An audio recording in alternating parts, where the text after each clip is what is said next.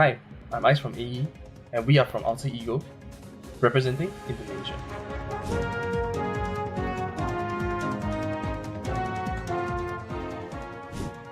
This is the moment we've been waiting for, and hopefully we can perform well and advance to PUACL Finals 2025.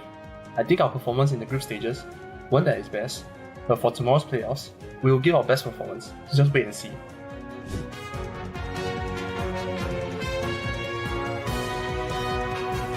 The team we're most wary of is definitely Talon, as we might not have given our best during the group stages. However, if we meet them again in playoffs, I'm sure we will have our revenge.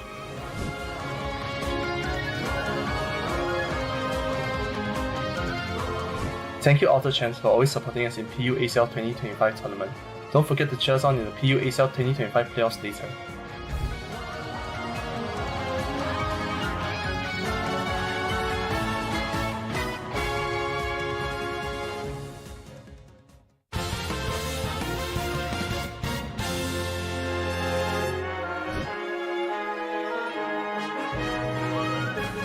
Hello everyone, I am Graham and my role is attacker. And I am JT and my role is all-rounder. And I am Lance and my role is all-rounder also.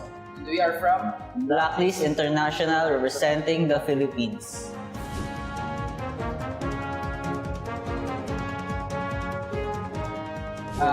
First of all, medyo shaky since we clinched the spot kasi nga we ran it from the very last position. I think in the first 3 days we're top 8, top 9 around that spot. Kaya nung later series around siguro 5th or 6th day, ayun yung mga final moments na nagkaroon kami ng opportunity para mapakita namin sa buong mundo na kaya pa namin makapasok sa playoffs, which is yung nakuha nga namin is yung top 7. So, our feelings is super proud sa nangyari sa amin, but a bit disappointed kasi nga di namin napakita yung mga wins na dapat namin makuha sa mga easier opponents na minamataan namin. So, ang naramdaman namin nung nakapasok kami ng playoff is of course masaya kasi parang nabigyan kami ng another life and nabigyan din kami ng another opportunity to prove ourselves kung ano ba talaga yung kaya namin gawin. Abangan nyo kami sa playoffs. Siyempre, yung naramdaman namin sa una, masaya. Kasi slow start kami from una eh. Puro talo kami, sunod-sunod tatlo. Then sa later, puro 2-0, 1-2 na. Nakakaisa na kami palagi, hindi na kami natatalo. So, masaya na nabit namin yung sarili namin and the expectation na kala namin malalandag na kami.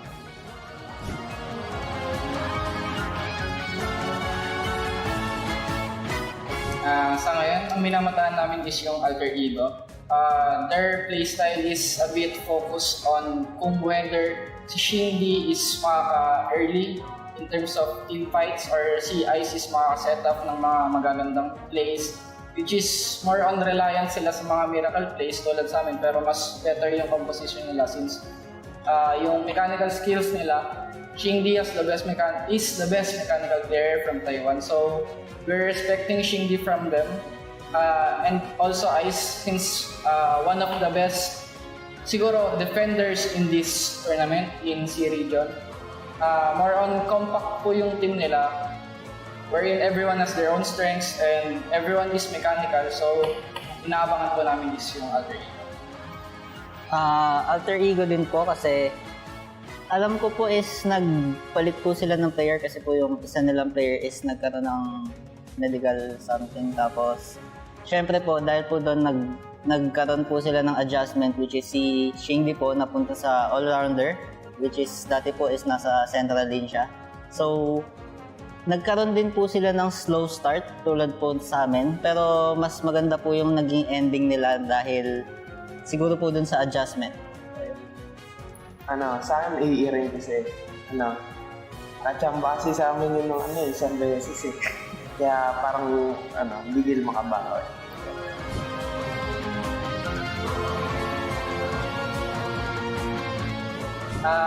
Thank you for our fans, yung mga sumusuporta sa amin from the PUPH community, mga sumusuporta sa amin from the Aizen family, other teams also, Elevate, Talon, yung laging siguro brainstorm namin tuwing may tour na Thank you sa support sa friends, families, lalo na sa mga loved ones namin, girlfriends, or other family members. Thank you po sa lahat and watch us become one of the best top 4 teams in PUACL C region this upcoming playoffs. Maraming salamat po sa patuloy na pagsuporta po sa amin. Kahit hindi po kami laging panalo, kahit sa talo, sinusuportahan niyo po kami. Sa mga families and friends and girlfriends po namin, maraming salamat po. Patuloy niyo lang po kami suportahan. Abangan niyo po kami sa playoffs. Tuloy niyo namin pagsuporta niyo kung sa media niyo. Okay lang yan. Kahit ano kung sa tagi. Tapos, sa mga pansamin tuloy lang kahit manalo matalo, support pa rin. Abangan niyo kami this coming January 25 to 26 yung makapasok hanggang sa top 4 po. Tutungo kami sa Japan. Doon namin pagpatuloy yung hindi namin natapos dito sa series.ส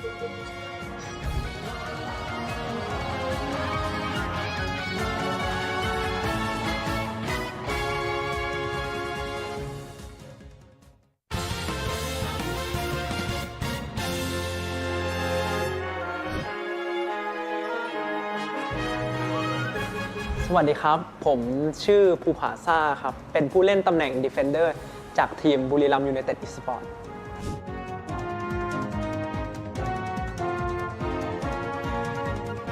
ตอนนี้รู้สึกตื่นเต้นมากเพราะว่าเราเป็นหัวตารางตอนรอบกรุ๊ปสเตจนะครับแต่พอตอนรอบออฟไลน์แล้วรู้สึกทุกทีมต้องมาเจอกันหมดแล้วก็ต้องตัดสินเลยว่าใครจะได้ไปแข่ง ACL เอเชียแชมเปี้ยนลีกต่อที่ชินจูกุญี่ปุ่นนะครับ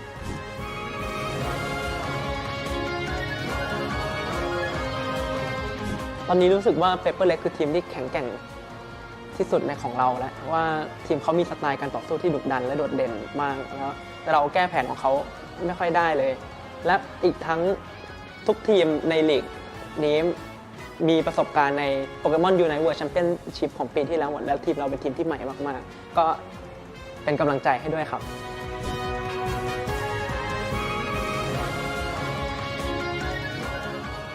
ก็ขอบคุณทุกกำลังใจขอบคุณทุกเสียงเชียร์ที่เชียร์พวกเราบุรีรัมย์ยูไนเต็ดอีสปอร์ตครับพวกเราจะทำให้เต็มที่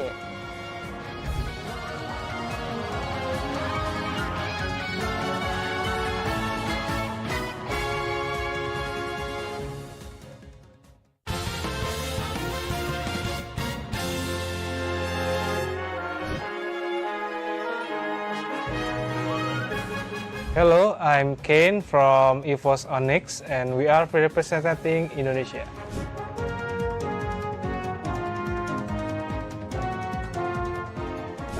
A little nervous, but we are excited at the same time.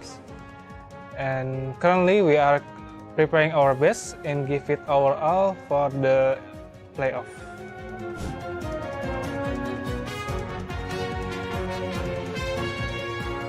Buriram United or BRU, we think is one of the strongest team in our APAC region,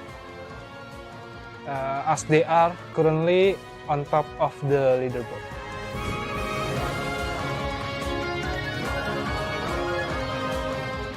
Thank you EOS fans for support us and please continue to cheer for us in the playoff.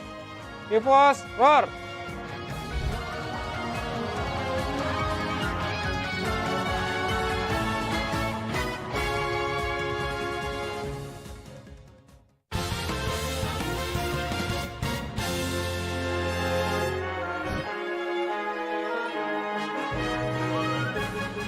안녕하세요. 저희는 한국 대표로 C리그를 참가하고 있는 미래이즈종이고 저는 이 팀에서 뛰고 있는 제이종입니다.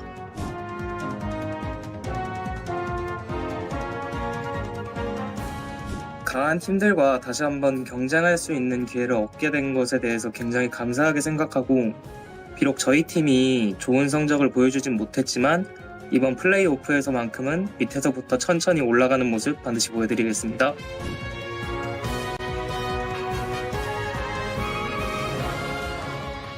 블랙리스트 팀의 특징이라 하면 트트리오 깜깜이를 자주 사용하여 공격적으로 한다는 점이고 저희가 이에 당해 한번 패배한 경험이 있습니다. 이번 경기에서는 이런 점을 열심히 공략하고 8회의 승리로 팬분들께 보답해드리도록 하겠습니다.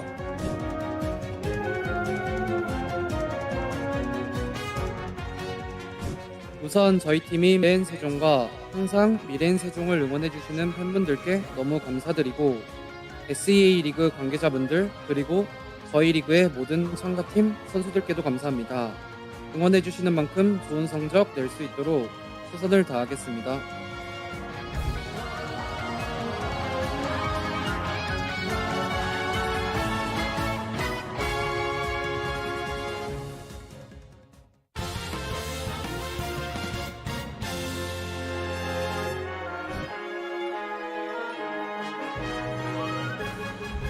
Halo guys, gue Ior dari tim Onyx, salah satu tim Indonesia yang akan bertanding pada babak playoff Asia Champions League Asia Tenggara.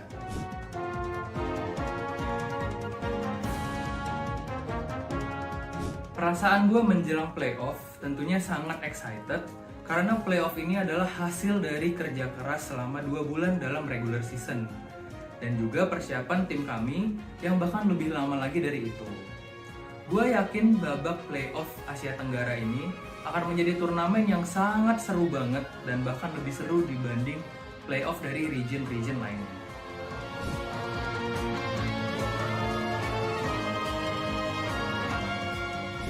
One team that we find interesting is EOS, due to their unique strategy and draft implementation, such as their use of buzzword and table. Not only that, EOS also have different roster members than last year WCS. So it would be interesting to see how they will adjust their playstyle.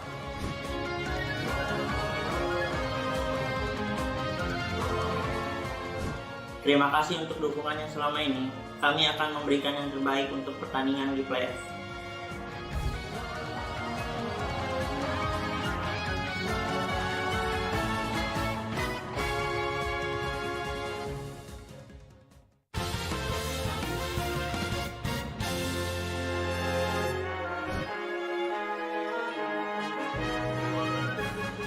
Hello， 大家好，我是 Rebounds 代表东南亚 Big Bears 的教练员。I'm Solo, the attacker player from Team Big Bears.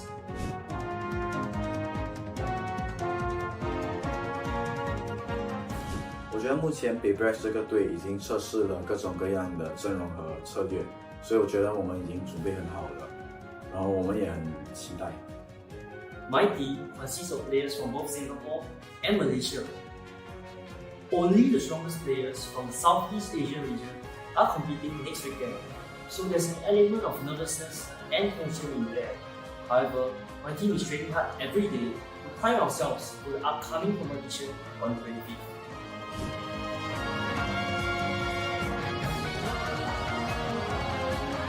Eight teams will be competing, and the one we are looking out for is Team Onyx from Indonesia. They are a team of players who have played together for the longest time, showing incredible coordination, time and time again. Since we suffered a defeat against them, we are looking forward to get our revenge.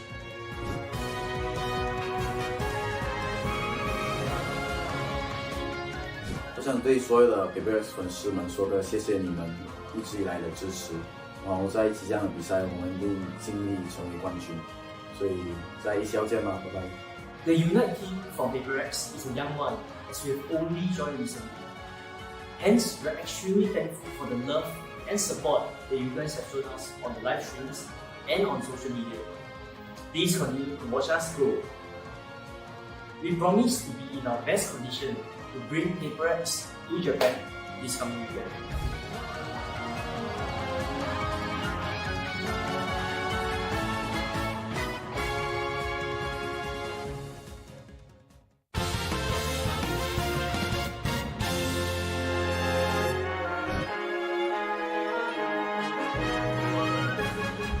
Hello, I'm Bertie from Talon and we are representing the Southeast Asia region.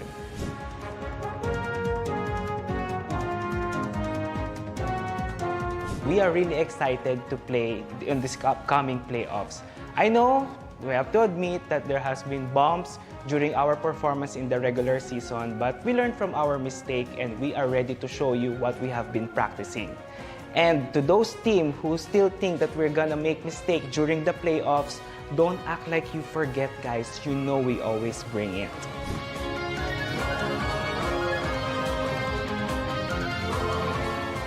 From the 8 teams who qualified for the playoffs, the team that we are keeping an eye on is the Mirain Saijong or the MSJ. We all know that this team is the second place from the Pokemon Unite World Championship last year. And I know that this team have something under their sleeves and they're gonna give us big surprises during the playoffs. But these surprises, I am really confident that my boys gonna shatter them and we will take them down. And we are ready to do that this coming playoffs.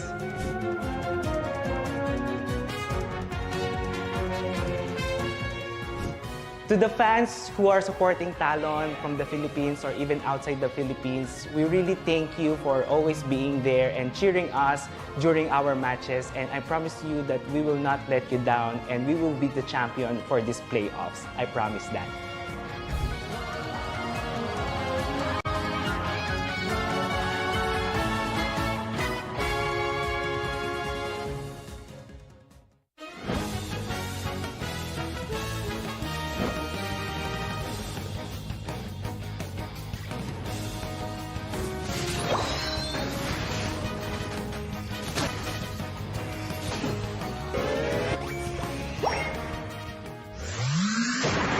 Pokémon Unite!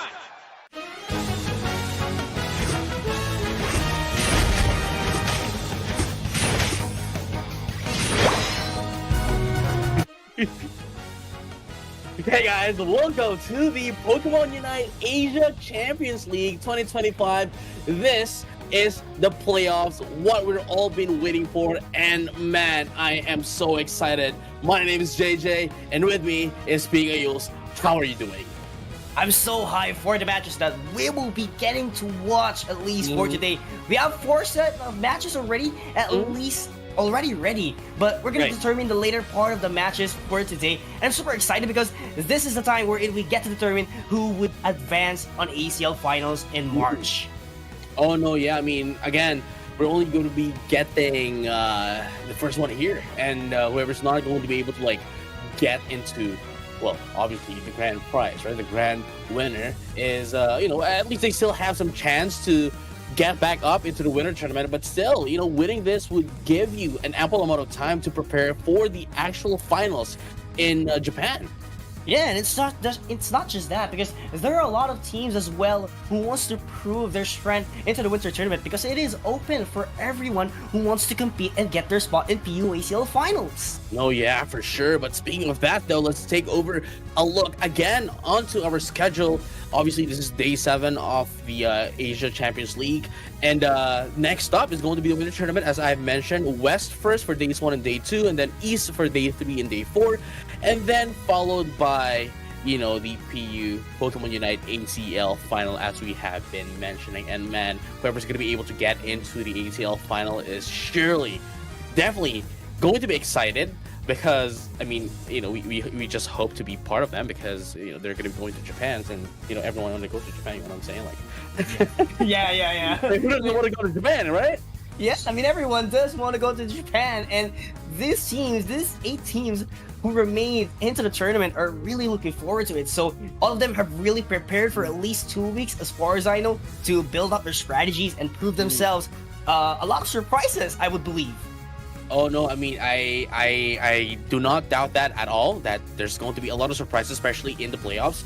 I mean, you know, we've said our farewells to 2 of the teams in the tournament, but still, you know, 8 of them are still fighting for, you know, the grand spot.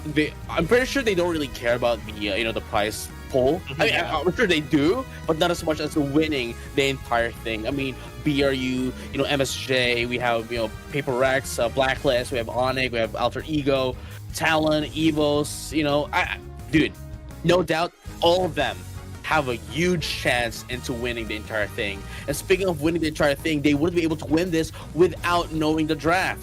So PUACL, tell us about the draft. Oh yeah, it's actually the standard draft here. So first pick, of course, gets to ban. In the first place, it will be alternating followed up by the picking phase. So there's 1 and then 2 each per team, and then there's gonna be the last pick for our second pick, and of course, the standard preparation phase. Get ready for your health items, your battle items and stuff, and get your last minute planning. Oh no, yeah, I mean, do you do final, preparations, final planning in your day-to-day life? You know what I'm saying? Or yeah, I think so. Because whenever you try to end your day, you want to know what you're gonna be doing onto the next day. Oh right? yeah, for sure. And I mean, that's what they're doing on the final stage of the draft. And speaking of final stage of the draft, we of course have to take a look over once again of our game rules. Here we have it, 10-minute timer, 5v5 tournament. On stadium, it is going to be Thea Sky Ruins, not remote stadium. It's Thea Sky Ruins. We're still with Great Quasar here. No held items limit. Every held item can be used and no level limit either. And for the banned Pokemons, it is just going to be the newest Pokemon in the game. That is the Galarian Rapidash. And I mean, I really just want to see, a pony. You know what I'm saying? Like a hair with a very majestic hair kind of pony. But unfortunately, since the Pokemon has just been, released very recently, we cannot use it in this tournament, but maybe on the winter tournament though. But speaking of that, caster prediction, my boy, what are we looking at here?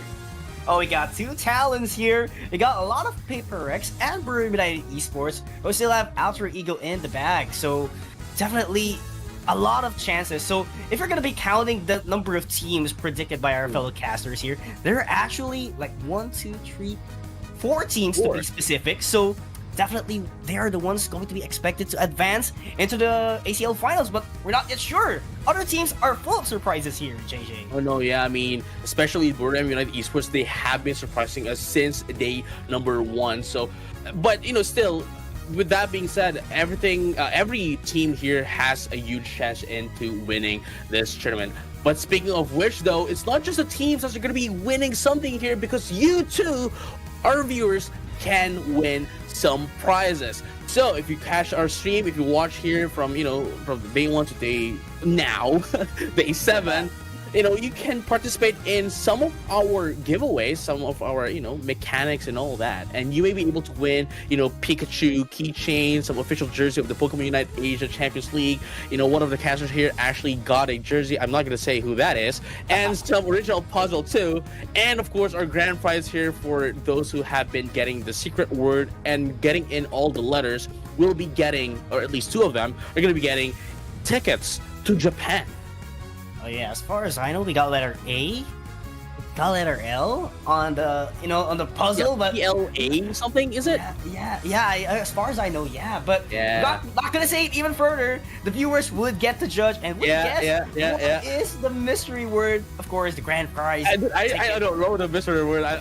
Okay, just to be clear though, we have not been told of what the mystery word is as well.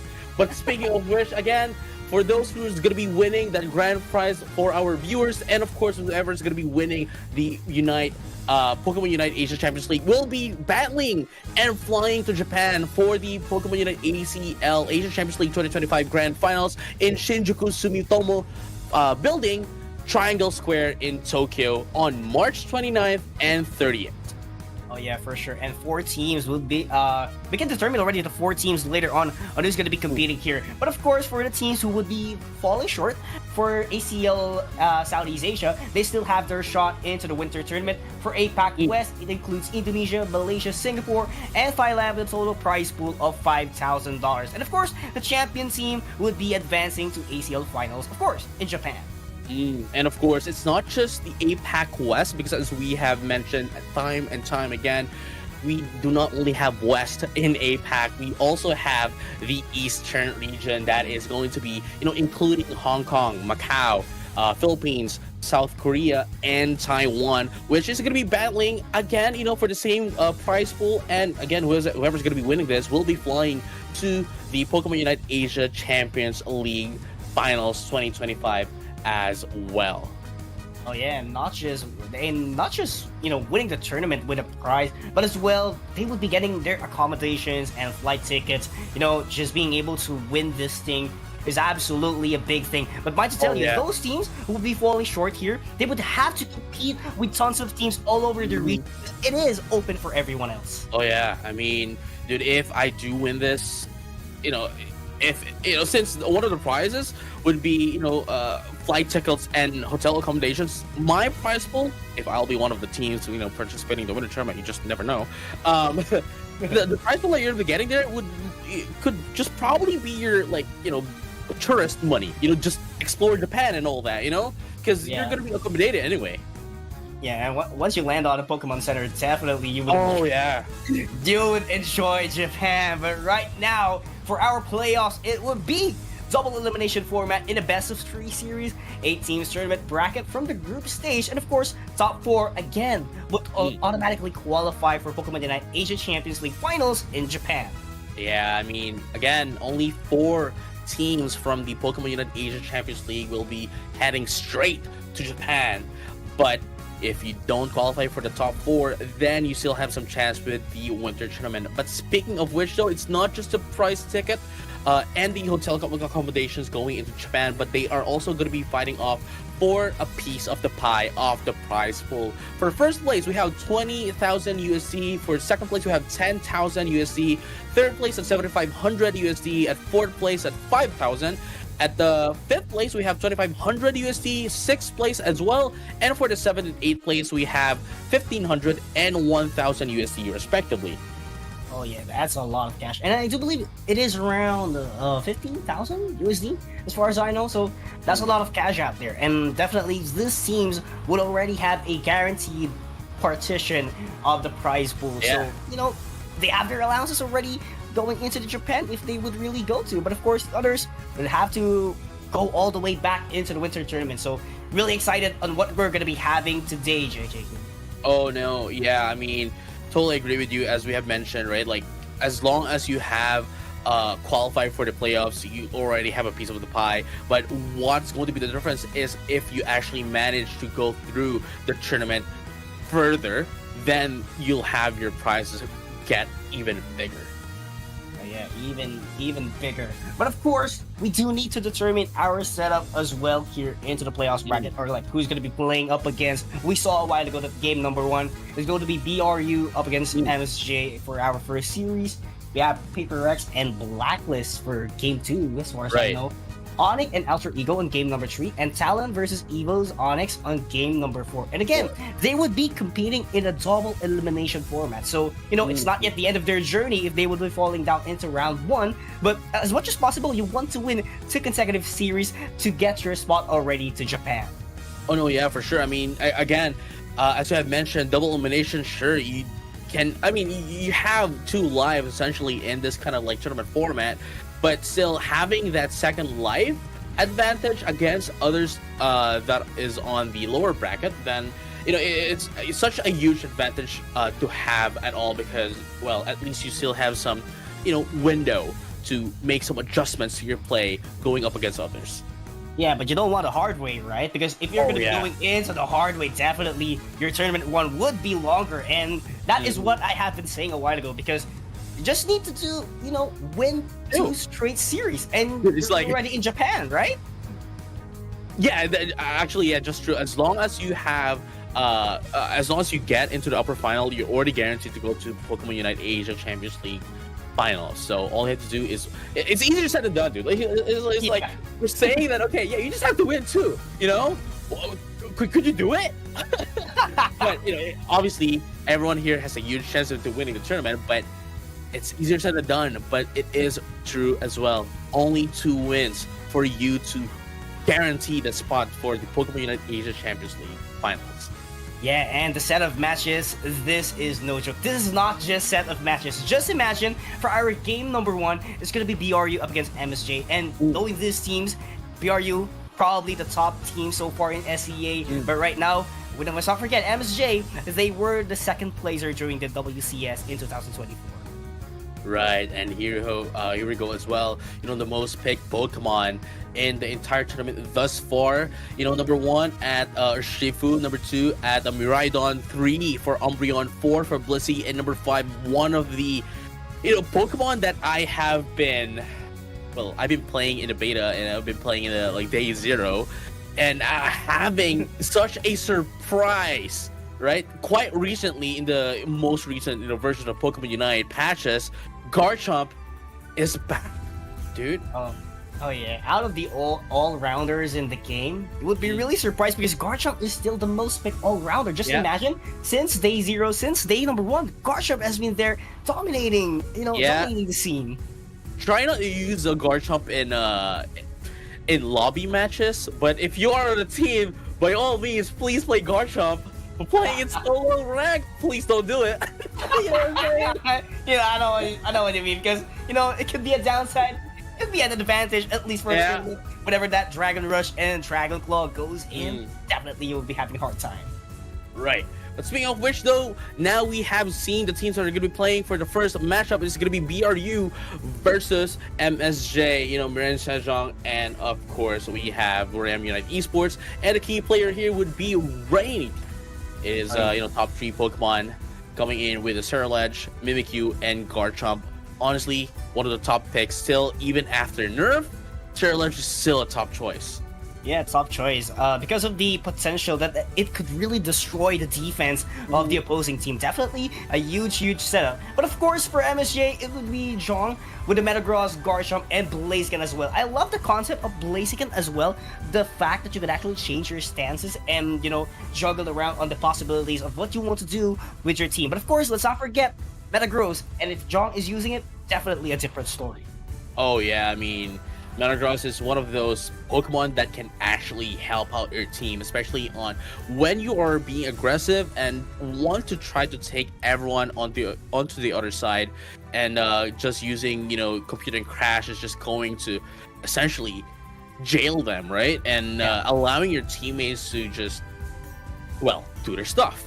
And if Zhong uses Metagross, then man, it's going to be a high noon for them. But speaking of which, though, we are now going to be starting game number 1. We all know for a fact that you guys have been waiting for this. Game number 1 of our playoffs. It is going to be Ram United Esports versus Miren Sejong. This is it. The drafting, starting off with the Mimikyu and the Miraidon bands. Oh yeah, quite expected. Miraidon is one of the most picked Pokemons here in the whole duration of the tournament. And you gotta respect that, because Miraidon is one of the most reliable backline damage dealer when it, whether the moveset is going to be the Charge Beam, it's going to be the Electro Drift. It is really a huge part. And might tell you, it's not just the Miraidon that they banned. They also banned Mewtwo White, which is actually essential as well, or has the same concept with the Miraidon. Oh no, yeah, I mean, especially that it's actually one of the scariest Pokemon as well, given that its Unite move can actually provide a lot of information for your own team, knowing where everyone is. But speaking of which, though, we're gonna be starting off with the Urshifu, which is really surprising because as the first pick, you'd think one would choose Umbreon, but they would much rather go for the Urshifu. But then again, speaking of which, Miren Sejong, since Umbreon is open, they're gonna be securing it for themselves. Yeah, for sure. You don't want to miss the opportunity of having that Umbreon. So, 2 evolutions right now. So, Umbreon and Espeon. Espeon, potentially another another chance for a setup with the Psychic Solaire. That's actually very, quite reliable. Because if you're going to be going for the mean look, of an Umbreon, definitely you could just isolate a member, you could just jail a member of the opposing team. But when you have that Psychic Solaire on your pocket, definitely a secondary setup for your team that could actually lift them up and, it's just a follow-up damage for everyone else. Oh no, yeah, for sure. I totally agree with you. And speaking of which, though, speaking of having all those damage as well, Garchomp is once again back into this game, including a Hoopa. We all know for a fact that there has been a lot of choices as well, options against that of the Hoopa. We have the the Ho-Oh as well, but everyone just wants to go back to the Hoopa because Hoopa is really reliable in all of team fights in comparison to Ho-Oh, Pokemon like Ho-Oh, which is not really a defender, but more so a defender that you should babysit. So really, I would understand why they're gonna be choosing Hoopa over Ho-Oh, but still, at least there are the options. Yeah, because the moment that you have a Ho-Oh, definitely you would want to get a lot of AO's energy for the Rekindling Flame to work on its maximum potential. And definitely, that would be a little bit of a difficult compared to a Hoopa that actually needs one move, which is the Hyperspace Hole, for you to get your teammate back into the base, for them to rotate all the way into the other side, and as well as have enough response time with the Rings Unbound whenever things get critical as well for your team. I love the setup here for BRU, but the same thing goes here for Miran Sejong, because they do have a lot of setups. They have a lot of damage, especially with the Revenant Ren coming in from Jaw. What I do like about this team, though, is that for Buram United Esports, I'd say that they have a very, clean setup here, a clean lineup here, especially, Shifu, Garchomp, Trevenant, Hoopa, and Tillian. They have the backline, they have the frontliners as well, and, Trevenant could be that wall in front. But in comparison to, Miran Sejong, they only have the Umbreon and, the Serena, right? Which, if they are able to take away the Umbreon and the Serena, I think they're going to have a hard time here against that of Buram United Esports. So just looking over the draft, I'd have to give this to Buram United Esports for now.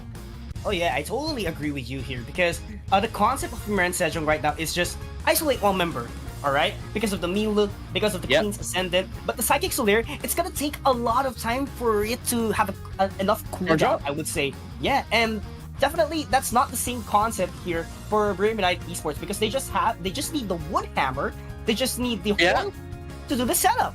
Yep, no, for sure. And again, it's more of a safe play, a safe composition against a risk kind of composition. But then again, the attacking prowess, I'd have to say, is definitely onto the side of Miran Sejong with that of the Cherylich, especially with this Unite Mode Reverend Rand. Serena as well can do a lot of AoE damage, and of course the Espeon is just going to deal and poke up a lot of damage as well. So definitely they have a lot more poking capabilities, but in terms of actual team fights on one side, well, Buram United Esports, if they do get their XPs up as early as possible, would give a run for the money for Miran Sejong here. But, speaking of which, though, they have the first 2 points of the game, and Cherylich, already a Cherylich. Yeah, and definitely they would be finding out for the Swablues and Altarias that would be spawning at 850, because that is the high prioritization of a central laner. You do want to get that XP advantage for you to give a lot of ambush that would really make Buram United Esports or the other team really behind. So definitely that is the target of a Cherylich here in the top path. And look at this though, Papaza is just trying to poke down, Miran Sejong into that other central area just to make sure that they are not going to be able to get a lot of resources into themselves. But speaking of which, the Buram United Esports, they are already trying to be as aggressive as they can into that other top path, because with this kind of competition coming in from that of Miran Sejong, once you conquer the top path, everything follows. Yeah, everything follows indeed, because you do have the advantage all the way into your all-rounders. But I love the rotation coming in for Buram United Esports, because they left the Phantom all the way into the bottom lane, and that would actually bring him a lot of XP as fast as it could, because they want that Trevenant to be online as quick as they could, because they do want the setups, especially with that Wood Hammer, to get a lot of knockouts in the early. And at the same time, I forgot to mention this, but one of the key factors as well of the Hoopa is that you can use the elevator, the hyperspace hole, just to, go over from one path to another. But speaking of which, so we're going to be able to see the first KO of the game. That is going to be the goodbye here, going into that of another with the Hoopa. That's going to be 2 KO in favor of Miran Sejong, and this is their win cup that we're talking about. Sorry, that is a goodbye. That is what we're talking about here. Miran Sejong needs to be able to get this lead as early as possible and delay Buram United Esports, because if they allow Buram United Esports to get their XPs, then they're going to have a hard time. But speaking of which, Buram United Esports is still going on, wants to have their revenge, but unfortunately, Chobo is there to help ward and going to be able to live for another day. Yeah, another day indeed, but Mupasa was pinched out with the middle here, JJ-kun. Yes, sir, but they are going to be surviving for another day as well. No one's going to be taken out inside the Buram United Esports, not this time around. Miran Sejong wants to get away a little bit just to prepare for the upcoming what do you call this, upcoming Reggie Alecki. I almost said Rota. What was I thinking Rota? Anyway, though, Ren Sejong now securing the Reggie Alecki up top. And they're going to be able to secure as well the Reggie Eyes down bottom. Going to be able to take down 2 as well. John is on a roll here. Going to be able to destroy the first squirrel down bottom as they try to push down top as well. Going to be able to take on the Hoopa. No more hyperspace ult. Going back to the base. Going to be able to make down 3 as well. And there you have it. Hoopaza is not going to be able to stop this mess from that of Miran Sejong. Ladies and gentlemen, game number 1. We are still halfway here. And that is actually big. Zhong was able to overcap the bottom lane after taking down the double objectives for Miran Sejong. And not just that, they were also able to overcap the top half, making sure that they build up a lot of lead at the same time, get the upper hand when it comes to team fights. Dude, that's 26 points of overcap up top and 38 down bottom. But speaking of which, though, it seems as if they are not done yet. Here comes the Dragon Claw as well into the limited outrage. They're going to be able to take down finally the Torina and the Blisty. That is all they need to do now, and they are going to be able to answer back to Ren Sejong, but unfortunately they are a little bit away here, and now the Ren from Dong gonna be able to take down the Urshifu and the I am happy. I am smiling. And they're gonna be able to, oh my goodness, off cam as well, gonna be able to take the feminine. Miran Sejong, I think Miran Sejong is talking to us like, hey, yeah, you like their comp? Sure, whatever. Cool, okay. Oh yeah, that's totally cool, but right now they're eyeing on more prizes here. Miran Sejong trying to dominate things even further. Player into the Queen Ascendant is going to be able to take down the Intillion for them, and the Trevenant is out as well. Miran Sejong is taking them out, and look at that, another one. The guard jump's not going to be able to do anything. My goodness, Miran Sejong is taking everything up. Dude, they are now once again preparing to be able to take down that Reggie Alecki up top. And of course we have the the Aubryon going down as well, just to be able to check things out, mark things down if they can, and would be able to take down the Reggie bottom. But they're not going to be able to get that, the positional advantage on Bohemian Esports, but still, the danger that Miran Sejong possesses as of the moment scares Bohemian United Esports. Oh yeah, that's totally gonna scare them, because if you're gonna be taking a look at it, level 13 on the Zero list compared to the level 11s of Bohemian United Esports, but still, what a great steal coming in! The Bean beating out the Reggie Alecki. But speaking of which, though, very sad story. Is going to be able to pop under Unite moves, but unfortunately not going to be able to last that long. Bliss Assistance, though, is going to be used as well, but not going to be able to make them survive for very long. But look at that, though. Marinette Press is going to be popped up as well.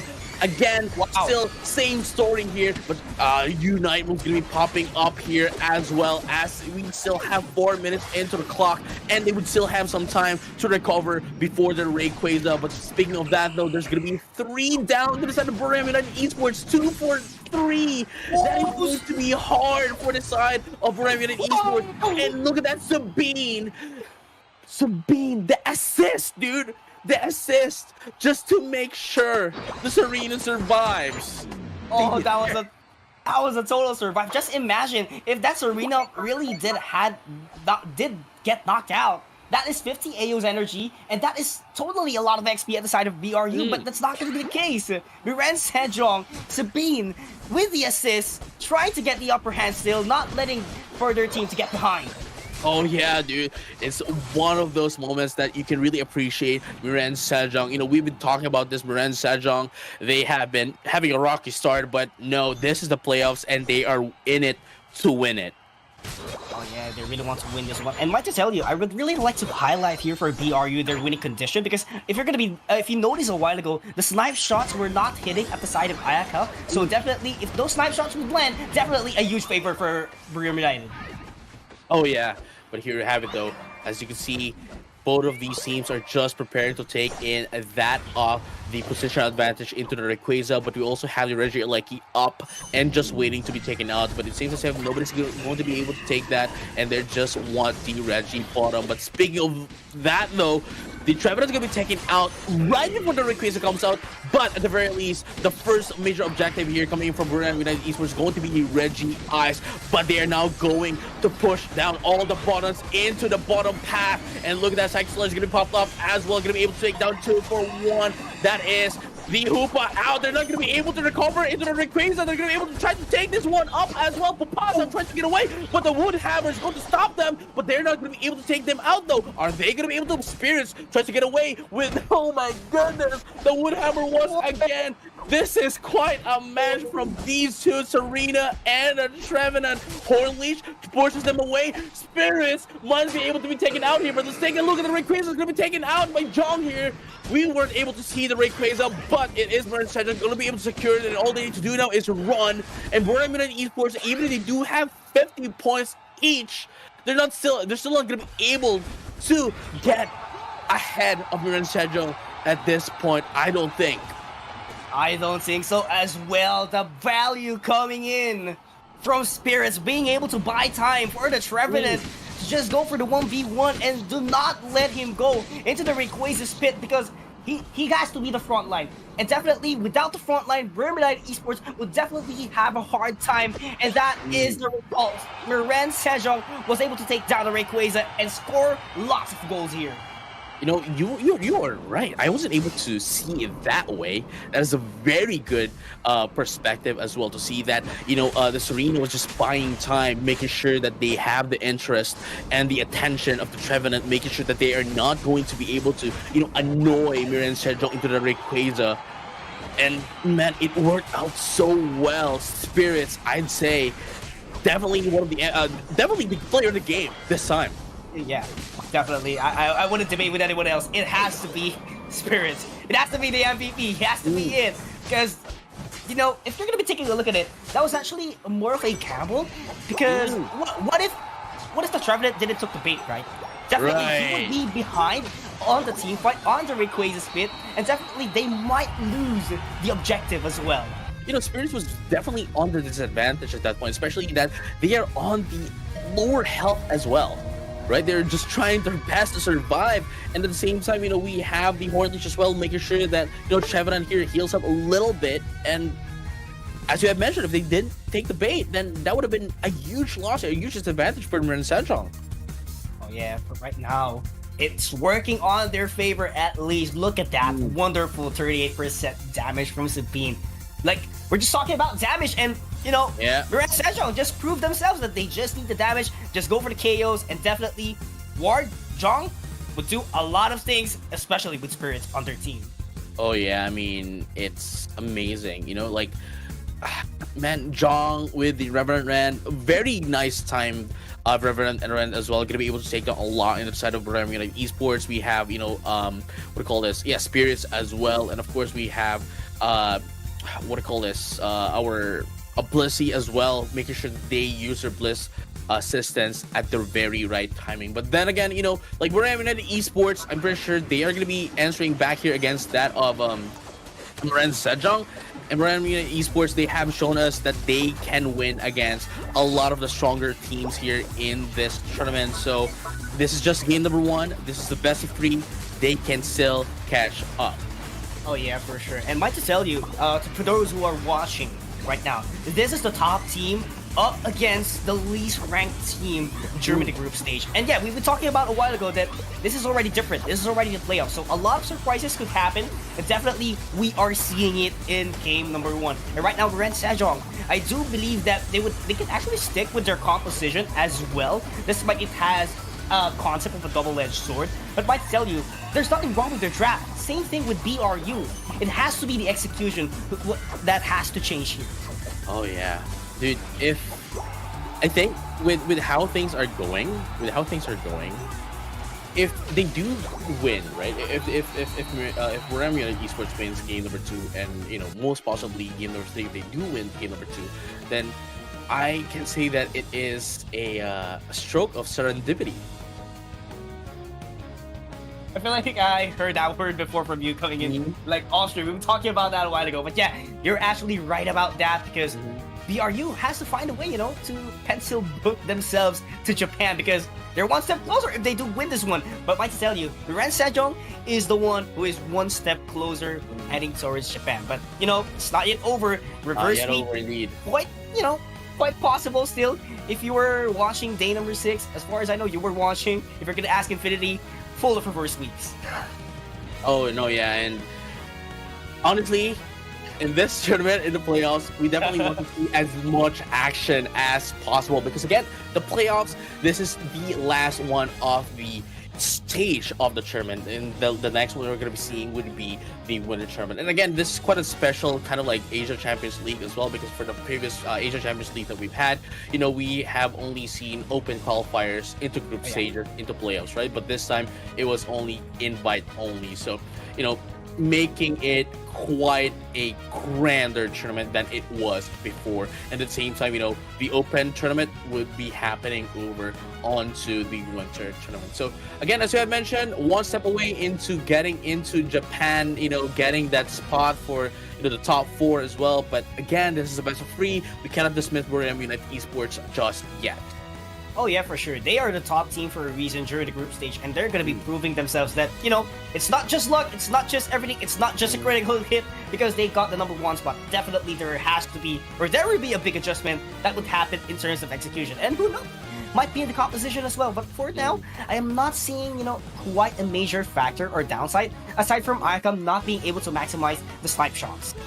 Yeah, I mean, dude, it's as we have mentioned, if they have to adjust, they have to adjust now, because if they don't, then they would have quite a disadvantage going over into the game number 2. Into the lower bracket, as we've seen, and as we have mentioned as well, they'll be playing much longer games, more number of games as well into that other lower bracket, and you don't want that. Oh yeah, they really don't want that for sure. I mean, you always want the easier way, right? That is how things go here. But definitely for now, for game number 2, same set of bans aside from the Umbreon was actually respected here for BRU because gave them a couple of hard time being able to use the mean look up against a Trevenant, because Trevenant, when you are jailed all the way from the mean look, definitely you cannot do the setup with the Horn Leech. So definitely that's actually a huge factor as well. So great respect here. But on the other hand as well, Guanchamp with a respect ban coming in from Ren Sejong. I mean, it has been a really great Pokemon for Borneo United Esports, but then again, you don't want it to be on the other side of the team. If you cannot have it, then they won't have it either. You know what I'm saying? Oh yeah, it's more of a vice versa. That's the concept here.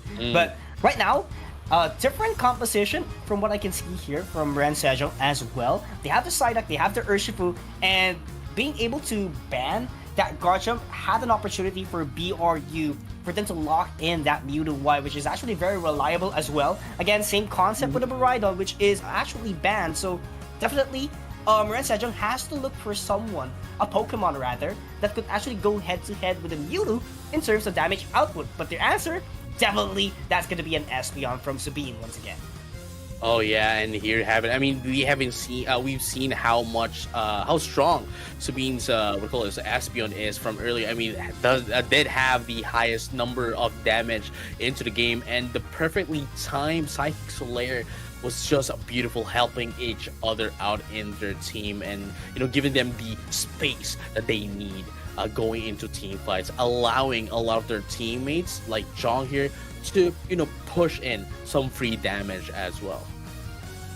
And I'm quite surprised here, at the same time quite excited for the Aegis Slash pick here at the side of Ren Sejong. We all know that this has been one of the most not pick, if I'm not mistaken, during the tournament and as well as during ranked games. But the amount of value that it could give, especially when you had the wide guard, that is actually a multi-purpose, if that's what I call it, multi-purpose defense at the same time that you could use or convert into an offense together with your Sacred Sword, or it could be the Shadow Claw as well.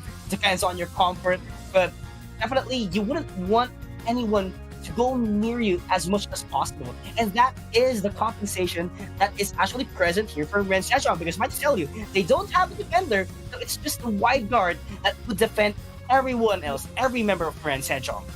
You know, at this point, I don't think we can really dismiss Marin Sejong, you know, with their composition. Because earlier, right, like we've seen, we were kind of like, okay, this is not the this is not the normal occurrence into like the compositions, but they make it work. And now, even if they do not have any, well, defender except for obviously Cyback.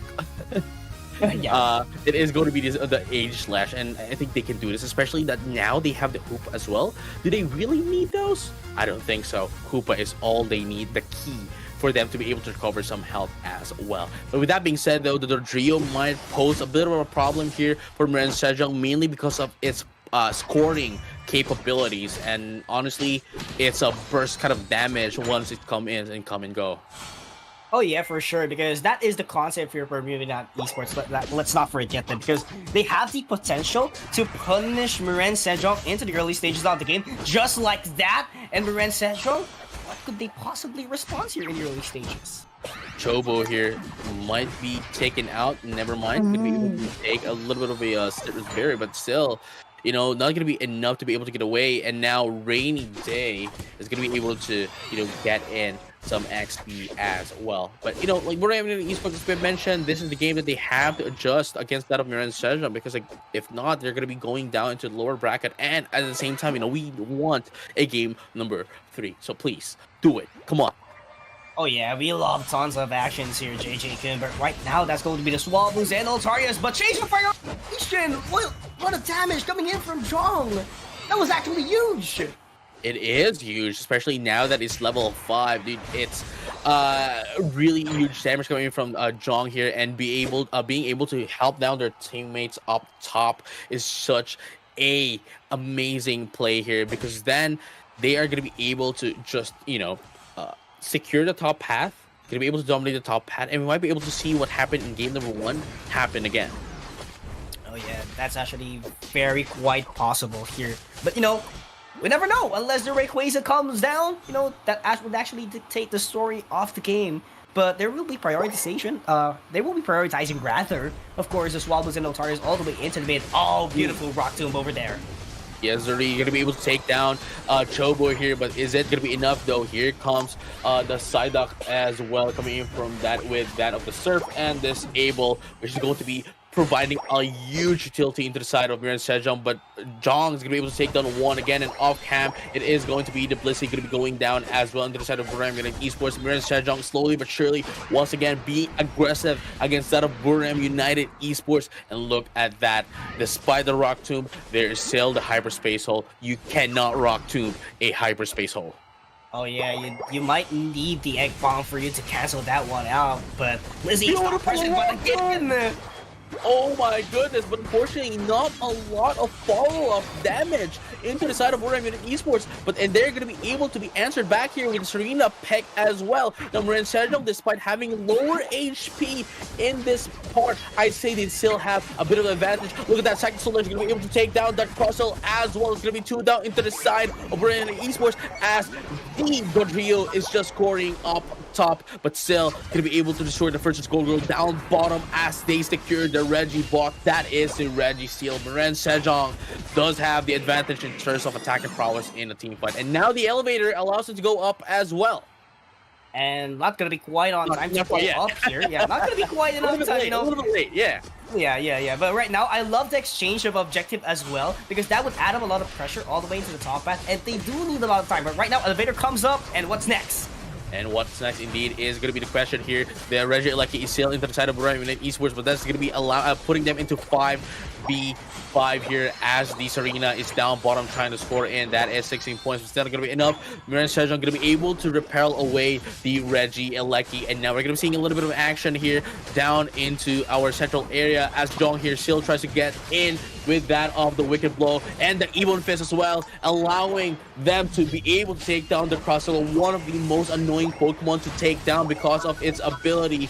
But look at this though, it is not going to be a problem for Marin Sejong as they have all their teammates down there, and look at that, H-Slash comes in with its own Unite mode. Coup de Grace here is going to be popped up as well, going to be able to take down that Serena, allowing them to destroy the first score goal up top, and now Marin Sejong is definitely on the lead. But the first to score goal, though, off cam is going to be destroyed here by the Rodrigo. Yeah, and definitely this is already a lead coming in for Marin Sejong. They were able to maximize again. Jong, who's actually the Urshifu right now, being able to take down a lot of knockouts, reward them with tons of XPs. But, there has to be a step up as well if they really want to repeat game number 1. Because right now, the 2 objectives will spawn at the same time. And handshake is not enough for their team to win this thing at an early stage because they don't want to handshake as much as possible. But right now, Brim United Esports slowly getting on their track. They want to be as close as they can. It goes for both of the teams, really.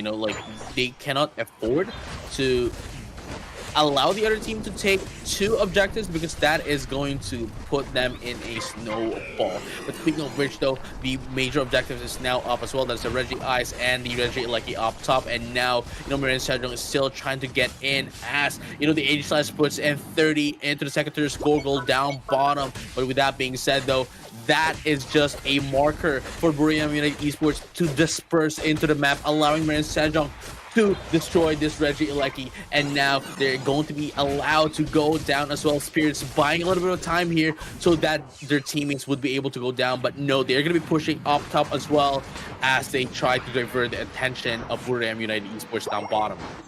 Oh yeah, and right now, great hyperspace will once again to do a reset. PUACL left alone into the bottom path, to get a lot of XP, being able to catch up. But look at that, Rings Unbound all the way into the bottom path, making sure that there's reinforcements happening. Dude, that was so close. That was very close for Jong. That would have been a KO for them. But again, Rings Unbound, as I have mentioned, is going to allow them to teleport and now going to be able to secure that Reggie bottom as well. And as we have mentioned, you cannot give 2 objectives into one team because that's going to put you in a team role or, as I mentioned earlier, a snowball. And Marin Sejong, as of this moment, was not only able to take down 2, but was also able to respond up top as well, heckling down their teammates. Yeah, they really have to, get a lot of help here as much as they can. It's very equal right now. It's literally anyone's game. Marin Sejong hasn't been able to build up their lead as quick as they can. Yes, they do have the lead in terms of scoring, but not going to be quite enough for the XPs as well because you do see that there's a level 13 arena for BRU, and definitely Marin Sejong doesn't have that capabilities, but they do get a knockout out of it. You know what I do like about Buriram United Esports is that they have a Pokemon that's very squishy and they have a Pokemon that is very hard to KO. And there's nothing in between, really. But Marin Sejong, though, doesn't care at all because even if you're too sturdy, even if you are too squishy, they're still gonna eat you for breakfast. And especially with Urshifu, with Unseen Fist that ignores shields. My goodness, that is such a huge counter for Pokemon like Crustle. Oh yeah, and not just that, they do have the Slick Spoon as well coming in from the Espeon that actually, being able to get that SP attack penetrate on the Crustle. So it's not just the, Unseen Fist, but definitely they have 2 members from their team, from Marin Sejong, who could actually take down that Crustle as quick as they can. Oh yeah, but here you have it.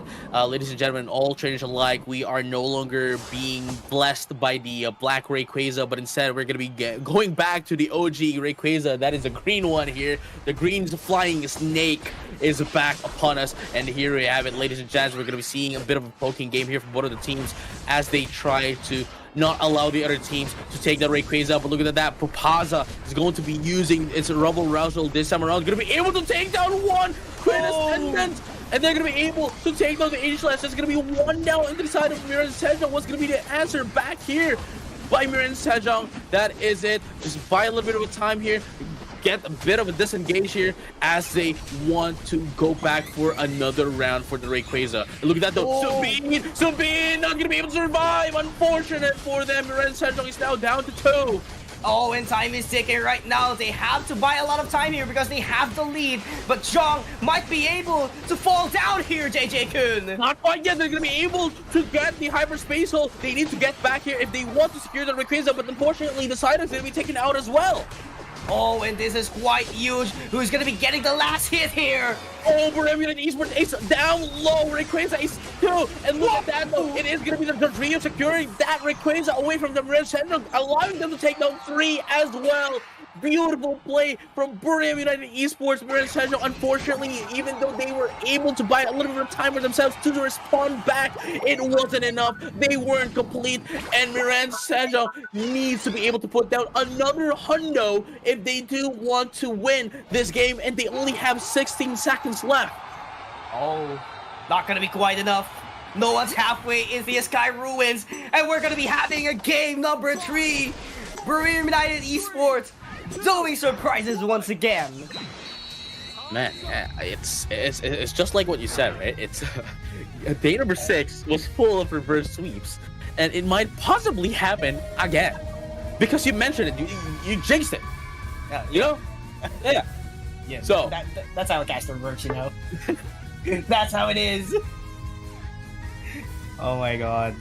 What a huge comeback here for BRU. Despite not scoring PUACL and very sad, they were able to do their job with the Rock Tomb setups, with the Soft Boil being able to sustain themselves into the team fight. And just take a look at that damage.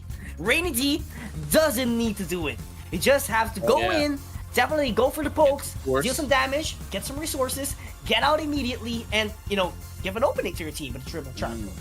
You know what I found interesting is that, you know, Blissey Blissey has had more damage taken than the Crystal. So, you know, in this game, it was the Blissey that was the defender of the match. Yeah, quite opposite, right? Because we've seen that the Crustle did multiple setups with the Rock Tomb. That is how a supporter works. But defender, not quite sure. How did the Blissey pull that one off? Not quite sure. So once could be, but could be. You know, it could be, but you know, really hard to tell because just imagine they have an Urshifu and managed to keep it alive. But you know what I do want to commend here would definitely be PUACL, because PUACL's timing on those Rock Tombs was very, very phenomenal. Just because of the fact that, you know, they well, I mean, look at this, right? They keep them. They try to isolate. They use it to isolate Pokemon as well into the side of Miran Sejong. And honestly, if it wasn't for the Rock Tombs coming in from that of PUACL, I think they would have had a hard time against Miran Sejong, because, you know, the moment that Miran Sejong at the mid game, right, they were able to get in double major objectives, top and bottom, they were already on a roll. But PUACL came in, helped the teammates, Rock Tomb them, and honestly allowed them to give them some space. Yeah, and it's not just the Rock Tomb as well. You have to commend Ayaka as well with the Infinite Cyber, which is a Unite move of a Mewtwo, being able to narrow down the spaces that we have been talking about a while ago. Yes, Rock Tomb, big contribution, but there has to be one thing to, you know, even close out the holes, the gaps in between that, and then that has to be the Infinite Cyber. Oh yeah, I mean, again, Infinite Cyber, and as we have mentioned earlier, gives out a ton of information to your own team, especially that this is the kind of game where you don't have an item or any ability, right, that can, you know, allow you to know the whereabouts of your opponents. And Infinite Cyber doesn't really care about where your opponents are, they'll just hit them. And with that, allowing you to see it from, you know, where they are at in the map on the minimap. Yeah, because that is actually the playstyle of Ayaka, if you noticed that one a while ago. Because game number 1, it was in Teleon. With the Azure Spy Vision, you could reveal the contents of the tall grass. So, you know, might as well use a Mewtwo White. It was actually not banned in game number 2. And, you know, information plus damage, you know, quite very effective here for BRU. I mean, again, right, like, it's, if you're going to be using, like, Azure Spy Vision, coming from that, of the Inteleon, right? You still have to be within, your opponents would still have to be within the vicinity of the radius of the Azure Spy Vision for you to be able to see them and give the information into your own teammates. But with Infinite Cyber, again, you could just use it anywhere, even in your base, and you still hit them and know where they are. Oh yeah, because, you know, it would take a lot of time. Unlike the Infinite Cyber, you know, the whole Thea Sky Ruins can be determined with that move. And, you know, it's just a matter of fact that there are a lot of positions. They are very intact. Red Section was very intact in the specific tall grasses, and Infinite Cyber was able to close out the space for Red Section for them to move together with the Rock Tomb. At the same time, you know, it's not only hitting Emerald, but it's also going to be hitting, you know, the Pokemon that was banned in this Day of the Tournament. That is the Galarian Rapidash. It hits everyone, dude. You'll see even the upcoming Pokemon that hasn't been announced yet. You're gonna be able to see them with Infinite Cyber. You know what I'm saying? Like that's how good Infinite Cyber is. Oh yeah, for sure. You know, no one can definitely counter it right now as of today, as of this day, and definitely, you know, on the future, unless you get, you know, isolated by a Darkrai, I guess. You know what I'm saying?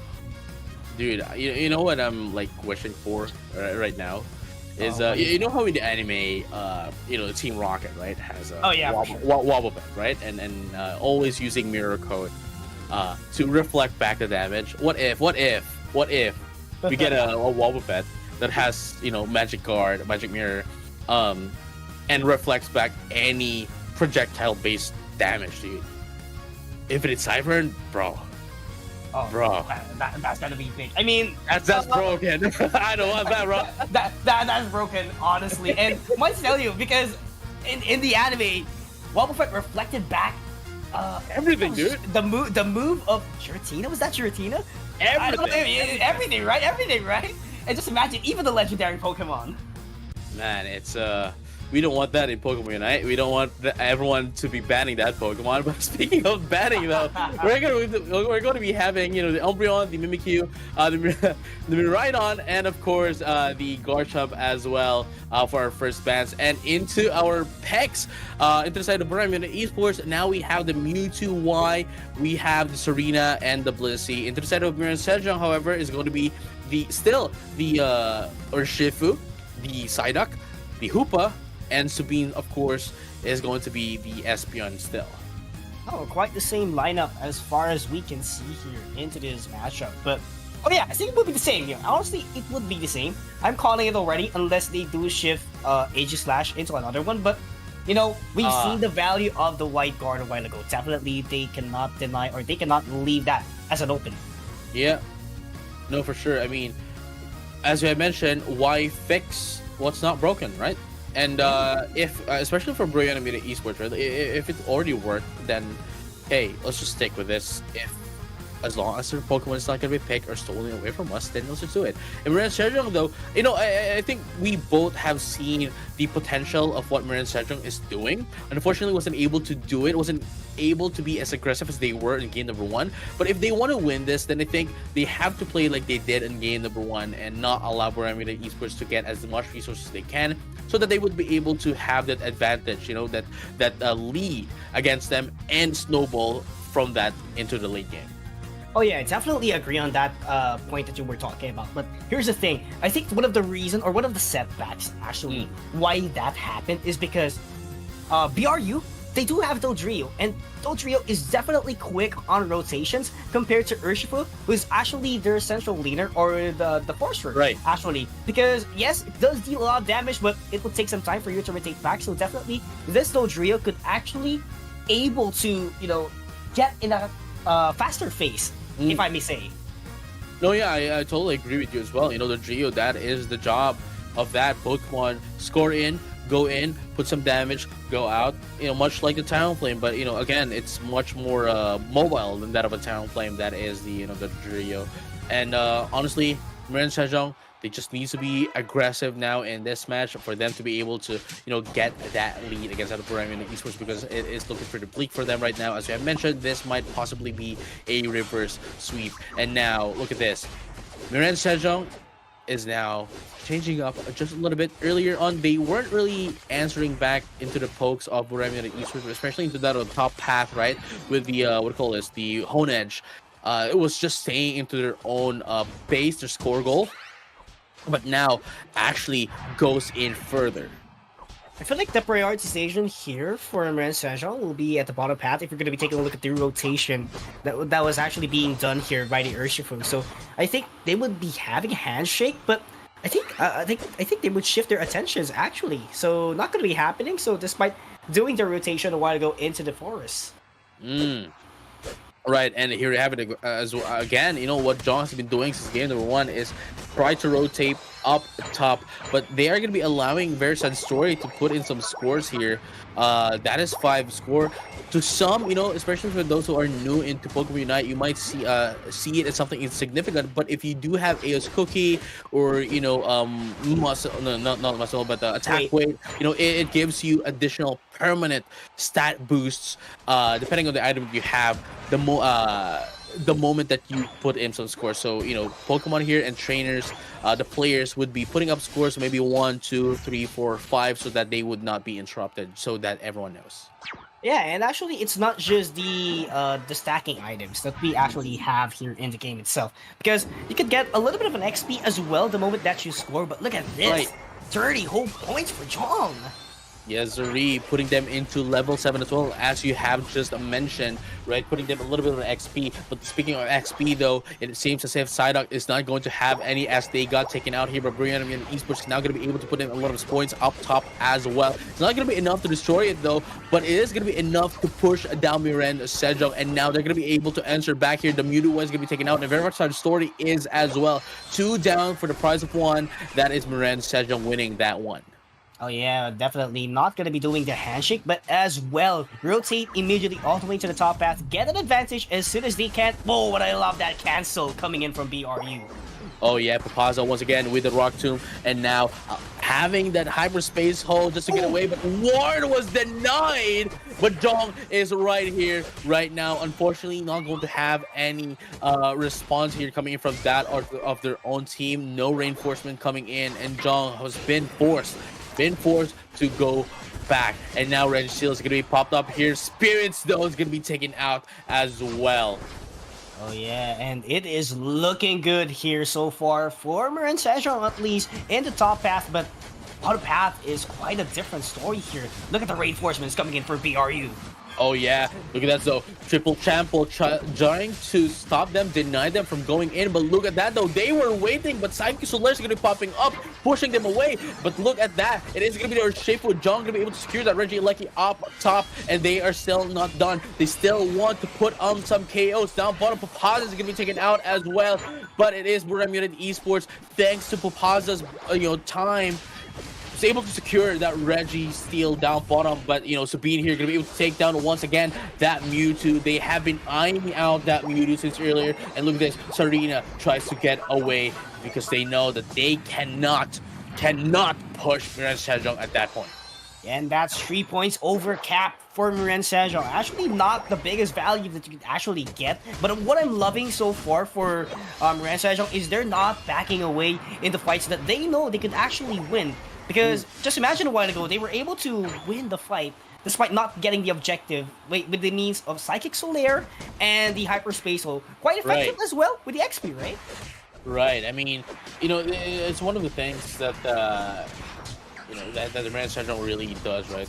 Quite properly as well. It's just they do not allow anyone to just be taken out. They always have to answer back. But speaking of answering back, though, it is going to be Bermuda Esports that's going to have the reverse Ulu card, because it was Papazza going to be taken out, but it was Miren Sejong that does get a casualty. But look at that, the coup de grace is going to be coming up as well, but unfortunately that could be enough to be able to take down anyone at all, and with the exception of the Mewtwo, but still was able to be taken out as well. Triple Trample again going to be popped up, taking out the Urshifu. That is going to be Jong here, and look at Sabine try to secure and try to save the top path as well. Oh, this is not looking good for Miren Sejong. Bermuda Esports taking every single resources that Miren Sejong has in their force. So definitely they need the shutdown here. And there it goes. KO once again for Miren Sejong, awarded by an XP. But still, look at that level 12 Serena, who's actually really dominating this matchup so far. No, yeah, for sure. I totally agree with you. And at the same time, like Miren Sejong here is not only in the point deficit, but also in XP deficit. I mean, look at that. As you have mentioned, Serena at level 12, Dodrio now at level 12 as well. that is quite a detriment into the side of Miran Sejong, and they do not want that. What they want to do right now is pick them off one by one, and from there on out, just follow through the points. But look at that though, Rocktomb once again, taking out a very sad story, unfortunately. But at least they are going to be able to buy a little bit of time here as they are taken out. And look at that, Serena once again taking in some 50 spirit. They're not okay. Never mind. They're going to be able to catch up here, stopping the Serena from scoring in. PUACL though on low HP. Cyber is going to be popped up. Oh, and that is quite unfortunate because the Rings Unbound was popped up all the way into the top path, but Miran Sejong, Ward, and Spirits to be specific, wasn't able to catch up during that fight. But, they got the objective, so no problem, and reinforcement comes down. Oh yeah, and here you have it though. A little bit of overextension here coming in from that Ward and Spirits, but, at least there are some reinforcements coming down and helping them out as well. A little bit of backup here, because if they don't have any, reinforcements, that's just going to be a punish against them. But look at this though. In just a minute and 10 minutes, we're going to be able to see the Rayquaza once again. Yeah, for sure. And that would actually dictate what's going to happen here. So far, you just have to stack up your XPs. You need to have your Unite moves as much as possible in the fight. But might I tell you, Miran Sejong, they do have a Hoopa on their lineup, so definitely if you can manage to pop off the Unite moves of BRU, definitely just go back into your base, use the Rings Unbound, and definitely win the team fight later on. But the question is, can the Hoopa make it up? Can he stay behind? But because Pyramidite Esports, definitely Rainy D would hunt him down in the forest. Oh yeah, and look at this though. The Reggie bottom is slowly but surely gonna be pumping up here in just 5 seconds as well.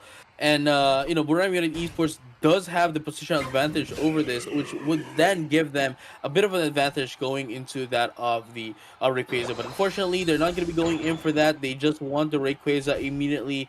And I think they both know as well, as the notifications popped up, that the scores are not that wide at all. Yeah, for sure, because that notification, you were just up by 10 points. That's how it goes, and it's just a 5-point lead here by BRU, so it's really hard to tell who needs to step up here because, it's actually a blind game right now. They have to play tag, they have to play very carefully, and, have a sure team fight knockout. Oh yeah, and here to have it. Let's find out whoever's going to be able to, get this Rayquaza. Obviously, it's just being used here to, bake down the other team. Just a little bit of some poking into that Rayquaza. But that is it, though. Jong is waiting for a marker here up top, waiting for someone to go in just in case the Rodrigo actually does go there. But look at this, though. Jong, after being given the information that, hey, everyone's here, you need to get here now, it's now come in and join it. Here you have it, just charging up its some moves here. That is going to be the Wicked Blow as well. Rocktomb once again, Ward has been warded here. Look at that teleport going to be popped up, but Spirits goes in, but it's not going to be enough though. Infinite Cyber is going to be popped up. Spirits still not going to be taken out, but Ayaka almost taken out.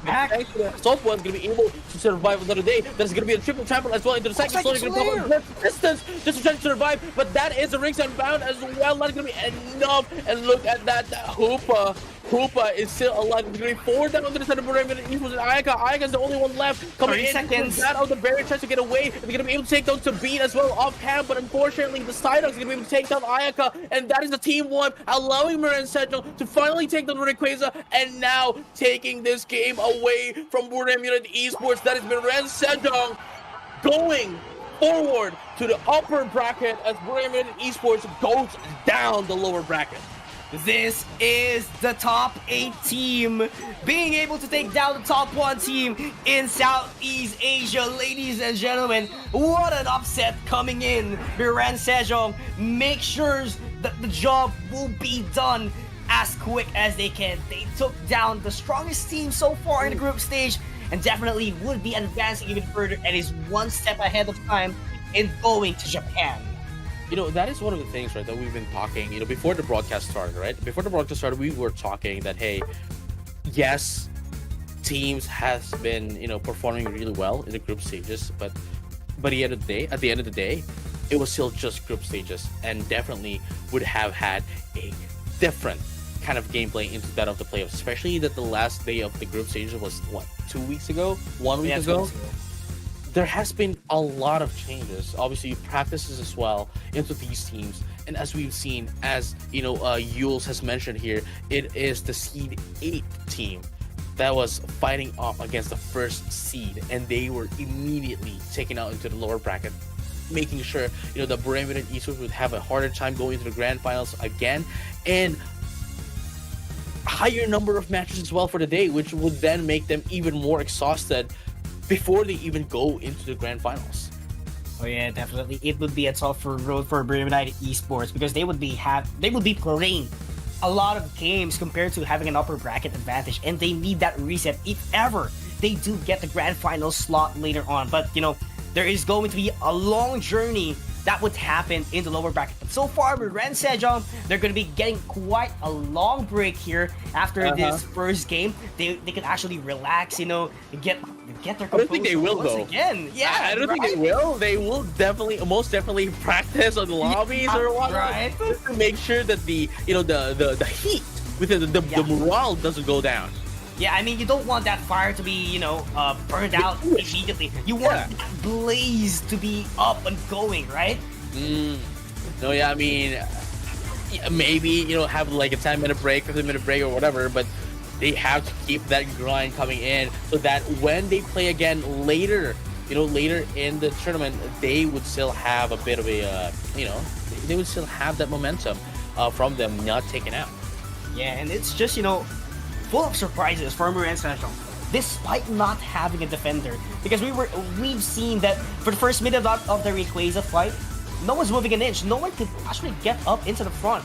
But the moment that AG Slash was able to advance even further, definitely full of follow-ups and, all boiled down to the execution. And mind you as well, we must commend Ward being able to buy, milliseconds, quarter of a second that could actually convert into a larger value for him. That Urshifu actually used the Wicked Blow, deal a lot of damage. Oh yeah, and here you have it, ladies and gentlemen, all trainers alike. That is just game number 1. Match number 1 rather. Yeah. For this day, and we still have a gazillion amount of matches. We are going to have like 14 games, 15 if we do get a reset, and hopefully we do get a reset. So.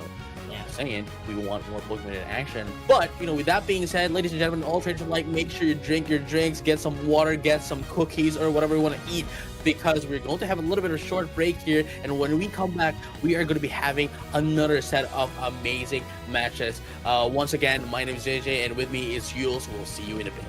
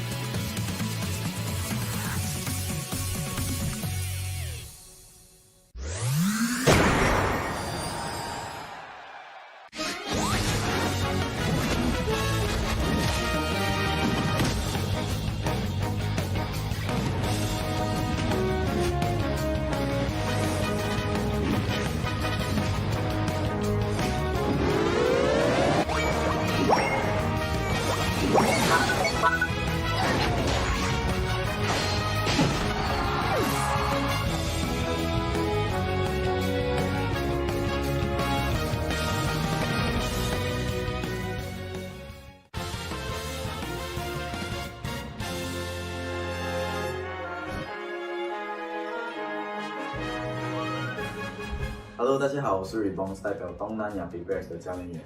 I'm Solo, the attacker player from Team PUACL.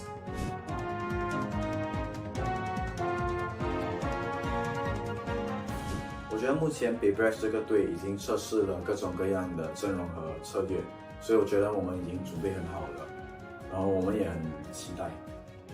My team consists of players from both Singapore and Malaysia. Only the strongest players from the Southeast Asian region are competing next weekend, so there's an element of nervousness and tension in there. However, my team is training hard every day to prime ourselves for the upcoming competition on the 25th.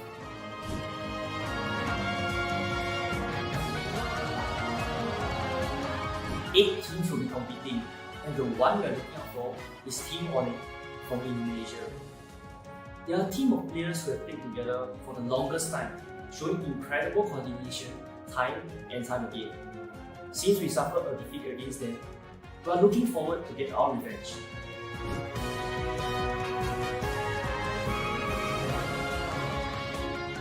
我想对所有的 PUACL 粉丝们说个谢谢你们一直以来的支持。然后在即将的比赛，我们一定尽力成为冠军。所以在ECL见吧，拜拜。The Unite team from PUACL is a young one, as we have only joined recently. Hence, we are extremely thankful for the love and support. Welcome back, traders aboard who's watching the live stream. This is still Pokemon Unite Asia Champions League playoffs for Southeast Asia. My name is EOS, and still at my side is JJ Kun after game number 1. JJ Kun, how is the break going? Yeah. Oh, yeah, there we go. I thought you stopped it just like that, you know? I know it's not fair, but oh! Excuse me, it's just game number 1 that we've had, and it's already been an amazing game that we've seen thus far. You know, very ecstatic kind of gameplay as well. So honestly, I want to see more of this.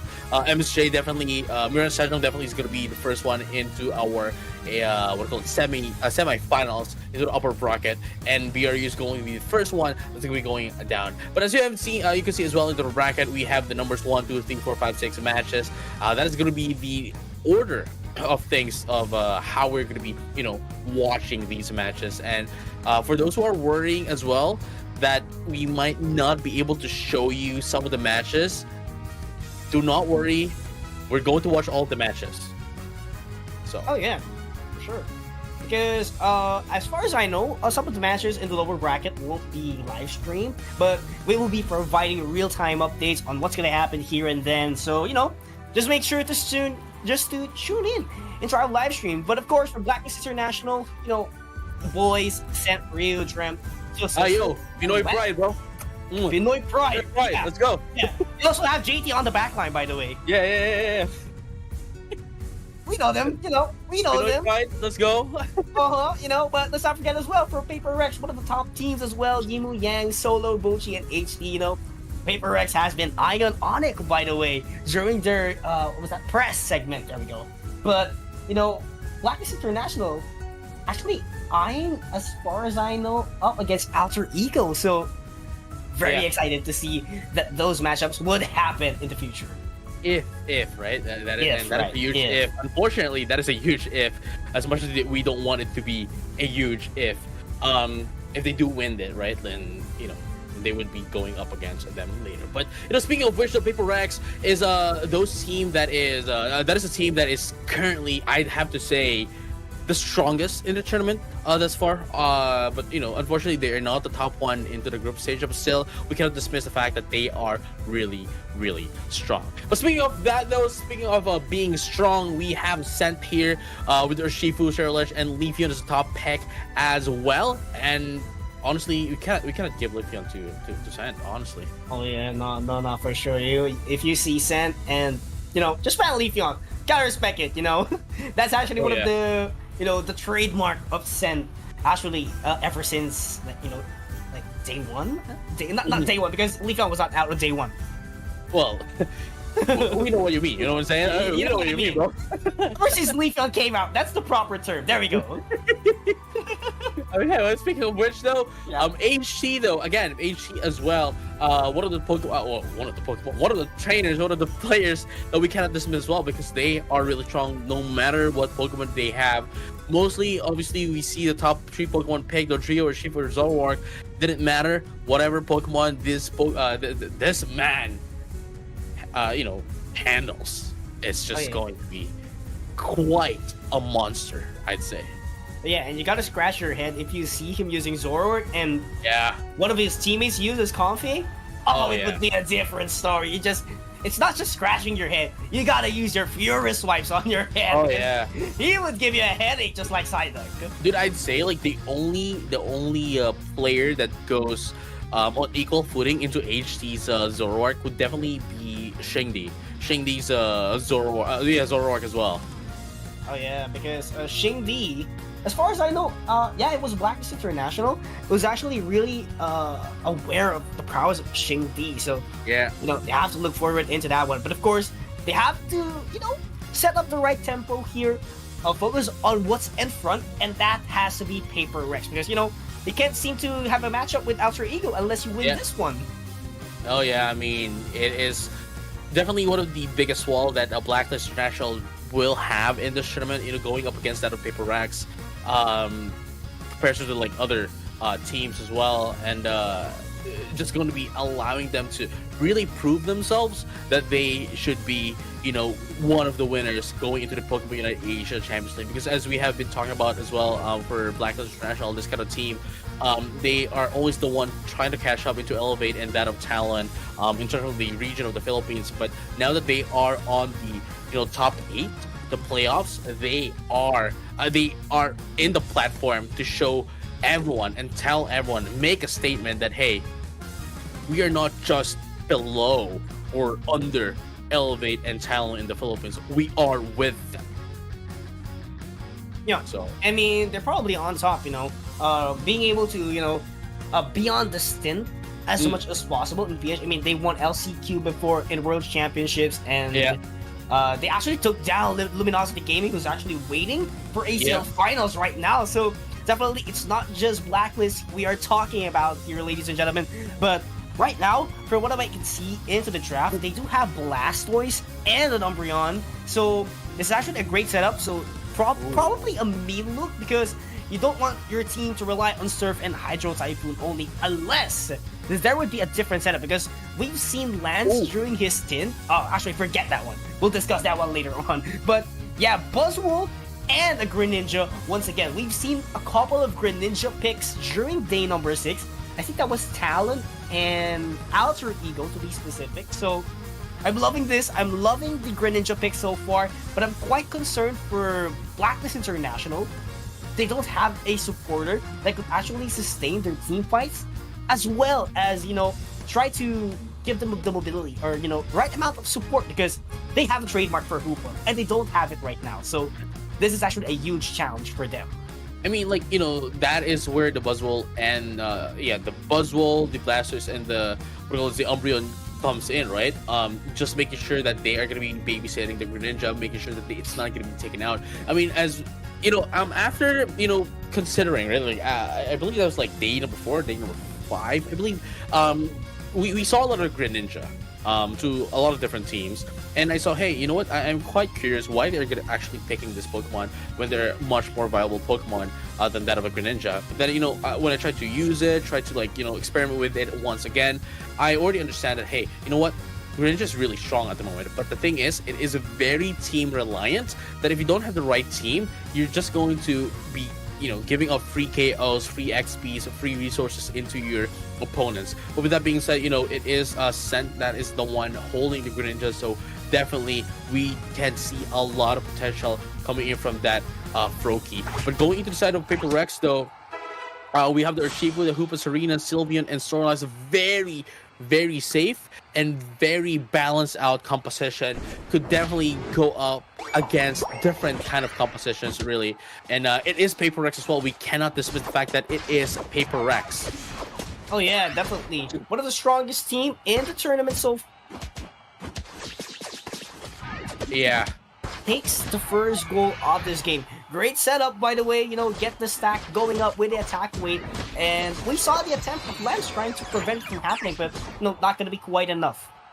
Right, but it seems that we're gonna be having a bit of a pause here. It might be the Kung Fu that actually was what we call it, that got disconnected, maybe, because I don't see it. Well, we don't see it moving as of the moment. But what was that?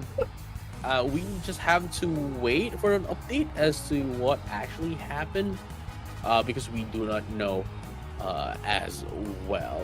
But what do you think of the composition as of the moment? As of the moment, it's looking quite very well for Paper Rex because again, they do have rotations because of the hyperspace hold, rings unbound, and they do have an ample amount of crowd control with the heavy slam of the Snorlax. That's number one, and number two is the Queen's Ascendant that could actually go with the -1. That's how I call it. -1 Pokemon from the opposing team. But Blacklist International, on the other hand, it's sort of phenomenal as well. Why? Because they do have Umbreon that could actually go into the front line. It could be Foul Play or Mimut, but obviously we want to go with the Mimut to dominate your pathing. So that will be the case. Number two is they do have Psychic Solaire and the Hydro Typhoon. Secondary choice of setting up the fight. Right.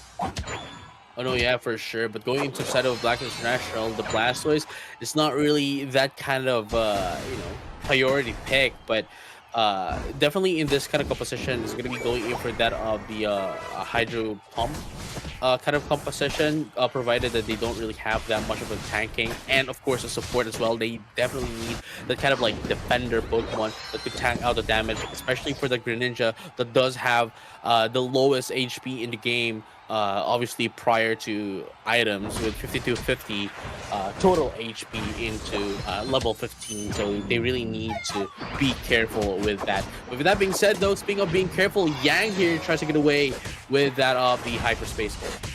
Oh yeah, that's actually a great way to escape, fights that you really don't want to be gambling or being reckless, because every KOs here does cost some XP, so definitely you don't want to be behind as much as possible. And your points as well, you drop it. Your EOS Energy, you drop it along with you when you get KO'd, so you don't want to give that to your other team. But look at that though, that is going to be the heavy slam here coming in from that of the Snorlax as well. Going to be able to take down one, no make the two as well. It's going to be there's going to be two. Let's say Umbreon and the Buzzwole are going to be taken out into the side of Blacklist International. Paper Rex slowly but surely tries to get in that XP. They might not have the points just yet, but the XP though is looking pretty bleak for Blacklist International. But right now though, it is going to be Yang here, going to be taken out here. The pick off here coming from that of Blacklist International, allowing them to get some XP that they have been losing from that of Paper Rex. But look at this though, they're not going to be able to do much here. Paper Rex, they are going to be able to be taken down. That is the Urshifu as well. But Sand here just being behind that we have been mentioning. They are trying to support this Greninja as much as possible to allow it to just free hit without getting hit itself. Yeah, and Lance has to catch up in terms of levels here because look at his counterpart, already at level 8, but never mind, gets the last hit on the Regieleki, gets a couple of knockouts, definitely is eyeing on the prize, which is the gold. Yeah, the Buzzwole here is definitely going to be a huge help here for the purposes of Blacklist International because of its ability to reposition opponents. What do you call this? With superpower. There we go. I was about to say like some wrestling move, but superpower definitely would reposition a lot into the side of Paper Rex, allowing them to, giving themselves a lot of space as well. But speaking of that though, that's going to be a handshake here. Paper Rex going to be able to secure that Reggie bottom for themselves. Oh yeah, for sure. And you really want to secure those buffs as quick as you could the moment that they do spawn onto your forest, because you're gonna if you do not get the timing of the facing in your forest, definitely you would be behind in terms of XP. And I love the awareness here from Blacklist International, sent to be specific, making it the reason why he is up by a level compared to the other members of Paper Rex. Right, and look at this, another KO here. Bonchi is going to be taken out as well by that of here. Still can't get it right. even after a few years of watching his games. But it doesn't matter though. They're gonna be able to take down the KO nonetheless. Yeah, and it's just having a hard time to pronounce. So no, never mind. But yeah, back into the game. We've seen that the resources are actually taken now, so this is actually a great opportunity for Blacklist International to go in for an all-out fight, because that Regieleki is gonna be up in 10 seconds, but I feel like they would have to play tag here just to be safe. Oh yeah. Paper X definitely does have a little bit of a disadvantage in terms of XP. Actually, no, in terms of just points. XP though, Paper X does have the advantage. But then again, Blacklist International, especially with their ability, especially with Lance, for those who doesn't know, he was the one named Nanoy before on a different team. Is a really good top path player that we have been seeing, especially now with the Buzzwell as well. But speaking of that though, we're going to be heading down into the bottom path here. Going to be able to take on two, that is a Blasters and down off the Espeon, as Paper X is now going to be able to answer back against them. But it doesn't matter, they were able to push in that Regieleki up top, and now going to be able to destroy that once again. And now, as we say it in the Philippines, kalbo na ang taas, as there's no more score goal up top for Paper X. Oh yeah, I love how that saying goes, kalbo na sa taas. Oh, definitely. But here's the thing, I love the prioritization of Blacklist International all the way to the top path. Why? Because they could actually hold down into the last 2 minutes of the game. If they get the Rayquaza, they could actually go for the goal into the bottom path. Water Burst Shuriken is going to be popped up, but Paper Rex here rings them bound down bottom as they try to score in. Would they be able to destroy this though? That is the big question. Unfortunately, not going to be enough. Psychic Solar is going to be popped up as well. Low HP Paper Rex. Yang here tries to get away, but are they going to be able to get in on time? Yes, they will. Yes, they will, as they are now have disengaged against the Blacklist International. But the mean look though, going against HT, still not going to be enough. Here comes the reinforcement. Are they going to be able to answer back the reverse Uno card against that of Blacklist International? No, they have recognized it and wants to disengage. Yeah, definitely. You would want to disengage as much as you can. But here's the thing. Blacklist International, they could actually have a lot of advantage here. That goal zone, tier 1 goal zone to be specific, at the side of Paper X is so available to the point that later on, during the last 2 minutes, they could just sneak in 100 points and go for it without the Rayquaza buff. They just need proper zoning capabilities, and they can actually do that because they have 2 defenders on their pocket. But the prioritization so far is the contest in the Regieleki. Oh yeah, I mean, this is the biggest one as of the moment, especially that it is going to be the last one before that of the Rayquaza, but it is going to be, Lance, you're going to be taken out, coming in with that of Buzzwell, but at the very least, it has its Unite move available to be coming up in just a bit, just in time for that of the Regieleki, but it is going to be Paper Red secured the Regieleki, and now putting up a little bit of pressure into that of Blacklist International, because even though there are no more score goals down, up top for Paper X, they, look at the score, they are still in the lead. Not only that, but also the XP as well. Earlier on it was Blacklist International, but Paper Rex have crawled back up in all aspects. Points, what we call team fights, and XPs. Yeah, right now, last 2 minutes into the game. This is going to be very difficult, at least for Blacklist International. Number 1, to sneak in some goals, and number 2, to set up the team fight, because yes, they do have a lot of tools, they do have a lot of kits, they have Psychic Slayer, they have Hydro Typhoon, but what is the proper timing here? Oh, look at that, the sleep, the yawn, going into that of the, going into that of Ryu with that of the Blast, no. But not going to be able to hit anyone with the Hydro Typhoon, as we have mentioned. That is one of the biggest messes, biggest whiff for Blacklist International, especially now with the Rayquaza pit, Rayquaza fight. Look at this though, Paper Rex slowly but surely wants to get in and wants to get a little bit of poke here, just waiting for Blacklist International to make a mistake. And yes, I love the defense as well coming in for Paper Rex. No one is letting an inch all the way to the tier 1 goal zone into the bottom path, because that is actually a critical spot, because Dream has 15 points, could actually sneak in down, but not going to be quite the prioritization here. But there is an opening. There is an opening for Blacklist here in the bottom path. Hammy Slam into the Yawn. It is going to be the start of the team fight here. Psychic Explosion is going to pop out as well. That is going to be the Greninja going to be able to take out the Serena. There's going to be 1-for-1 trades. The Blaster is going to be taken out as well. And that's going to be 2 down into the side of Paper Rex as well. And look at this. Another down into the side of Paper Rex. Wow. It's off the roof as of the moment. But there's going to be 2-for-3 trade here. The Greninja Sand tries to get away. But they're going to be able to put in some damage as well. HT is just waiting here as the Hoopa is now down low into that HP. It's still not going to be able and not enough to score in because of its Rings and Bound form. And look at that. Rayquaza is now getting hit here by Blacklist International. But is it going to be stolen here by Paper Rex? Here comes the Wicked Blow. Take down the Rayquaza and stole it away from Blacklist. Unfortunately, Ryu with its Unite move. The Blacklist was a little bit too late to get that away from Paper Rex. And now all they need to do is put in a little bit of score here to widen the gap that they already have. And Paper Rex steals away game number 1 against that of Blacklist International. I wouldn't say actually that stealing it away because they were actually up before the Rayquaza appeared. But here's the thing. Blacklist International managed to do a lot of knockouts during that tag gameplay, but they weren't able to convert it. Why? Because they lack damage. It's just Sen and Lance doing the work up against the Rayquaza. Sususu was taken down before zoning out HD away from the Rayquaza. That was actually the downside that happened here on their team. And, you know, that Hydro Typhoon caused a lot of trouble for Blacklist. They really do need to save that one up. And you want your eject button to be up on Rayquaza fight because you can actually do the eject Hydro Typhoon combo. Oh yeah. I mean, like, you know, Paper Rex definitely acknowledged the fact that, hey, you know what, Blastoise here does have Hydro Typhoon.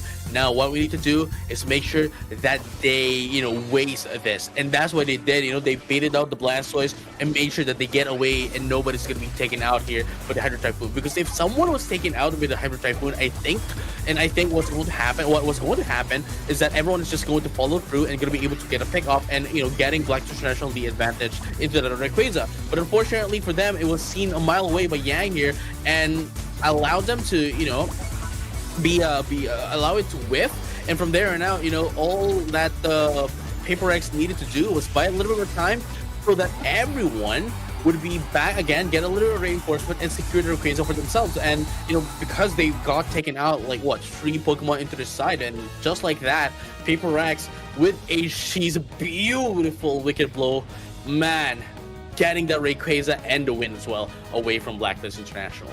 Yeah, you know what? That Urshifu actually looked like a Cyrilege that was actually ready for a Revenant Red. Yeah. That's actually the concept of what HT did during game number 1. And it was actually perfectly timed because there's actually a, what do you call this one? A buffer time that you can actually call before that Wicked Blow lands into the Rayquaza. And it was smooth as silk, perfectly timed to steal it away against Blacklist International.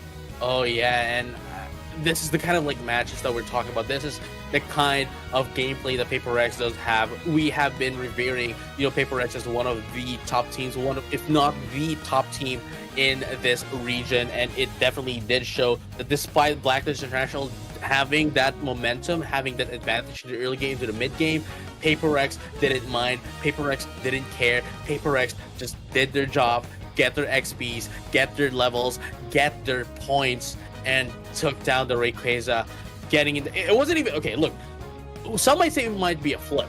You know, yeah, it's just coin cost. But honestly, I don't see it that way because that was calculated, an immediate adjustment coming from that of Paper Rex. Yeah, actually, I do agree because we're on the same boat, and definitely, it wasn't really a flip, just like what you said, but it could have been Blacklist International's game. Could have been, yeah. You know what I mean. It's not a flip for both teams. It's actually, how do you call this one? It's actually committing into your wins. It's actually about finishing the job, and Blacklist International didn't land on that luck, I would say, or even in the execution. So you know, it's just about Paper Rex being able to finish things off strongly. And again, it was you know, the time was with them as well because we saw that for the fact that, you know, Rayquaza is getting burned down here by that of Blacklist International, and it was really really thoughtful of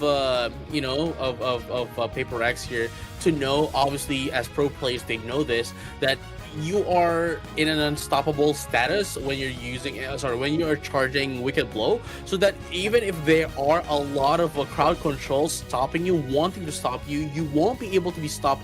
And the only one that can stop them is actually not even in this match, right? There's no Pokemon that can bound anyone into the side of Paper X, and if they did have it, then maybe perhaps they would have been able to stop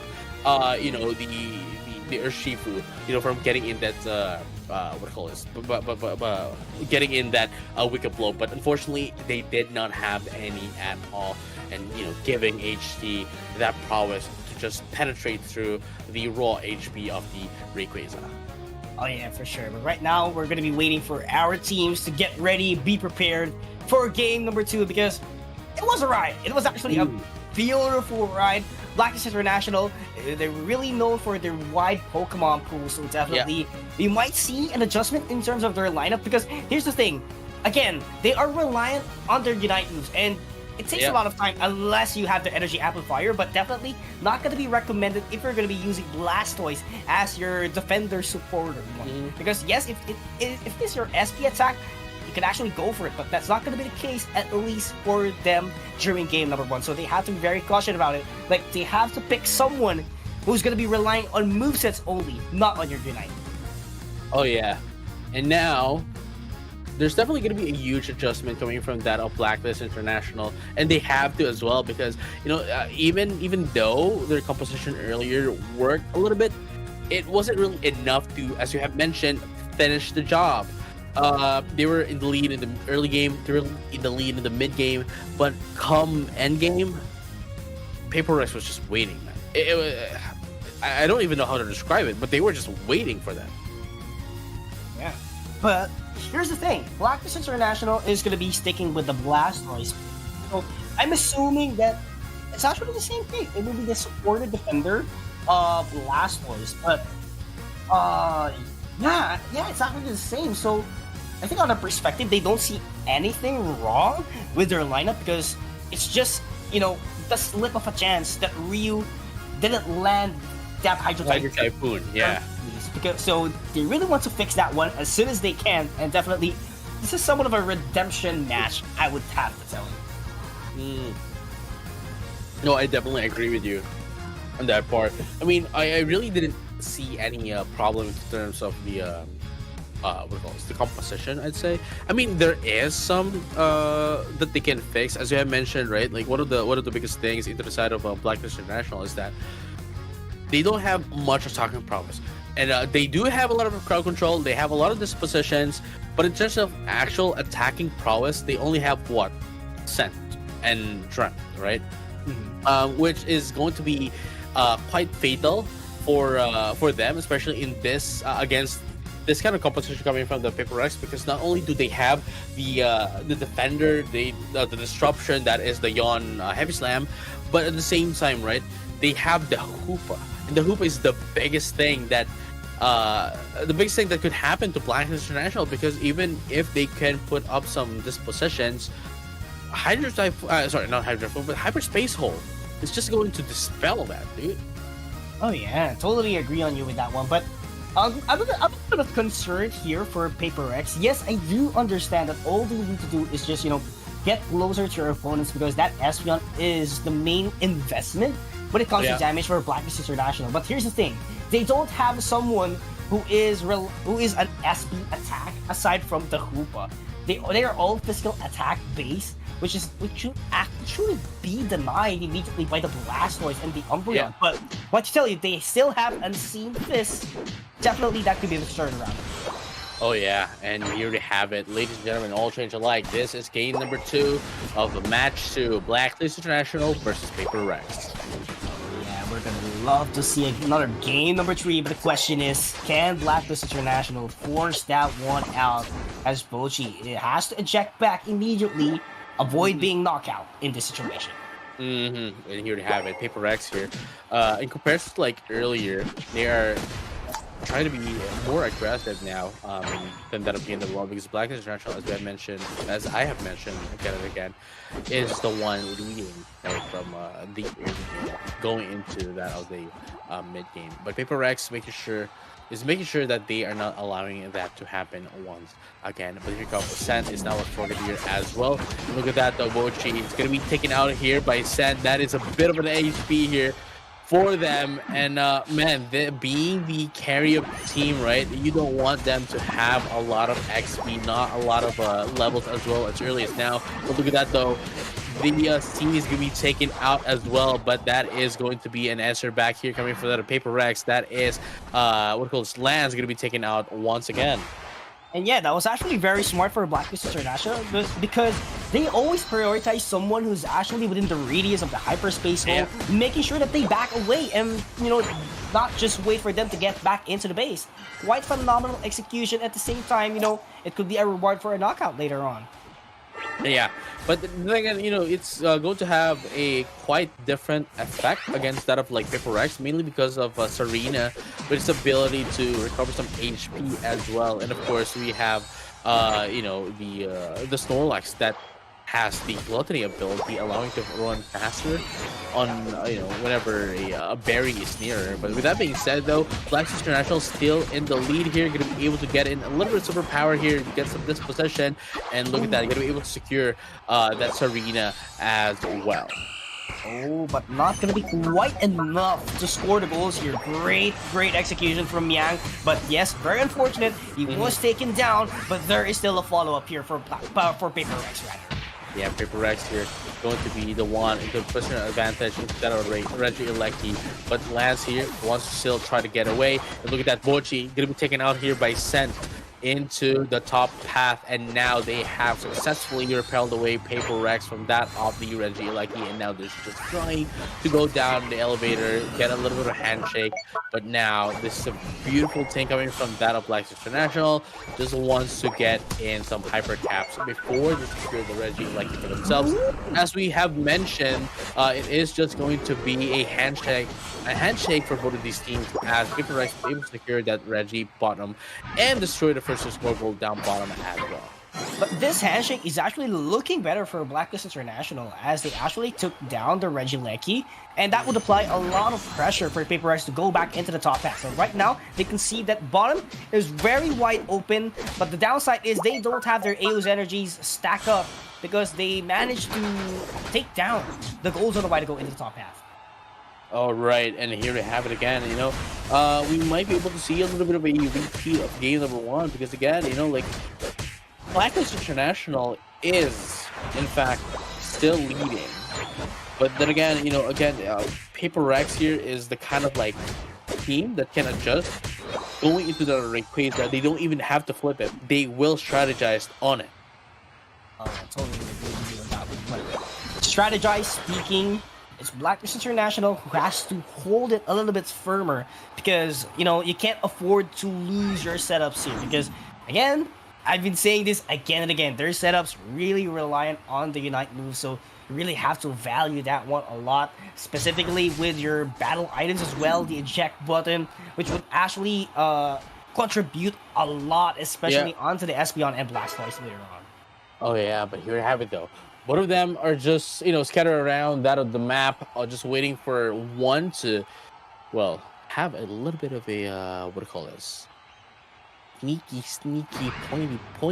You know what I'm saying? But unfortunately for Paper Rex, though, nobody is doing it, and they're just waiting for the resources to finally get a little bit of a respawn here for both of the teams, and just wants to get in some resources as well. But with that being said, though, the major objectives down bottom and top is going to be coming up in just a few seconds. It is going to be the Regirock, though, providing some defense and special defense for the team, whoever will be getting it. But with their plans, though, are going to allow, you know, this Umbreon to survive. Rings and bounds are going to be popped up. Oh, but we cannot see the rotation quite yet happening for Paper Rex, as they would be taking down this top tier 1 goal zone of Blacklist International. This could be a double objective, I can tell you. If they take Regieleki, rotate back with the hyperspace hole, sad to say, it would be Blacklist International claiming it. And now, Paper X is going to have a little bit of handshake with Blacklist International as they are going to be able to secure the Reggie Lucky. Unfortunately for the Umbreon, though, wasn't enough of a time to steal away that Reggie Lucky up top, and just like that, Serena gonna be able to take down 2 in the process, the Umbreon, and then the Greninja's gonna be taken out instead of Blacklist International. But Psychic Square gonna be popped up. Is it gonna be enough though? Yes, it will be gonna be able to take down 2 in the process. That is going to be the Urshifu and of course the Hoopa. But the question is, would they be able to do it again in the Rayquaza? That's the big question mark that we are looking forward to. But right now, it's all about defense here for Blacklist International, making sure that they take down the pressure into the top path, because they would have another set wherein they have to contest that Regieleki, because that would apply a lot of pressure, specifically when Rayquaza comes down in the last 2 minutes. Oh yeah, and here we have it, 148 to 165. It isn't really like a lot of a difference in terms of like points, but the XP though, we can see very clearly that Blacklist International does have the XP advantage. But when it comes to team fight, I think you can agree with me that Paper X does have a bit more control over Blacklist. Oh yeah, for sure, because they do have Snorlax, they do have Koopa, which is actually, an area of effect that it could give, because Heavy Slam, very huge area compared to the mean look that could actually be provided by the Umbreon. But might tell you, it's not just that for Blacklist International, but the thing is, it's a Unite move that would cost them. But on the other hand, that's not going to be the case for Paper X. They just need a single move to do the setup for their game plan. Right, and here we have it. The elevator is going to be popped up as well. They want to take in a little bit of some buff as they go into that the Regieleki. The Lucario is now up top, but Yang here, I'm pretty sure going to be putting up some Hyperspace Hole as well just to be able to rotate. But unfortunately, it's not going to be enough. And now Blacklist International is just guarding the Ray pet, and here we have it. Rayquaza is now up. Oh yeah, up and wild here. We're gonna be seeing some tag battles once again. Look at that top path! 50 points! That's gonna be 100! That's gonna be a hundo here! Paper X managed to take the lead. Man, they're going to be able to take out the hundo, and they're going to be coming in from the back sides as well. Going to be able to surprise Blacklist International, going to squish them into the sandwich. Here comes the surf, into Queen Ascendance, and of course, unfortunately, they're going to be able to hit again! It happened again! Psychic Solin's going to be popping up. They're going to be putting down low inside of Blacklist International. It's going to be 1 down right now, make them 2. 2 for 2, make them 4, and now it is just 10, and that is a team wipe! Paper X once again gonna be able to secure this Rayquaza away from Blacklist International, and now just wants to push away, put down some scores to be able to secure this game from Blacklist. Did you see that? My man, Hydro Typhoon did not hit anyone again.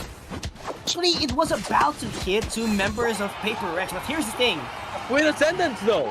Yeah, because everyone was unstoppable in Paper X. That's why it didn't land the way they wanted it to, despite having the eject button. And even the Psychic Solaire wasn't able to do a lot of factors for them. And right now, they just have to force things down here all the way to the bottom path, but not going to be quite enough to take the lead in this goal zone.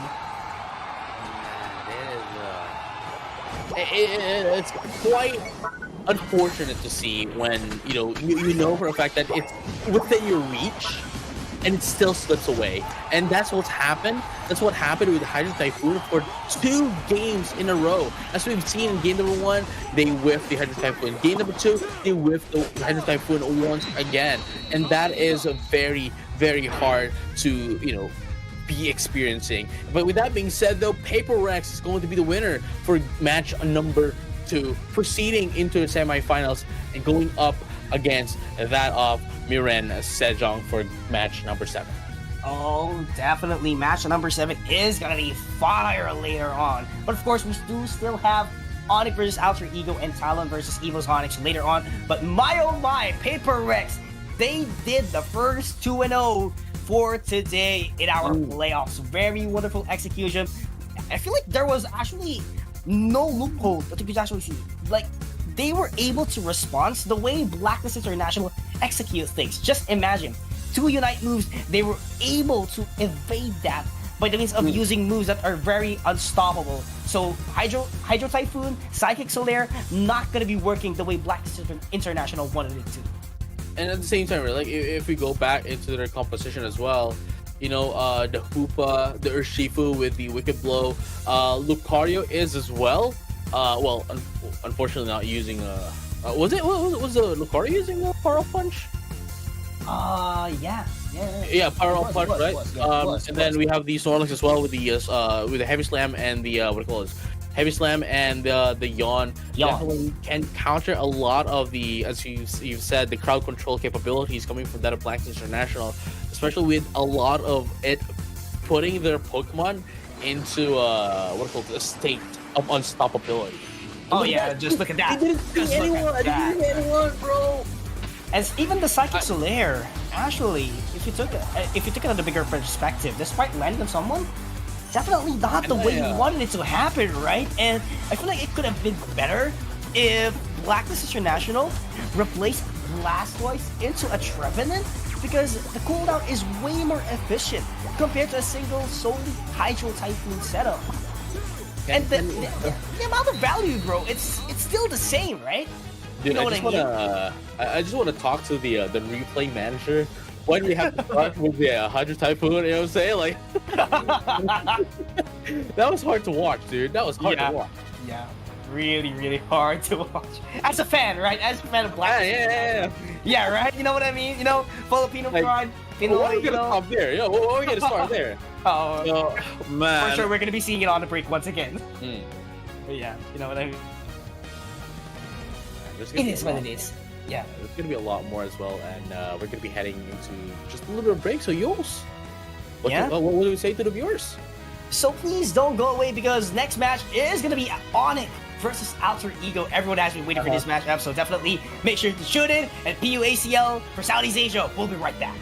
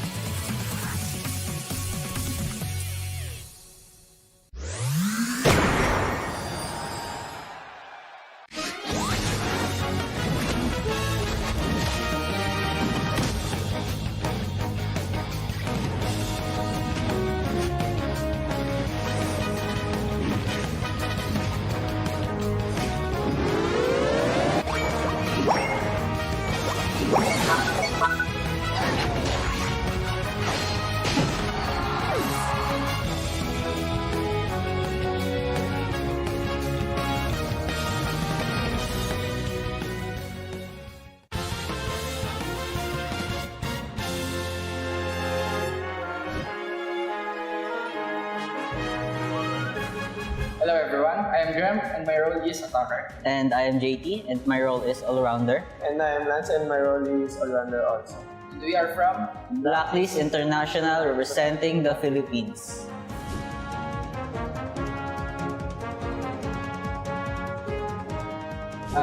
First of all, medyo shaky since we clinched the spot kasi nga we ran it from the very last position. I think in the first 3 days we're top 8, top 9 around that spot.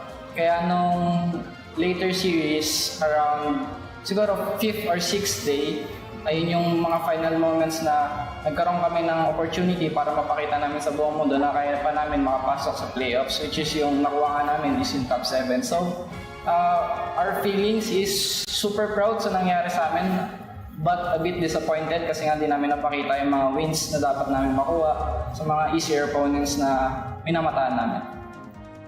So, ang naramdaman namin nung nakapasok kami ng playoff is, of course, masaya. Kasi parang nabigyan kami ng another life and nabigyan din kami ng another opportunity to prove ourselves kung ano ba talaga yung kaya namin gawin. Abangan nyo kami sa playoffs. Siyempre, yung naramdaman namin sa una, masaya.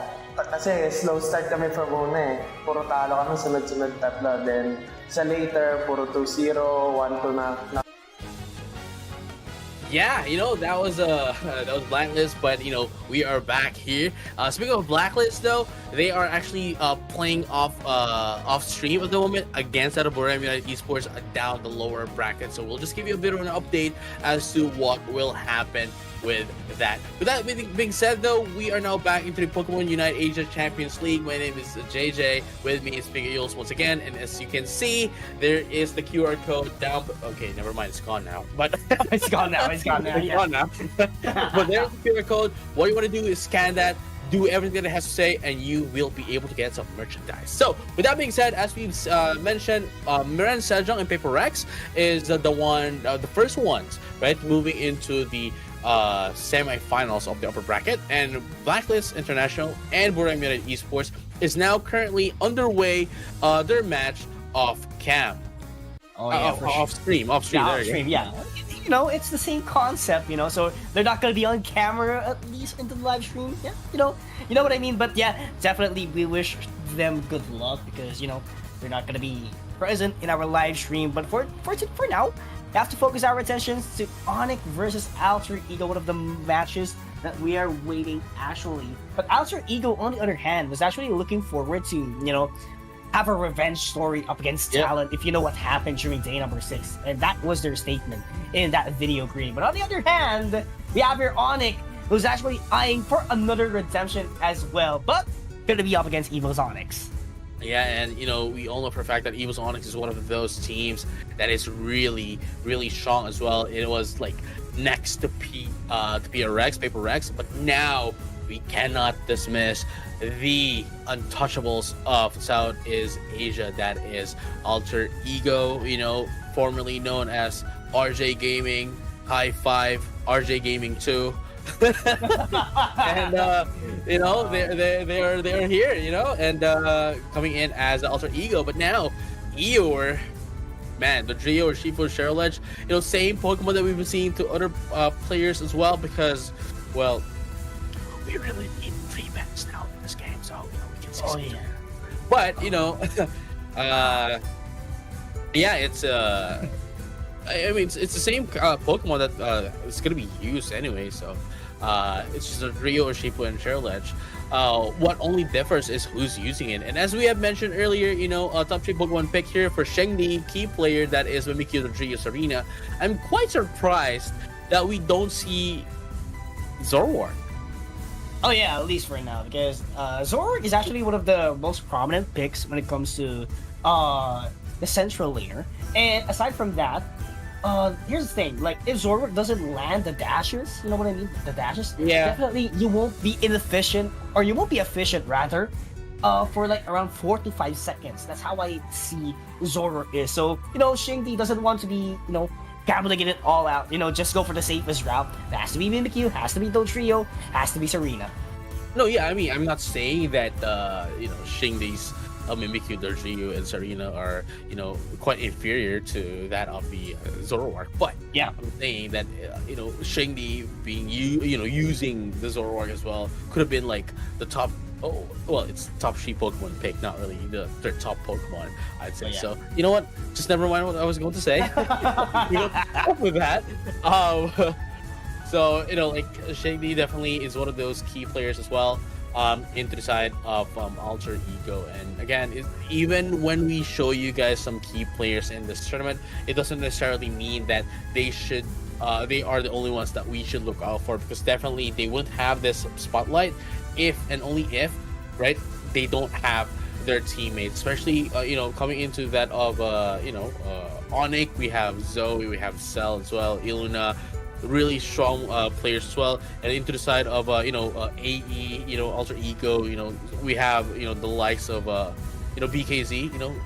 I still hope that BKZ is recovering and would be able to play again very soon. Now replaced by 94. We have Shingdi as well.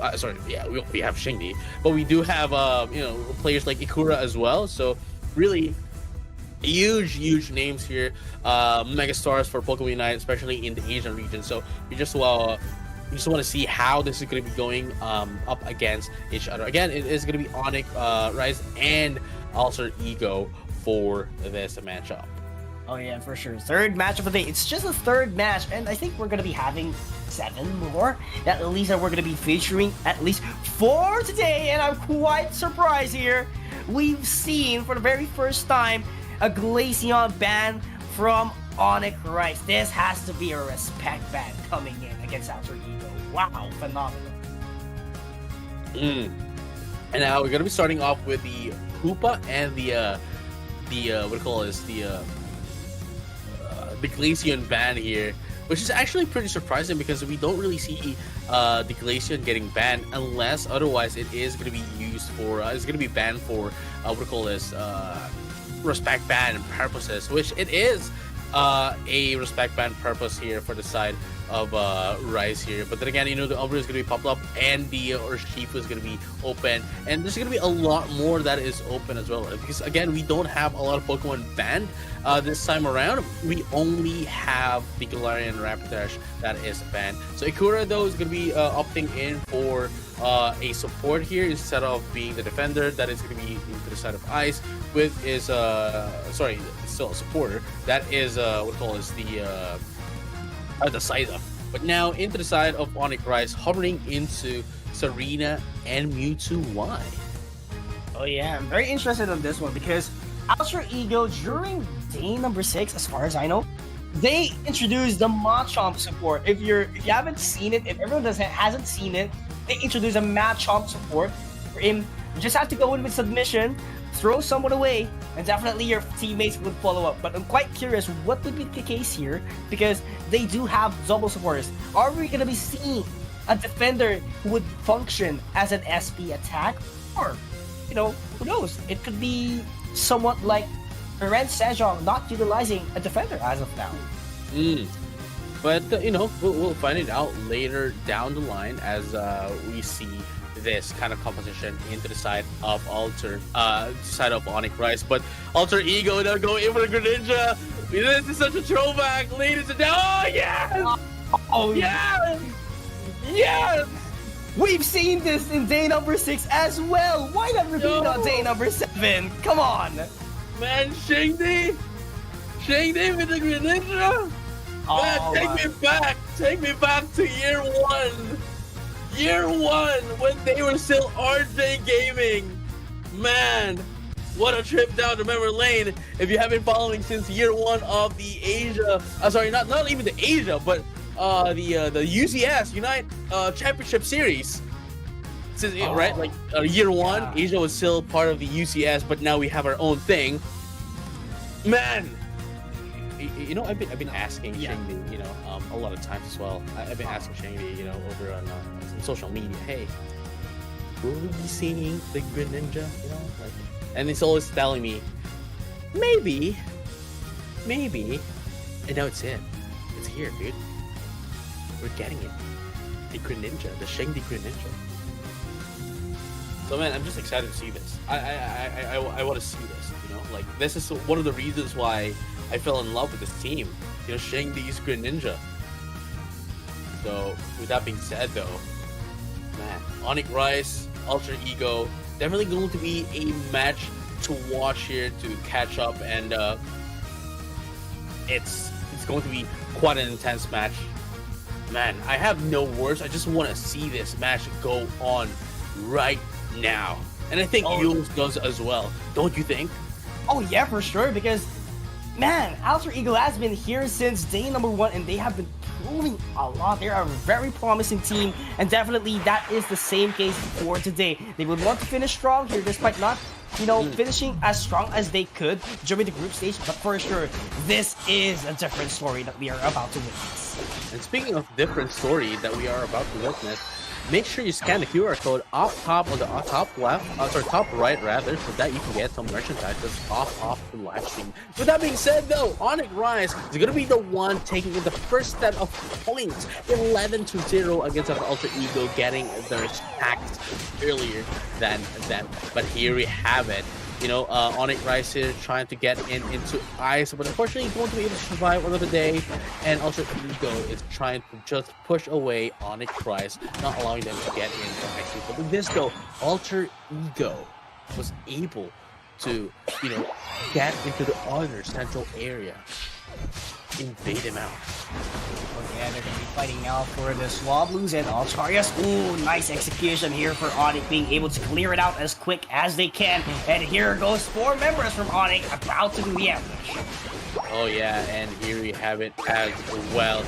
Coming in, you know, Onyx Rise is just about to put some support. Unfortunately for Alter Ego though, they are having a little bit of a time here, a difficult time rather, into getting in their stacks, but you know, at the very least they are trying to answer back as much as they can. Onyx Rise though is now leading by a head, but Shingdi though currently the highest level Pokemon in the game. Yeah, and that, I actually love that kind of concept because you can actually dominate the early stage of the game. Specifically, this 8-minute mark. Oh, you have to fight for the Swallows and Altarius once again. And this time it is Onyx Rise getting the victory on that one. Look at that. Did you see the push coming in from that arena, repositioning many into the same Alter Ego, allowing it to be taking out that of Frogadier and of course, sorry, not the Frogadier, but rather the Intillion, and of course, we have the Psyduck as well, and of course, Shingdi is going to be taken out along with it. Sorry, the Drizzile is what I meant, not the Intillion just yet. That's a beautiful, beautiful drop kick coming in from that of, what do you call this, Serena. Oh yeah, and here's the thing, with Serena, definitely you wouldn't have the triple axle instead of the stomp. You can actually provide a lot of space because it is a circular immersion. You do have to evade it as quick as you can, but here's the thing, you cannot evade it, right? It's so hard to do it compared to a stomp that actually takes off and takes a lot of time compared to a triple axle. Definitely, there is more room with this kind of moveset, which is a triple axle. Yeah, sorry, but with that being said though, we're going to be having the first set of major objectives in this match. Onyx Rise still in the lead. XPs though, a little bit 50-50 for both of the teams, but whoever's going to be able to take this, what do you call this? The major objectives would be, getting a lot of advantage as well. But it is just a handshake. Z-Ray now down bottom, the back lanes rather, does have the Intillion and the snipe shots in this one at all. So, at least for Alter Ego, they knew that they needed to prioritize the Reggie Alecki because they needed some stacks in. Oh yeah, for sure, because you want to maximize that as quick as you can, get the 6 stack as quick as you could. But right now, here comes the Ignite move from Xingdi.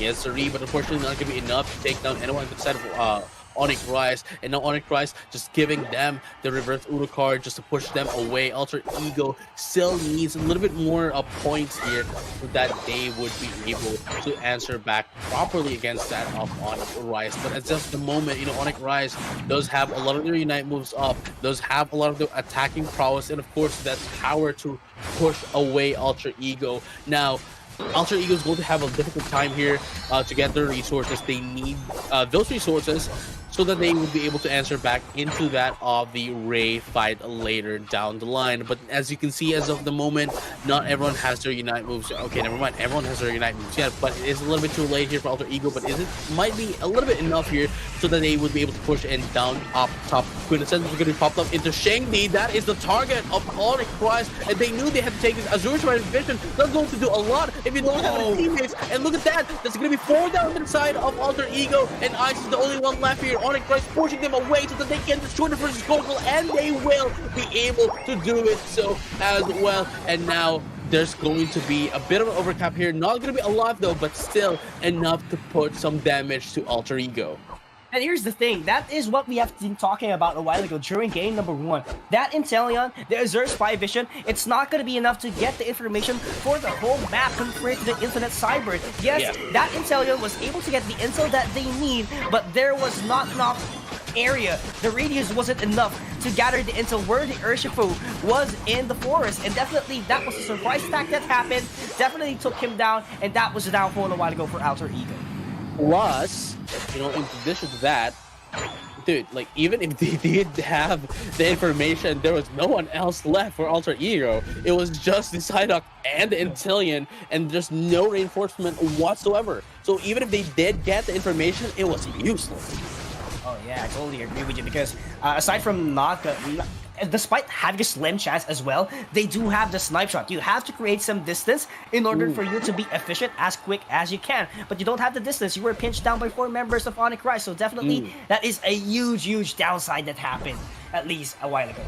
Yeah, sorry, but here we have it though. At the very least, right? Like, Alter Ego is they tried to get as much as possible, but look at that, a short flight vision and an infinite cyber to use once again, and Stel here with that amazing quintessence is going to be able to take down the Intillion, but look at this, it's not going to be enough though. 94 is going to be taken out as well instead of Alter Ego. Look at that Eyes with the Sai is going to be not going to allow them to survive. Unfortunately, still it doesn't really roll off the tongue really smoothly, doesn't it? Yeah. But Onyx Rise is going to be winning that team fight once again. Oh yeah, for sure. You love Onyx Rise right now, being able to dominate the first 7 minutes of the game. Not giving the nature of Alter Ego, but Alter Ego, on the other hand, trying to keep up the pacing by means of getting those XPs and resources that they have into their forest. But right now, very critical. They do need to get the Regieleki to apply the pressure all the way into the top path, and they need to maximize that tier 1 gold zones that Onyx Rise still has up on their map. And here you have it though. Onyx Rise 244 to 7-3, definitely a huge lead that they have against that of Alter Ego. But not only that, the XP as well. You get level 13 Urshifu and Serena, whereas the highest level Pokemon inside of Alter Ego is just level 12. That is such a huge advantage. And now the Reggie Ice is going to be coming up as well. The team is going to be taken out here by Alter Ego. At the very least, they have a little bit of a a leeway to make a bit of not a mistake, but I guess a bit of a space that they have, just because they were able to get in that Reggie Ice buff. But unfortunately for them, they do not have enough time to be able to burst down and burn down the Reggie Alecki, just so that it would help them into Onyx Rise. But then that means they will have to definitely flip this Rayquaza against that of Onyx Rise. And there we have it. We're going to have another one here the team fight is going to be coming up. Shangdi is almost going to be taken out here. Insurance by Division is going to pop up once again, but not going to be able to see anyone. No information going to be given because no one from Onyx Rise is there. And now look at that, you're almost down as well. They were able to push down one of the biggest damage attacker into the side of Onyx Rise. Look at Bliss Sisters in the Tencent as well. They're going to be able to right now. Jacob, oh, look at that! What a setup coming in from Alter Ego, and that Zacian is going to be. Oh, actually, that was a Zacian. I thought it was a Zacian for a second. But right now, look at that. 94 has to back away a lot here. Eeyore, on the other hand, gets the opening up against their Rayquaza. They need this up. They need this. And Alter Ego is looking for an opportunity to bounce back even further here. Oh no, here we go.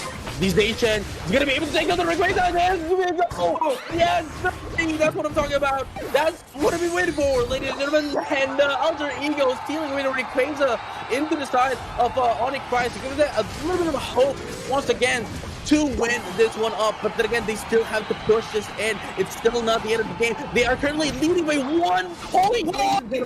1 point. They still need to push in some points. They have to. 1 point is very critical as of now. No one has advanced even further, but Ice is waiting for a perfect opportunity to dunk this 90 points. They still have the Rayquaza shield, the unstoppable force, but who is gonna advance here? Ice doesn't want to score right now, but they do have the lead.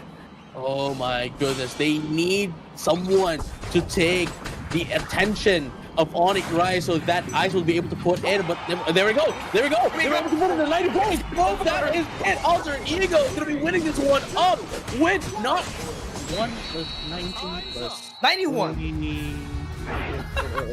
10. 101 points. There we go. There we go. Yeah. Oh, the math are Manning, ladies and gentlemen.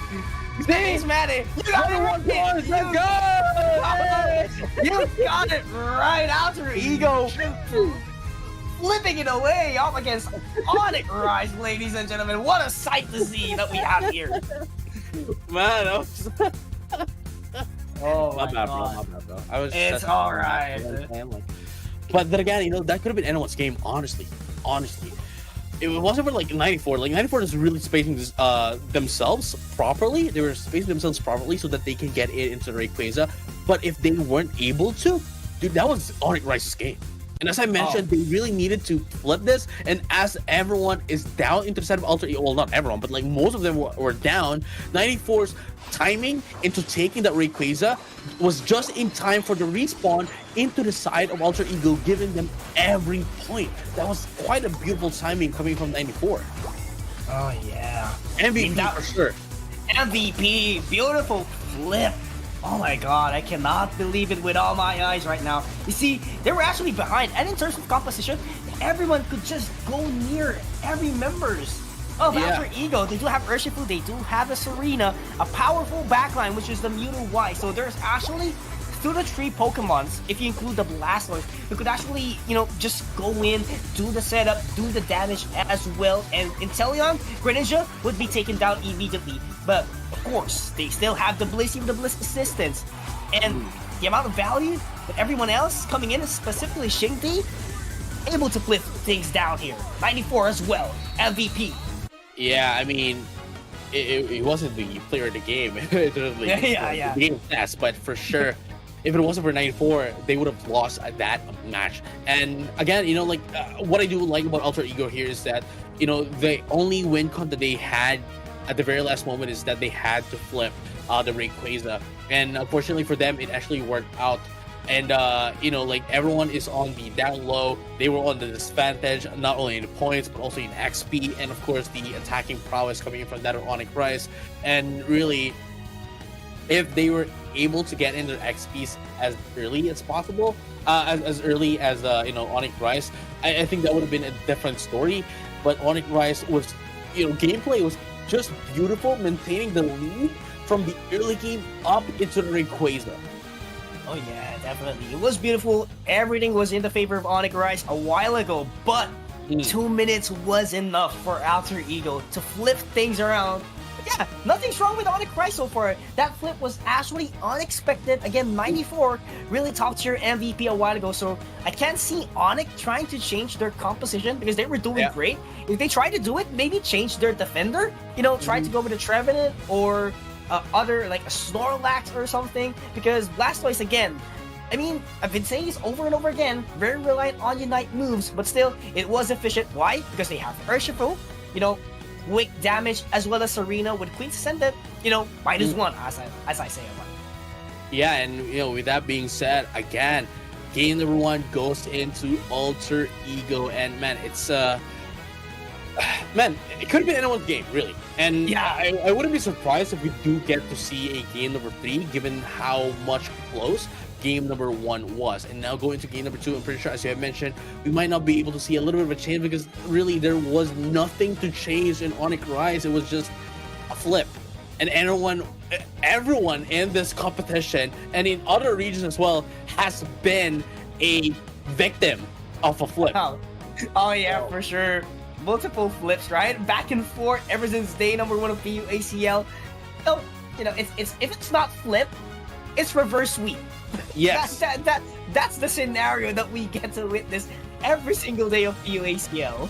And I mean, the only one that we haven't seen thus far is obviously, you know, Paper Rex getting into against that of Blacklist International. But I think we are going to be able to see more of those 2-0s in this tournament as much as we want to see game number 3s.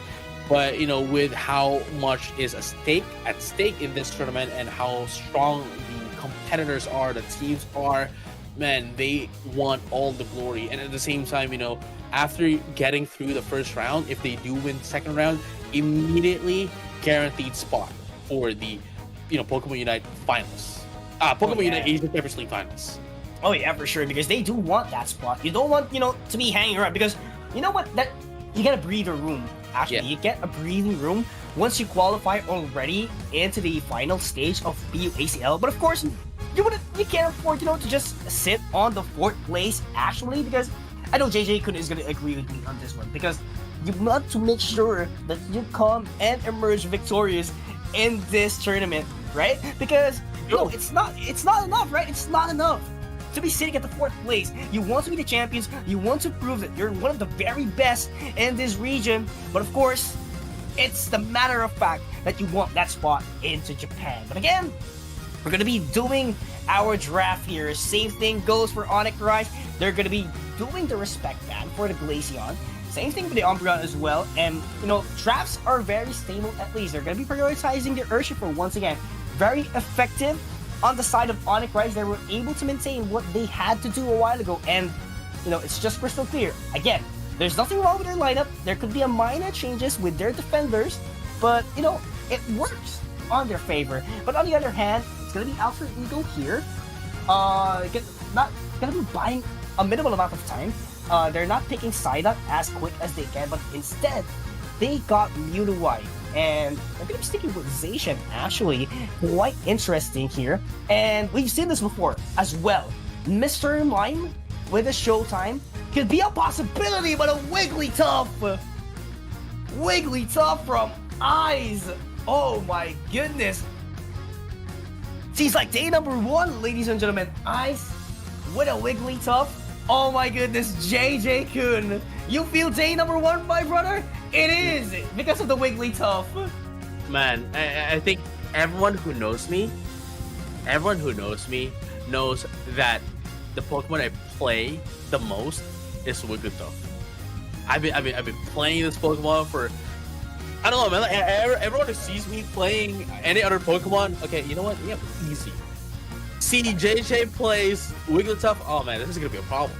You know what I'm saying? But with that being said, I am so excited to see Wigglytuff as well, and I definitely did see, right, like Alter Ego possibly changing up their composition because they didn't want to have as much risk as they did game number 1. You know, they tried a Greninja, unfortunately didn't work.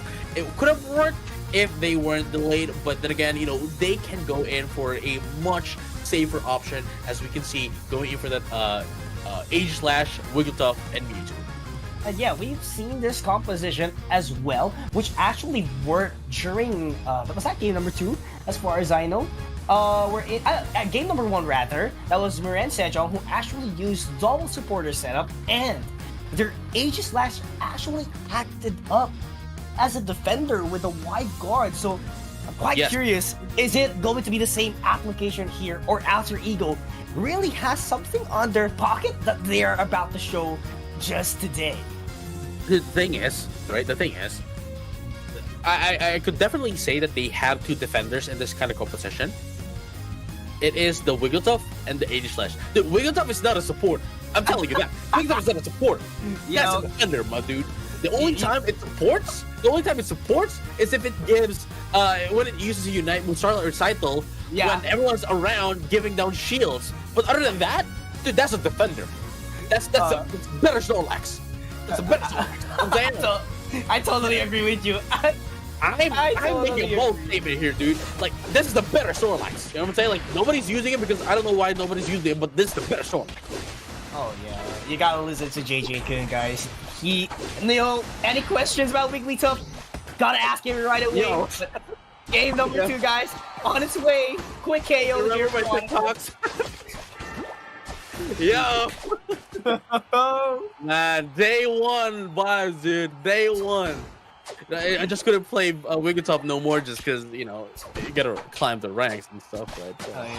And we'll have Wigglytuff ranking up, but, we have to see how Wigglytuff is gonna be used here. But Ikura, man, my man, one of the, notable supporters and defender in the region, and giving this some Pokemon that hasn't had a lot of time to shine, and being used in such a high-class competition is going to be a treat for the eyes.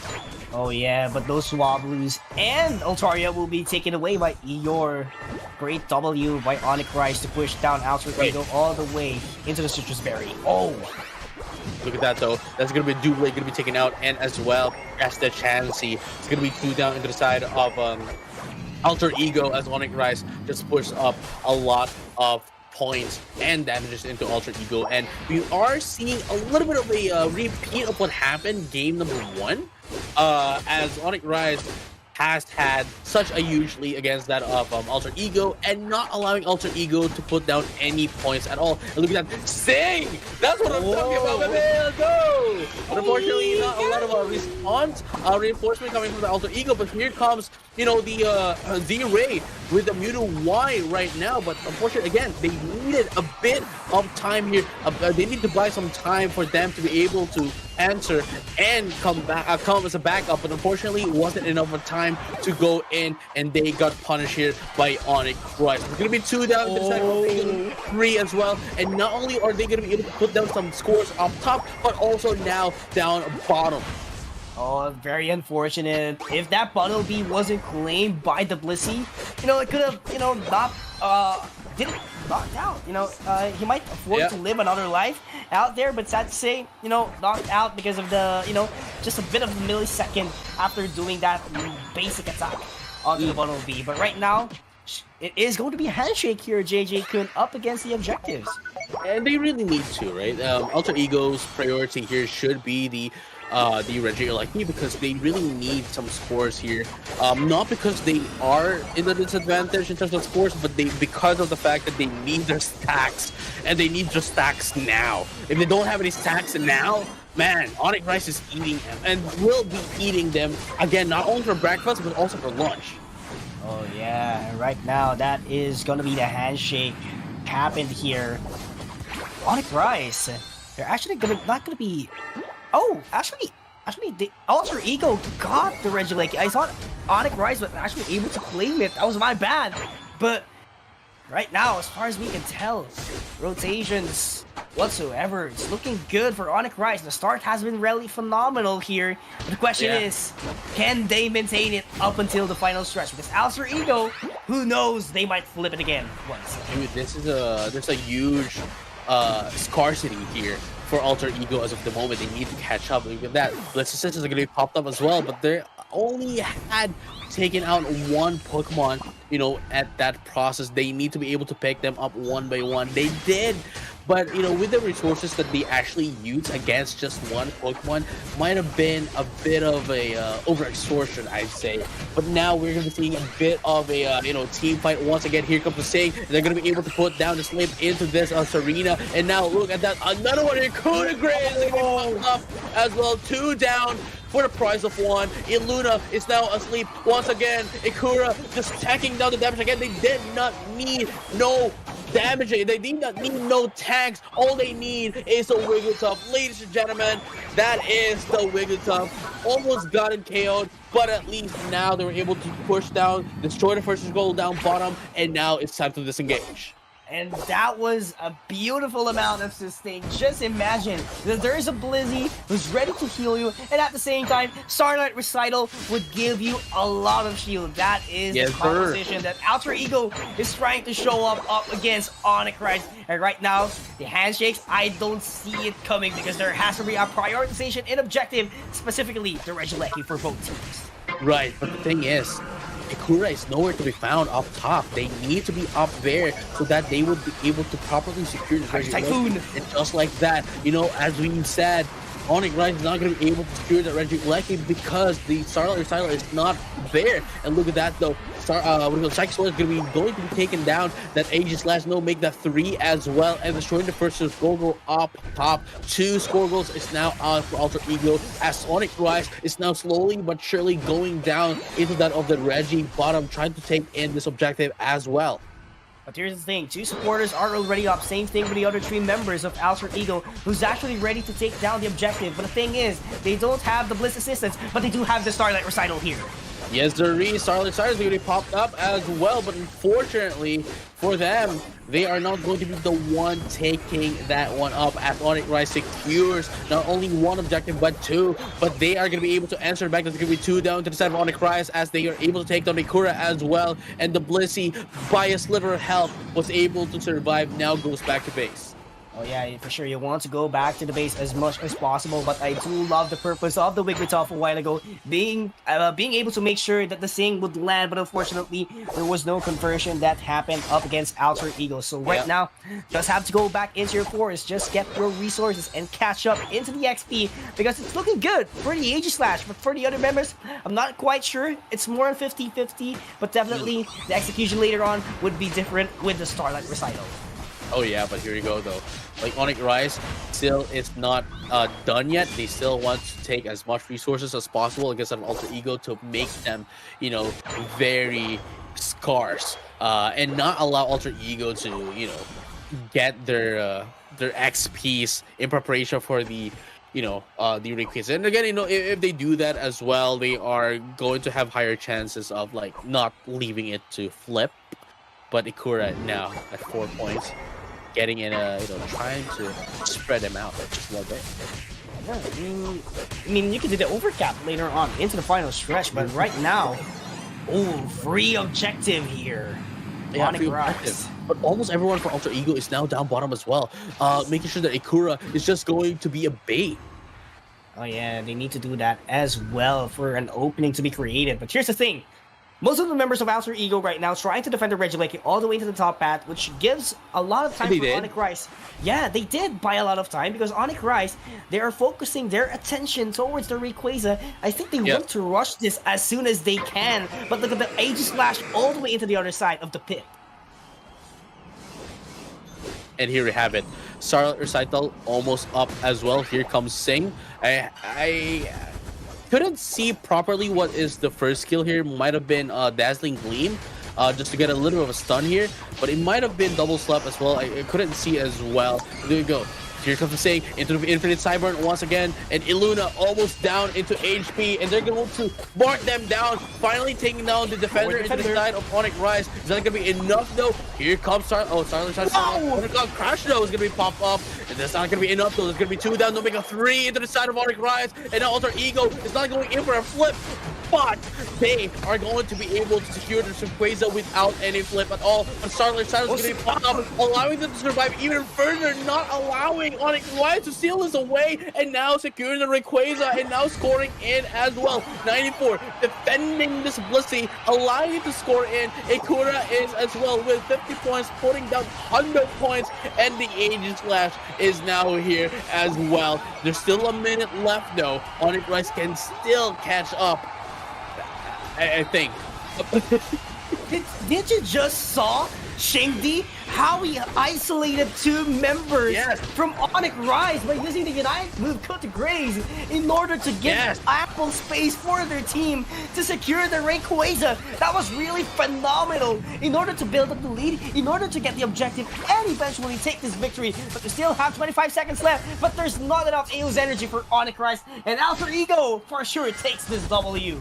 Yes, sirree. This has been the second game of the day. The second game of the day. The second match rather of the day that we're gonna be seeing a 2-0 here. First one was a flip, sure, but Alter Ego altered their playstyle, altered their roster, altered their Pokemon composition, and now winning 2-0 up, and now going into the semifinals. One step away to PUACL finals. Alter Ego, ladies and gentlemen. We cannot deny, despite PKZ not playing, they're still a formidable team. They're still at 100%, ladies and gentlemen. This is their trademark. And just imagine, they took down one of the strongest team here, which is Onyx Rise. Might tell you, they were the third placer in the World Championship Series during 2024, and Alter Ego managed to take them down in 2-0. Yes, and again, this is not going to be the end of the road here for for Onyx Rise, because Onyx Rise is just going to be going down the lower bracket. But then again, that gives them their last life in this tournament, because if they do lose the lower bracket, then they wouldn't have a chance to go up into that of the the grand finals. But with that being said, though, beautiful play for both of the teams. I really and honestly think that both of them really gave their best, and at the same time, it's they gave us amazing matches, really, and it could have been anyone's game. But by the end of game number 2, Alter Ego definitely showed how much they have changed their composition as well as their game style, that they were able to easily adapt against that of Onyx Rise from game number 1. And I didn't actually imagine that this Aegis Slash could actually be the game changer, because I do love that you pointed out that the recital, the Unite move of a Wigglytuff could actually make everyone a defender. Not just the Wigglytuff, everyone else could be a defender. And here's the thing, it's not just that, because you can if you're an Aegis Slash, you can act as a defender. But what if you have that buff with the Unite move? Along with it, right? Along with it, you are a full-fledged defender. I love that. I love that zone from Shengdi being able for Alter Ego to secure their spot into the upper semis. What a beautiful. Dude, that's what I'm talking about, dude. Like, believe me when I say Wigglytuff is not a sporter, guys. It's not. It's not. It's not. A defender. It's a defender, ladies and gents. So, now you believe me. You know what I'm saying? Like... Alright, we have conclusions right now. Wigglytuff is a defender, Ho-Oh is a supporter. Trust me. Trust me, right? Yes. You know what I mean? Yeah, Yes, it is. You are right. But yes, ladies and gentlemen, all trainers alike, that has been Onyx Rise versus Alter Ego. The next matchup that we're going to be seeing would be Talon from the Philippines, and of course we have EOS Onyx as well. So, man, this is going to be quite a match as well. And whoever's going to be losing that match, the next one, is going to be fighting off against that of Onyx Rise down the lower bracket. Unfortunately, it's going to be off stream, but we are just going to have you guys the update as to what's going to happen in their match. So we'll be right back. Get some drink and eat some biscuits, some chips or whatever you have at the moment. So. We'll be right back for more Pokemon Unite action, so stay tuned. Bye-bye.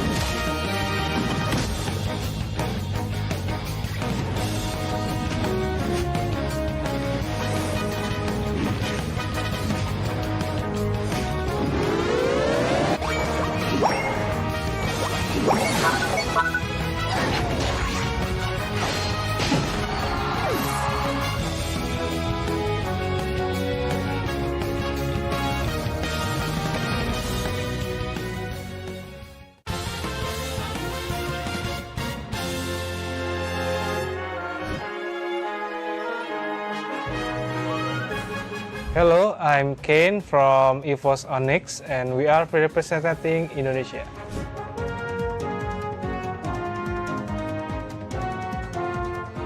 A little nervous, but we are excited at the same time. And currently, we are preparing our best and give it our all for the playoff.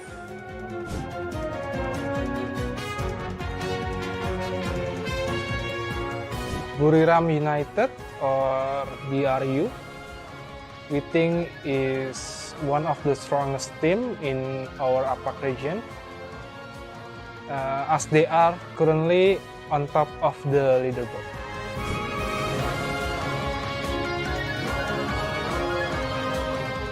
Thank you EOS fans for support us, and please continue to cheer for us in the playoff. EOS roar!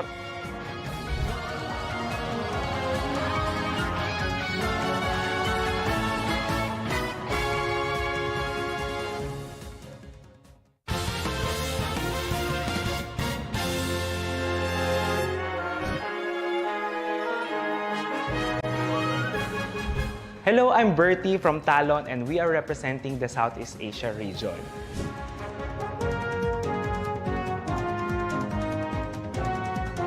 We are really excited to play in this upcoming playoffs. I know. Welcome back to Pokemon Unite Asia Champions League. Pinoy Pride once again is about to witness here. Talon up against EOS Onyx. Guys, let's not forget the fans of EVOs out there definitely supporting their representative in country. Pero syempre, it's all about Pinoy at the comment section. I can imagine it without looking at it, you know? I was surprised because I forgot that the one playing at the moment is Talon. When you said Pinoy Pride, I was like, what? Hold up. What? Hold up. Hello? And something ain't right. something ain't right, you know? But yeah, a little bit of an update here, JJ Good. And to everyone else who's watching the live stream. So currently, BRU and Blacklist International, they're on their game number 3. So we cannot determine yet who's going to be advancing into the tournament. Yeah. So Onyx Prize is still waiting on who's going to lose or who's going to drop the game of Talon versus EOS Onyx. But I love the rivalry as well between these two teams. And actually, you know, PH versus Indonesia. It's the rivalry once again we are about to witness. Oh, okay. Okay, I know what you're referring to. I'm not gonna say it. You're not gonna say it, but you know what I mean, right? But the fans know what we mean, right? Yeah. It's the Filipinos and the Indonesians. So it's it's always like that. It's not okay. I guess what we can say is that it's not just in Pokemon Unite. It's in every competition. It's always in esports, in mobile esports, right? But in this case, obviously, Pokemon Unite has its Nintendo Switch as well. But mostly in the mobile esports, it's always the Filipinos and the Indonesian, and this is definitely one of those moments as well. And I'm sure everyone has their favorites. But speaking of which, though, before we head into the game, we're going to want to introduce to you one of the teams that will be joining into the competition. Is Reject from Japan. They are a professional esports team established in 2018 with divisions competing in various games, including, of course, Pokemon Unite. If they didn't have Pokemon Unite, they wouldn't be here. So the team is well regarded for its strategic gameplay and ability to perform under pressure. And in 2024 May, Reject revamped its Unite roster with new players, emphasizing community engagement and tournament success. And of course, this roster includes players with diverse roles, such as skilled long-range attackers and strategic supporters, complemented by strong focus on teamwork. And their aim, I guess, as a team, is to contribute to the team's global reputations into Reject as leaders of Pokemon Unite. Yeah, for sure. And on the other hand, Godlike Esports, they're not new. We know every single members of them. But yeah, for those who are new, definitely their Pokemon Unite team is blended with top talent, with each player bring experience from the nation's best team. They have a balanced attack and defense on their team that brings out a lot of synergy to showcase their explosive gameplay and their victories across the Indian Circuit tournament, which is actually aligned with the calendar of Southeast Asia and Japan ACL. So make sure to tune in, because who knows, they might be one of the teams who would advance in the ACL finals. But again, for now, it's EOS Onyx up against Talon PH. Ladies and gentlemen, the moment that the fans have been waiting for, the rivalry once again. Oh yeah, I mean, it's always like this, and it's Talon versus EOS Onyx. Man, it is gonna be a game of the day. Definitely a game of the day, dude. Oh, yeah. It's always the grand finals in every mobile esports, right? It's always versus Indonesia, and unfortunately for us, though, we might not be able to see it in the grand finals, but at least we do see it now.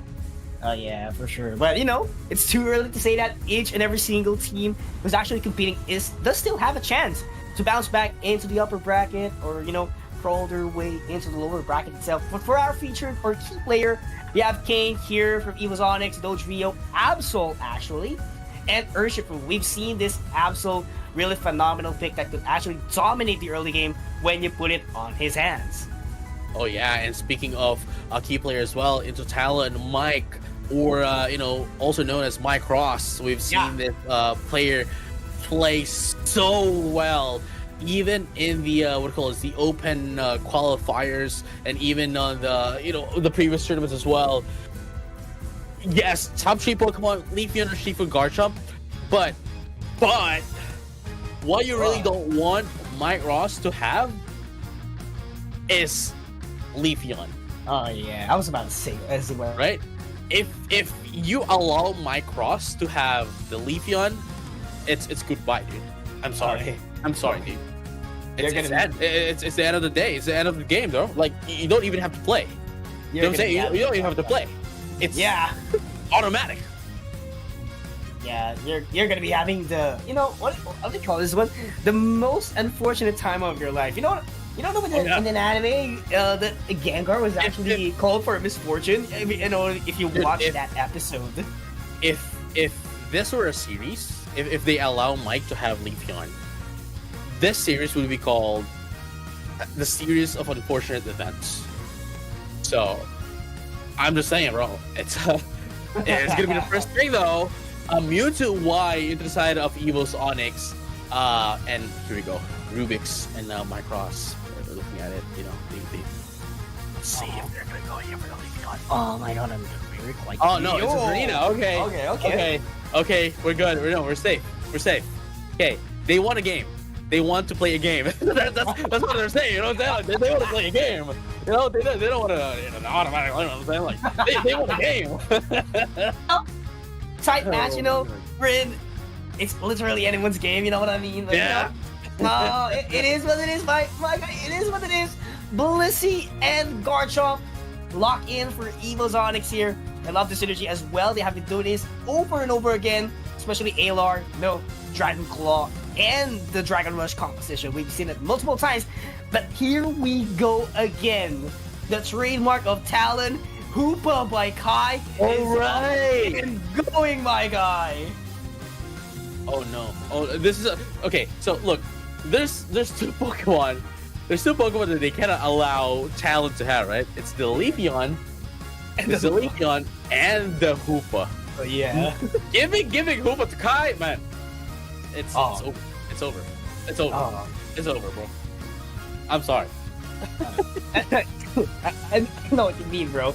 But here's the thing. EOS Onyx, they have a great lineup here. Very well balanced.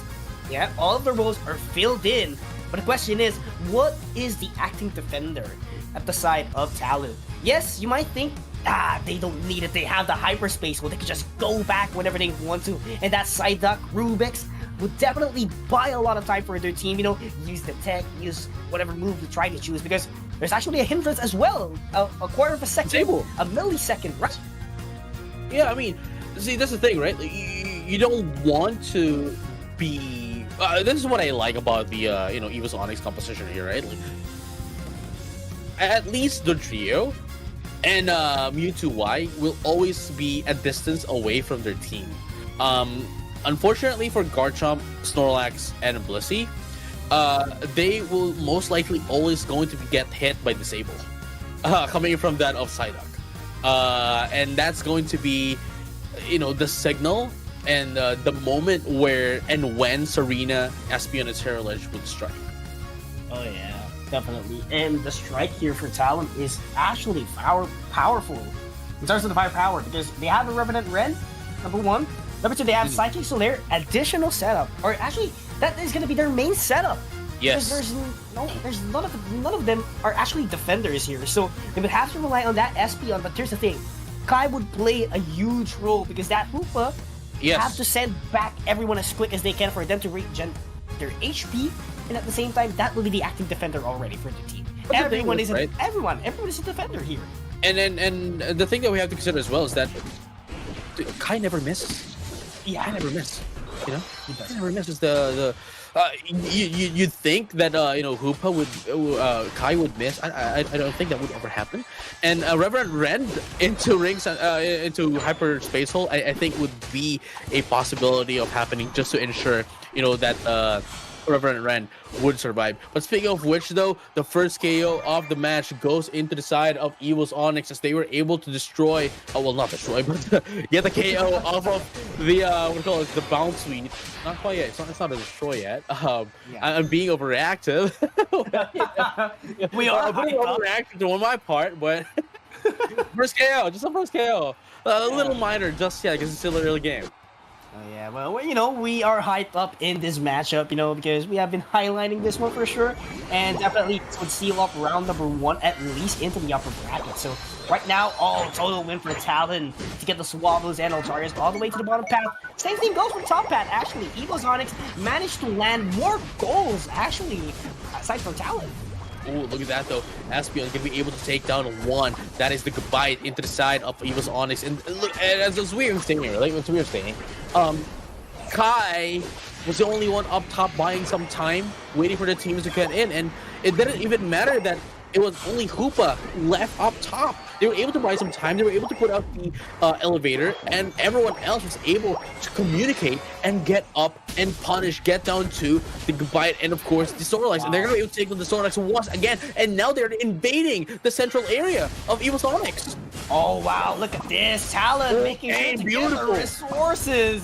Dylan has to back away, and Storm is actually great. Sure hit of moves out here, JJ Kun. Dude, Dylan didn't care if he's low on HP. He knew that Sync 1 was coming in, gonna be able to take down one into the side of Omega 2. Man, the Blissey slowly but surely chopping on the chopping board the ingredients for a beautiful soup of malasada, my man.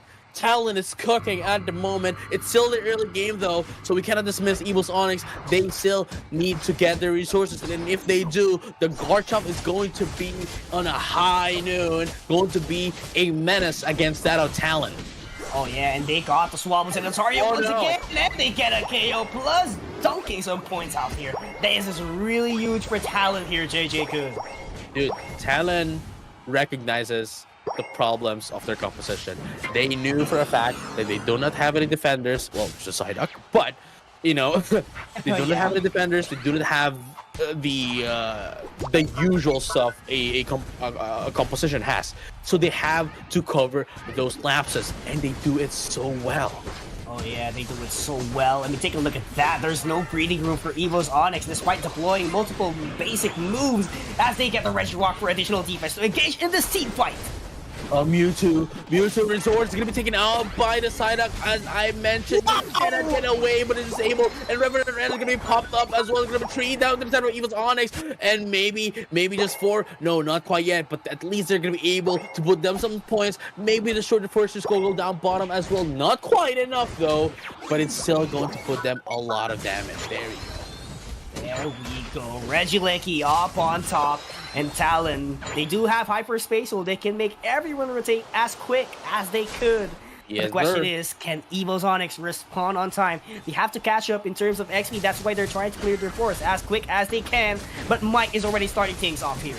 Oh man, not only were they able to get in the Regi bottom, but now they have taken down the Regieleki as well for themselves. Jinky's trying to get away, but unfortunately, Sync1 has synced them team into taking down the Snorlax, and not yet. They're not stopping here, but unfortunately for them, they have, you know, gotten there a little overextension, and EOS Onyx was able to pull out the reverse Uno card against them, but Psychic Storm is going to pop up, and Kai rings and bound, making everyone jump into the portal and answering back against EOS Onyx, because yes, you may have been able to take down 3 of us, but we're not going to stop here. We're not going to allow you to get that free,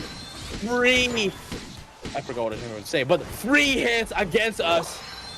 We're not going to allow that to happen, bro. We're not gonna allow that to happen indeed. And look at that hyperspace hole portal to go back into the base, have a total reset, and prepare for the next major objective into the bottom lane. 15 seconds on the clock, and EOS Onyx is nowhere to be found because they really do want to catch up in their XPs by getting the wilds. It's a read, but at the same time, you know, as you can see, ALR here is getting free resources, which is actually very dangerous considering that it is a Garchomp currently now at level 12. And in terms of XP, Talent is definitely on the deficit here. Oh yeah, because those fights that they tried to commit a while ago, all of them were not successful. It was smooth, but everything did not go according to plan. And right now, Rubex is pinched all the way to the middle. Oh yes, but full power Sai is not going to be enough to have them survive, as the Snorlax uses power nap as well to be able to take them out. Unfortunately for them, going to be able to be taken out, but still not quite a lot of damage as you would expect, as we are still going to be having to see, you know, that Regieleki up top. But Mike, though, taking out Quintessence just to be able to get away, get a little bit of running speed as well. Bonus from the Unite move, and unfortunately that could be enough though, as Kane was able to be the reinforcement that these 2 Pokemon needed to take down Mike. Okay, they're gonna be giving up to Regieleki actually here and force the team fight. Revenant Red gonna be popping off here, JJ-kun. Yes, sirree. I saw that as well. Yes, sirree. The moment that you saw that, we both saw it. Jake is going to be taken out as well. As I mentioned, Talon is not going to allow EOS Onyx to pull out a lot of damage. It's not going to be a free real estate. There we go. I finally you know, remember what I was going to say. Free real estate is not going to be a part of the equation here, as Talon answers back with 4 KOs of their own against EOS Onyx. But then again, there goes the handshake as well, as EOS Onyx was able to take away the Regieleki up top. But there is Mike just defending the secondary score goal up top. And yes, 14-point lead only for Talon PH. Talon Esports really wants to get the upper hand as quick as they can, but you have to be very careful with that Garchomp already at level 14. But there is actually an answer back by the Cyrilage that Talon has on their pocket. But trying to tell you, it's not just the Garchomp here. Once that Snorlax gets the heavy slam working, plus the Yawn, definitely triple trample, infinite sideburn, would definitely be a follow-up here. You know, I am looking over at like Talon's composition. I mean, they are a pretty balanced composition, but we have to consider as well that EOS Onyx is the safer composition now that I see it. You know, with this kind of levels. The win con here, I would say, and you know, tell me if you disagree, is that Talon needs to be able to pick off at least one Pokemon into the side of EOS Onyx. It cannot be the Rodrio, could only be, you know, the Snorlax and the Blissey. And if they do take them out, they can, well, essentially win over EOS Onyx. But as long as those Pokemon are out, they're going to have a hard time, you know, poking down into EOS Onyx. I totally agree with you because they need to prioritize that Blissey, but look who's gonna be going up here right now! I kick Solaire into Bliss Assistance, but unfortunately not gonna be enough as they are almost low on health. Kane, 1 HP left here. Jenkins was isolated as well. That's what I'm talking about, ladies and gentlemen. They need to take them out one by one because they don't have the defender, they don't have anyone to tank down the damage, and everyone into the side of EOS Onyx is very bulky as well. And they were able to do it successfully, and now Sam secured the Rayquaza. Ladies and gentlemen, that is Talon. This just saw Kai. He was able to zone out 4 members from EOS Onyx after going into the Rings Unbound form because he can actually act as a defender with enhanced HP, enhanced movesets, definitely could push a lot of your opponents back into their base, and that was Kai doing the works of wonders, making sure there's one member who's gonna get pinched down on his teammates. See, that's the thing, right? Like, it's Unbound form Hoopa actually does have the highest HP in the game before items. If I'm not mistaken, that's 1500 HP. If I'm not mistaken, but nonetheless, it has the highest HP in the game. And as you have mentioned, having that highest HP pool definitely will make that Unbound form Hoopa be a defender. Yeah, for sure. But right now, EOS Onyx trying their best to score a couple of goals here. Oh, but not really good enough. Psychic Solaire plus Revenant Rend being able to do the defense for 46 points was gone in the bank here. Out too. Not gonna be enough here, JJ Kun. Talon gets game number 1.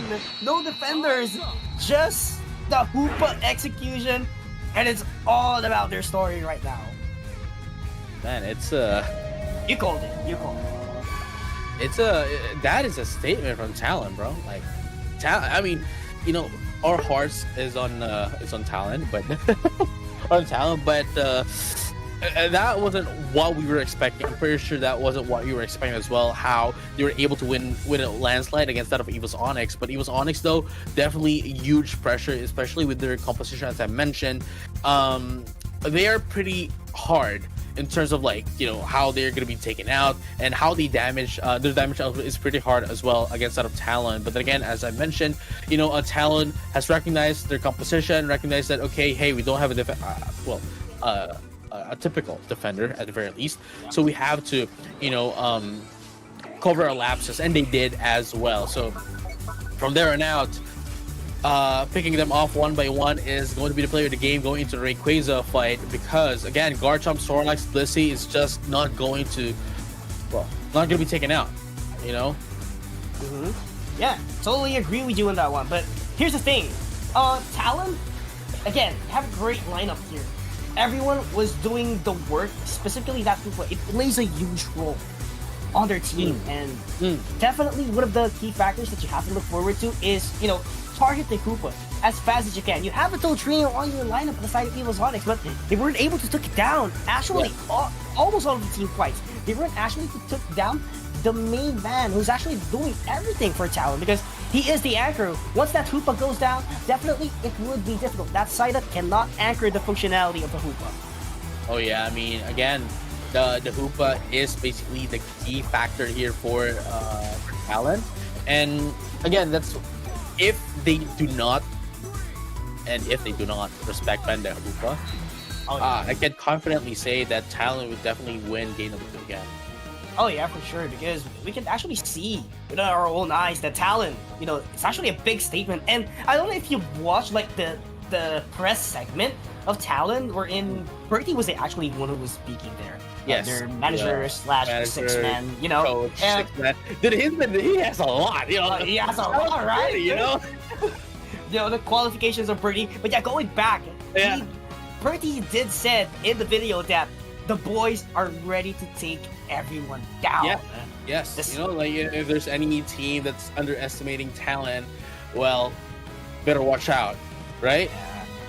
I mean, definitely have to watch out because they have been in ACL for over and over again since 2022, as far as I can tell. Yeah, there we go, 2022.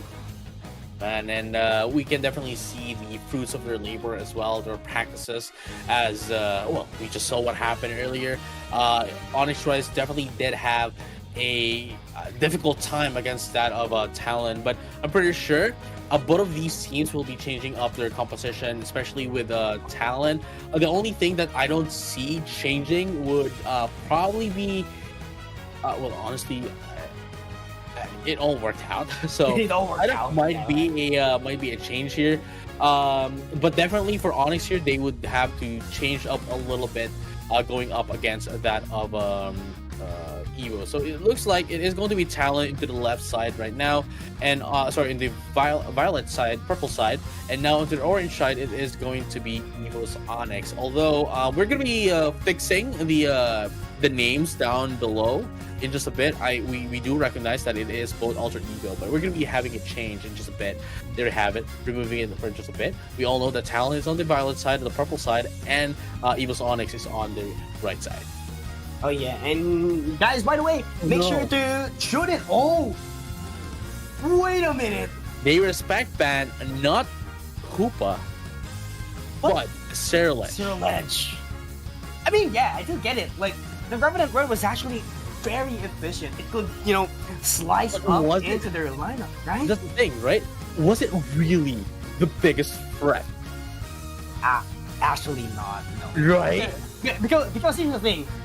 The reason why that Ceruledge was a threat, because it could just go back into the base, regain the HP that they need. Yes! Do the moveset, right? And that's the Hoopa. It's not the Ceruledge. It's not the same functionality when you don't have the Hoopa on your pocket. Yeah, Ceruledge is a really strong Pokemon. We do not doubt that. But in that composition, in that gameplay, in that game, on game number 1, Ceruledge, I can confidently say, wasn't really the biggest threat of Evo's. Dude, it was Kai. It was Kai, bro. Oh yeah, definitely. And right now, Hoopa, by the way, is still open. No one has picked it. Kai trying to do the last minute thinking of a strategy here. Is it worth it to go for the Hoopa once again? So far, we are 3/3 on their previous lineup here. But on the other hand, here, EOS Onyx, they decided to go for the Mew. Actually, a little bit curious here because Mew was not before it was, if you know what I mean. It's not the same wherein you can just juggle around, do a lot of movesets, throw everything out. It's not how it works anymore, because of the nerfs that we've had. Yes. Oh man, this is I'm quite interested into the change into Kai. I totally understand why they're changing up into the Umbreon, because definitely you don't want a Comfy to go into a Greninja, and going with a Greninja, obviously they have to revolve around their attacker, their carry in this game, that is Sync 1 and having the lowest HP. Definitely Kai here is going to have obviously not going to be running Snarl, but instead will go in for the Wish, allowing Sync 1 to be able to survive longer than it could. And at the same time, Mike with a Serena can just replenish his HP by itself, not really a problem. Dylan, though, Dylan and Rubik's has potion. Dylan is just going to be on a bit of a range against sort of a team fight. So Umbreon definitely Melook into Wish would be providing a lot of problems into the side of EOS Onyx, but especially that they have a lot of Pokemon that is that requires to go in and and flank them, like, you know, the Absol and the guard shop, you know, which really requires them to be on a certain position for them to be able to set up, you know, Dragon Rush, Dragon Claw, eject button. Yeah, totally agree. And I would like to add up as well. We have the Slick Spoon coming in from the Espeon, so I don't see any problems when it comes to SP attack penetration, as well as the Greninja that does have the cursed item. So definitely the healings would be reduced by the Blissey that it could give. And, you know, by the way, I do believe that we have already determined the results from the losers bracket, but we'll make sure to hold that one, you know. And yeah, we're gonna tell you the results later after this match. For now, let's focus into this game. It's still Alter Ego versus Alter Ego, but it is EOS Onyx onto the orange side, that is the right side, and of course we have Talon into the left side, or the purple side, if you will say it like that. But then again, you know, we're just gonna be fixing it in just a bit. There you go. Oh yeah, just a bit. Right now, this is actually an equalized phasing here, and look at the Absol trying to climb up all the way into the top path, making sure that they get an early advantage here. Yeah, Zuri and, you know, Kane here really has a lot of like mobile Pokemon into their arsenal, but then again, Kai with that of the Umbreon is definitely going to be a huge threat here, because they definitely won't be able to use Night Slash or Pursuit. Definitely not Sucker Punch as well. The Psycho Guard maybe into Night Slash, but then again with Look, it's going to have reduced or at least limited positioning going into the matches right now. But as you can see here, Mew at the moment is trying to get away, being able to see Sync 1, but are they going to be able to steal away the resources? Let's find out. Yes, they will. With wait, what happened? Yo, yo, what happened? Yeah, that's what I'm saying. Hold up. Yeah, 2 KOs, KO, rather KO. Oh, 2 KOs. There we go. There we go. Yeah, there we go. And it's actually a I got taken aback by the boost and basic attack. Yeah, and actually great win by Talon, being able to secure the 8-minute mark of the game, because that is where the middle Altarius and Swablu spawn. So definitely an additional resources for them to get a couple of XPs actually. And yeah, very present. Sync 1 already at Greninja. Yeah, Zuri early at level 7 as well. Espeon at level 7 just needs one more level to be able to get in their Unite move as well. There we have it. Ladies and gentlemen, Ultra Light pushing away EOS Onyx up top, putting them a little bit of score here, and now we need to have an overcap of just 12 points. Unfortunately, it's not a lot, but it's still an overcap nonetheless. And now it is only Rubik's holding down the 4th down bottom, waiting for the team to go down and punish EOS Onyx.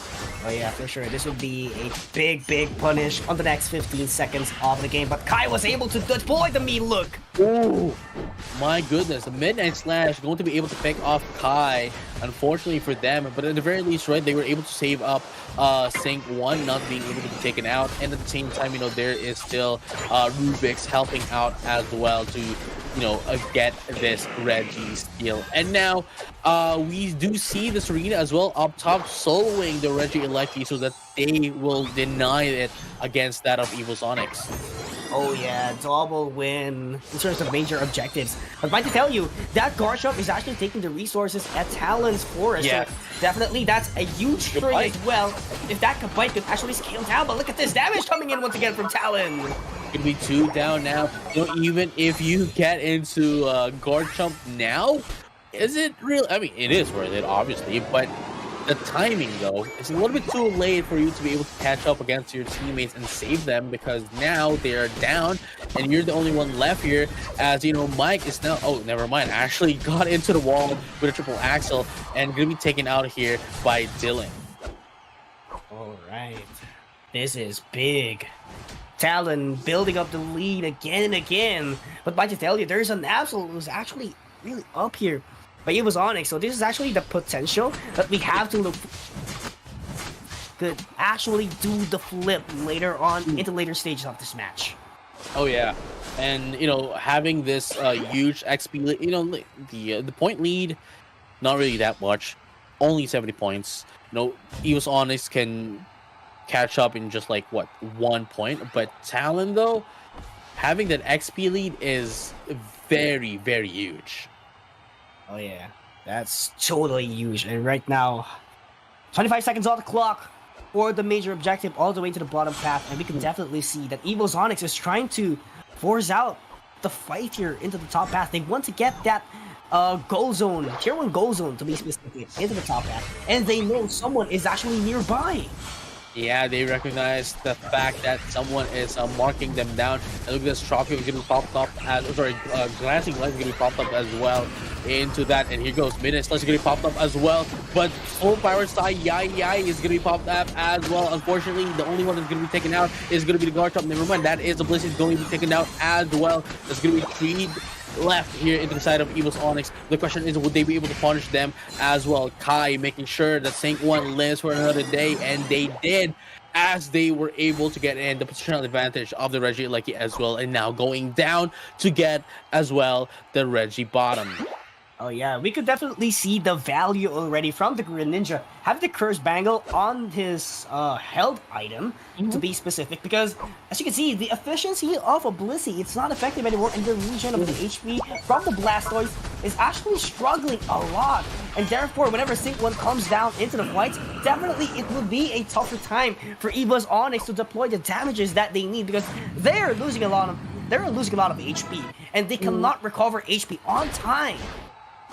Oh yeah, and here you have it though. Speaking of recovering, man, EOS Onyx needs to recover here. Not just their HP, but their footing as well. Going against that of Talon, we haven't had an inch of point difference. Still at 70 for the last minute, but Talon keeps on cooking.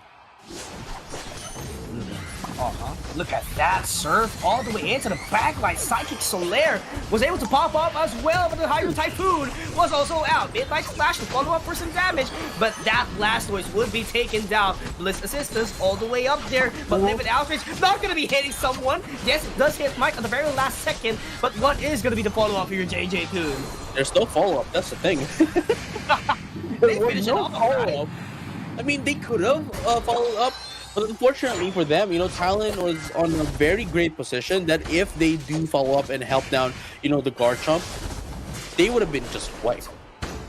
Oh yeah, totally agree with you. And they want to play it out very safe, because that Regieleki, it's gonna spawn around C30, and definitely they would want to get it as quick as they could. So apply a minimal amount of pressure all the way into the top path, and for them to get a lot of space into the Rayquaza's pit, because that is what you want to happen, specifically when you're in the lead, number 1, and number 2, when the final stretch is about to begin. Put a lot of pressure into the opposing team, and when you get enough intel, go for the fight, go for the Rayquaza, and go get the objective away from your opponent. And that's what you have been talking about. The Regieleki is now into the hands of Talon, putting up a little bit of pressure into the side of EOS Onyx, pushing them into an option select whether to stop the Regieleki or allow the other team to just score in. And they did just allow the Regieleki in, but now they're going to have a bit of a problem going to the Rayquaza. Sure, they do have some Unite moves up, Midnight Sledge as well, but there are a lot of Pokemon here as well that can stop the mobility of EOS Onyx. And look at this right now, Psychic Slayer is going to be popped up once again. Wow. Moonlight Path going to be 3 down to the side of EOS Onyx. Talon right now is eating them for dinner. Whatever Shuriken though is going to be used, not going to be able to hit anyone at all, but they were able to follow it through. They're going to be able to take down the Mew as well. Only the Absol is up left for EOS Onyx. Midnight Slash K is going to be used here, but unfortunately the Mean Look was not enough, and the Absol was able to get away. But with that being said though, it didn't matter, because Talon was able to secure away the Rayquaza, and now all they have to do is fear everything and run. Oh my goodness, they just have to go into the goal zones right now. Talon still has a lot of Rayquaza's buff. They have to charge in as soon as they can to land those points, because comeback is still possible beside EOS Onyx. 1 minute on the clock is all that's left, and Kai and Rubik still has the buff and the 100 points in the bag. Well, not anymore. They cannot catch up into Talon. Not anymore. Not anymore. So, okay, let me do the score. It is 600... I don't know. 48. 648. 648 points. Talon secured game number 2. We have had three game 2s thus far in a row. Oh, yeah. And I'm quite looking forward to the next set of matches that we'll be having later on. Specifically, that Alter Ego is trying to look forward into Talon. But not forget, EOS Onyx still has a chance to bounce back even stronger. They're going to be playing with Onyx into the lower bracket. Onyx still eyeing on them to get their revenge story because EOS Onyx actually took them down during the group stage in day number 1, right? Yes, sirree. And you know this is going to be a lot of like revenge matches as well from their previous matches. But then again, you know, Onyx, it's gonna be Onyx versus oh no. Yeah, I just realized too. It's Onyx and EOS coming in from the same place, bro. Coming from the same region, and it's going to be you know, what do you call it? It's going to be a how do I say this? Like a team wipe. Is that right? They're gonna be taking out one of their own in their own region, unfortunately. Yeah. Seems like they're gonna be doing a what do you call this one? Local qualifiers. There we go. But the stakes are much more higher. And for the record of everyone, Onyx Rise always takes down EOS Onyx in their region. Could be the local qualifiers, WCS qualifiers. They always emerge victorious. And EOS Onyx will try to delete that history because they actually did during the group stage, but this is a different stage. We are in the playoffs, no room for mistakes for both of them. But right now, for them on the lower bracket. Yeah, right? Because stakes is super duper high. But of course, not forget, Talon emerging victorious up against EOS Onyx 2-0 in the series. They're going to be advancing into the upper semi-finals, and they're going to be playing up against Alter Ego in just a bit. Because later on, we'll be having MSJ versus Paper Rex. Oh no, yeah, I mean, at the same time, right, going back into this game, we can definitely see how Talon was able to control this match against that of, you know, EOS Onyx, which really goes to show how much they have improved throughout the group stages, because we all know for a fact that, you know, even Talon was having a bit of a rocky start along with, you know, Blacklist, rocky start into the group stages, but by the end of the timeline of the tournament, they, you know, they slowly, you know, started getting into their feet, and then now we can definitely see how much change they've had since the last day number 6, you know, for the group stages going into that of the playoffs. Yeah, and here's the thing, despite Talon being able to come in game number 1 with their conference draft, game number 2 was actually one of their conference as well. Not in terms of compositions or Pokemons, but in the concept that they try to do. They have to make sure that there's an SP attack that could actually penetrate on your opponent's defense, as well as the first item that actually hinder the healings if ever there are the healers coming in on their team. Yes, EOS has that one, but they really did minimize it with the Greninja's prowess, being able to prioritize wherever that Blissey is. Yes, sirree. And you know, speaking of ending things up as well, we have now the results of what happened on the lower bracket on the off-stream match. You know, this time, as we've mentioned, it is going to be EOS Onyx and Onyx Rise. They're going to be going down the lower bracket. They're going to be fighting off on the first round.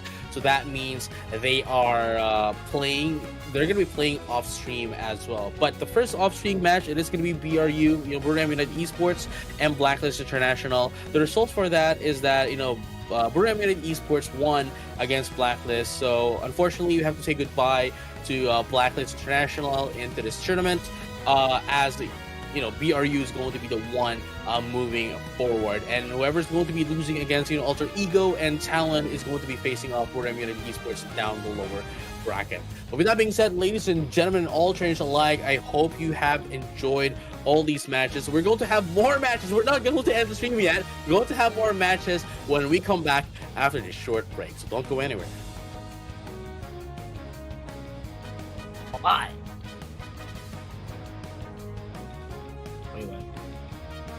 Hello.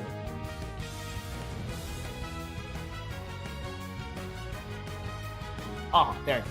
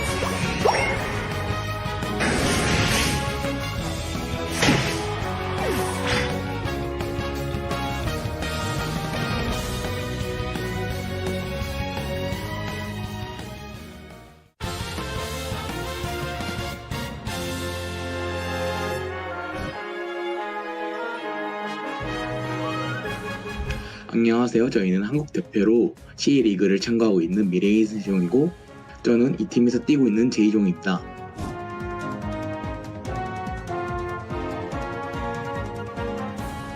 강한 팀들과 다시 한번 경쟁할 수 있는 기회를 얻게 된 것에 대해서 굉장히 감사하게 생각하고, 비록 저희 팀이 좋은 성적을 보여주진 못했지만 이번 플레이오프에서만큼은 밑에서부터 천천히 올라가는 모습 반드시 보여드리겠습니다.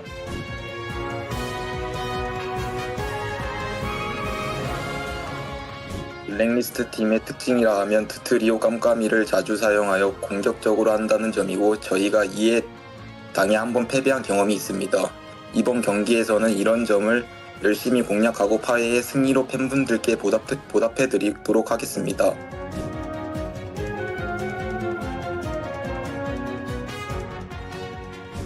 우선 저희 팀인 미래엔 세종과 항상 미래엔 세종을 응원해주시는 팬분들께 너무 감사드리고, SEA 리그 관계자분들 그리고 저희 리그의 모든 참가팀 선수들께도 감사합니다. 응원해주시는 만큼 좋은 성적 낼 수 있도록 최선을 다하겠습니다.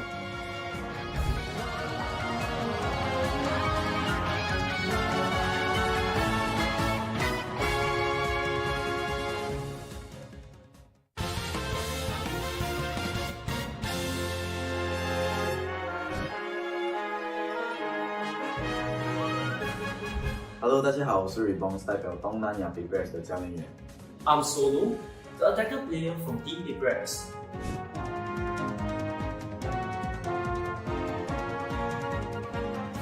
我觉得目前 Big Rex 这个队已经测试了各种各样的阵容和策略，所以我觉得我们已经准备很好了，然后我们也很期待。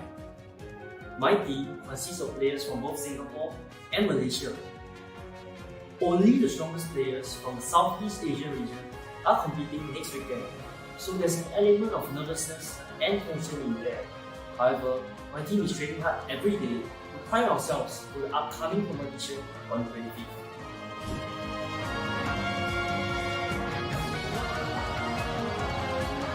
Eight teams will be competing, and the one we are looking out for is Team Onyx from Indonesia. They are a team of players who have played together for the longest time, showing incredible coordination time and time again. Since we suffered a defeat against them, we are looking forward to get our revenge.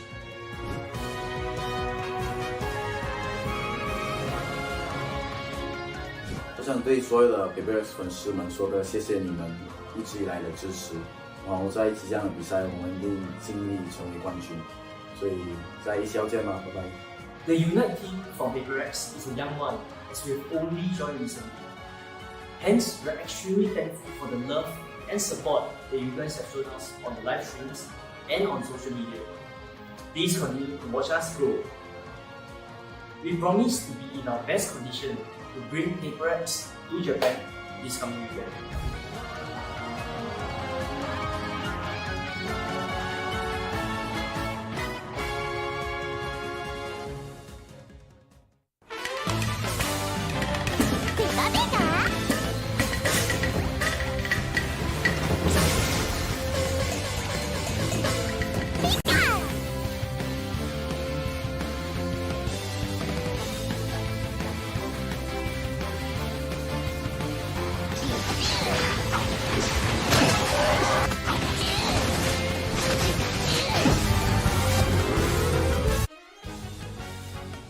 What's up, ladies and gentlemen, all trainers alike? We are now back once again in the Pokemon Unite Asia chat. You are smiling, bro. See that? Yeah. The Pokemon Unite Asia Champions League 2025. Once again, my name is JJ Kun, and with me is Pikachu, who's been smiling to the camera. So I like that, bro. I mean, who wouldn't smile? Because we just finished the round one of the upper bracket, and I can tell you, these four teams in the upper bracket are one step closer to book their tickets to Japan, namely Miran Sejong, Paper Rex, Alter Ego, and Talon. And as we've said a while ago, Pyramidite Esports actually won up against Blacklist International in 2-1, and they will continue their journey. The one who's going to be losing at the bracket of Alter Ego and Talon is going to be their opponent later on. Yes, sir. And again, quite unfortunate, but the first one to say goodbye paalam, Blacklist International. There has been quite a lot of things happening around, with Blacklist as well. So, quite unfortunate that we're not going to be able to see Blacklist International anymore into the tournament. But then again, the show must go on, and we still have a lot of matches to go through. So this time though, we're gonna be able to see, we're gonna be watching rather, MSJ, right, and PRX or Miran Sejong and Paper Rex. They are not currently in the lobby. We just need to, show you guys who these guys are once again, and obviously, an update on our bracket.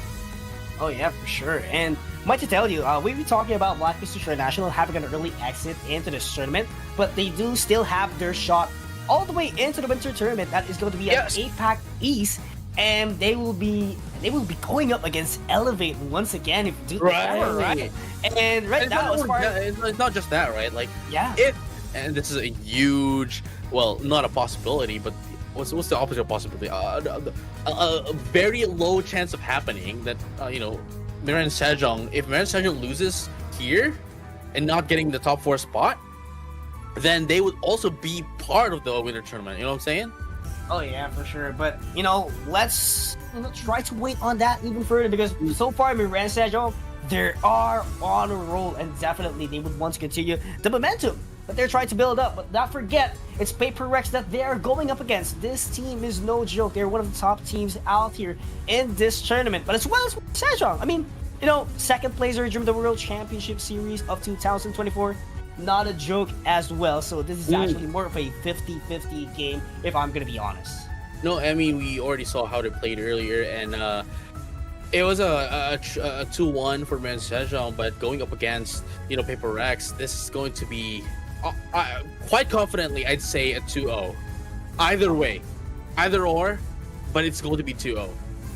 Oh yeah, because it's all about getting the head start, right? And speaking of head start, HT, the man who is actually a head start of their team, specifically when he uses Urshifu, Dodrio, and Zorak, whoever it is among these 3 Pokemons, you definitely have to watch out. On the other hand, we'll have our player. It's HT again. We're gonna be changing this up. Hold up, here we go. Magic. Yeah. There we go. I mean, John, my guy, we've seen how he cooked during game number 1. Was that a match number 1 rather? Being able to take down Birdmidnight Esports, one of the top teams out here, and definitely just have to watch out for this man. He is the work of wonders of Miran Sejong, the anchor, the shot caller, if I may call it. There we go. And now, the first and the start of our the draft phase. Obviously, the ban phase is going to be up here. It is going to be the Reverend Rend user, that is the Serial Edge, and of course, the Mimikyu is going to be first to be banned.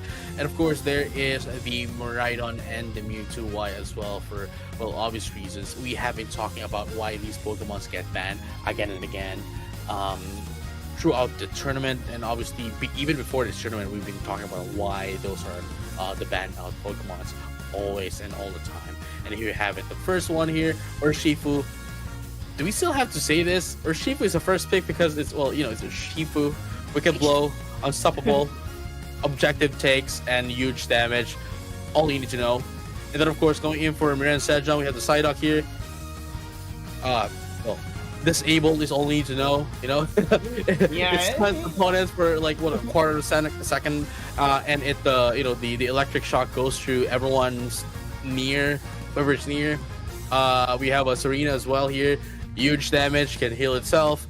Chobo here, obviously Blissey throws eggs, soft boiled, and throws you some side ups as well.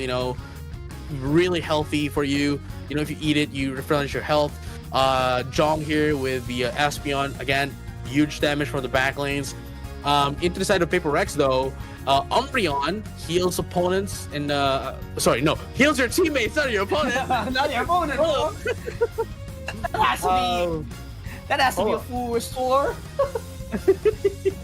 That has to be it, My bad. But Yemo here with a Pokemon that we haven't seen in quite a while. Gyarados. Gyarados. My bad, bro.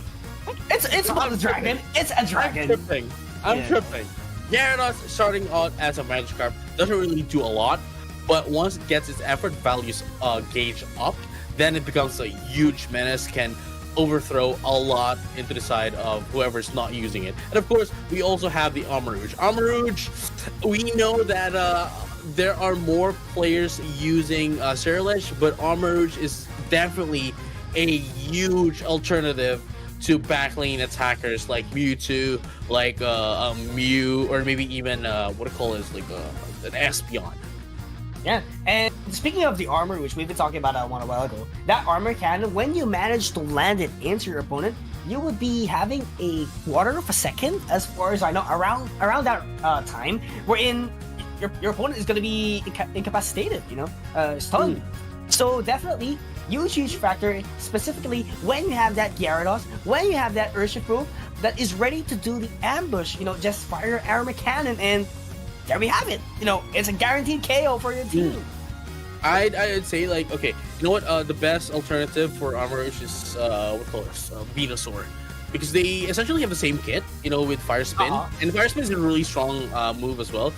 Flame Spin into Flame Charge. But in this kind of composition, I can definitely confidently say that this Armarouge is going to go in for, as you have mentioned, Armor Cannon and Size Shock. Oh yeah. That is the moveset I use whenever I play Armarouge, I understand. Yeah, they're the thing. And they're missing a backlane attacker as well, so definitely Armarouge is going to be going in for that.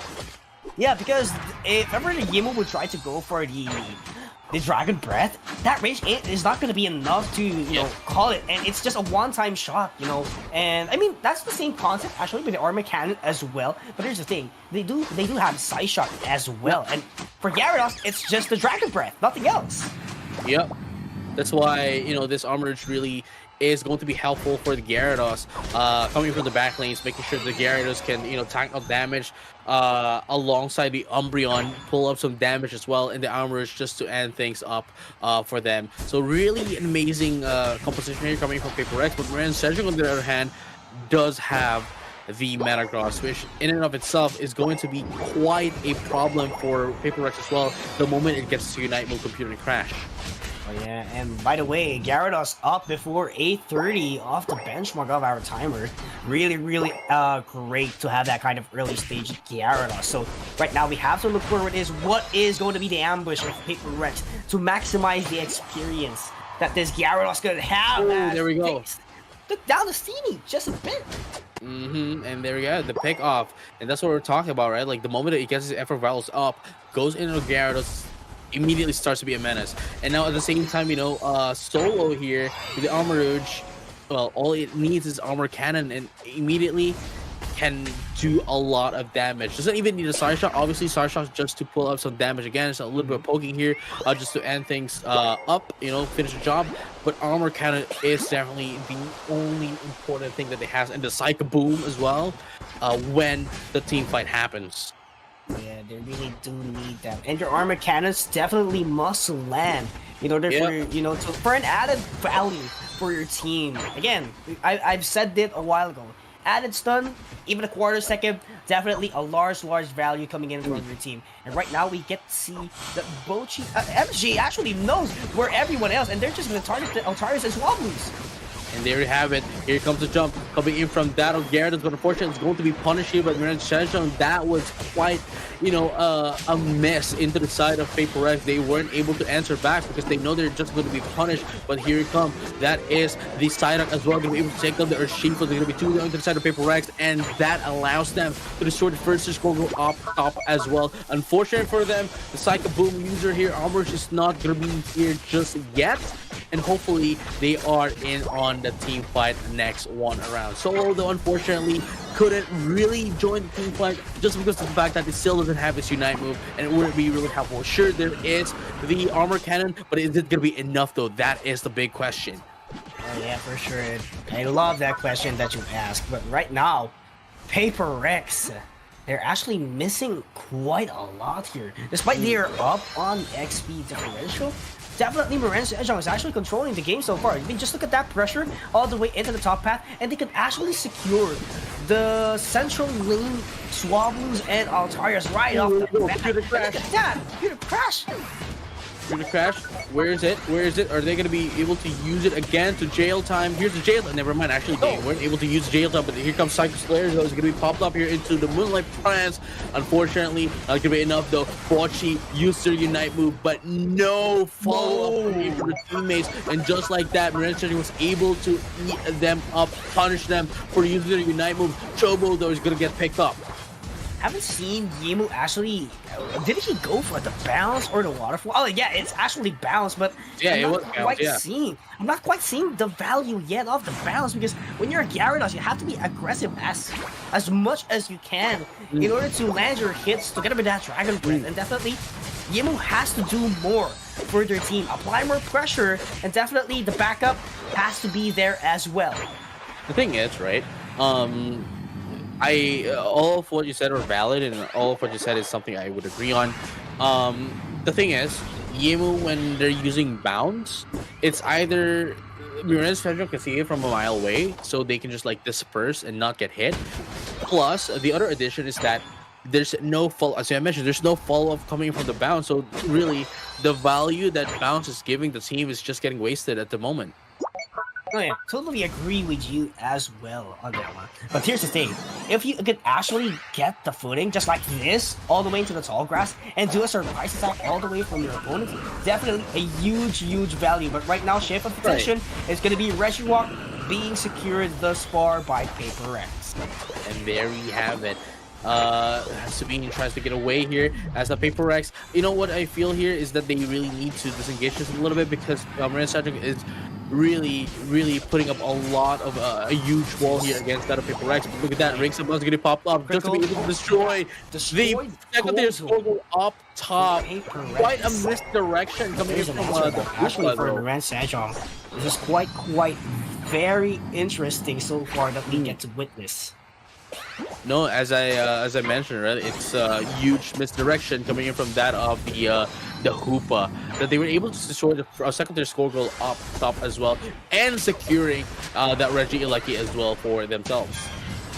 Oh yeah, that is a total secure as well, because look at that pressure all the way into the top path. There has to be a member from Miran Sejong to actually defend it, because it will land at the very last spot of their goal zone. But here's the thing, you would want it to land immediately. That's just 20 points, but you know, it would build up a lot of lead as well. Paper X, on the other hand, they build up that lead, yes.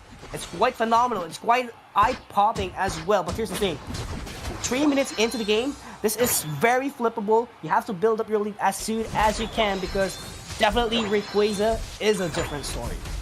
And there you have it as well. You know, like Paper X here, definitely has the lead in terms of the XP, but in terms of like team fight, that is where Miran Sejong definitely has some advantage against that of Paper X. If they do get their XPs before the Rayquaza, then that's going to prove a lot of problems for Paper X into the Rayquaza. Oh yeah, that's going to be a lot of problem. But right now, they have to secure this last major objective. All the way into the bottom path, not going to be quite sure what is going to be it, but there we have it, Registeel. Miran Sejong really does want it for an additional firepower later on into the final stretch, but Paper X not going to let that happen. But still, the one who secures it, it's going to be Miran Sejong, and they have to back away because 20 seconds on the clock. That's going to be the Rayquaza appearing at the middle of the forest.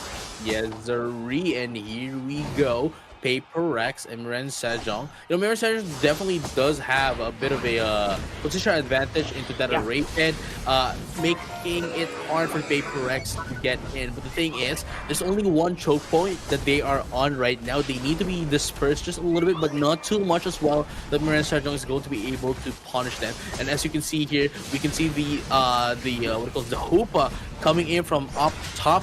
Now wants to, well, spread out Miran Sejong from the Ray Pit, and just like that, they're going to be able to put a little bit of damage here, but Paper X is low on HP compared to that of Miran Sejong. Did you see that? The Psychic Boom wasn't actually valuable inside the Rex, and right now, one Unite move is already out on their pocket, and this Umbreon is gonna be going in. Pochi, where are you going, my guy? And Spears at the same time, really, this is a beautiful box out coming in from Daramir and Sejong. They are slowly but surely poking down the Rayquaza, waiting for paperwork to get in. Something is going to pop up, but unfortunately, there goes the hyperspace as well. And here you go, Rings and Bells going to pop up so that everyone can just get in after going down the base. But unfortunately for them, it is not going to be a huge help for them, not quite yet, as it is going to be the Armarouge, and the Armarouge is going to be taken down. Only the Gyarados is going to be the one putting up some damage here and now, but the Urshifu as well tries to get away. The Hoopa is going to be able to go back into the base, but Miran Sejong right now still has some damage. That is still Spirits putting up a little bit of poking damage into that of Rayquaza. Okay, 30 seconds on the clock. Not gonna be enough for Miran Sejong unless they damage this Rayquaza really hard. 1/3 of an HP left. Weak Ascendant was popped off, but it's gonna take the last 19 seconds on the clock. They cannot seem to get it done. Yes, they do. But 14 seconds is all that they have. They just have to force it in. 10 seconds.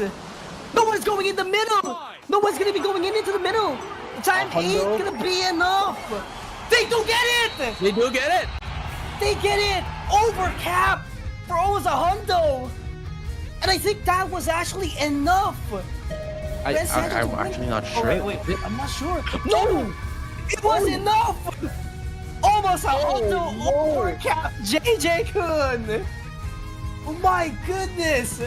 MSJ, 20 seconds was enough to do the flip. Bro, I wasn't entirely sure how much points Ward got, but I guess it wasn't enough for them to destroy the second score. Because here's the thing, right? If Ward did have 50 points, destroy the second score goal, they wouldn't have had the time to score another, right? Absolutely. And here's the thing. That's why I called no one is actually going into the middle. I recognize, You expect that the tier 2 gold zone would be destroyed, and you have to go all the way into the middle already because there's actually someone who's actually scoring all the way into the bottom lane. So you do expect that the walls will go down all the way into the last goal. But what a calculation! What an awareness coming in from Miran Sejong, being able to figure out that they could just do an overcap that would save a lot of time compared to going into the middle of the map. That was quite quick thinking coming in from that of Miran Sejong. Again, quick maths. It's gonna be the play of the game here for them, and really, it's I would, if I was the one playing, I probably wouldn't have seen that coming. All I would have seen was, okay, go for the goal. We got a Rayquaza. Let's just score in. But they saw something that not a lot of people would have been able to see. And this is the capabilities of what a pro player is. Look at that, 24 seconds. That was actually not what you expect. If you do have only 24 seconds, you would actually, just refute the match and just give up. But look at this, 45. It was 90. It's a 190. 190. That's actually big. And they actually managed to land the 49 as well. I think that wasn't enough. There wasn't enough time on the mid, was it? Well, dude, what matters now? It doesn't matter now, because what matters is the Miran Sejong won game one. Yeah. And that was a huge flip as well for both of the teams, really. But again, Ward really communicated well, dude. They really communicated well, because if they didn't, that would have been a destroyed, second card. Second player score. That's just a hundo. It's not 190. That's just a hundo, and definitely, that's not going to be enough for you to catch up. Because if you saw the lead, that was around 30 points only. So definitely, that call out was top tier. Yeah, around that benchmark, top tier call out by Miran Sejong, and they're 1 point away to book their tickets to Japan for PUACL finals. Dude, this is the moment where it's the most stressing. Because when I guess I'm coming from my own experience as well as a player for a variety of games. that when you are in that position where, okay, hey, we just need to win one more time and we can secure something or whatever that is, right? We can get X. Yeah. That is the most stressful position a player could be on, because that is where all the pressure goes to you. And I do hope, with the experience that Miran Sejong has, I hope that they don't get the pressure get the best of them, because as you have mentioned, again, it's just one more game away for them to be able to secure the upper final, securing the Japan slot, the Pokemon Unite Asia Champions League finals to Japan. Man, stress is coming. Well, why am I the one getting stressed? I don't know, man. Not Miran Sejong, you know what I mean? I do get where you're coming at, because that's actually me with the fact that you're already at Ultra 1, you have full diamonds on your rank, you have rank protection, and it's just gonna be a major downfall.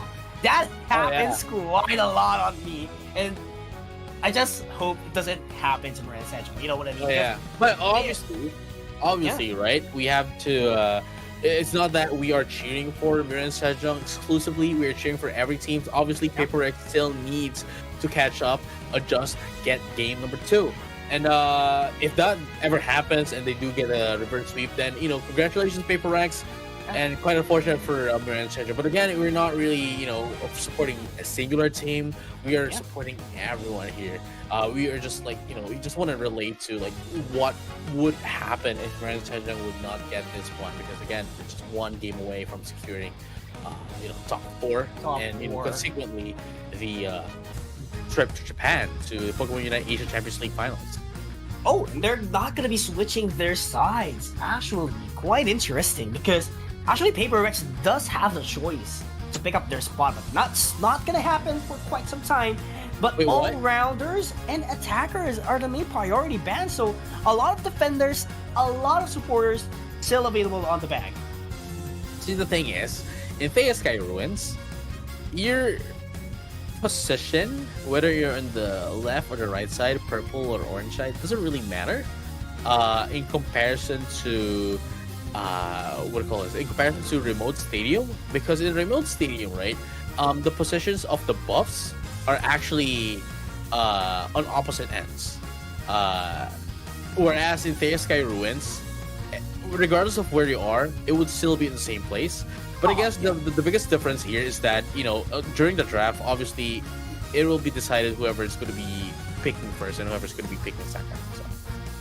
But I do understand why Miran Sejong also wants to go second, mainly because obviously you get not only 2 immediately, but you would be able to immediately adjust to whichever the priority pick is of the first team.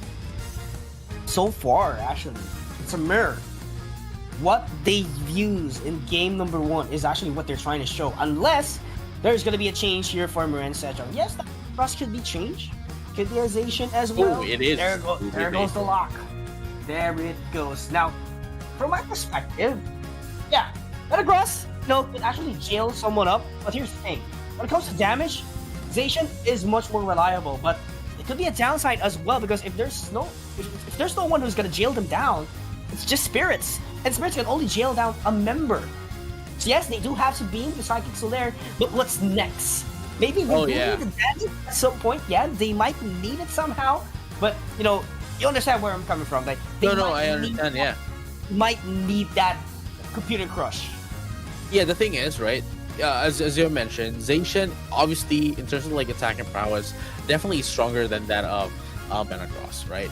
But the crowd control, the crowd control capabilities coming from that of Miran Sejong has definitely been affected without compute and crash. Now, Zacian, on the other hand, still needs to get inside a team fight for them to be able to properly make use of Sovereign Sword, and at the same time, they need EOS energies as well to be able to charge up. So, damage-wise, definitely better, but crowd control-wise and other mobility stopping abilities, that's where the problem is going to be lying here. and if they do lose this, I'm not going to be saying, and I cannot say that it's only because of the Zacian, but definitely that is going to be a huge factor.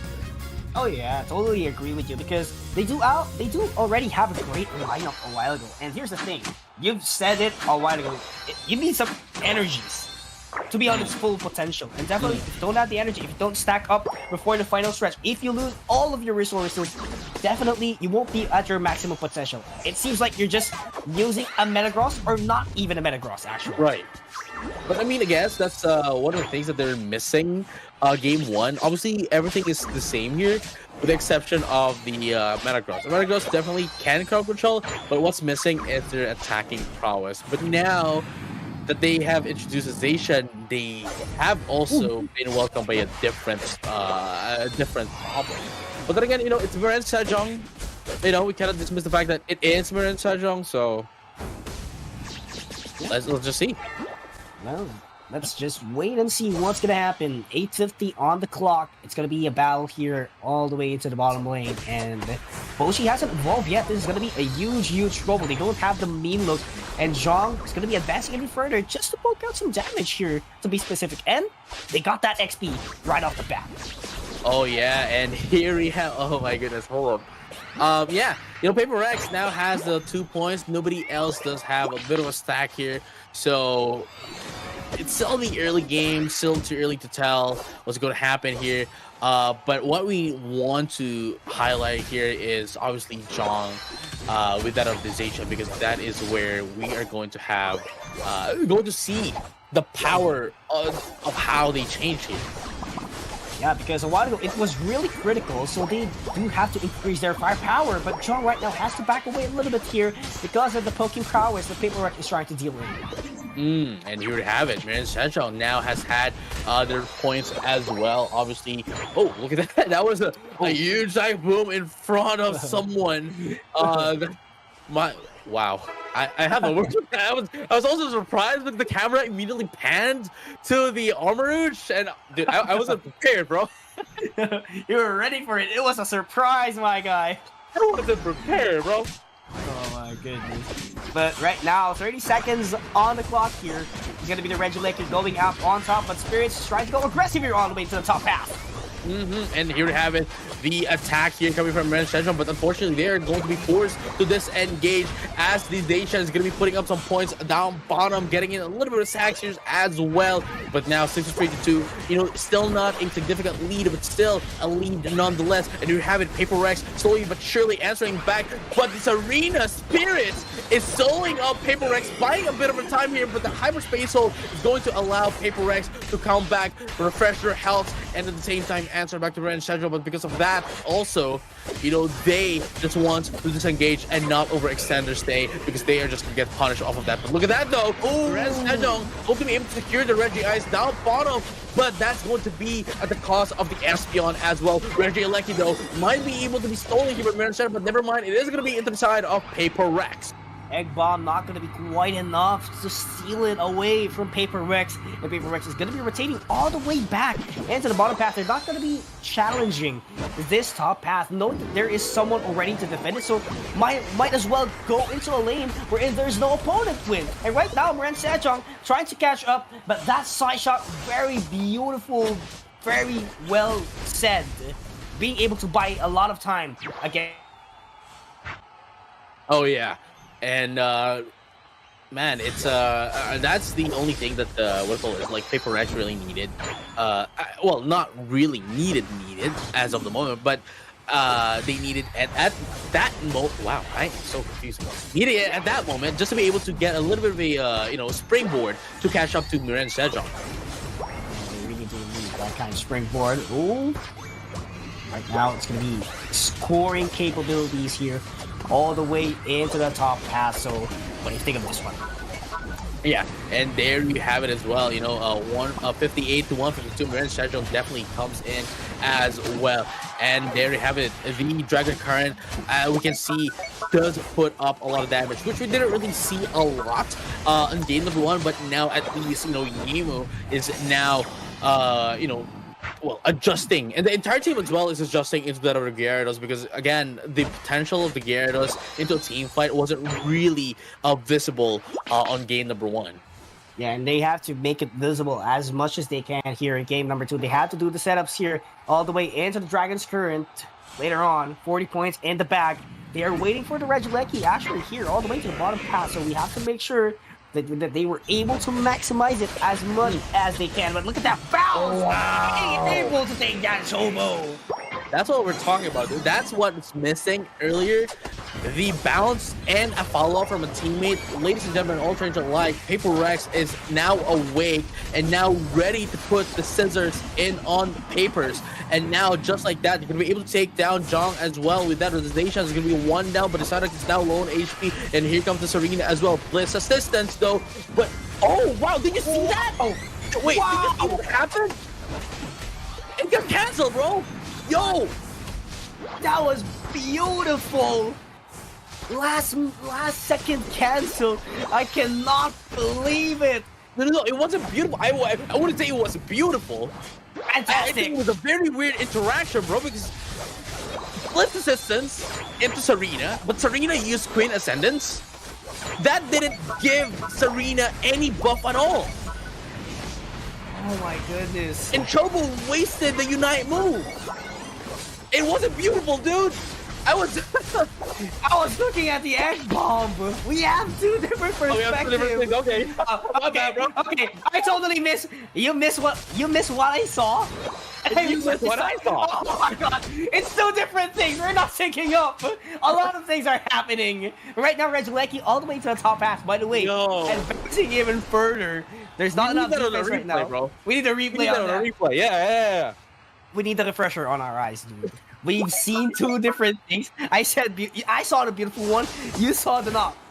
Yeah, and it wasn't quite. I mean, they were able to get a KO still, but you know, it was a very weird interaction coming in from the Blissey and the Serena. It was my first time seeing that happen too.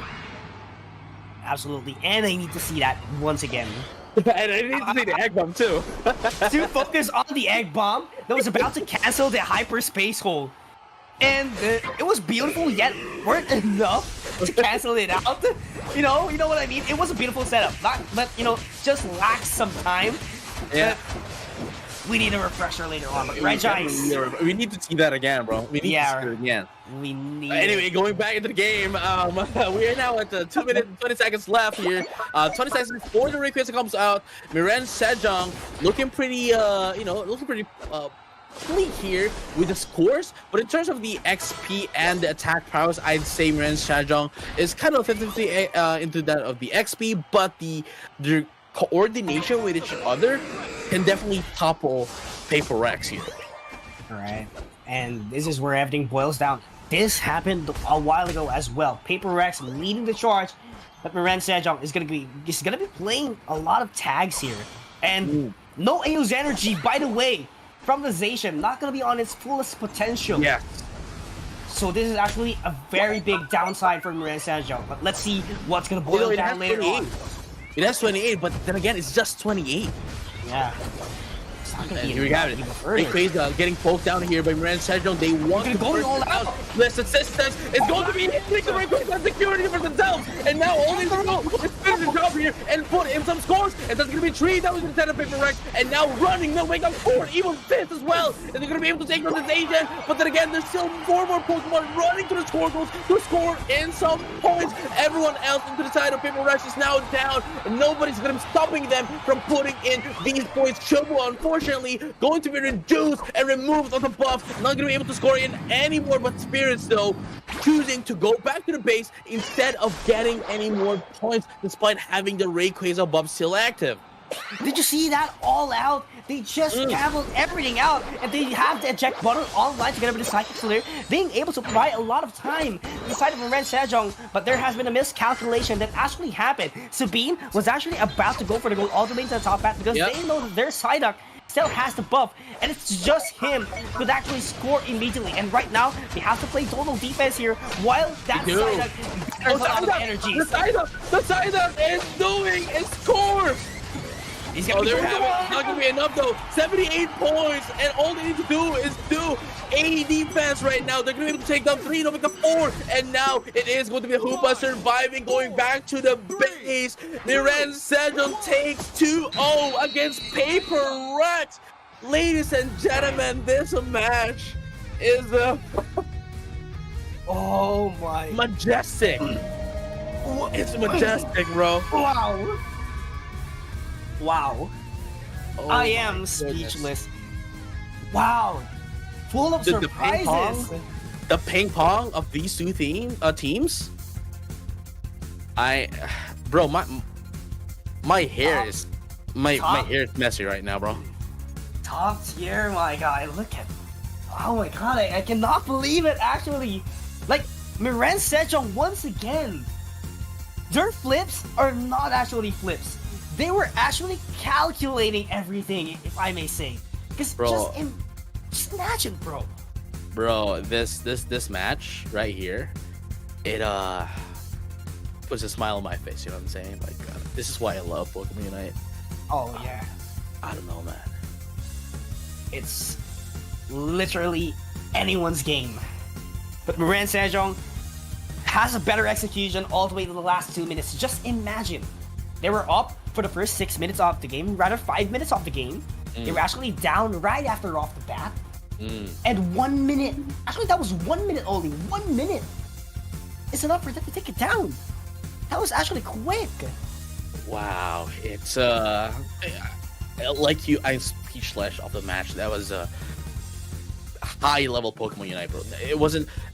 I'm not dissing the matches that we've seen earlier, that we've watched earlier, but the ping pong between two players, between two teams, that's what we're talking about. That's what Pokemon Unite is, and that was just beautiful.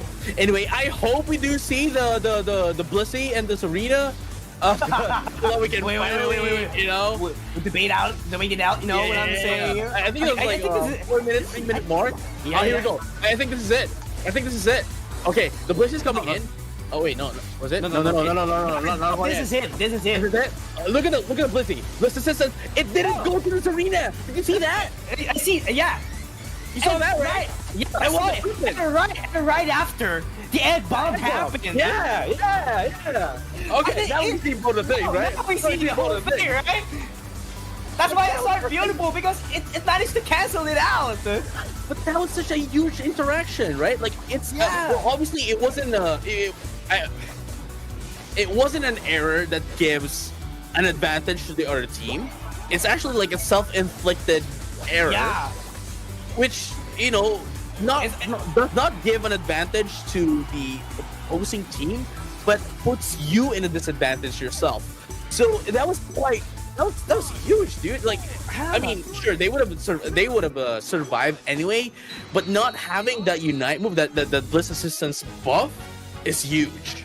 Imagine that happens on Rayquaza, bro. Oh my god, you wouldn't like that one to happen. The egg bomb, that would be, you know, I would want that to happen, but definitely not the interaction with the Queen's Ascendant and Bliss Assistance. So now we know our pointers as well. It was, oh my god, a lot of things really did happen a while ago. With that being said, though, congratulations to MSJ Miren Sejong for securing the first slot to Pokemon Unite Asia Champions League Finals. Let's clap for Miren Sejong. They deserve it. Paper Rex, though, they're still not out of the tournament. Just to let you know, they're still not out of the tournament. This is still the upper bracket, but they will have to play on the lower bracket, and they will have to fight off for the first match on the lower bracket. Whoever's going to be winning against Onyx and EOS Onyx. There you go. So whoever wins there will be fighting off against Paper Rex, and man, going up against Paper Rex. Oh man, that's I don't want that to happen to me, bro. I don't want that to happen to me. But with that being said, ladies and gentlemen, all trainers alike, once again, congratulations to MSJ, to Miren Sejong for securing the first slot to the Pokemon Unite Asia Champions League. But don't go anywhere. We're going to have a short break, and when we come back, we're going to have Alter Ego versus Talon. So don't go anywhere. We'll see you soon.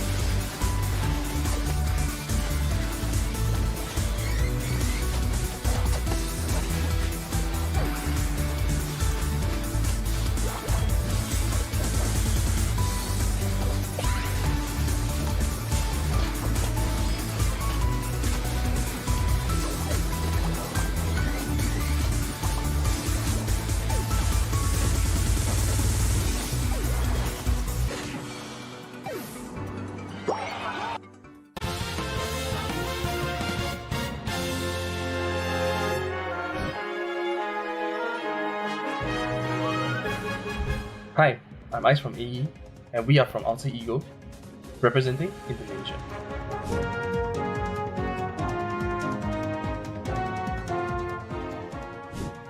This is the moment we've been waiting for, and hopefully we can perform well and advance to PUACL Finals 2025.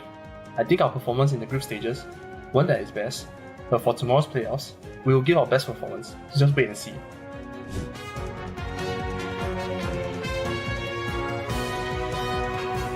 The team we're most wary of is definitely Talon, as we might not have given our best during the group stages. However, if we meet them again in playoffs, I'm sure we will have our revenge.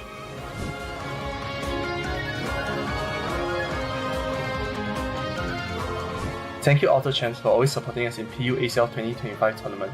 Don't forget to cheer us on in the PUACL 2025 playoffs later.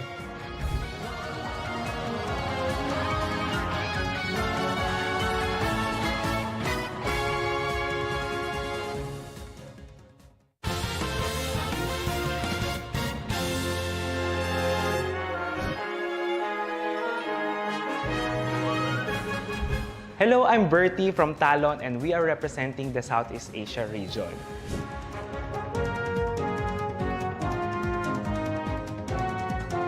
We are really excited to play in this upcoming playoffs. I know we have to admit that there has been bumps during our performance in the regular season, but we learned from our mistake and we are ready to show you what we have been practicing. And to those teams who still think that we're gonna make mistake during the playoffs, don't act like you forget, guys. You know we always bring it.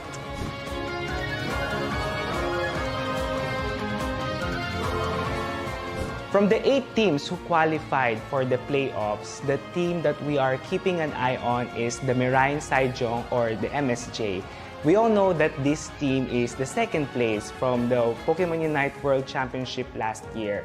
And I know that this team have something under their sleeves and they're gonna give us big surprises during the playoffs.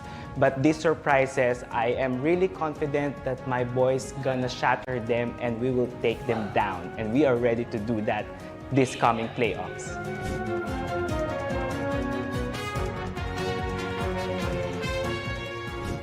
To the fans who are supporting Talon from the Philippines or even outside the Philippines, we really thank you for always being there and cheering us during our matches. And I promise you that we will not let you down and we will be the champion for these playoffs. I promise that.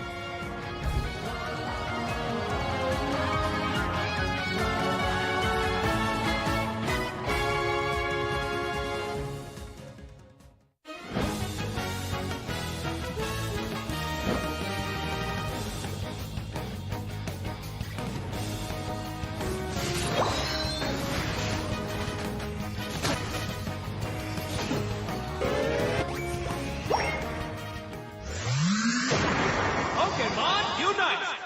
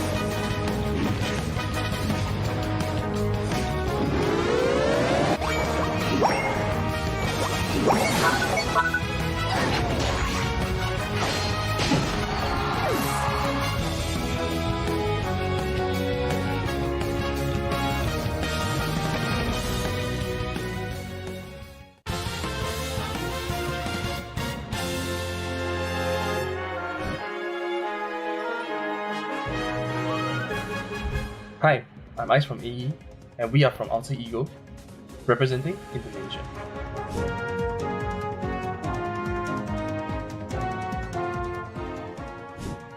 This is the moment we've been waiting for, and hopefully we can perform well and advance to PUACL Finals 2025.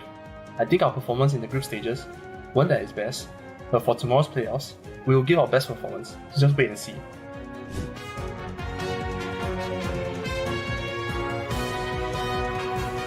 The team we're most wary of is definitely Talon, as we might not have given our best during the group stages. However, if we meet them again in playoffs, I'm sure we will have our revenge.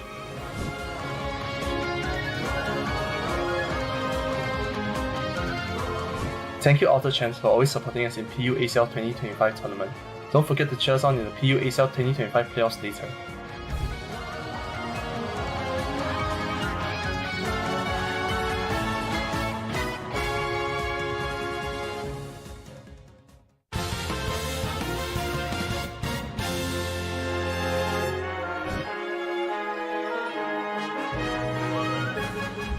Hello, I'm Bertie from Talon and we are representing the Southeast Asia region.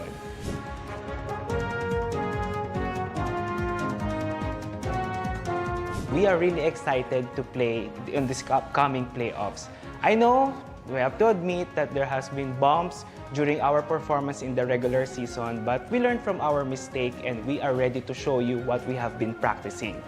And to those teams who still think that we're gonna make mistake during the playoffs, don't act like you forget, guys. You know we always bring it.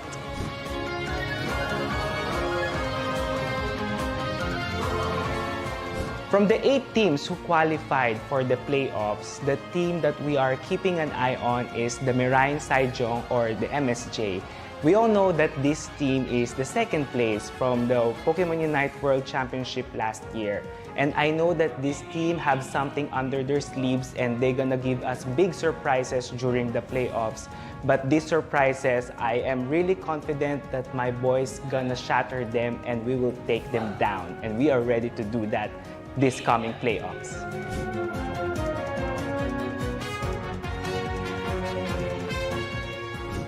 To the fans who are supporting Talon from the Philippines or even outside the Philippines, we really thank you for always being there and cheering us during our matches. And I promise you that we will not let you down and we will be the champion for these playoffs. I promise that.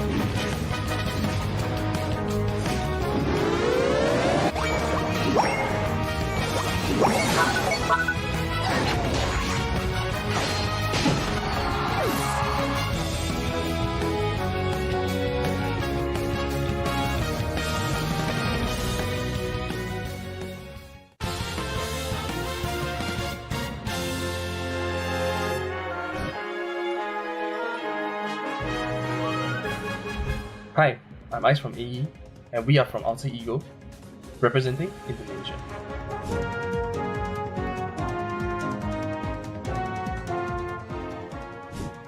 This is the moment we've been waiting for, and hopefully we can perform well and advance to PUACL Finals 2025.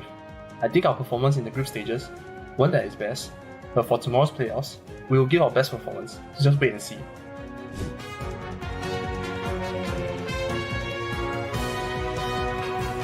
The team we're most wary of is definitely Talon, as we might not have given our best during the group stages.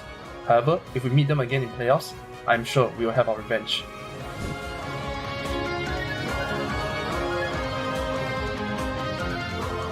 Thank you Alter Chance for always supporting us in PUACL 2025 tournament. Don't forget to cheer us on in the PUACL 2025 playoffs later.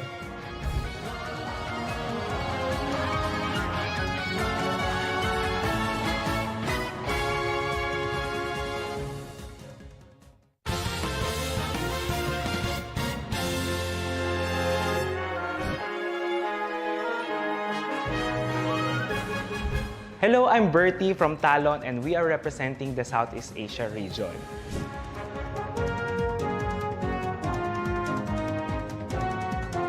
We are really excited to play in this upcoming playoffs. I know we have to admit that there has been bumps during our performance in the regular season, but we learned from our mistake and we are ready to show you what we have been practicing. And to those teams who still think that we're gonna make mistakes during the playoffs, don't act like you forget, guys. You know we always bring it.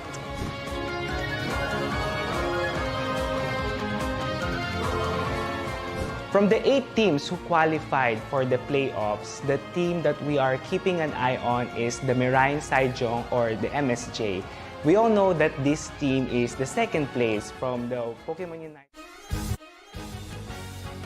Welcome back, ladies and gentlemen, to Pokemon Unite Asia Champions League. Halfway done, yet we still have half of the matches, at least for tonight.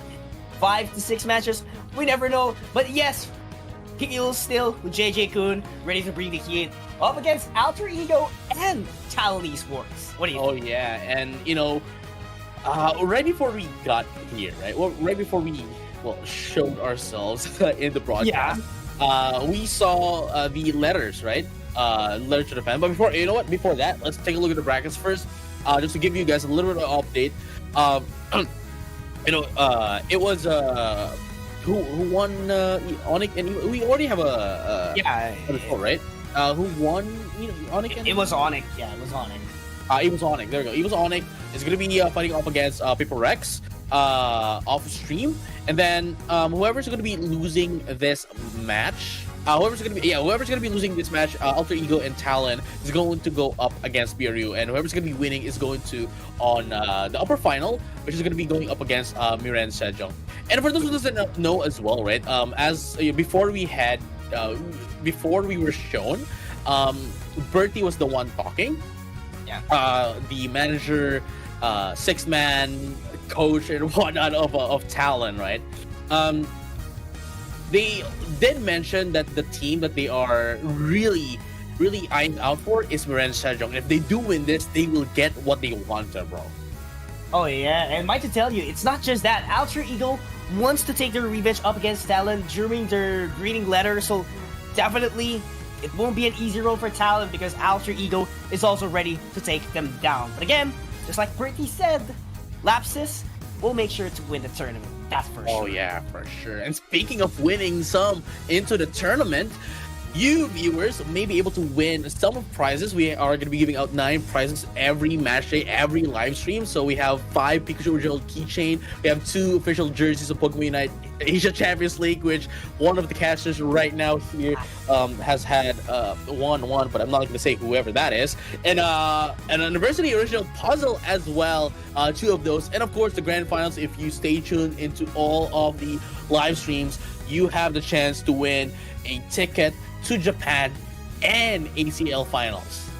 Oh yeah, for sure. And I would love to win that. So, crossing my fingers, hopefully I get the grand prize. But of course, it would be at Shinjuku Sumitomo Building Triangle Square. That is again on Tokyo, March 29th to 30th on 2025. Guys, make sure to tune in. As far as I know, we'll be having a lot of broadcasts as well for PUACL finals. And before that, we also have the winter tournament. So definitely we could actually conclude right now on who are the teams that actually competed here are going to be playing into the winter tournament. So for APAC West, I do believe EOS Onyx will be playing, and for APAC East, that would be Blacklist International. Yeah, and this is one of the matches as well that would be determining, right, whoever's going to be headed over to the Pokemon Unite Asia Champions League as well. But before that, obviously we have to go through. After this, we are going to be heading into the APAC West as well. So we're going to have some more tournaments. It's going to be the winter tournament as well. And whoever's going to be winning that will be proceeding as well to the Pokemon Unite Asia Champions League. So for APAC West, we have Indonesia, Malaysia, Singapore, and Thailand. Again, only the first one will be getting a slot to the Pokemon Unite Asia Champions League. Not only that, obviously, you're going to be getting in some prize pool and of course flight and hotel accommodations going to that tournament. So obviously it's going to be a huge deal here, but only one team will be proceeding in this tournament. And for East, it's the same case as well. Only one team, the grand champion, will earn their tickets as well to PUACL finals. And if you're curious, actually the regions or countries that are included in APAC is Hong Kong, Macau, Philippines, South Korea, and Taiwan, with a prize pool of $5,000. Same thing with APAC West. And for APAC West, by the way, for those who are curious, it's going to be Indonesia, Malaysia, Singapore, and Thailand, the regions or countries that will be going head to head. So actually, we'll get to see full sense as well on APAC West in the winter tournament, which is next week. Yeah, and as we have just mentioned, winner of the Pokemon Unite Winter Tournament this year will be given, tickets, a flight, and hotel accommodations going into Tokyo in March of 2025. That's March 29th and 30th, the Pokemon Unite Asia Champions League 2025 finals.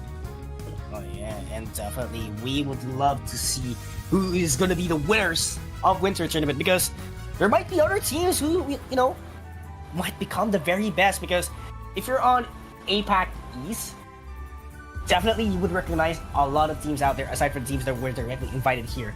Like we have Team Eason, we have Secret Rare. Same thing goes for APAC West. We have Arena 9. As far as a lot of teams are still in the bag. But yeah, here we go. Alter Ego versus Talon. It's the redemption match for Alter Ego's side. And Talon, if they do win this, they're going to be getting the podium to Japan as well as their goal, which is to keep an eye on Miran Sejong. Well, I mean, they're already keeping an eye on Miran Sejong, but there's a possibility of them winning against Miran Sejong, right? Yeah. So with that being said, though, I'm quite conflicted with this kind of matchup, with this matchup specific, mainly because as you know, Alter Egos are my boys. You know what I'm saying? Like they're my boys. Talon, Pinoy pride. You know what I'm saying? Like, hey, mga kababayan ko. Yo, hold up. You know what I'm saying? Lakad matadag. Let's go. Yes, let's go. That's why I'm so conflicted with this matchup. You know what I'm saying? So, you know what? With this one, I am going to be completely objective. Oh yeah, and we love both of objectivity. You know what I'm saying? Yeah, and we both love these teams because despite not getting an eye-popping number into the group stage, they're actually one of the most formidable teams out here. I mean, just take a look at Miran Sejong. They're at the bottom of the standings, yet they are already waiting at the upper bracket finals. That's how this team goods. This is how the teams are really that good. Ranking doesn't matter. It's literally anyone's game. Yeah, I mean the only thing that mattered in the group stages was obviously not get the last two places, and your placement only determines whoever's you're going to be fighting off against in the playoffs. But honestly, the main goal there is just not to get the last two places. Quite unfortunately, we have had two teams that we had to say goodbye. But then again, that also means that we still need to move forward, go on with the tournament. But I like. Okay, look. I like Alter Ego. Batting Hoopa, bro. They needed that, bro. They needed it, yeah. And that's the thing, right? That's the thing that was missing That's the thing that Onyx missed. They didn't ban no Hoopa. They cannot give the Hoopa to Kai. And at the same time, there is still the the Leafeon still open. We might be able to see some Serena, but I don't know, man. I feel like this is more of a actually gets a priority pick for Dylan going in for the Mewtwo Y. Yeah, and you wouldn't want that Mewtwo Y to get away on your palm because Miraidon is actually not available at least for this game. Right. So definitely, second best option is go to the Mewtwo Y. That's the most efficient attacker in replacement to the Miraidon. But on the other hand, for Alter Ego, quite interested. They might be going in for Zacian as well. So, what do you think?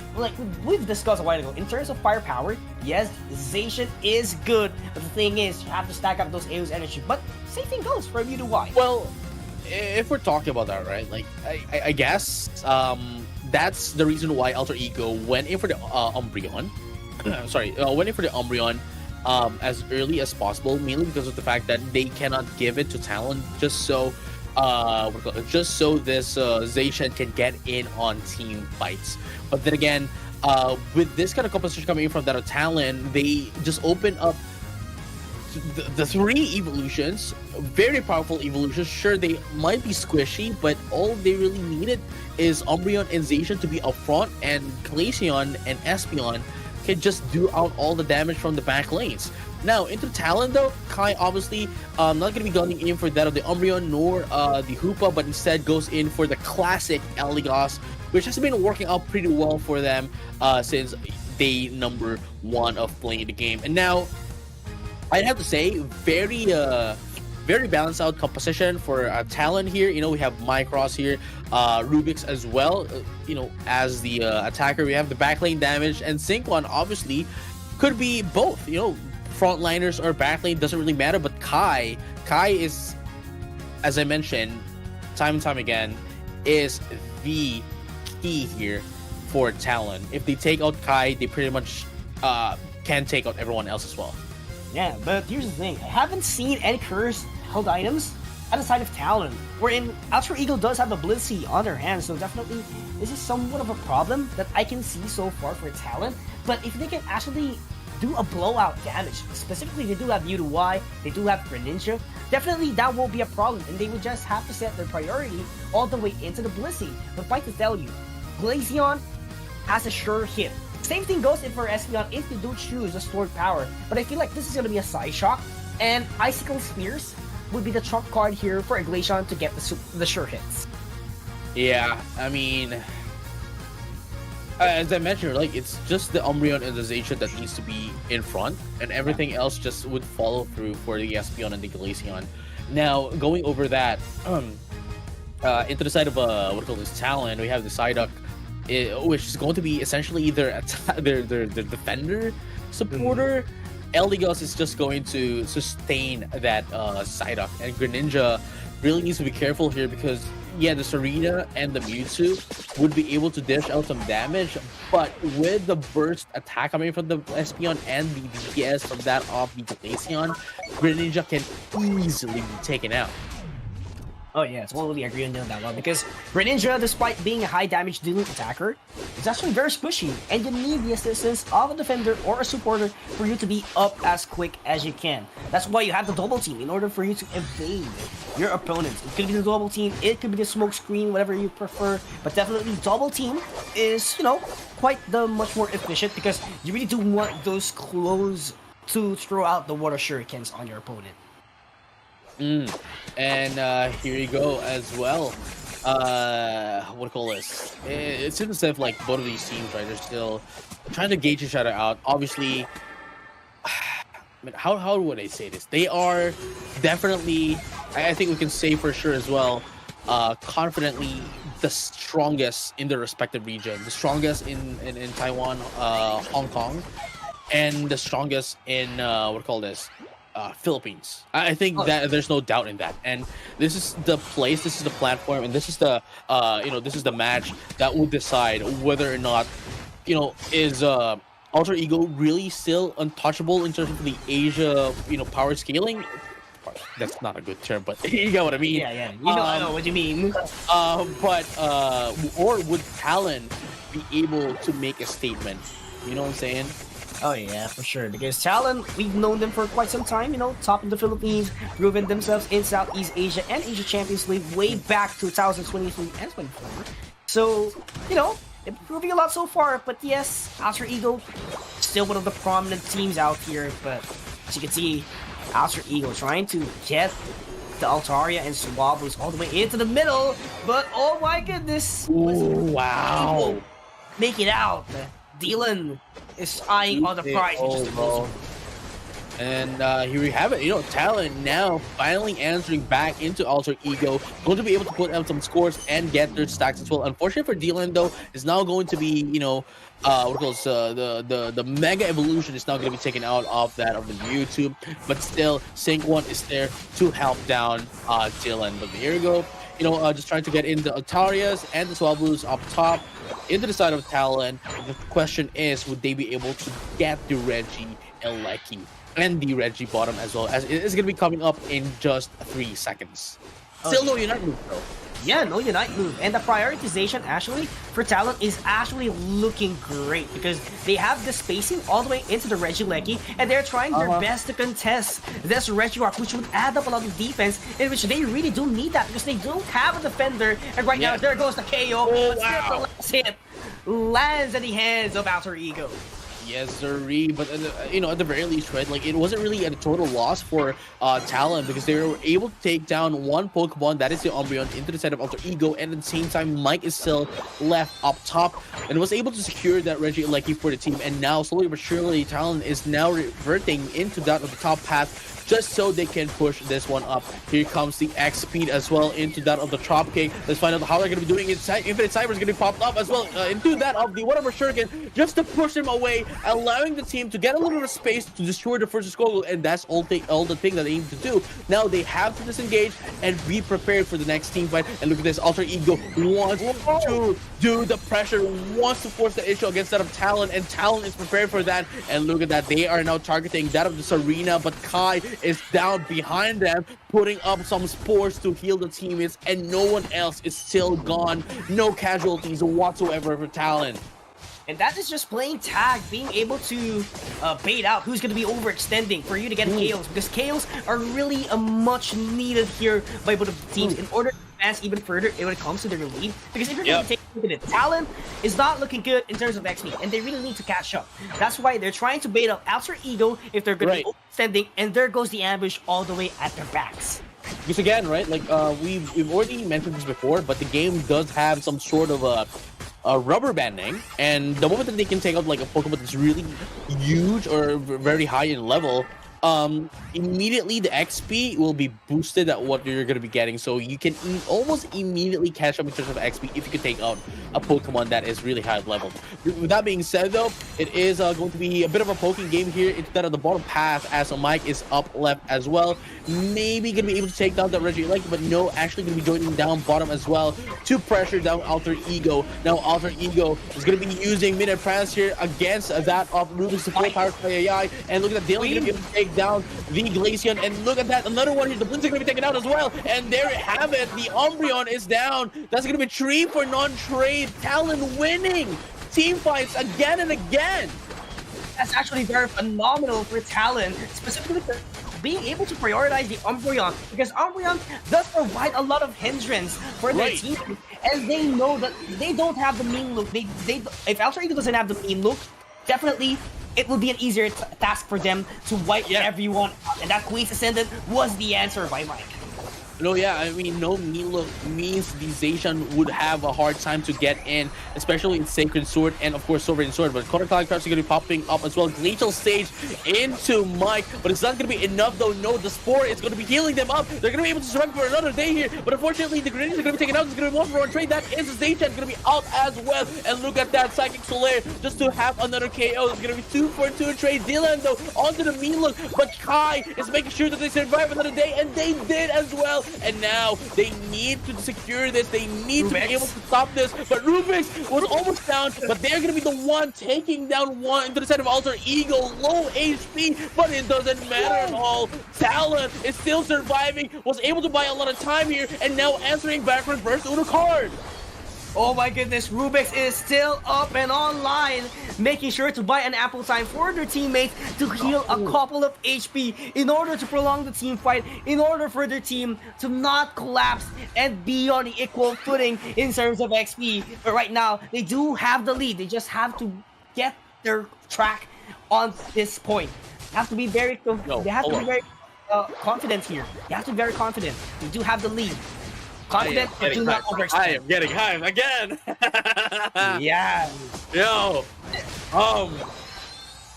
I have no words for what's happening at the moment, bro. Shit. Oh my goodness. Upper semis, by the way. Not yet their grand finals, ladies and gentlemen. Oh, look at that teleport. Oh, he's gonna hit a minimal amount of damage inside of Alter Ego. Look at those Icicle shards, dealing a lot of damage as well. But might tell you, 20 seconds on the clock before the Rayquaza appears, but there's 3 seconds left. Yep. Taken out though. Look at his eyes, almost getting taken out. No, they will not be taken out. Goes in for the wish as well, just to be able to survive. But the thing is, they were able to take down 2 into the side of Talon with just 6 seconds left into the Rayquaza. This is quite detrimental for the side of Talon. They need everyone in this, especially Kai. Kai has just respawned now, and also Ego for sure is going to take advantage of this. Infinite Cyber going to pop up into the Cyber Slayer, into the middle of price as well. But instead, going to be another drop kick, going to be able to get away. Infinite Cyber, what do you 4-Power Saya, yeah, is going to be popping up as well. Glacial Stage, not quite yet, but no more Unite moves into the center of Alter Ego, and Talon need to be able to get this one. Still no, there we go. That is the one version that I'm looking for, and that's going to be 2 down to the center of Alter Ego, and the Serena is going to be taken out. Now they need to back up just a little bit, get a little bit of time here, and that now that they've already pushed down Alter Ego, they can now put up a little bit of damage into that of the Rayquaza.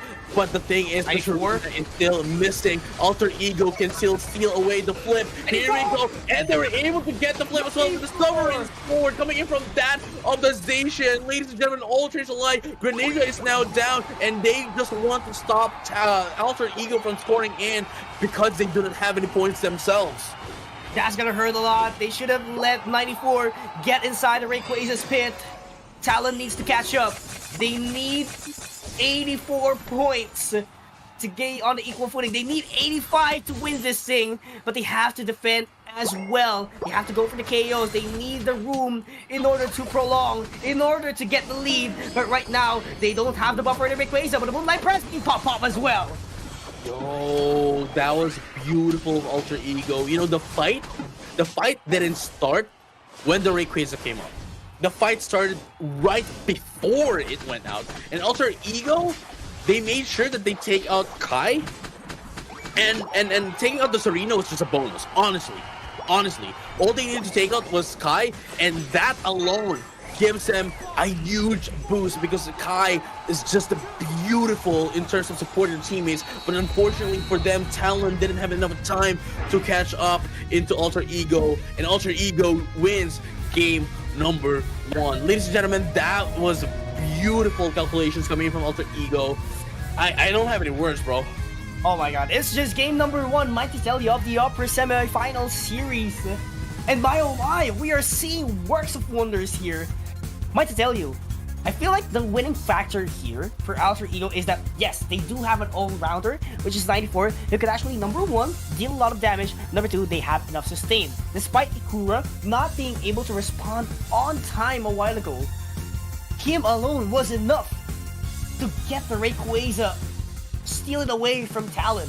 And Talon doesn't have the zoning capabilities. Yes, they do have the side up. I do understand that. But what is after? There's an Eldegoss for sustain, but it's just the Psyduck who could actually go for the zoning capabilities. They don't have the Queen's Ascendant anymore during that last every bit of a second during the Rayquaza fight, which actually made a downfall for Talon and made everything possible for Alter Ego to steal the game away because Talon was so on point. Oh, I know, they were so close, but 94 was able to take it away. Dude, as I mentioned, the winning factor for Alter Ego really was when, well, we didn't see it in the replay, but it was when they took out Kai. Kai is literally the piece, the key to the team of Talon. Take out Kai, everything else crumbles. I said it already before the start of the game, and now they did it. Just like 6 seconds before the Rayquaza came out, everything went to a mess, right? Taking out the Serena was just a bonus, honestly. It was just a bonus, but it was a huge bonus nonetheless because it was one of the sources of attacks from that of Talon. Taking out Kai and Serena, that was the formula. That was the only formula that they needed to be able to win against that of Talon. So congratulations to again to Alter Ego getting in game number 1. And we still have game number 2 ready to cook under the table, and quite excited on what's gonna happen next. It's literally anyone's game. Alter Ego come up strong here. Talon for sure. There's an answer back, but I'm quite convinced that Talon, or rather Alter Ego, they really did look forward to go up against Talon. That was the message sent immediately to Talon. Man, they're like, okay, hey, look, you wanna fight MSJ? You wanna fight like Miran Stasho? Sure, go through us, bro. You want to go through? I mean, to go to South Korea, you have to go through Taiwan first, right? Like you're right? Right? Yeah, you're right. Yeah, right. Before you go to South Korea, you have to go through Taiwan first. So. Oh yeah. That's the thing here. You know what I'm saying? Like, hey. Alter Ego is the stopover of Talon. Yes, yeah, right? The layover, bro. The layover. The layover, right? Stopover, whatever you want to call it. And definitely. There you go. Sorry, your flight got delayed, Alter Ego says. Oh shoot. But anyway, though, we're gonna be heading into game number 2 in just quite a bit. Again, game number 1 went to Alter Ego. Talon, beautiful game nonetheless, but I feel like they could do more. I think they could really do more. And Talon is the kind of like team where sure they might lose game 1 because they're mostly just filling out the other team, but game 2 is where they actually start, running their engine, just starting up their engines, and we can definitely see a huge change coming from the Talon. But I cannot see Alter Ego removing the respect ban into that of the the Hoopa. I think it's still gonna get banned here, but Talon does have a lot of options still. Especially for Mycross as well, and of course for Kai. Kai can use the Umbreon, but unfortunately, Alter Ego is already able to get the Umbreon first. So we'll just see how they're gonna be adjusting going into game number 2. Yeah, and we might see Talon actually go into the first pick, and actually not. They're going to be sticking on their actual positions. Talon's still on the orange, and Alter Ego still on the purple. And there we have it. Respect ban still for the Hoopa, because if you're actually not quite sure how to counter that one out, definitely just ban it away. Don't let them use it if you don't have a strategy that's actually 100% to counter that kind of strat. And right now, for Talon, they're going to be banning out Urshifu once again. Miraidon is still open, might tell you. That's what I said, bro. They just have to remove it, and they cannot not allow Kai to have it at all. Because again, we already saw what Kai could do to Hoopa if you let them have it. But then again, Kai still does have a lot of options, so long as Alter Ego doesn't get it, just like the Blissey and the Umbreon. But this also gives Talon the opportunity to actually get away the Umbreon for themselves. And now that Alter Ego actually prioritized getting into Blissey, which is quite interesting as well, because normally you'd want to prioritize a defender, if not an attacker, right? Oh yeah, for sure, because just imagine that there are actually a lot of attackers that you can actually use in the game. There are a lot of alternatives as well, so you would want to go into a defender or a supporter as your prioritization. But right now, oh wow, it's actually the same lineup that we are about to see. You know why? Psyduck, very familiar. Same thing with Blissey, Arena again, Umbreon, and Zacian. And it's just a follow-up of what happened a while ago. Well, the thing is, right, I think that Mike here would definitely be going in for that of Serena. Mainly because, they already have like a backlane attacker from earlier. So that means definitely not going to be a Leafeon into that side. But again, this is going to be the same set of Pokemon here for the side of Alter Ego if Z-Ray does go in for the Espeon. But what's going to be the change here coming from that of the Grid Ninja? Oh my, oh my. What a... The Glaceon and the Mew. Alright. We can see Zirei actually, I think he would try to go for the curse item. As far as, I don't know. Xingdi does have it already, so this is actually very reliant to Zirei. Zirei is actually the consistent damage. The penetration would rely to Xingdi. And on the other hand, for Talon, yes, Mike is their attacking prowess. Same thing with Dylan. So definitely Sync 1, despite having the health item, what do you call this one again? The Charging Charm. You need that speed. You need that speed in order to gain some distance and, of course, get your arrows landing on your opponents. This is like an alternative of an Inteleon. But definitely, you know, I can understand where they're coming from. This is more damage, and, you know, they don't need the information because they have the Infinite Cybergun already. So why not just go for a better one, right?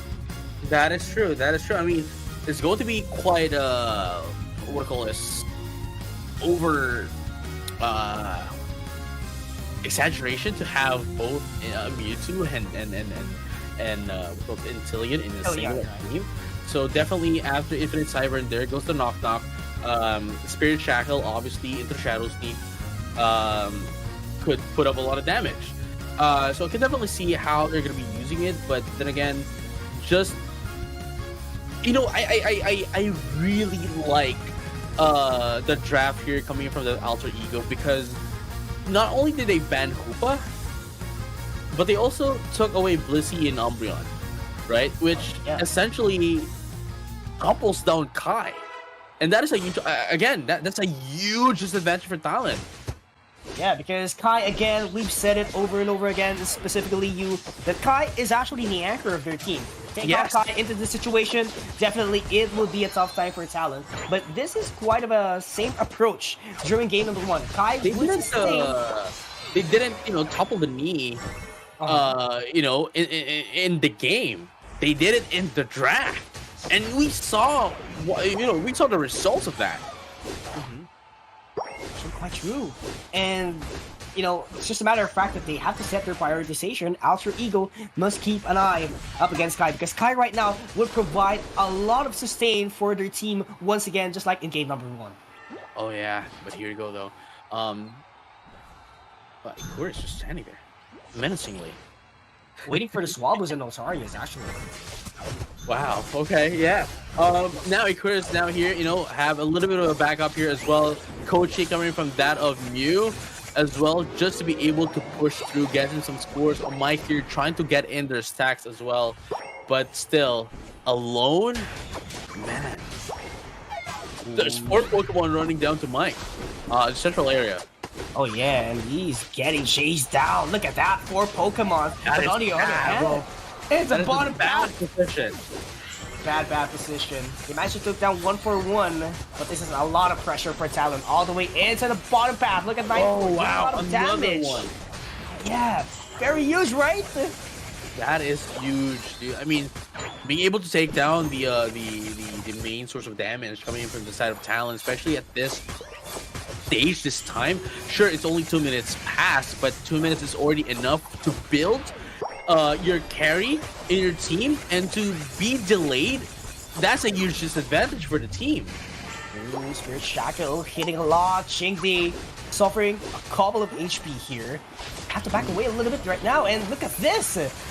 Alter Ego being shredded a lot in terms of HP. They have to back away. Yes, Zuri, but look at this though. Talon, Kai is making sure that everyone gets their health, and if you notice, right, as well, because of the Cotton Core, what was this? Sorry, Pollen Puff, rather, not Cotton Spore.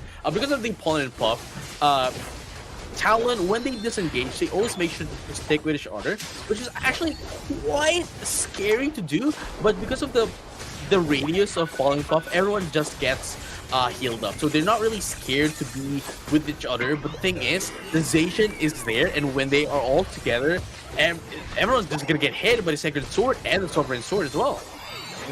Totally agree. And despite getting hit on that one, that would actually have a huge impact. It's not just a little bit of damage, it's actually a huge damage. But right now, Talon is keeping an eye on the Regice. They cannot afford to lose this one, and there goes the Unite move, but not gonna be enough. Glaceon still secures it. Phenomenal execution for Alter Ego, calculated, and they left Talon waste a Unite move out of that. Yeah, I mean, well, actually, there's 2 Unite moves that came out, right? Like, it's the Glacial Stage coming from the Glaceon from Alter Ego, but at the same time, Knock Knock was used as well. But at the very least, right, they were able to get in a KO, though they were not able to get in the objective down bottom. But then again, I guess that's why it's a good trade nonetheless. But, there could have been better. But look at this, the beautiful disposition coming in from the Mew. Going to be able to put out a lot of damage. Bliss assistance just to make sure that Shingdi survives even longer. And now there's not going to be able to be taken out. All right, there goes ground control. Lift it up. Top foiled from Ikura, bro. Oh, and right now, want the Reggie like too. Yeah. That's going to put up a lot of pressure for Talon. They have to do something about it. They need to play defense, and they have to play aggressive here all the way to the bottom path. Oh my goodness. This is going to be a hard thing to watch as well. Mega. And I'm pretty sure you can feel what Talon is feeling as of the moment, because Alter Ego is just answering everything that they're putting up. And that really puts the morale down for the team. Honestly, if you're playing and whatever you do, you've already done everything, and it just gets taken down, just getting shot down, the morale would definitely drop. But at the very least, right, Talon is not giving up just yet. They're still on the move and gonna be able to destroy the first goal down bottom as well. Mike, though, is almost down as well. So, Talon there's still hope for them to get in, especially that the Rayquaza always gives hope to every team in this tournament. Oh yeah, and Talon, by the way, is on the upper hand. Despite being a minimal amount of the lead, they actually still have a big chance to turn the tables around, knowing that there is a next objective all the way into the bottom path. Regieleki would spawn as well all the way into the top path, in which they haven't claimed yet the tier 1 gold zone of Alter Ego, so they have to do something about this one. There goes the Spirit Shackle, not gonna be kidding. Mystical Mirage pop up as well. Dude, the Mew would have been taken out if it wasn't using Mystical Mirage. With the Spirit Shackle, man, that was quite huge for them. But regardless of which, Talon was still able to not only take away the Reg bottom, but take down 3 with the type of Alter Ego, nonetheless. Right now they're going to be taking out 94 as well. Quite a knock. 10 seconds on the clock for the Regieleki. They have to climb up as soon as they can, score a little bit amount of goals to even build up the lead. But I feel like Talon, their goal here is, not destroy the tier 1 goal zone, wait out for the final stretch to double it up and overcap it as much as they can. And that's what we're doing. That's what they're doing at the moment, right? Just get in their resources, and focus on leveling up, which is a really good win con and a really good strategy coming from that of Talon. Not, allow Alter Ego to, force in the issue and do not fight fights that they cannot have as well. But look at this, though. Even though they were able to take down the Serena, at least Alter Ego is down low in terms of HP. Now Zire almost getting taken out, and they did take them out with the arrows. Ladies and gentlemen, Talon is still not giving up, and they still have hope here. And now in just a minute, we're going to be able to see the Rayquaza as Mike is just trying to get in some XP down bottom. Regieleki. Oh, wow! What a beautiful egg bomb! What was that? Stole it away up against Talon. And right now, Talon is feeling the pressure. They have to drop this. They have to eliminate the Regieleki as soon as they can. And Alter Ego is going to be marching all the way into the bottom path. They have 9 seconds to get the objective before the Rayquaza is up. What? Ikura, my man. Man, I am. Oh my goodness! It was a 1v4, 1v5, bro. It was a 1v4 actually. It was a 1v4. Ikura was just standing there, menacingly, bro. 1 egg is enough. 1 egg was enough. Sunny side up. Chef's order, Chef's specialty, and now they were able to take down the Reggie Ice as well, putting them in a lot of advantage. But Talon does have the XP advantage. Let's find out who's going to be able to get in this team fight. Oh yeah, for sure. But right now, it is going to be Talon applying up the pressure. They know that they do have the advantage, so they have to get rid of the HP buff as soon as they can. And the blue power is already up. Here we go. Mystical Rescue popping up as well for the Silvering Sword. The Silvering Sword. My goodness, putting up a lot of damage into the Rayquaza, finishing off by Xingdi, and now going to be able to secure the Rayquaza as well. Alter Ego alters Talon, and not giving them any wins at all. Ooh. Even the Sidowai wasn't able to use any United, as you can see. Even Serena was removed from play immediately. This is Alter Ego. The message has been sent. And Talon, they won't be facing their main target as they lay over. They actually have a delayed flight, and they... No, it's not a delayed flight, bro. Your flight to Korea has been canceled, bro. Go It back. has been canceled, my dude. They're gonna be having a different route. Yo. Still scoring a couple of goals, but not gonna be quite enough to catch up on the 695 points. Make that one 757, and that is gonna be it. Alter Ego with 30 seconds left takes this game and advances to the upper bracket finals. Oh my goodness, it's just so beautiful. The way that Alter Ego recognized Talon is just gonna be, going in, trying to get in and burst down the Rayquaza. They burst them down with their own Unite moves, takes down 3, and just like that, winning this match as well. Kai was shot down, and so did the rest of the team. Not even in game, but just on the draft. Wow, and with that, Alter Ego takes the spot, books their ticket to Japan, and will be facing Mirain Sejong for the upper bracket finals. What an upset, what a target lock by Alter Ego, making sure that they get their revenge story up against Talon. Man, dude, I'm still conflicted, as I mentioned. Obviously, congratulations to Alter Ego, but then again, this is still not the end of the road here for Talon, because they are still they can still get into the top 4 on to that of the lower bracket. Yeah, they still have a long journey. I do believe they're gonna be playing more. Yeah, they're gonna play more. And they're gonna be the next match as well. It is what do you call it? Alter Ego and Mirain Sejong. That's the match that we're gonna be seeing. Yeah. And that's actually a huge factor as well, because the momentum that you're trying to build up, the fire it's still burning, the blaze is still there, so definitely these guys, Alter Ego, is really hungry for their victory, for their advantage into the upper bracket finals, because if they do win up against Mirain Sejong, the lower bracket team who will be crawling it all out, they have to beat them twice.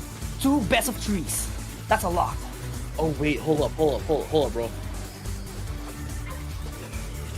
They're gonna be fighting. Talon's gonna be fighting off against Uriam United Esports. Yeah. Lower bracket, dude. That's. Oh my goodness. That's a huge matchup for them as well. That's gonna be tough. Number 1 versus number 4, as far as I know. I think Talon is at number 4 as far as I know. It's not even about the rankings no more. It's not even about the seeding. It's about the team. It's about a team, yeah. And knowing the capabilities of this team, it's really a 50-50 situation. Vermintide Esports, despite dropping their game up against Mirain Sejong, they were able to go head-to-head up against Blacklist International. It's 2-1. Right now, it's Talon we are talking about. We all know that Talon is one of the best teams as well in the Philippines, but that doesn't mean that they can actually take down Vermintide Esports as well that easily, because it's not PH team you're about. It's actually one of the top teams to be specific, in Southeast Asia. Top 1 as of the moment. Right. But with that being said, ladies and gentlemen, all change alike, we will be right back after a short break. And when we come back, it is going to be Mirain Sejong versus Alter Ego. So don't go anywhere. We'll be right back.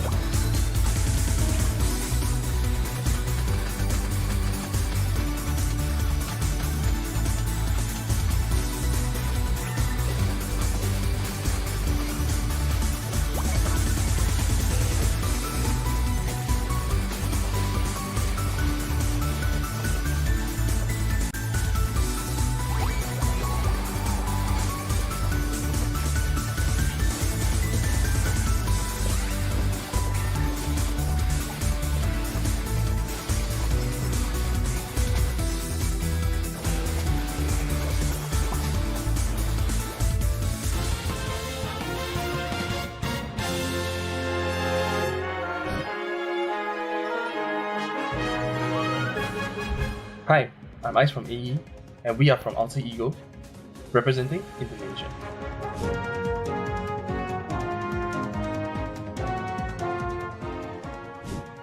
This is the moment we've been waiting for, and hopefully we can perform well and advance to PUACL Finals 2025. I think our performance in the group stages weren't at its best, but for tomorrow's playoffs, we will give our best performance, so just wait and see.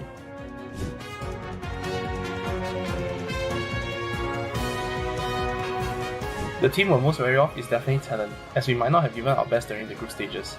However, if we meet them again in playoffs, I'm sure we will have our revenge.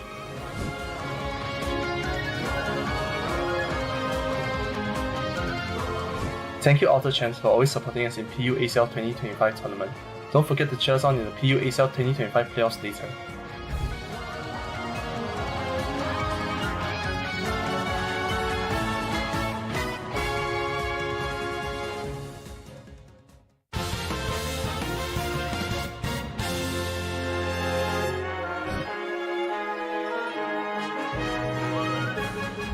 안녕하세요. 저희는 한국 대표로 C리그를 참가하고 있는 미래의 세종이고 저는 이 팀에서 뛰고 있는 제이종입니다.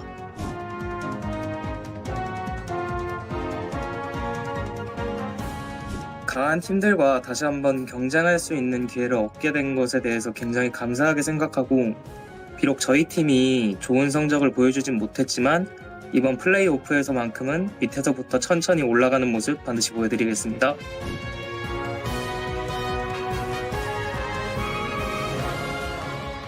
블랙리스트 팀의 특징이라 하면 드트리오 깜깜이를 자주 사용하여 공격적으로 한다는 점이고, 저희가 이에 당해 한번 패배한 경험이 있습니다.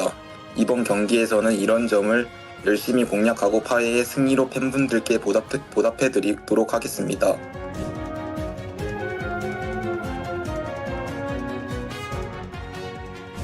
우선 저희 팀인 미래엔 세종과 항상 미래엔 세종을 응원해주시는 팬분들께 너무 감사드리고, SEA 리그 관계자분들 그리고 저희 리그의 모든 참가팀 선수들께도 감사합니다. 응원해주시는 만큼 좋은 성적 낼 수 있도록 최선을 다하겠습니다.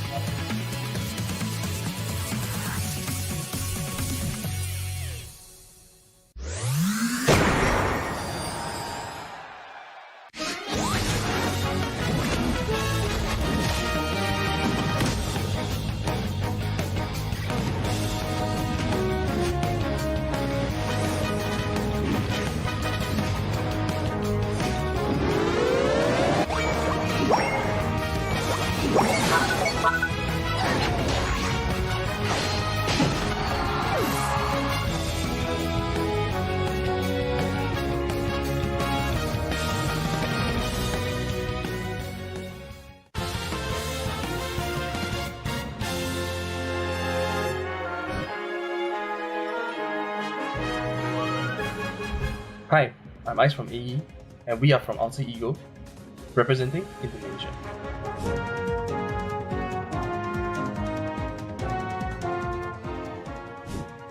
This is the moment we've been waiting for, and hopefully we can perform well and advance to PUACL Finals 2025. I think our performance in the group stages weren't at its best, but for tomorrow's playoffs, we will give our best performance, so just wait and see.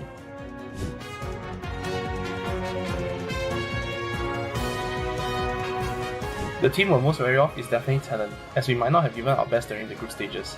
However, if we meet them again in playoffs, I'm sure we will have our revenge.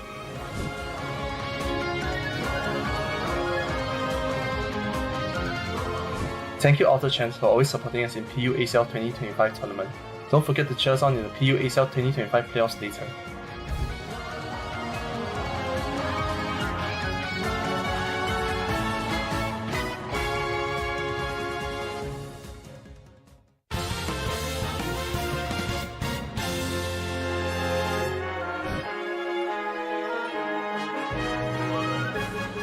안녕하세요. 저희는 한국 대표로 C리그를 참가하고 있는 미래의 세종이고 저는 이 팀에서 뛰고 있는 제이종입니다.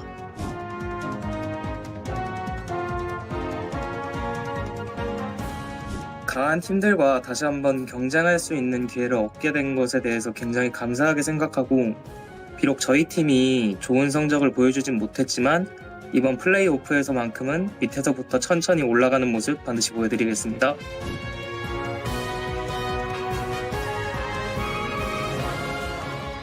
블랙리스트 팀의 특징이라 하면 드리오 깜깜이를 자주 사용하여 공격적으로 한다는 점이고, 저희가 이에 당에 한번 패배한 경험이 있습니다.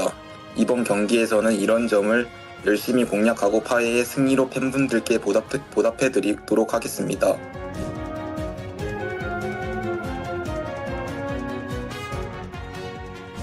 우선 저희 팀이 미래엔 세종과 항상 미래엔 세종을 응원해주시는 팬분들께 너무 감사드리고, SEA 리그 관계자분들 그리고 저희 리그의 모든 참가팀 선수들께도 감사합니다.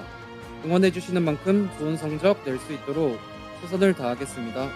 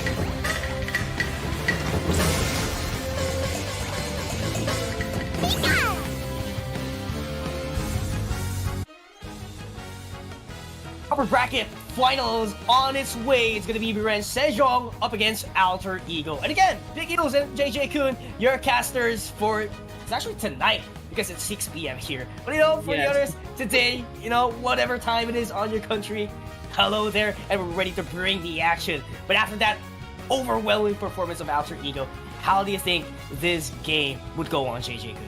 Man, honestly, we all know for a fact that Miran Sejong is a really strong team. Yeah. But you know, I'm not gonna get biased here because Alter Ego is my boys. But they just won their last game against Talon, and even though we have had a 10-minute break, the momentum and the hype, the heat that they have is definitely going to be brought into this game, and that's going to be a factor. You know, those are the external factors that we have to consider outside of the game, and man, that's definitely going to be an advantage here for Alter Ego. Yeah, Blaze is activated for Alter Ego. Like, they were on pinch, and Blaze was activated immediately, just like a fire-type Pokemon. Just like a starter out there. So, really quite excited on what's gonna happen in their matchup. Again, Miren Sejong up against Alter Ego. Both of them already booked their tickets to Japan, but still, let's not forget, they're fighting for the prize pool and the placement. And again, a little bit of an update here. Paper Rex also booked their tickets to Japan, so it's all left to Talon and Pyramid Esports. Last spot for Japan. Yes, sir. And at the same time, we have our what do you call this? Very very updated brackets rather. We now see that Talon and Pyramid Esports is going to be the one that is fighting off on the lower bracket.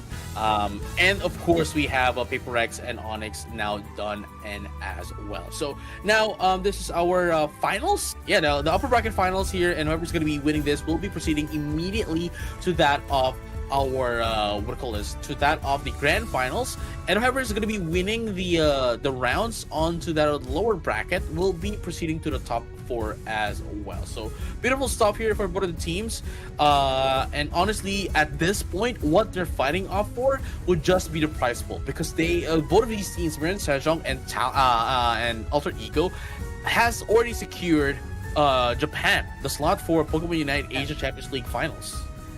There's just one more team in Southeast Asia. It could be Pyramid Esports. It could be Talon Esports, who's going to be getting the last spot, at least for Japan. Right now, shift of attention, we need to crown on who's going to be the very best team here in Southeast Asia. Could be Miren Sejong, could be Alter Ego, could be Paper Rex, and we are waiting for the last team. But on the other hand, Shingdi, doing the works of wonders every single game. Phenomenal man that you could rely on.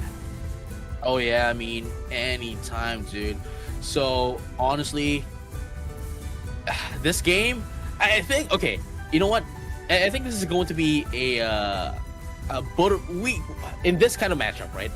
I feel like we're gonna be seeing the best of Miren Sejong. I forgot to mention, right? Taiwan, Hong Kong, and Korea are near each other. Yeah. So there's definitely not going to be any connection issues whatsoever between these two. So if we already saw Miren Sejong be a sort of a strong contender from earlier, I think that isn't still their 100%. And this time around, with all the geographical location of being near each other, I think only this time will we be able to see the 100% that of Miren Sejong. Yeah, totally agreed, because that is just one of the setbacks on a team. Whenever you don't have the best connection possible, definitely you're not at your 100%. But if you have that stable, if you have that desired connection, definitely you would exceed even 100% of your gameplay. Because 100%, yes, you do get it from the connection, but how about the other 100%? You get it from the execution, you get it from the morale, and that is what every team has been pulling out so far in the tournament. And Miren Sejong right now, definitely a huge threat up against Alter Ego. They may be the top 8 seeded team here, but never forget, they are already at our upper bracket finals. They made all the way up there and booked their tickets to Japan. Well, technically they are not going to be booking it, because the competition is booking it for them. It's just the what do you call it one? The explanation, There you go. There we go. You're right. I got the term. No, the idiom, right? Dude, I was just messing with you. I know what you mean, bro. Yeah, Hey. I definitely know. Come on. Again, what they're fighting for here would definitely just be more of a bragging rights, and obviously the title of going into the grand finals. And of course, getting into the grand finals means you can secure 10,000 USD as well. If you win, then it's 20,000. Yeah, 20,000 USD. So really huge prize pool here, and whoever win here, whoever is going to be winning here would definitely win out a lot, and a lot of budget when they go to Japan and go to the Pokemon Center and maybe buy a very big Lapras plushie or Snorlax, which is too big for you to bring home to the airport and stuff. And just want that too. too. Me too. You know, who would love a big Lapras? You're gonna ride. You're gonna go into the Lapras entrance. You're gonna ride on it. The plushie. It's so cute. Come on. Who doesn't want that? Who doesn't want that, right? Yeah, but here we go. Oh wow, Alter Ego going over to Blastoise. It's something that we haven't seen before. But Miren Sejong though, Jong into that Urshifu. Oh, really interested. We've seen this before. A while ago, it was full of Metagross, but right now, it's gonna be Urshifu. And I love the composition so far. This Urshifu could actually be a huge factor, knowing that the ward is in Umbreon. And definitely, when you lock in someone, when you jail someone with a Wicked Look, and that Wicked Look comes up, it's over. You're gonna be sent back into the base, and it's not just that. Okay, hold up. Whoa, wait. No. My heart keep a bit. We were frozen, dude. I mean, yo, honestly, that would have worked as well in this kind of composition. I think that would have worked, but obviously you have to go in for their comfort pick as well. That's gonna be the Age Slash, which we've seen earlier already, right? And then now Alter Ego going back into the Glaceon, double evolutions, 94 now into. Wow, going into the Lucario and of course Sakura now as a tank, as that of the Blastoise. Dude, why is he named 94, bro? It could have been like 84, 86. That was very close, bro. Yeah, very close. And a tongue twister, actually. I'm gonna be having a hard time pronouncing it. No, 90, 86, bro. That's so classic. Yeah, classic, right? 86. But 94. It's amazing into the side of Alter Ego as well. I mean, they have had replace of BKZ, but nonetheless, they have filled out that role beautifully. Yeah, a lot of fans were saying that BKZ, was a major downfall, but no! Look where Alter Ego is right now! All the way up into the upper bracket finals, and they're making sure that they fill in what BKZ does, despite moving in terms of role. Definitely not a problem for them. They took their time during the group stage and implemented everything here into the playoffs. And right now, this is the series that they need to win to get the advantage all over to the grand finals.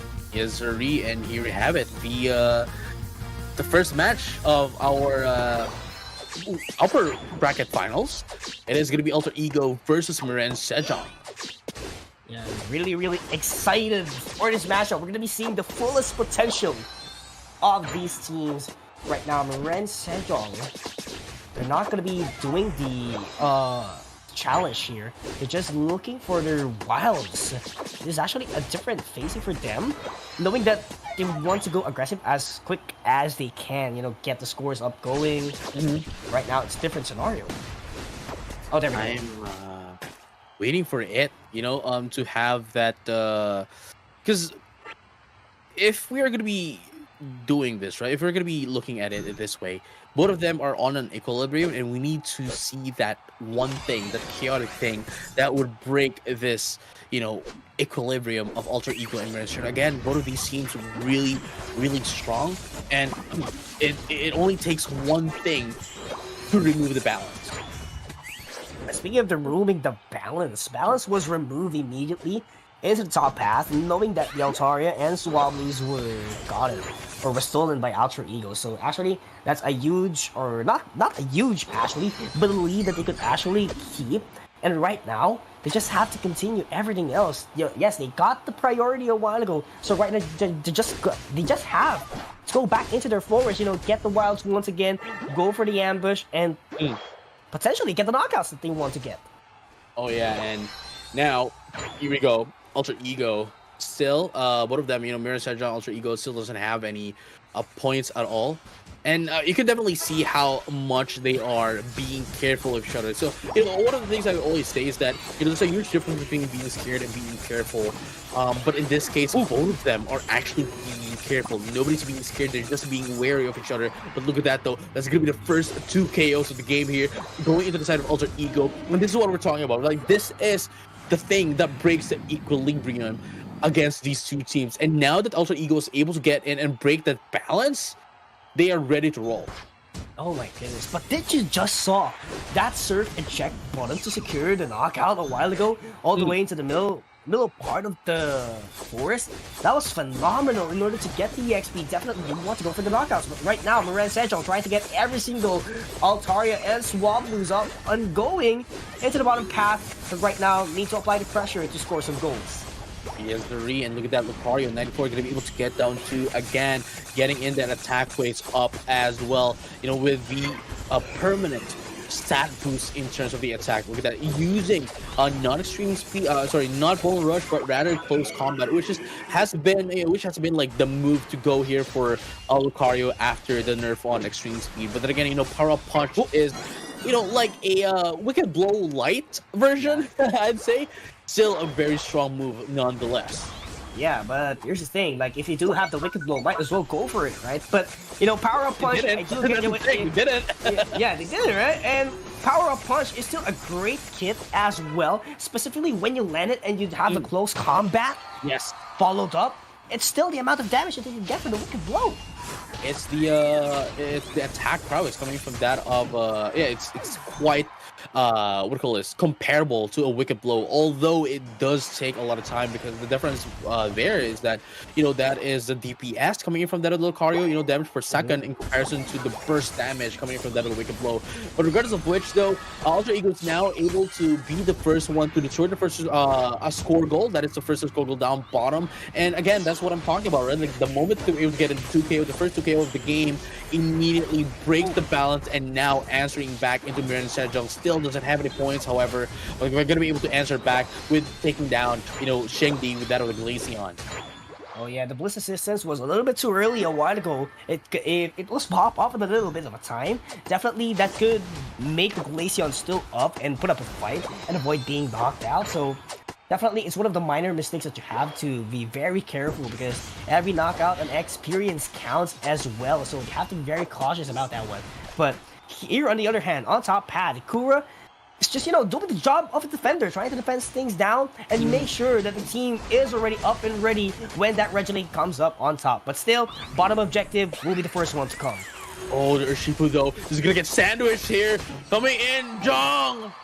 Man, I'm sorry, Jong.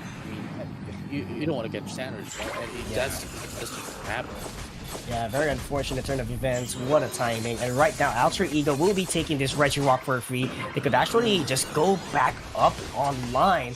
But right now, no one has claimed Regieleki yet, but it's full of reds, it's full of orange, full of Moran Sejong as they get the last hit from that Regieleki. And Alter Ego needs to defend this back immediately.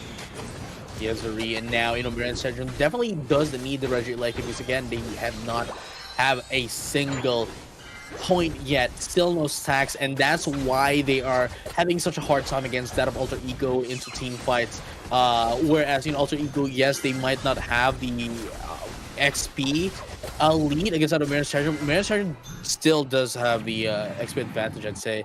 Well, not quite anymore, but earlier on, right? The main difference between the two teams is the stats. Whereas Alter Ego already has a lot of stacks, but Moran Sejong does not. Still at 0 at 4-minute mark, bro.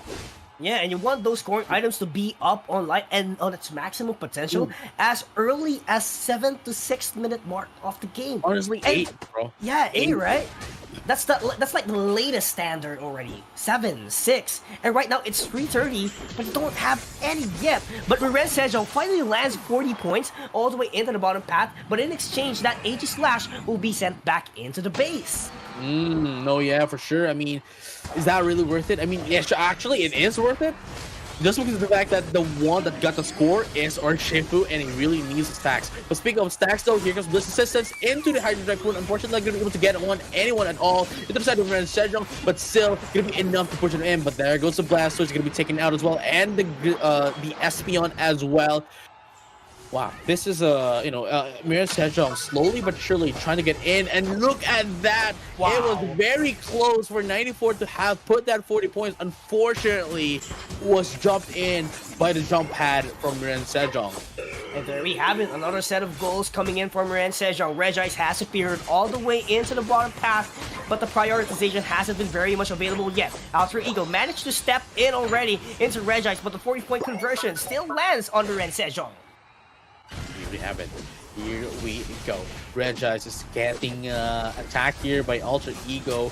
Earlier on, we've stayed. Miran Sejong stayed into 0 points until like 3-minute mark, but now they are currently in the lead. But then again, having 47 points isn't much of a lead, especially in this stage of the tournament. That there's still the Rayquaza, so it could still be anyone's game. But what matters, they can get in their XPs, and as of the moment, Urshifa currently at level 13, but the rest into the side of Alter Ego though is currently at level 12, and only Espion is at level 11, which really doesn't matter. Though it would have been better if it is at level 12. But look at this glacial stage into that of the Espion with the sword power, going to be able to take down this amazing Mewtwo, which is going to be quite detrimental onto the side of Miran Sejong, as Alter Ego is now pushing up some damage into that of Rayquaza. But the Hoopa though, is bound. Is it going to be enough though? Unfortunately, not going to be enough, as the Ikora, the Blissey is able to take down the Rayquaza, and now all he has to do is just run in, put into scores, as they were able to take down 4 into the side of Miran Sejong, essentially wiping down everyone into that team. And man, Mewtwo don't do nothing here. Do you get the concept what Miran Sejong was trying to do with the Rings Unbound? But there's not enough reinforcements. It could have been the Urshifu that teleported all the way onto the way to the portal, but the only ones responding, or the only ones gonna get back, is the Mewtwo Y, and you need some time in order to Mecha Evolve, you need some energy as well to maximize your damage, and that wasn't the case for Miran Sejong. Yes, the concept was there, but the follow-up and the execution not gonna be quite available, as Alter Ego denies it completely. And now 30 seconds left here. Currently at 785. This is going to be an impossible feat for Miran Sejong to actually come back to. And just like that, I think we can already conclude that Alter Ego has secured game number 1. Yeah. And what a victory, right? We all know that Alter Ego was controlling the game. The moment that we've seen Miran Sejong not scoring any single goal, it was their game. Why? Yes. Because the moment that Miran Sejong scored a goal, that was just 3 times. It wasn't enough for you to get your items stacked up, because that was 3 times. Even a single member out of their team cannot maximize the attack weight, the SP attack specs. It's impossible for you to catch up unless you do a beautiful steal on the Rayquaza. Yep.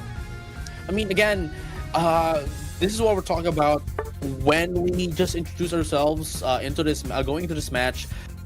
The external factors, the factors outside of the game, really affected this match. And as I mentioned, them winning the previous match, the momentum is still there, the heat, the blaze is still flaming out.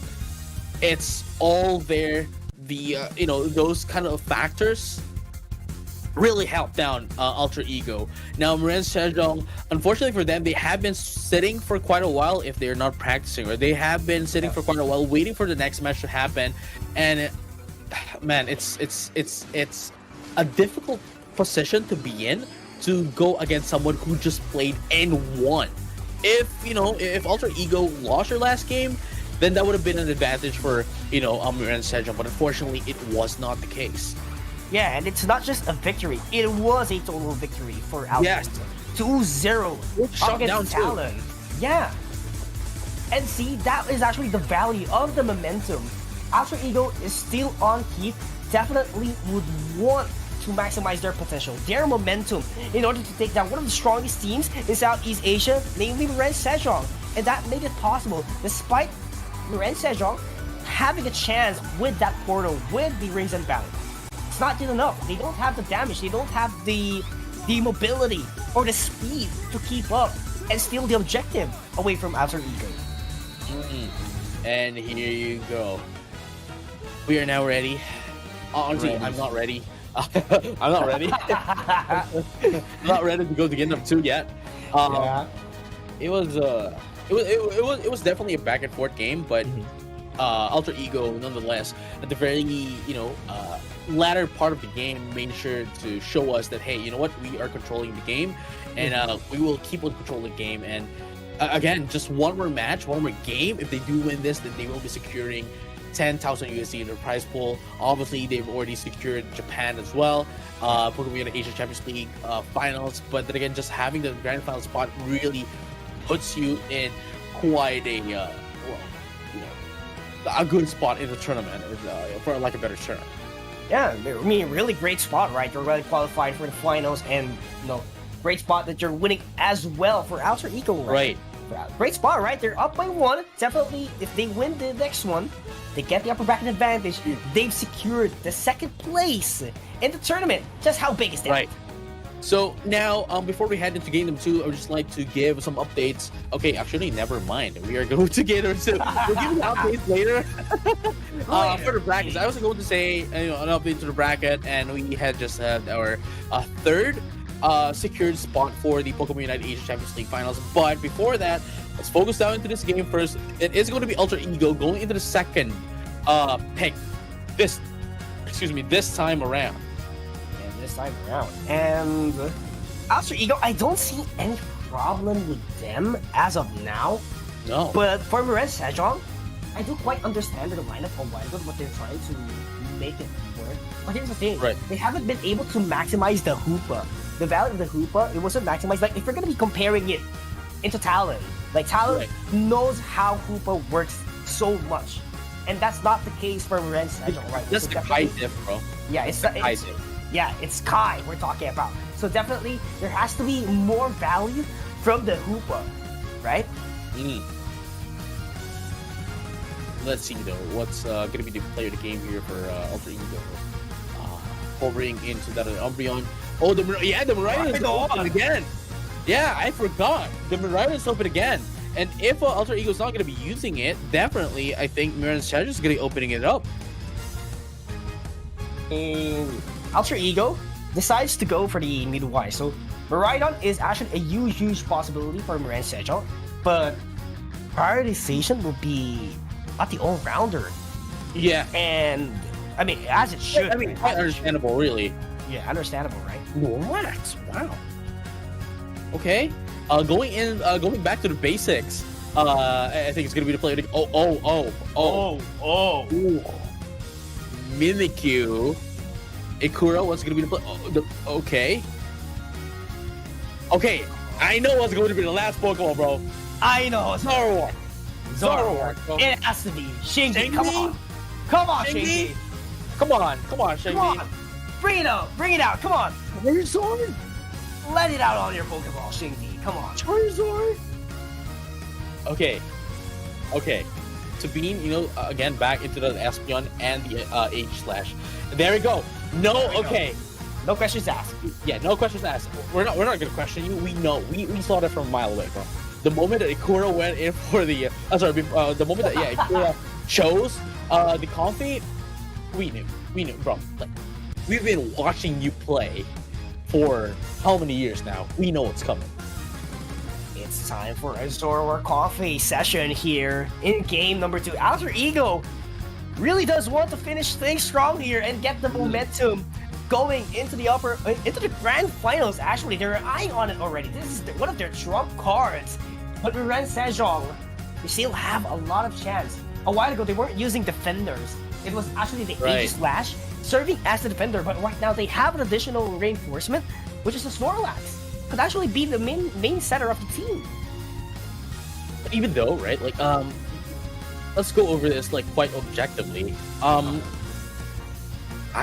have to say though, like, in terms of the reason why I'm voting for Alter Ego in game number 2 based on draft is mainly because we've already seen them play and use this for several tournaments now, right? And it has been working out thus far. The thing is, if we look at it objectively, Miren Sejong's composition, their team, Hoopa, Urshifu, Snorlax, Ageless, and Espeon definitely does have a better chances of living. Especially with the Hoopa, going back to the base, hyperspace hole, sure, all that and whatnot. Urshifu can definitely survive on its own.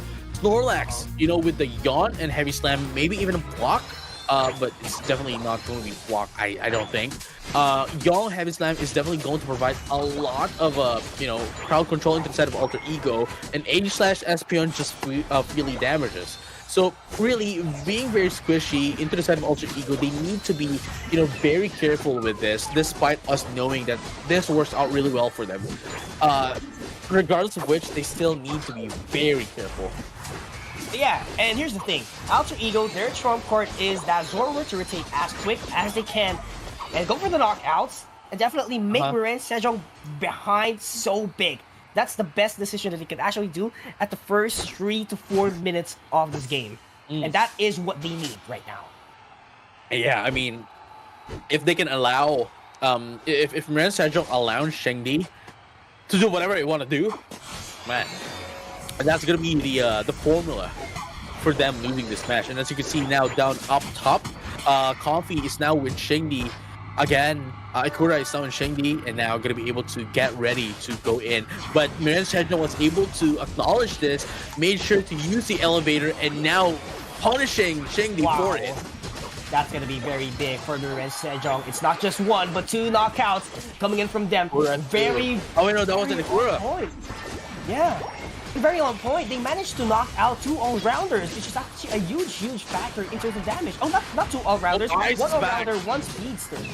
Yeah, Shengdi and Ice back again. But then again, it's one of the things, right, that everyone already knows. The moment that there's a Comfy, sure, it is a very good support. Let's we don't doubt that. We already recognize that. But at the same time, if you use a Comfy, you essentially miss out on supporting other team because it will just funnel through a singular Pokemon. And in this case, that is going to be the Zoroark. And since everyone's already using it, everyone's already used to it as well, they just know how to punish it. And that's what Miran Sejong is doing as of the moment. Ultra Ego still does not have any stacks, only 2 points on the board.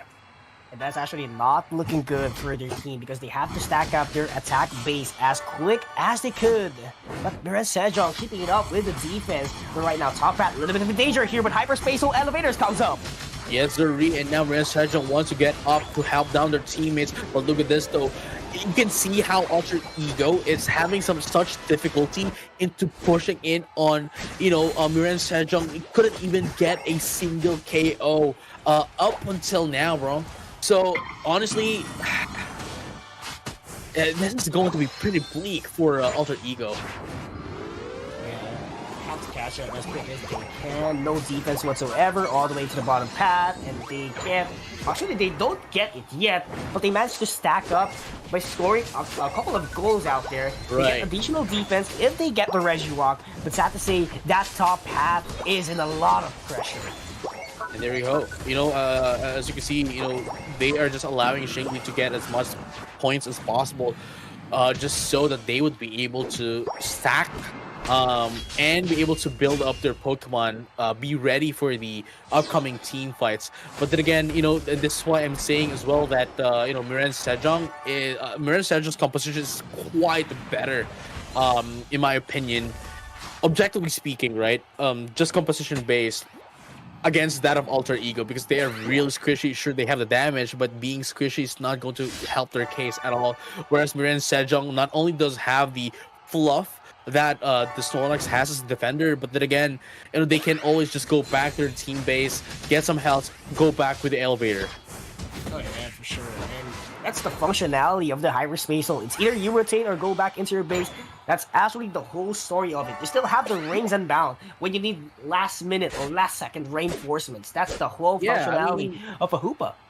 2, right? Like, you can use 2 Hyperspatials. Obviously, the first one will put you into a cooldown. Not going to be able to go back again on the second one. But then again, there is as you have mentioned, the Rings Unbound, which allows them to bypass that cooldown from the Hyperspatial to get back into the base, to get back into the fight. Yeah. And that's the value that they want, or Miran Sejong wants to get out of this composition. And they're doing it right now. Can't you see that Alter Ego cannot seem to find an opening to score some goals or even to look for an opportunity to get the resources? And they're actually overextending a lot right now because they have to gamble everything out. And Zoro takes that one. FFF has been put up here, and Ebon Fist into the wicked blow into Shingdi, almost gets taken out, but gets supported here with Coffee, allowing to survive for another day.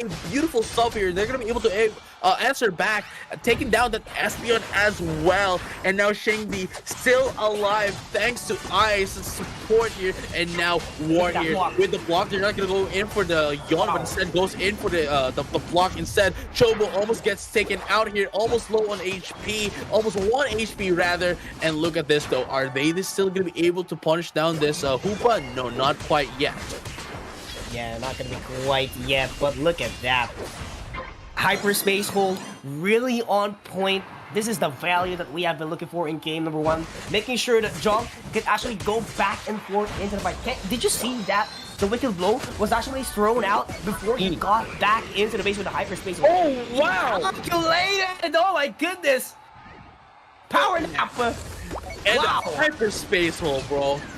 Just in case they weren't able to get the Reggie Ice, the hyperspace hole was there to move Snorlax away, bro. That was so smart. Miran Sejong. Fantastic. Building up the lead, 261. But on the other hand, Alter Ego has an answer back all the way into the top path, but not going to be quite enough to catch up. But still, a good amount of lead for Miran Sejong, but they have to keep it up. 3:20 on the clock. That was sick. I have no word. That was very sick, bro. And the mere fact that they were able to take it away with Power Nap, bro. The coordination of these players in this team is just phenomenal. I mean, they actually maximize everything else on their pocket, right? Whether it's the Ignite move, it's your move set, or use your battle items. Definitely, they can't afford to give everything at the hands of Alter Ego, because that's Alter Ego. That's Alter Ego for you. And this is actually the upper bracket finals. You can't give an inch already. Invest everything as much as possible when it is actually worth it. But here's the thing, though. Going into the Rayquaza, right? We have 30 seconds.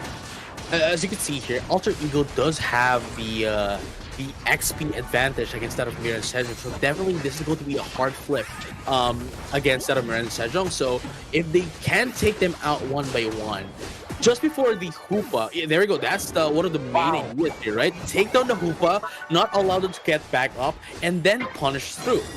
And that's what they need to do coming into this Rayquaza. But since the Hoopa is just about to arrive, well, they can burst down the Rayquaza, but they don't have enough time.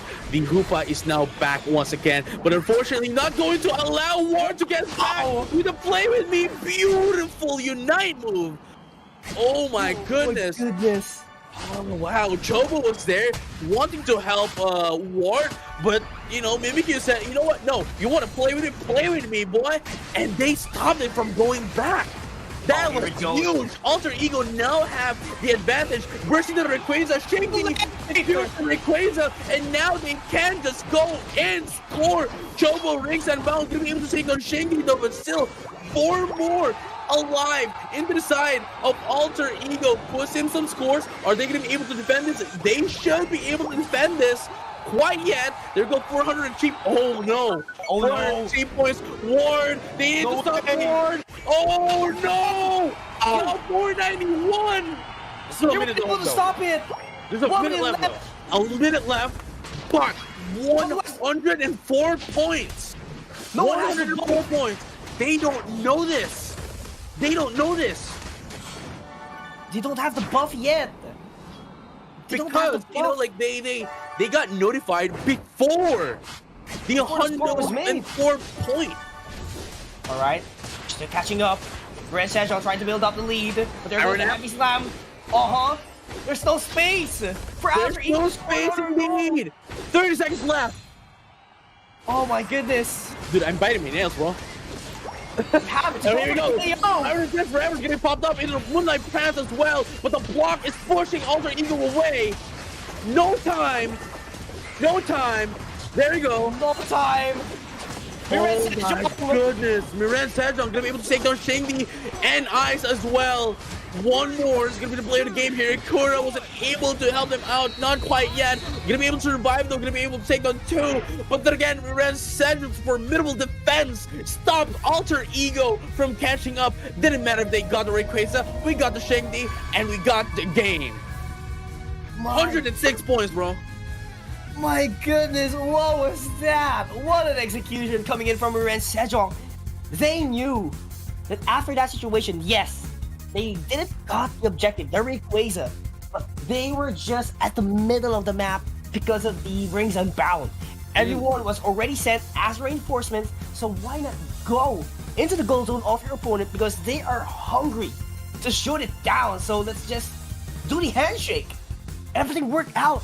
For Miran Sejong, just imagine, Ward doesn't even have a shield. There's actually someone on the jump pad of Alter Ego, but it was a little bit late, 1 second late to be specific. There we go. Let's go back into the game. This is the part where they were able to take down the, I believe the Urshifu and the Hoopa. But unfortunately, though, they took down the Hoopa a little bit too early. Because if they were a little bit too late, if they waited a little later, then at the very least they would have been able to burst down the Rayquaza and not have the the Hoopa be ready to help down into that of going into the Ray Pit. But at the same time, they acknowledged this and made sure that Ward with the small dice isn't going to be able to go into the hyperspace hole. Not going to be helped here by, of course, the Hoopa. But then again, this is what we're talking about. Chobo used Rings Unbound into the Ray Pit, taking down Shengdi's Zoroark. My, I am speechless. What a game! Our bracket finals. Oh wow, we just got some updates again. Okay,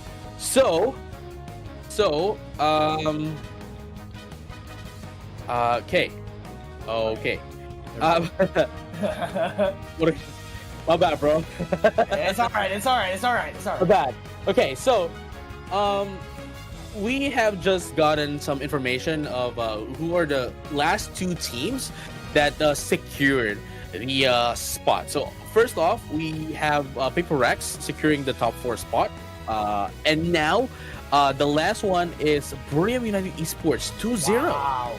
Up against Talon. That's very huge. And that's what we're talking about, right? That's what we were talking about. That would have been like that's a huge matchup for Talon to be with. So it is going to be BRU, Buriam United Esports, and Buriam United Esports, Paper Rex, Miran Sejong, and Alter Ego securing the Pokemon Unite Asia Champions League finals for this tournament. Obviously, those teams that were taken out, we have Blacklist International, Talon, Onyx, EVOS. Those teams, along with the 2 teams that got eliminated from the group stages, can still participate in that of the winter tournament to be able to qualify for the Pokemon Unite Asia Champions League 2025 finals.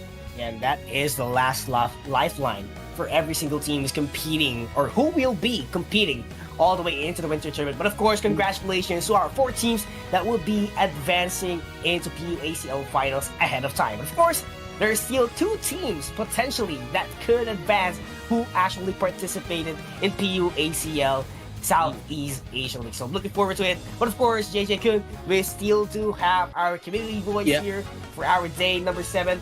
A lot of teams, a lot of fans rather, actually cheering here for Alter Ego, Shengdi, everyone else they're cheering for. Yeah, there's a lot of fans for Alter Ego actually in our in our community voices, and along with that we have Philippines as well. But mostly actually this time around, mostly are from cheering for Alter Ego. Yeah, I mean, Alter Ego has been doing the works of wonder here. Just imagine their tournament run so far, together with Miran Sejong.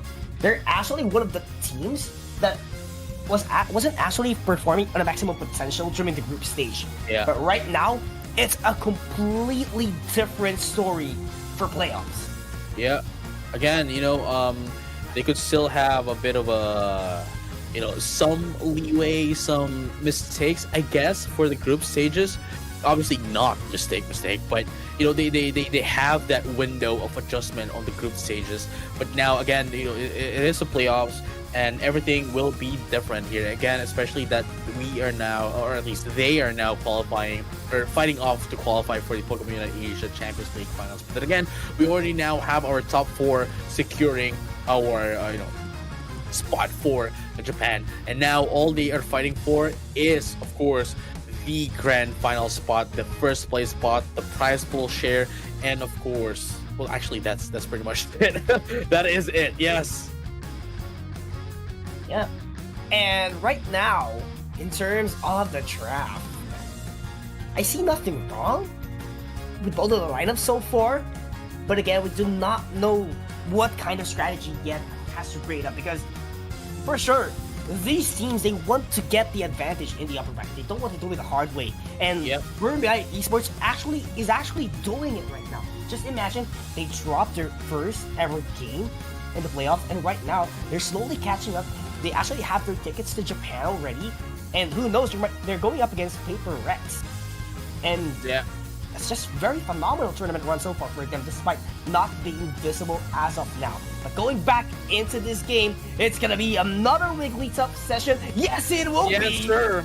It will be the defender here, JJ-kun, the main defender. And here's the great thing: 2 all-rounders. That would boost a lot of HP. Oh no, yeah. I mean, again, Garchomp and Wigglytuff is all they need to be the defender. And then there's also the Hoopa along with it. Man, they're going to be surviving for such a long time, bro. Oh yeah. Never doubt this kind of scenario here. And so far, I'm quite curious what could be the actual value here for the Buzzwole, because we all know Buzzwole is one of the rising Pokemons in the tournament so far. It's gonna be that Lunge or Smackdown, actually any kind of moveset. Right. Seen Leech Life, as far as I know, it's always the superpower because of the amount of crowd control that can actually give you, despite being a single target, right? Right. No, because the thing is, right? Leech Life and Leech Life is, I think, still a strong move, especially if you're playing solo. But the thing is, if you're playing on a high level tournament such as this, right? You'd want to be as coordinated with your team as possible, and being able to isolate, reposition, disposition someone from the other team is definitely the more beneficial play than just making sure that you stay alive by yourself. Especially that, Leech Life, not only are you stunning a singular target, but you're also stunning yourself, making you, making you be open for attacks. Even if you're, leeching life from one Pokemon. So Superpower definitely not only gives you a bit of a mobility, dispositions to your opponents as well, to whether, you want to isolate them and have your teammates do the job, finish the job rather, or, just push them away. Yeah. And at the same time, right? You can also use it with the Regieleki. Yeah, and here's the thing. I also love the response here coming in for Alsrigo, because they decided to go for the Wigglytuff instead of a traditional defender, knowing that there is actually an Urshifu on their opponent, and with the Unseen Fist definitely would deny those defense. So great replacement. It's gonna be the Wigglytuff. Together with the same, could definitely provide a lot of space and crowd control for their team. Right. See, here's the thing though. Another thing to take note of Wigglytuff, it's not Ikura using it anymore, but it is Ice. They might have switched roles this time, because they're switching defenders and supports. But another thing to take note of the Wigglytuff is that when you sing, it doesn't matter if you it doesn't matter if you crowd control it, if you you get hit by the superpower of the Buzzwole or whatever that is. The effect of sing will still continue nonetheless. That's the great thing about it. And speaking of the great thing, Alter Ego gets a knockout out of it, and see, this is the opening that Ice could give. That huge pressure with the thing would actually make everyone back down.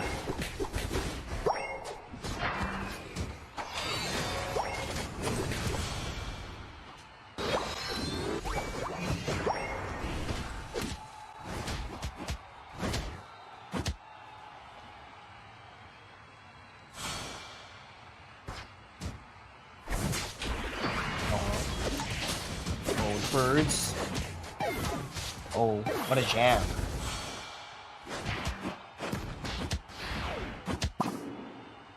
Alright, JJ, what do you think of this kind of rotation so far? Because, as you can see, Miren Sejong, they're trying to be the aggressive ones here, actually putting a lot of scores here, stacking it up as soon as they can. And wow, that's very wonderful. More stacks, more attack damage, and more health if they do have the biscuits. And right now, they're trying to go in for the knockout. They're eyeing for Miren Sejong, making some space in order to get the prioritization in the objective. Right. No, it's definitely the kind of objective that the kind of competition that Miren Sejong here does have is definitely a much more balanced one. You know, they can survive more team fights. They have more sustainability, despite Alter Ego having that having that Hoopa. Regardless of which, right? It's what do you call this? It is it heavily depends on when and where the Hoopa would be able to support Alter Ego. But if they take down the Hoopa, Miren Sejong takes out the Hoopa, then, you know, Miren Sejong can essentially last long as much as possible against that of Alter Ego. And that's what we're seeing right now. Taking out the Wigglytuff, taking out the Hoopa, essentially breaks the bones here for Alter Ego. And that is the objective that they're eyeing for and has been doing since earlier. Right now, this pressure is being taken a lot by Miren Sejong, despite being up here.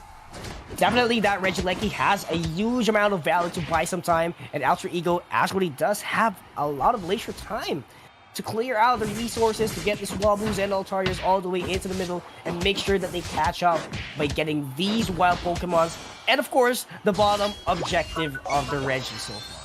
And at the same time, like as I've been saying earlier, you know, Smackdown, Superpower, definitely dispositions Pokemon intercept Alter Ego, and at the same time, it's actually very quite beneficial for the side of Miren Sejong as well. Just because the fact that, you know, if there is the hyperspace hole coming from the side of Alter Ego, if they do use Smackdown for Buzzwole, well, they're just essentially canceling them out. And Smackdown does have a bit of a AoE-ish cleaving effect that if you get hit by Smackdown, then whoever is going to get hit by that very small hitbox is going to be flying down. Although, of course, you know, a Superpower is only single targeted, but still. You know, it's like the side effect of the move that you really want to benefit a lot from it. You have to maximize it as soon as you can. Oh, I love that! Sing! But was used, but that Umbreon used the mean look in order to prevent from advancing even further and not completely be asleep. But even that, this Power Nap has been deployed. Power Nap, and of course Starler is going to be popped up as well, just to make sure that they survive for another time here. Here comes the Sing again, but the block is going to get blocked. It's going to block Ice though from coming in, but the mean look as well didn't matter. The Sing is up once again, ladies and gentlemen. All trains are like this. You know, game, please can you recategorize Wigglytuff into a defender? Defender, right? You know? Yeah. And Ho-Oh? How about Ho-Oh? How about Ho-Oh? Yeah, I'll put it down to support, you know? Yeah, you know what you're saying, right? You know? It is what it is, right? Ooh. And here we go, you know, going back into the game, 36 to 221, quite a significant lead coming in from the side of Miren Sejong, and at the same time, not only that, but the XP lead is on the side of Alter Ego. Nonetheless, though, Miren Sejong does have the advantage in terms of team fights, as they have been winning again and again. But the pressure, though, that Alter Ego is giving Miren Sejong, make sure that Miren Sejong cannot do any mistakes, because Alter Ego is just going to eat them up alive. But here comes the relook again. Look at the damage to Eyes. Almost half HP coming in from that of the Wicked Blow. But the Infinite Cyber is going to be popped up as well, but to no avail. Regieleki right now, hyper prioritization all the way from Alter Ego, but there goes 3 members! Ooh. not gonna be quite enough. Actually, it was enough. They got the Regieleki, and right now Rings Unbound was served in order for the reinforcements to come up. Yes, sirree, and there you have it. It is going to be the Boswell taking up the Aegis Slash, and into the side of score goal is going to be the Sandwich Garchomp. Miran Sejong has Alter Ego at the palm of their hands. Yeah, and Alter Ego is already pinched down right off the spot, and Alter Ego cannot move the way they want to because of the pressure being applied here by Miran Sejong. Just look at that. Dude, this is the most recent second placer in the world that we're seeing right now. And you know, Alter Ego, while they have played quite beautifully earlier, we saw how much they have dominated the other teams. But Miran Sejong, dude, they have there's a huge gap. There's a skill gap right now from Alter Ego to Miran Sejong, and again, we haven't seen Miran Sejong play in such a high level. I mean, they have been playing in such a high level, but not this much, right? This is mainly because of the how close they are with Alter Ego. Geographically speaking, they can play really well now. Yeah, and it's not just that. We haven't seen enough tactical prowess before during the group stage. Yes, there were tactical, which you do love from Miran Sejong, Right. but not this much to the extent that you could actually make everyone be on a choke point. Dude, Alter Ego is well, you know, I have no words, bro. Like Miran Sejong's 49 actually shut down Alter Ego. All right, that's top path goal, 98 points. But who's gonna be starting the Rayquaza? That's gonna be Miran Sejong. But they just have to play tag up against Alter Ego because Alter Ego, they do want to force things out. Oh yeah, I mean, this is a flip, and they have to force a flip as well. And look at this, mean look again to stop Eyes from having to sing. And look at that, there goes the jump, the heavy slam coming from coming in from that of the Snorlax. And now they didn't choose to go back into hyperspace so that they can still go back later on. But never mind, it does not matter because the Wigglytuff is going to be taken out. 11 seconds of their spawn point, but here comes another one, limited outrage, just to be able to get away from the mean look, but still going to be enough to make sure that their teammates survive. It was only used to survive themselves, and the Hoopa is now up. Rings Unbound. Are they going to be able to force it down? Slayer. On the Rayquaza, they're going to be able to take down the Espeon, and low on health is Miran Sejong getting 4 down. They were able to take it away. Ward is the only one left here, and that is a team wipe. Alter Ego at the last second of the Rayquaza. That was beautiful from Ikura. The timing of the usage of the Rings Unbound was just perfect. Beyond perfect. Beyond evolution, ladies and gentlemen. Alter Ego steals the game away. Not quite yet. They're going to be dunking more points so far. Almost a 300-point lead. They have to defend things down already. Especially the last investment, but they decide to push up even further. Miran Sejong doesn't have enough time to march even down into tier 2 goal zones of Alter Ego. If Miran Sejong was able to take down Alter Ego much earlier or much later, Rings Unbound wouldn't have had any impact at all, and Miran Sejong would have been able to burst down the Rayquaza, but unfortunately, perfectly timed. You know, Rings Unbound coming in from the Ikura allowed them to burst down the Rayquaza, take down everyone from the side of Miran Sejong, and Alter Ego is not going to let them get the grand final spot as Alter Ego wins 2-1, securing the grand final spot and the 10K USD. Wow. Oh my goodness. One step closer. Ladies and gentlemen, phenomenal performance from Alter Ego. You know, I kind of understand why did the prioritization go into the Wigglytuff, because they don't want the Divine move to pop off, which was the Starlight Recital, because it does give a lot of HP. And that's actually okay at the side of Miran Sejong. But they do forget that there's a Rings Unbound who can actually send everyone in once again. So despite not having Wigglytuff for around 11 seconds, there's just a jump pad. There's the Rings Unbound. You can go whenever you want as long as who plays up.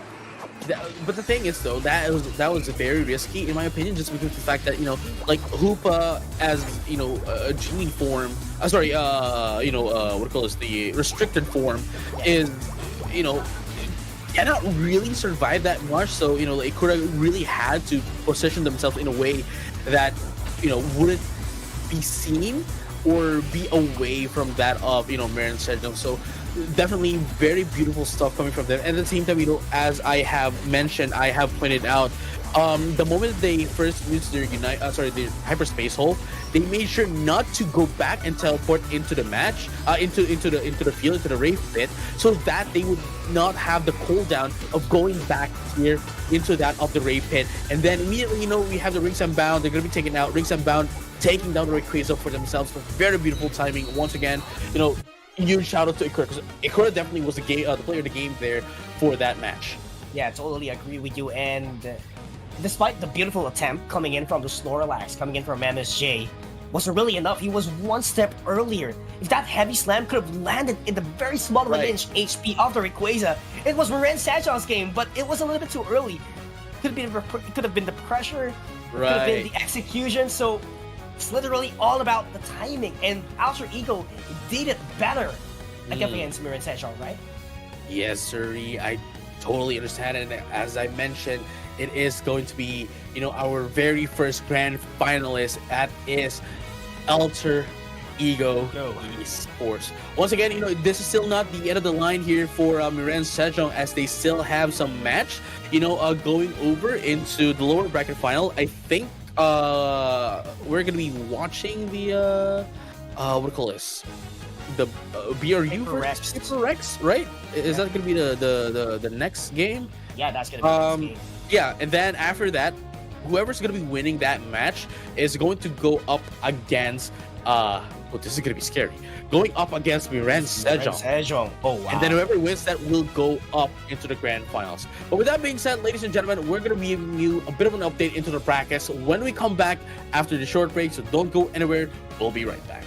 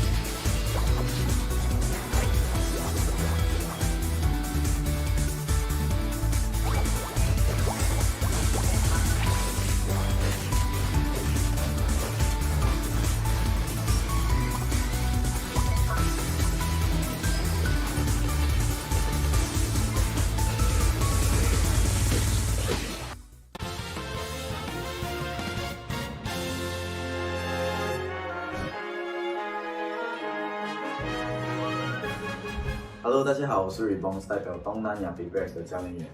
I'm Solo, the attacker player from Team Big Rex.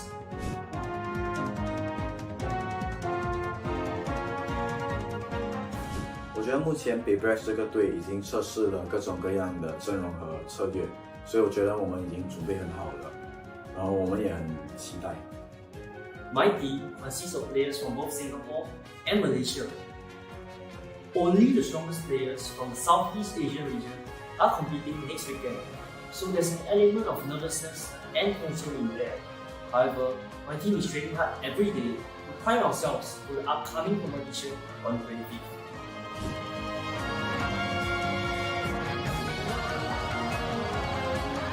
Eight teams will be competing, and the one we are looking out for is Team Onyx from Indonesia. They are a team of players who have played together for the longest time, showing incredible coordination, time and time again. Since we suffered a defeat against them, we are looking forward to get our revenge.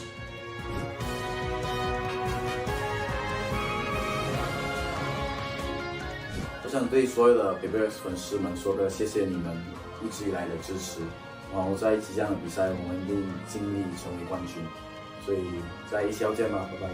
The Unite team from PUACL is a young one, as we have only joined recently. Hence, we're extremely thankful for the love and support that you guys have shown us on the live streams and on social media. Please continue to watch us grow.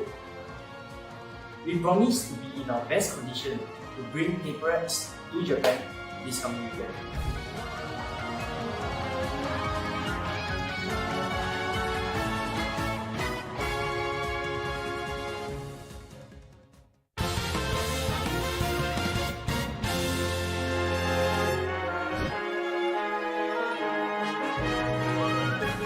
สวัสดีครับ ผมชื่อภูผาซ่าครับ เป็นผู้เล่นตำแหน่ง Defender จากทีมบุรีรัมย์ยูไนเต็ดอีสปอร์ต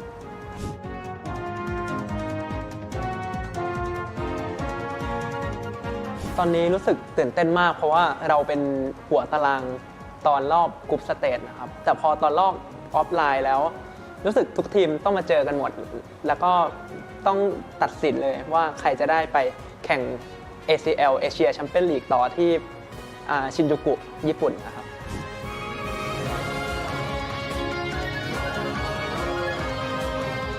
ตอนนี้รู้สึกว่าเปเปอร์เล็กคือทีมที่แข็งแกร่งที่สุดในของเราแล้วว่าทีมเขามีสไตล์การต่อสู้ที่ดุดันและโดดเด่นมากแล้วเราแก้แผนของเขาไม่ค่อยได้เลยและอีกทั้งทุกทีมในลีกนี้มีประสบการณ์ใน Pokémon Unite World Championship ของปีที่แล้วหมดแล้วทีมเราเป็นทีมที่ใหม่มากๆก็เป็นกำลังใจให้ด้วยครับ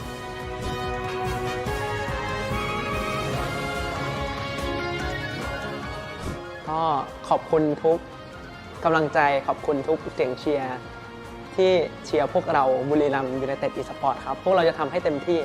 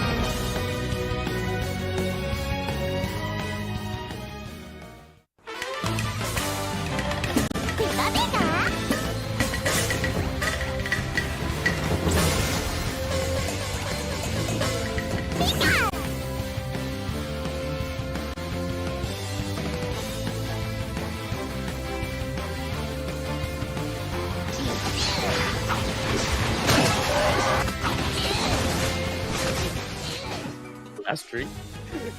Hi guys, it's sorry. I'm sorry. We are back. My bad. Let me do it again. Welcome to the Pokémon Unite Asia Champions League 2025. My name is JJ and with me is Big Heels. We are now in on our last 3 matches, maybe 4 if we do get a bracket reset, but nonetheless is one of the last games that we're going to have. This time though, we're going to have the lower bracket semifinals that's going to be battling Buram United Esports and PUACL. As you can see here on the brackets, we saw earlier, Alter Ego was able to win against that of Miren Sejong 2-1, and so now they are on the grand finals. And now, before we head into the grand finals, we still have to watch the semifinals. That's going to be Buram United Esports versus PUACL. And then whoever wins that, as I have previously explained, is going to be battling against Miren Sejong. And then whoever wins that will be coming to face Alter Ego in the grand finals. And if they do win that, then there's going to be a reset. But if Alter Ego does win the grand finals, then hey, we're all going home quicker than a reset. There we go. Nonetheless, this is it. Brave United Esports is going to be the play of the game here against Paper Rex, and I'd have to say this is definitely going to be one of those matches that is quite similar. I wouldn't say similar, but close. This is going to be very close against each other. Yeah, totally agree with you. Because I would love to see BRU have a rematch up against MSG into the lower bracket finals as much as possible. But let's not deny, BRU, on the other hand, is actually also BRU is eyeing on Paper Rex, and that was their statement in their greeting video, right? And Paper Rex, on the other hand, one of the most formidable teams into the league, but at the same time, they already took down one of the teams they have been eyeing on, which is Onyx.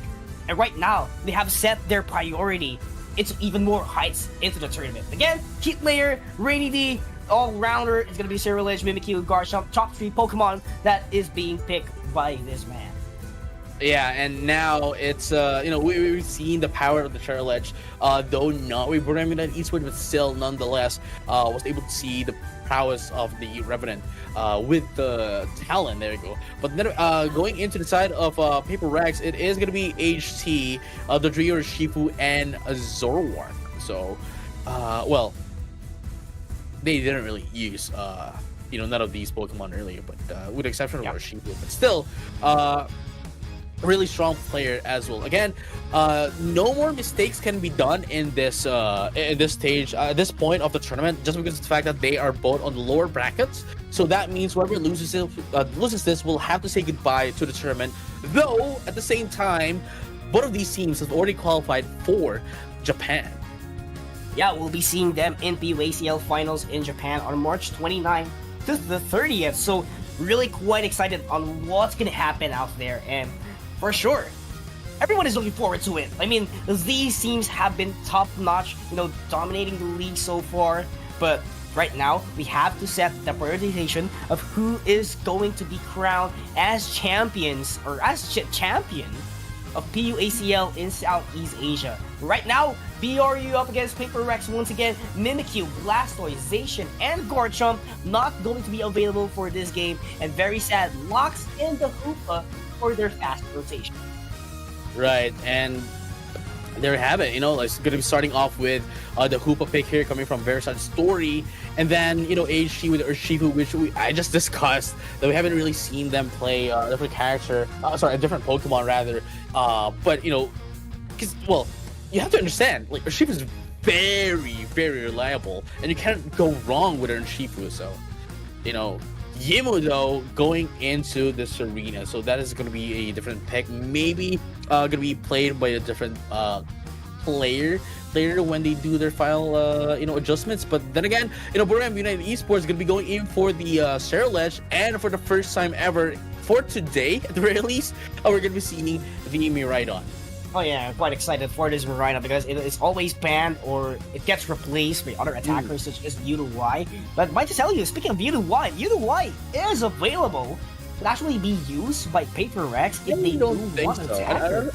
I don't think we're going to be seeing the Mewtwo, not in this kind of composition, especially that they already have the backlane attackers here for both of the teams. Ayaka with that of the Miraidon, and then of course into the side of Paper Rex. Honestly, they still don't have backlane attackers. But maybe Solo could Mewtwo.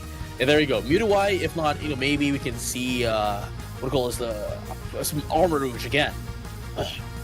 Yeah, totally agree with you. And Glaceon is actually a possibility as well if they do want that sure hits with the Ice Shard. So a lot of possibilities still, but right now it's gonna be the Mewtwo, probably the best option that has yet to come in this draft. And so far for both teams, I'm quite convinced with BRU being able to dominate this game from start to finish, knowing that they have the early game prowess with the Miraidon. They do have mid game, which is of course Rainy D with the Cyril Edge, and everything is just a follow-up. They just need Very Sad and PUACL to execute things down. And might to tell you, PUACL, being recognized by their fellow players and of course opponents, that he is one of the top defenders out there in this league.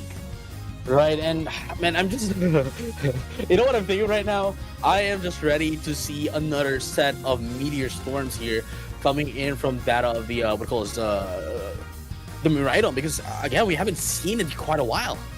Yeah, and those meteorites, how to call it, like as a whole, it's a bright future meteor storm. There we go. Yeah, really excited to see it because aside from the the zoning capabilities that it could give, the space that it could give for your team, it does deal a huge amount of damage as well. And it's not just that. You still have Revenant Ren from the Ceralish. You still have Kutkrace. A lot of options for BRU to deal out a huge amount of damage in just a glimpse. And they have a lot of setup as well. Woodhammer, Phantom Forest, Rings and Bound if they want reinforcements. Oh yeah, for sure. And Buram United Esports looking pretty great in terms of their composition. So honestly, could go to any players here, really, any team this match, just because of the fact Paper Rex a really strong composition as well. They do have their sustain. Buram United Esports does have the Hoopa, but the thing is, if Buram United Esports takes down the Hoopa, then there goes the sustainability coming in from that of Buram United Esports as well. So they have to be careful of Verisight's story, as you have mentioned. But then again, that is where the the Trevenant or the Fun Sub as of the moment is going to be coming into place. Yeah, for sure, and they do need those secondary options as well. Very sad for the regain of HP, and of course, as we speak, that Woodhammer is coming in from the Trevenant later on. But I feel like there's somewhat lacking here. I feel like it's the secondary setup because, yes, Trevenant does have a lot of options, but he's just a single Pokemon compared to what we've witnessed before. That there are secondary options, just like the Psychic Solaire of an Espeon rather, or any other attackers and defenders out there.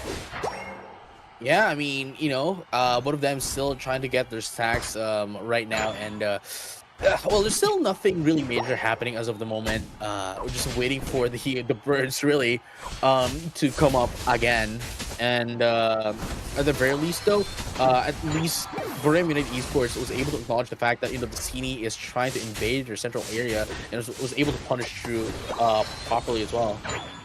Yeah, speaking of punish, right now Paper Rex wants to punish Buram United Esports as fast as they can. They know the facing that there has to be the Swablu's and Altaria into the middle side of the map, so Plaza is keeping an eye on them. Wow, look at that! Woodhammer. Plus Woodhammer being able to do a minimal amount of crowd control, but again, Paper Rex wins the bout on that Swablu's and Altaria.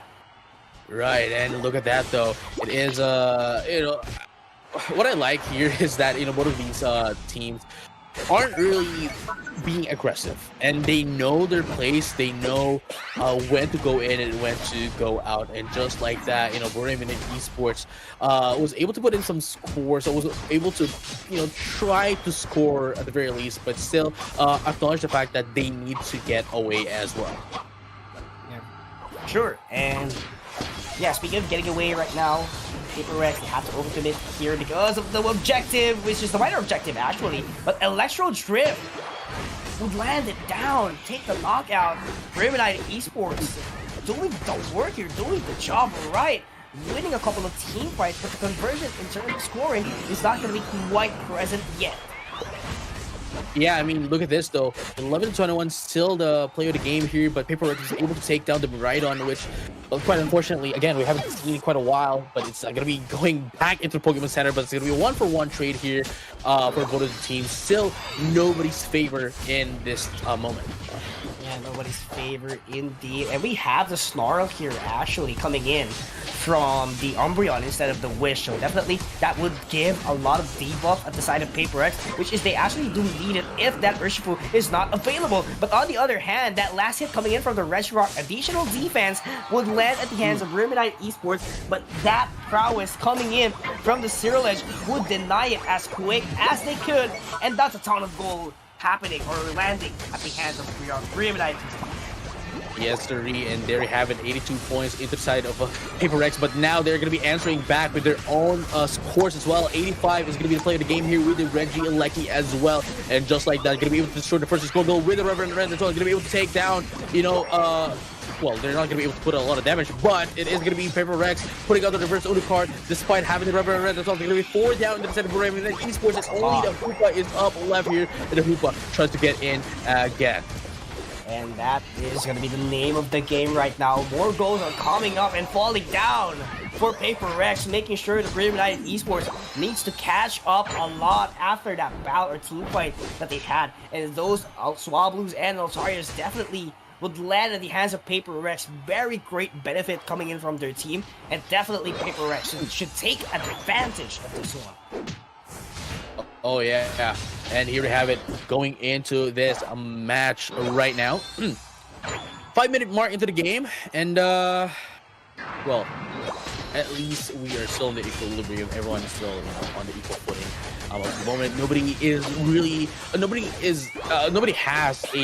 an advantage over the other. Not quite yet, but as I stated, Ageless is going to be taken out as Paper Rex is trying to defend the top path. Quintessendus just to be able to take down the Miraidon as well, and now the backup coming from the Paper Rex has completely wiped down everyone into the side of Brilliant United Esports up top.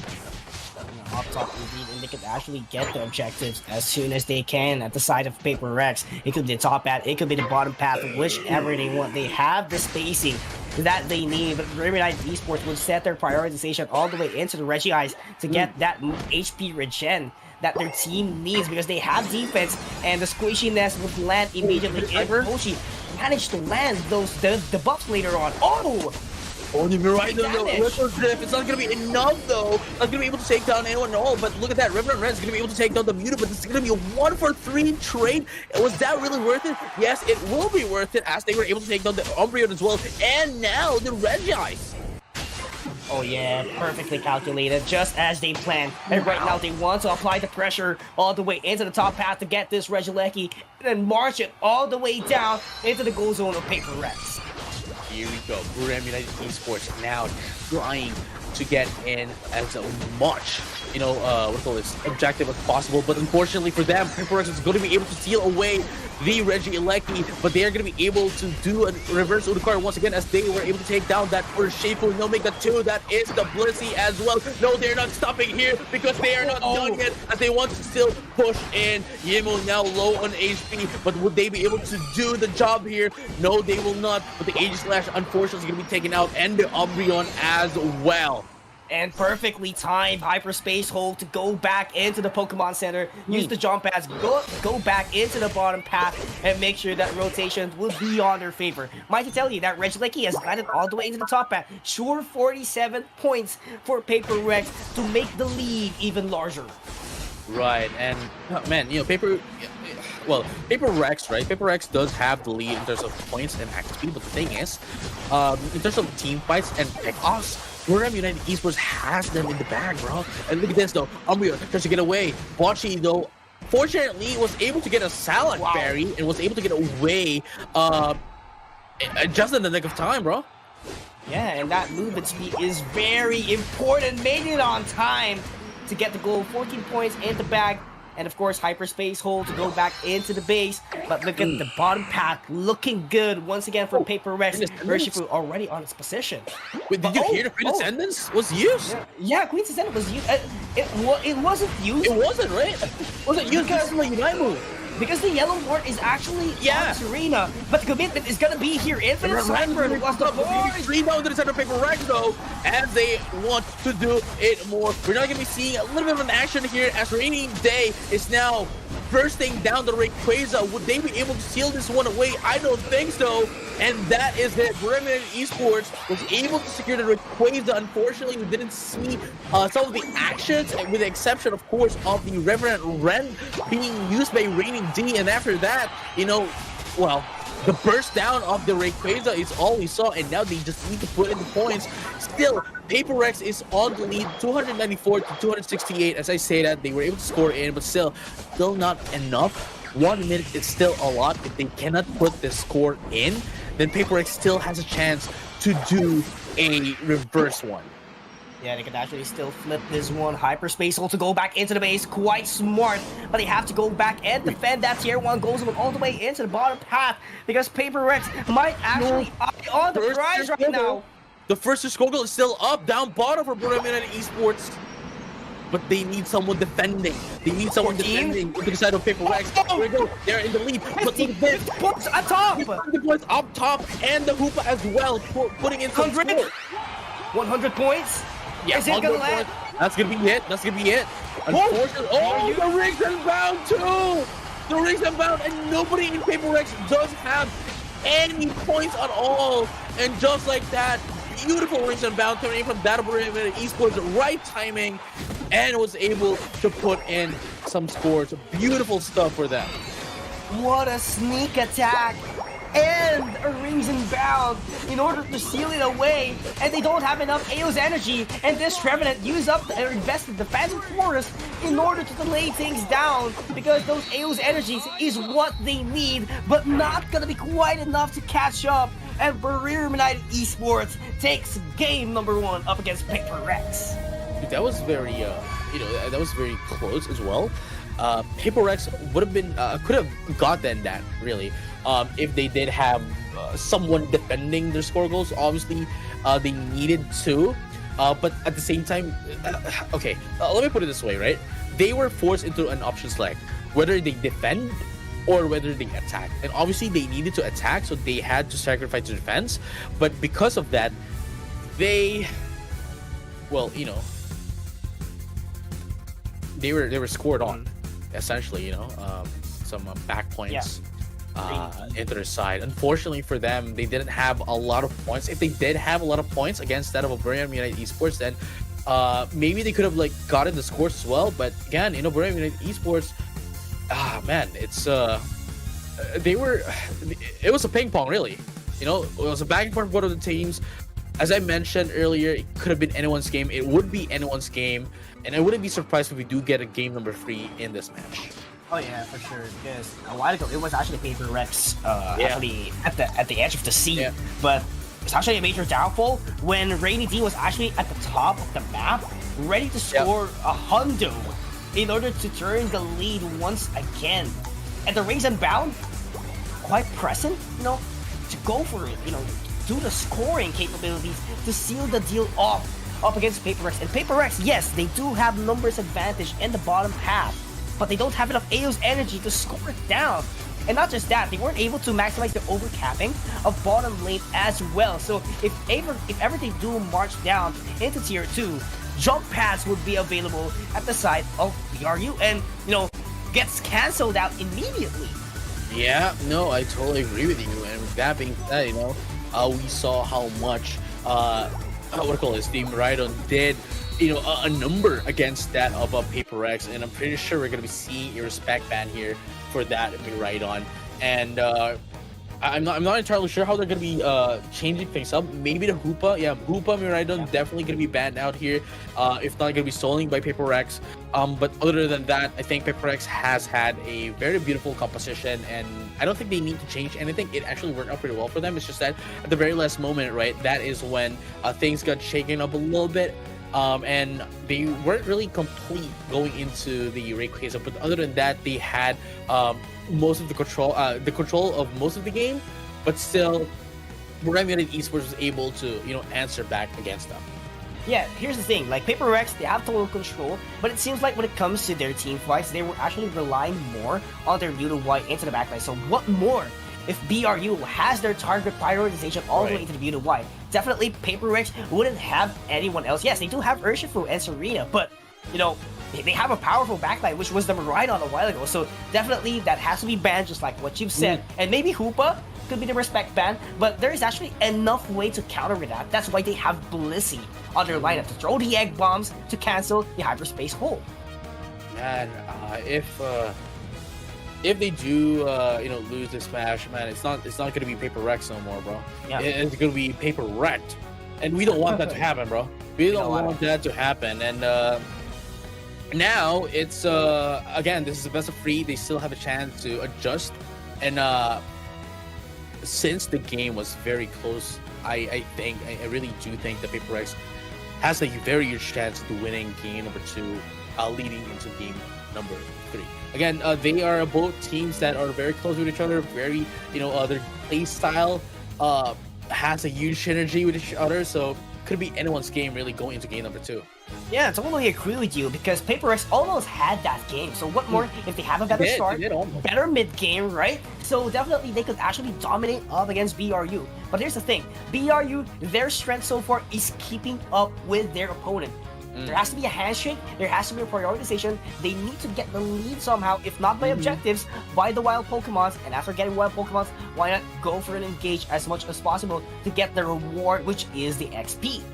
Right, I mean, that's what most of the teams have been doing thus far, right? If they are on a huge disadvantage, just focus on leveling up, just focus on doing what you can to catch up in terms of the XP, in terms of the level, so that when the Rayquaza comes up, right, a 2-minute mark, the green flying snake thing.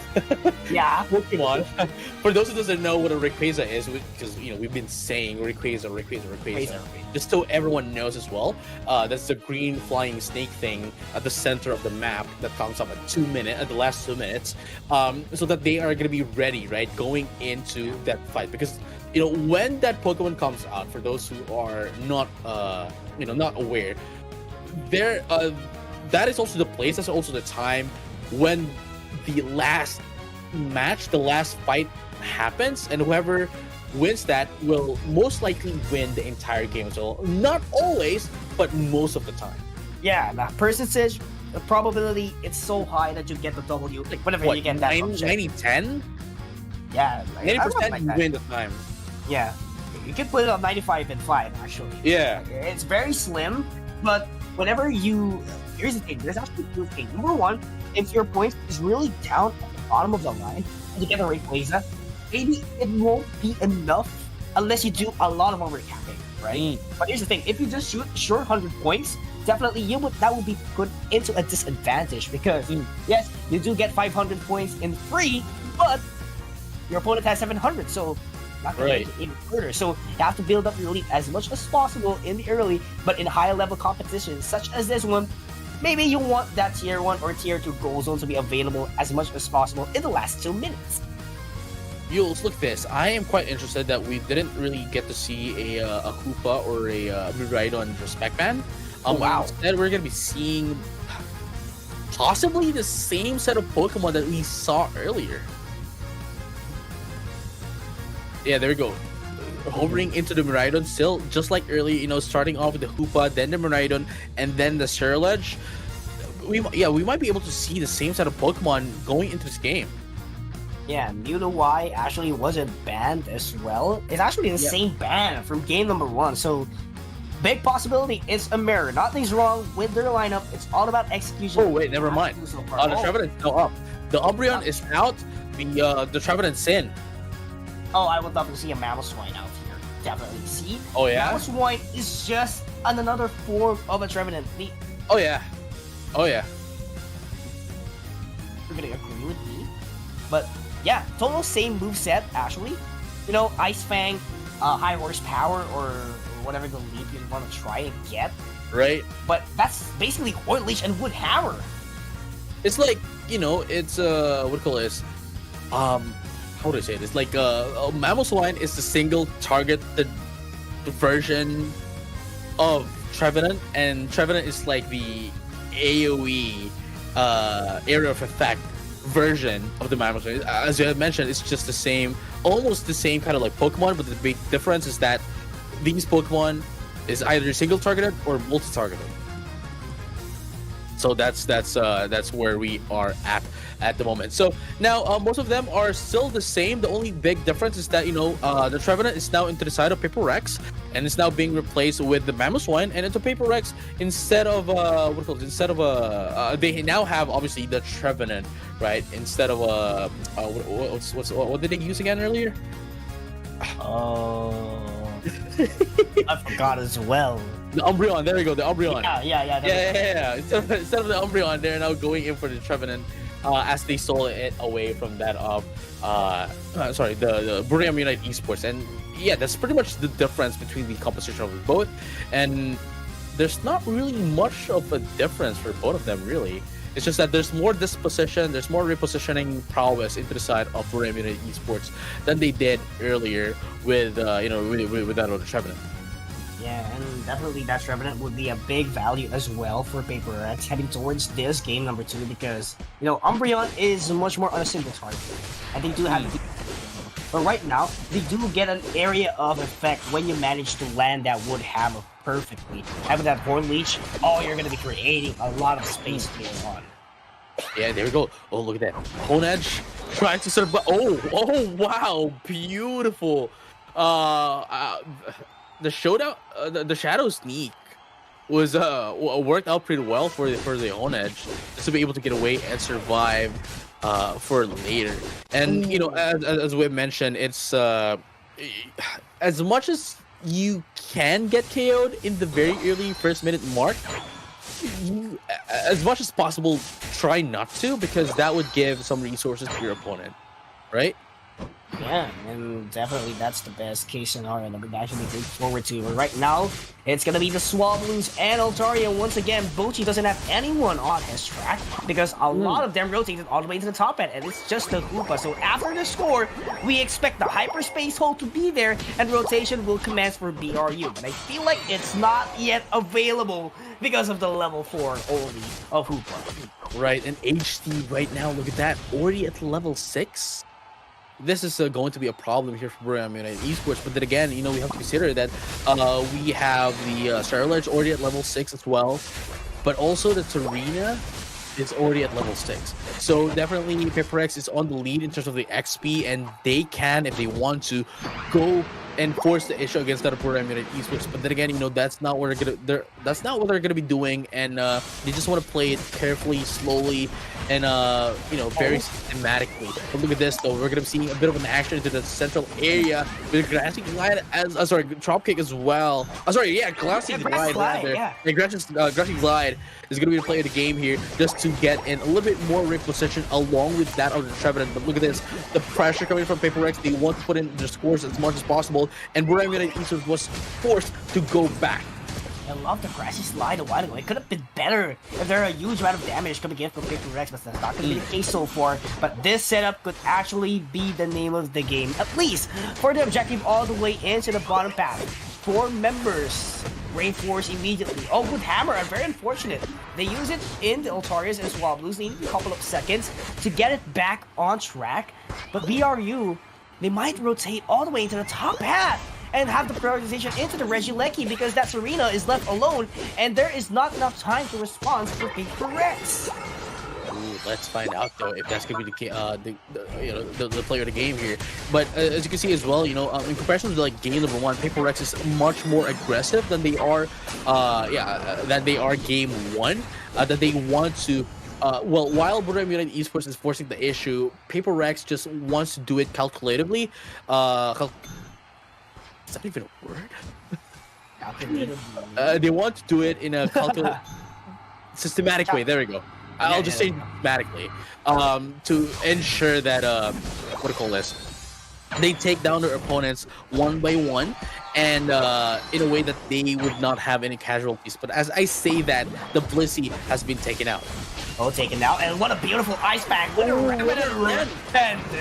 huge amount of damage to KO on the side of BRU, and right now they're going to be ice prize, which is the goal zone. Oh, look at that Serena with the Grassy Slide, being able to bring a lot of members. Oh, and going to send it as well. As it brought up, Boston has to back away a lot here. And what a turnaround for Paper Rex as they win the team fight up against BRU. You know, I feel like the Infinite Cyber coming from Solo was heavily mistimed because it hit no one. It hit no one. I mean, yeah, sure, they saw a bit of a information, but it actually hit no one, especially with the game with that of the Queen Ascendance, right? It puts the target away from the map-ish. That doesn't let it get hit by other attacks until it drops down. And now BRU almost had that one a while ago because they have been hungry for that goal zone a while ago, which made them overextend a lot because of the reinforcement of Paper Rex that was about to come. They were confident, they have Hoopa, they have better rotations. But the thing is, Paper Rex was one step ahead of time. They were there already. And right now, that's going to be the same case as well here in the top path. A lot of members of Paper Rex already down here below. That, the Wicked Blow just to reposition Pupaza was beautiful. Yimu, though, is going to be used with Ice Fang into the Wood Hammer right now. They need to get in back a little bit, have a little disengage here. But look at this. It seems like Burem United Esports really wants to get in. But here comes the Rings Unbound. Coming from that Hoopa, goes down bottom, allowing Paperex to destroy the first score goal and then take the Reggie Elecki. Would they be able to take it though? That is a big question. Yeah, because they still do have the Hoopa to set up the hyperspace hole here. If they try to go back into the base, use the jump pass immediately, definitely a good response, but not going to be quite the scenario here. Phantom Forest pop up to stop Pupaza's track even further. Man, that was using the Unite move against just a singular Pokemon. It's quite questionable, really. It's quite an interesting decision to do. But then again, as long as it is still not at the last 1 minute before Rayquaza, that's fine. They would still be able to recover all those Unite moves going into this match. Yeah, for sure. They really want those Unite moves to be up, recover it as quick as they could. But right now, we do have actually 3 out of 5 Unite moves coming in from Paper Rex. This is actually a great opportunity to force another team fight for Burem United Esports to be behind as much as possible. You need to bait out your opponents to invest your Unite moves as well. Specifically, we are at the 3-minute mark of the game. The Egg Bomb was missed possession. Yeah, that would have been a huge deny coming in from Yang. Oh, Earthquake! Oh, Ice Fang! Ice Fang! My goodness! What a beautiful move coming in! That's not all. They're going to be able to answer back. This is going to be 3 KO for 1. That is a huge loss for Burem United Esports. Yeah, a huge loss, but they do have Unite moves up and online. 4 of them to be specific. They can actually bounce back more further later on. Ace Smash is going to be taken out as well. That's 4 down into Burem United Esports. That's a lot of XP as well here, JJ, and might tell you, aside from the XP, they do have the position already all the way into the bottom objective. They still have 30 seconds to secure this one, and they have Rings Unbound. So if this would be a dance, they could actually deploy the Rings Unbound and go for an all-out fight, and right after that, go for the Rayquaza, and it's game over. I personally do not think that they should dance in the Reggie bottom, because the Rayquaza isn't still up yet. If they do use the Rings Unbound, then they would be losing out a lot on sustainability. So I guess that's gonna be the player of the game here, coming from that Burem United Esports. As the Rayquaza are gonna be coming up in just a second. Here comes the flying snake green thing that we were talking about, the Rayquaza. 3 points in the bag if you get the last hit on Rayquaza. But Paper Rex is the one going to be dominating the formation here. Everyone is backing away, but look at that. 100 points up top. That's going to give them a lead out there. 72-point lead as of now, but no one has started the Rayquaza yet. Oh, here you go. The positional advantage is on Paper Rex, and they know for a fact that they should not burst out a Rayquaza, because what if, right? Like, Burem United Esports is just waiting for them, and it's really driving them insane as of the moment, because we can see that there's no one in Burem United Esports on the central area. But now the Rings Unbound is up, and they can't pass it back to Burem United Esports. And here we have it. It is going to be the Mammoth going to be taken out, and look at that. Very sad sorting is going to be a very sad sorting indeed as they get taken out. And the H-Lens is 2. It's going to be 3 down, and the Trailheads almost taken out as well. They want to get away, and Paper Rex is able to secure the Rayquaza, and now it's just scoring in. That's still not going to be enough, though. Never mind, it is enough now. 374 to 478. Paper Rex still has some points to put down into this game, and man, there's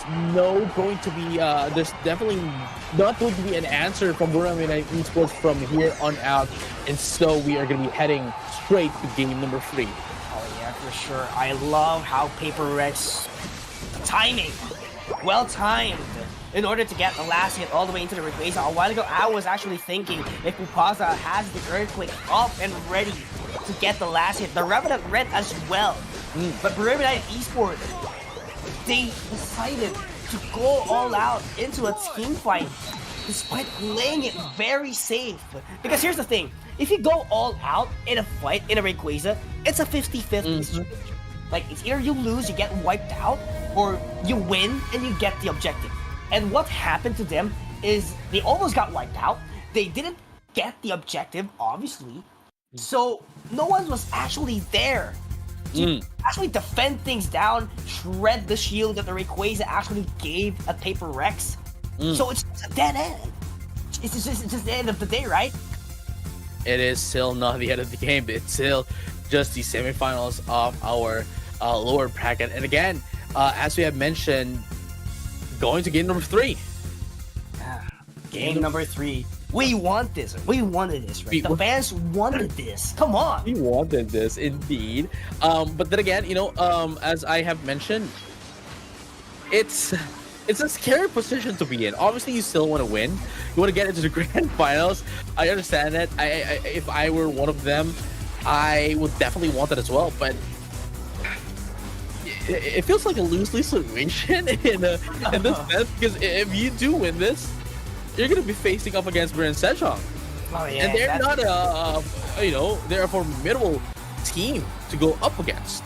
Oh yeah, and just they're running up World Championships in 2024. Proven a lot in the scene, brought a lot of strategies all the way here into the playoffs, got their tickets as early as they can, and somehow fell short up against Alter Ego, but we cannot deny they still have a lot of strategies in their pocket. Maybe there are some things that we haven't seen yet, at least for tonight, but I'm really quite excited what Miran Sejong has in ready for now. But still, Paper X and BRU game number 3 must go on its way to determine who will be going up against them. Oh yeah, for sure. And this is going to be the last game of this match. Once again, Borneo United Esports and Paper Rex. It is whoever wins this will be going up against Miran Sejong, and whoever's going to be losing this one will have to say goodbye to the tournament. Though we're going to be seeing them once again to the Pokemon Unite Asia Champions League finals. So for all of the remaining teams here, for those who doesn't know, or for those who are not aware, Miran Sejong, Alter Ego, Borneo United Esports, and Paper Rex, they cannot play on a winter tournament, right? They cannot play anymore. They've already secured their spot. So whoever already were taken out of the tournament, EOS Onyx, Onyx, Blacklist International, Talon, they can still play on what we call this, the winter tournament, right? East and West. Obviously, teams as well like Elevate, right? Elevate coming in. Hey, Elevate. Elevate. They can still play on the winter tournament as well. Coming soon. And that's gonna be a tough road as well, and specifically for APAC West. Right. APAC West, like a lot of teams from APAC West is actually winning this thing. Actually, 3 out of 4, as far as I know, is already qualified. 3 coming from APAC West, and 1 coming in from APAC East, which is Miran Sejong. As far as I know, that's gonna be the scenario. There's two. Alter Ego. Ego. There we go. And the thing is, right? The thing is, most of the competition, as they say, right? Most of the competition is on the western side of the field, western side of APAC. So, they actually, while we were on the break, right? While we were on the break, we were. There's already some discussions of a prediction who will be winning the winter tournament.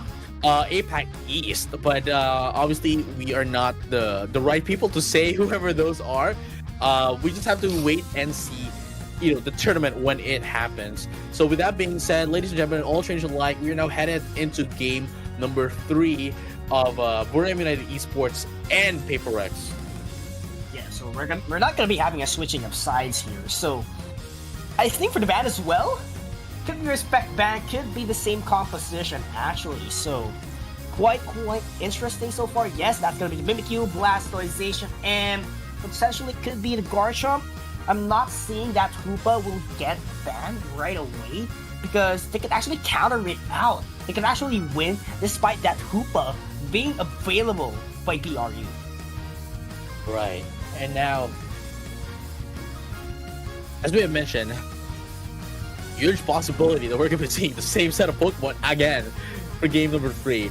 So if we do get to see what's the first pick, Hoopa, do we still have to watch You still have to block the grab. Koopa, Mirai. Fine, come on, never mind. Okay, that's good. You know, this is actually a very good option as well. Knowing the fact that this is game number 3, they need to change things up. Well, really, they don't. It hasn't been working out well for them. But the thing is, if they already saw what you're going to be using game number 1 and game number 2, then definitely a surprise pick for game number 3 may be able to, you know, put you on the edge. And now this is going to be the first. Okay, never mind. I thought this is going to be the first time we're going to be seeing, you know, a new Pokemon in this tournament. But never mind. It is going to be the Ceruledge and the Psyduck and the Trevenant. Interested in esports, and then for Paper Rex, they are finally going to be the one using the Hoopa. Yeah, and I think it's not just Hoopa. They might go for the Rhydon as well, which is, as far as I know, being utilized by BRU. So there's a huge potential.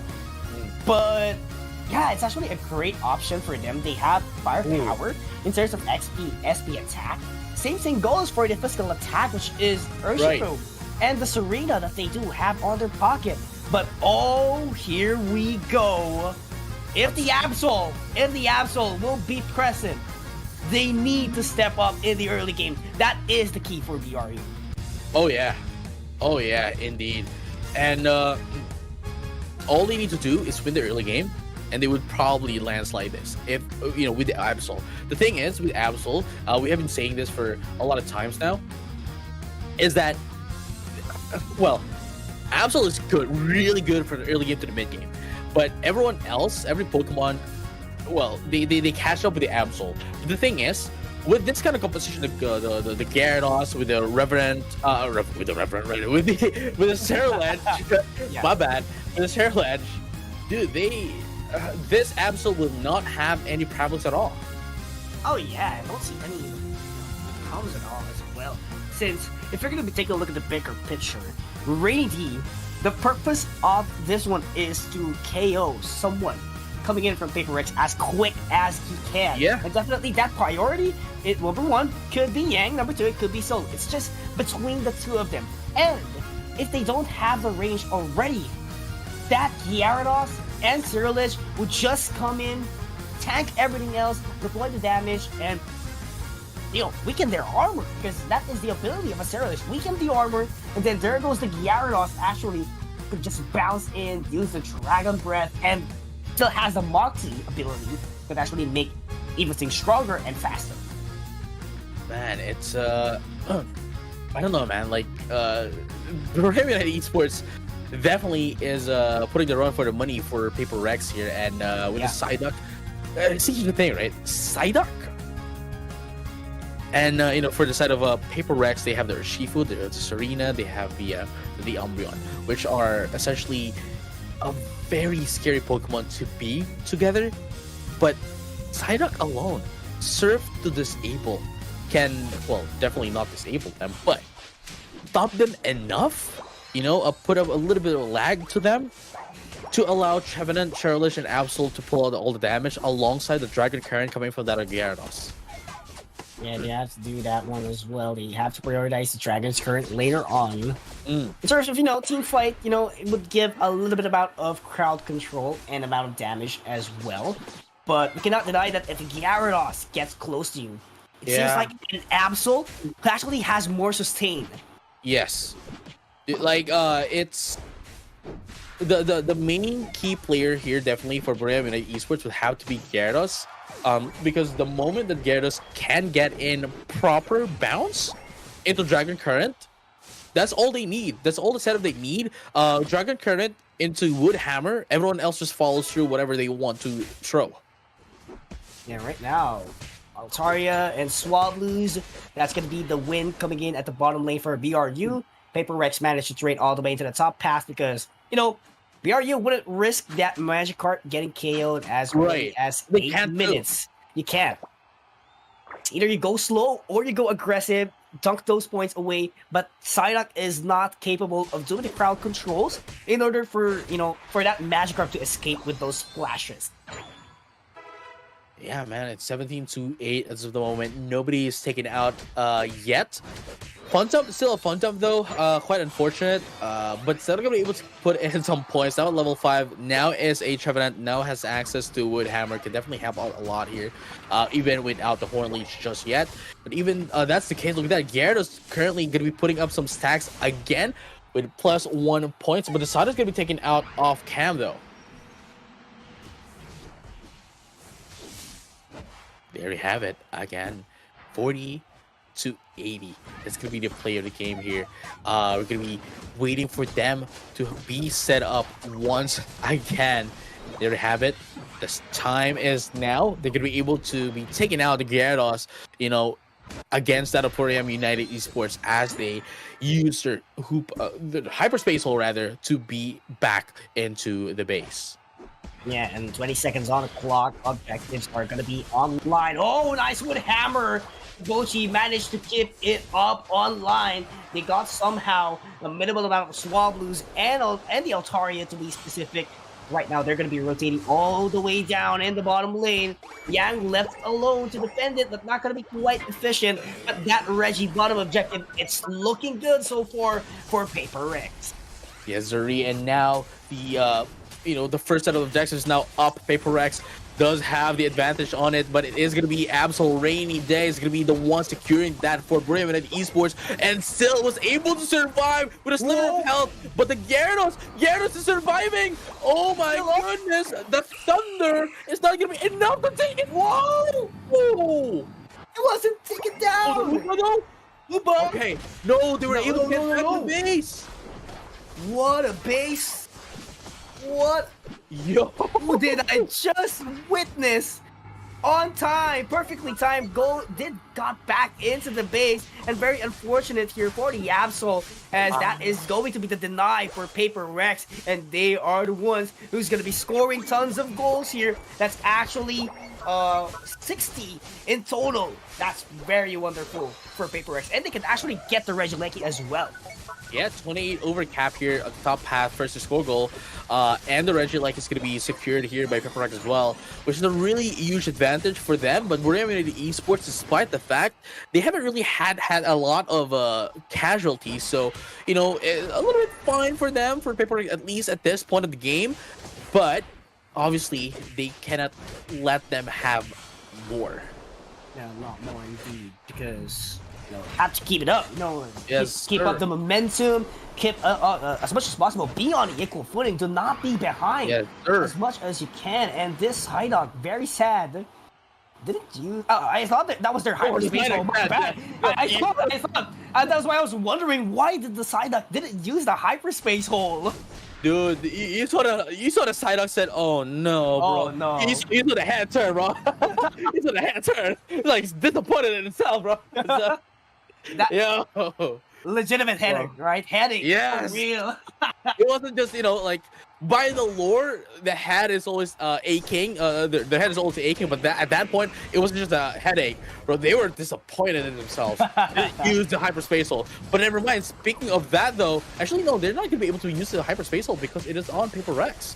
But anyway, though, the reason about is getting popped up down bottom, but they are answering back as Paper Rex wants to be able to score up top as well, just to put a little bit of a threshold into the side of the second tier score goal up top for Brilliant United Esports.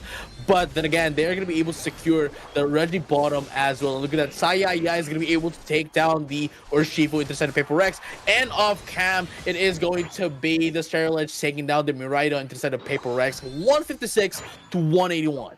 And that's actually a great investment to use the Phantom Force in order to secure the KO. But right now, they don't have enough Unite moves to be specific if they really do want to contest this Regieleki at the hands of Vermilion Esports. But mind to tell you, they still have that Gyarados that could bounce a lot into their potential. They also have Horn Leech and Wood Hammer. Once again, if they really want things to be closed out in the spaces that they have to fill in. Oh yeah, and here to have it. Whew, man, Popaza was able to get away. Beautiful stuff, just because of the fact that Paper Rex wanted to have a little bit of refresh here, but now it is the Gyarados and Popaza going up top, just trying to guard it out. But never mind, it is the Gyarados soloing the Regieleki. But because the elevator is up and available, the Serena was able to go there as well. They're going to be able to take down the Psyduck down bottom, but is that going to be enough though? Only a minute left here before the Rayquaza comes up. And look at that, the Absol putting in 50. Are they going to be able to do it? Yes, sir! They will be able to put down 50. 206 to 181 is going to be the play of the game here, but Rainy Day, well, it seems as if it was raining that time. They got taken out. Yeah, and right now this Gyarados, gets taken down immediately by the Urshifu, but there's actually a follow-up coming in from Brim Knight Esports. They want to knock it out as soon as they can, and perfectly timed. Hyperspace hole to get a refresh, just like what you've said, and definitely they will be going into the top half. They want those last-second objective as much as possible for the pressure later on at the final stretch. If Brim Knight Esports wants to win this, they really need to take the Regieleki. Paper Rex, despite being at 181, look, it's like less than 16 points of a lead, but still, 15 points lead. They are having some difficulties against that of Paper Rex. Into that of team fight. So if they do want to win this, they definitely need that Regieleki to help them out. But look at this though, we're gonna be able to see the final matchup, the final fight of this matchup. Oh, and you can actually see that the Urshifu is trying to guard the top path goal zone, but that Regieleki would be enough to take out the 96 points. And Brim Knight Esports is up by so much, but that Rayquaza could flip the tables around PUACL. HP not looking good here, JJ. Well, not quite yet, because they have not activated their their threshold in terms of HP, and still alive, gonna be able to get back into the base, gets a little bit of refresh here. Very sad though, we'll have that in. And look at that, Moonlight Press gonna be popped out as well, gonna be able to take down the Absol. That's what we're talking about. And the Bright Future Meteor Storm into the Reverend Ren is gonna be the pop up here. It's gonna be 2 down to the center for Esports. It's the price of 1. That is the Hoopa. But the thing is, would they be able to follow through? Even Fist into the Wicked Blow. Gonna be able to take down the Gyarados. Yeah, oh my goodness.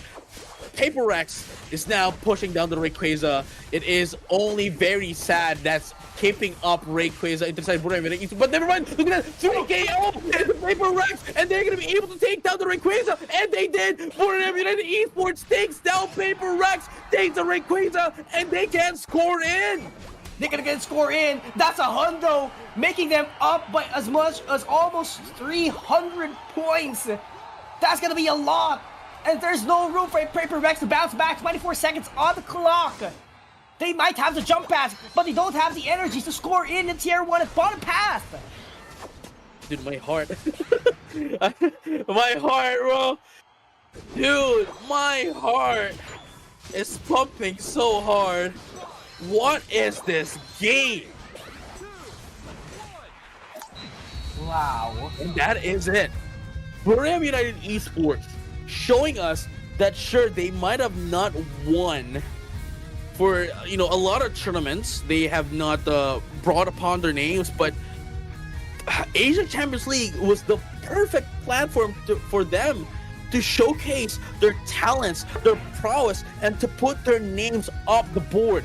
But here's the thing. They might have won against Paper Rex. They made Paper Rex say goodbye to the tournament. But this is going to be a reset against against Miran Sejong. Game number 1, match number 1 of today. Buram United Esports versus Miran Sejong, which is going to be the same matchup for the lower bracket finals. Whoever's going to be winning that will have a chance to take home the grand final spot.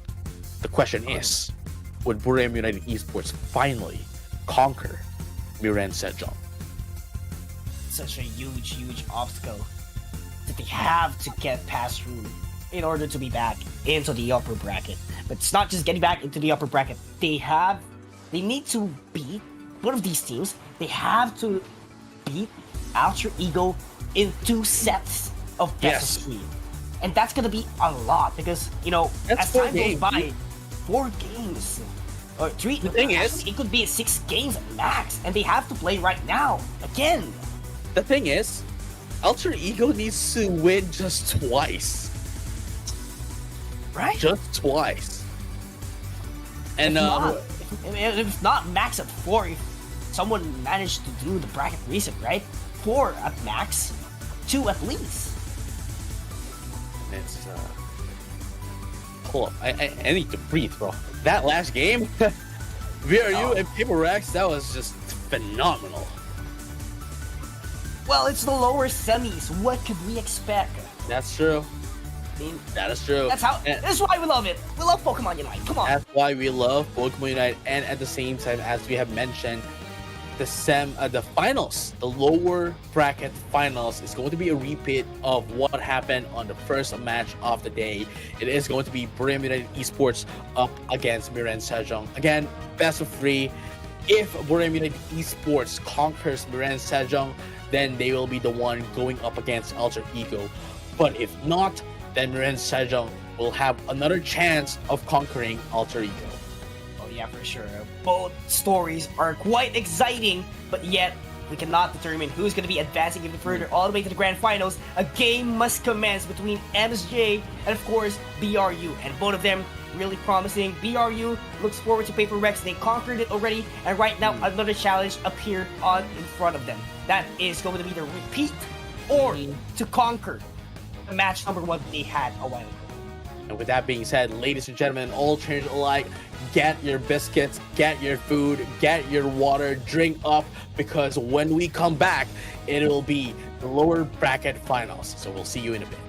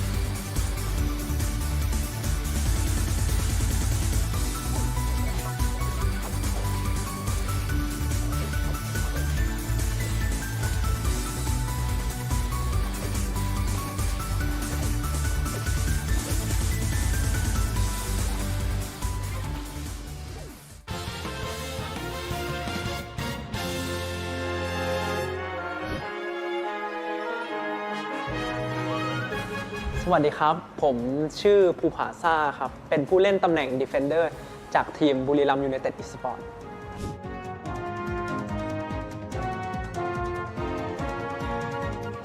ตอนนี้รู้สึกตื่นเต้นมากเพราะว่าเราเป็นหัวตารางตอนรอบกรุ๊ปสเตจนะครับ แต่พอตอนรอบออฟไลน์แล้วรู้สึกทุกทีมต้องมาเจอกันหมด แล้วก็ต้องตัดสินเลยว่าใครจะได้ไปแข่ง ACL Asia Champions League ต่อที่ชินจูกุญี่ปุ่นนะครับ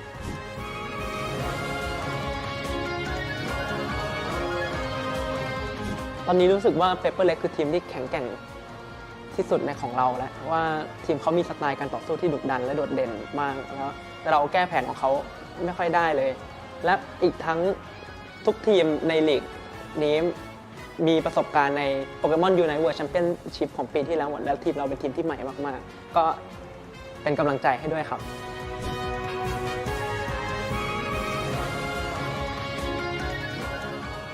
ก็ขอบคุณทุกกำลังใจขอบคุณทุกเสียงเชียร์ที่เชียร์พวกเราบุรีรัมย์ยูไนเต็ดอีสปอร์ตครับพวกเราจะทำให้เต็มที่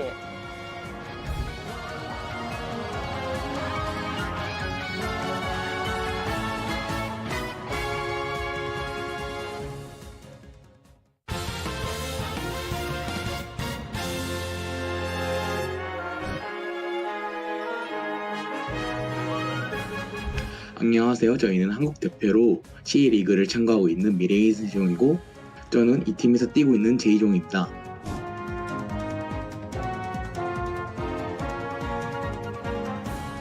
강한 팀들과 다시 한번 경쟁할 수 있는 기회를 얻게 된 것에 대해서 굉장히 감사하게 생각하고 비록 저희 팀이 좋은 성적을 보여주진 못했지만 이번 플레이오프에서만큼은 밑에서부터 천천히 올라가는 모습 반드시 보여드리겠습니다.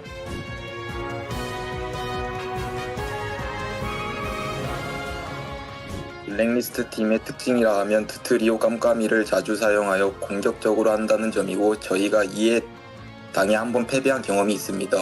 이번 경기에서는 이런 점을 열심히 공략하고 파해의 승리로 팬분들께 보답해드리도록 하겠습니다.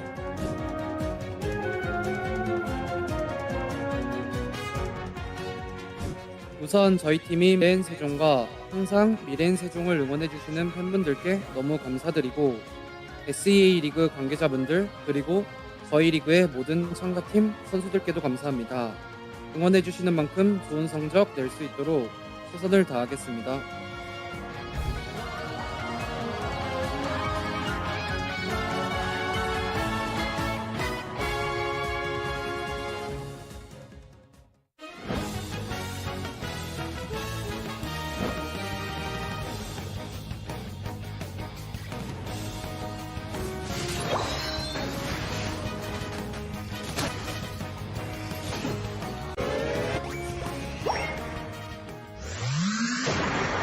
Pokémon Unite!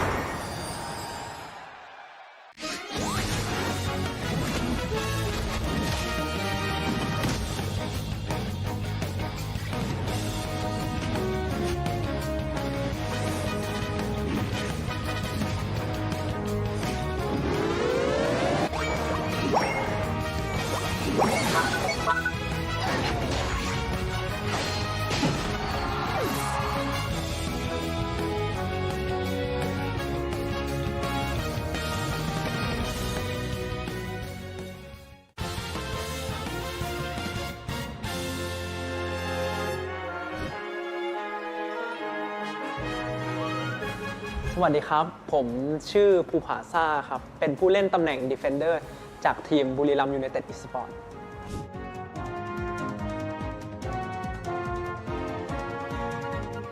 ตอนนี้รู้สึกตื่นเต้นมากเพราะว่าเราเป็นหัวตารางตอนรอบกรุ๊ปสเตจนะครับแต่พอตอนรอบออฟไลน์แล้วรู้สึกทุกทีมต้องมาเจอกันหมดแล้วก็ต้องตัดสินเลยว่าใครจะได้ไปแข่ง ACL Asia Champions League ต่อที่ ชินจูกุญี่ปุ่นนะครับ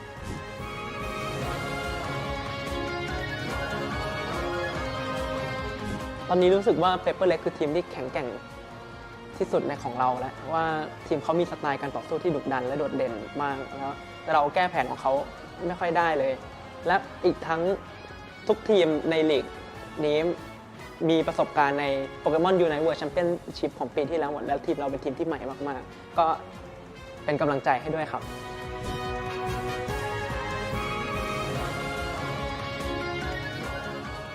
ก็ขอบคุณทุกกำลังใจขอบคุณทุกเสียงเชียร์ที่เชียร์พวกเราบุรีรัมย์ยูไนเต็ดอีสปอร์ตครับพวกเราจะทำให้เต็มที่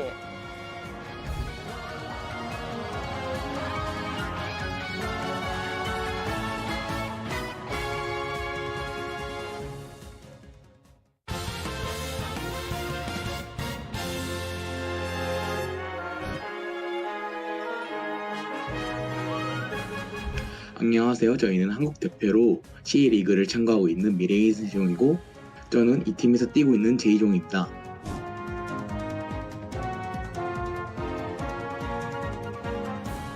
강한 팀들과 다시 한번 경쟁할 수 있는 기회를 얻게 된 것에 대해서 굉장히 감사하게 생각하고 비록 저희 팀이 좋은 성적을 보여주진 못했지만 이번 플레이오프에서만큼은 밑에서부터 천천히 올라가는 모습 반드시 보여드리겠습니다.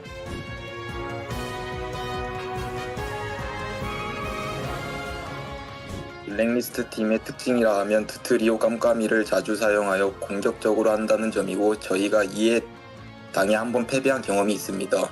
이번 경기에서는 이런 점을 열심히 공략하고 파해의 승리로 팬분들께 보답해드리도록 하겠습니다.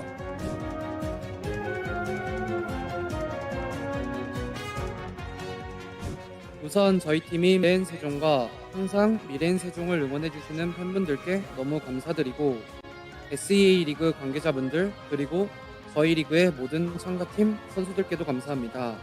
응원해주시는 만큼 좋은 성적 낼 수 있도록 최선을 다하겠습니다.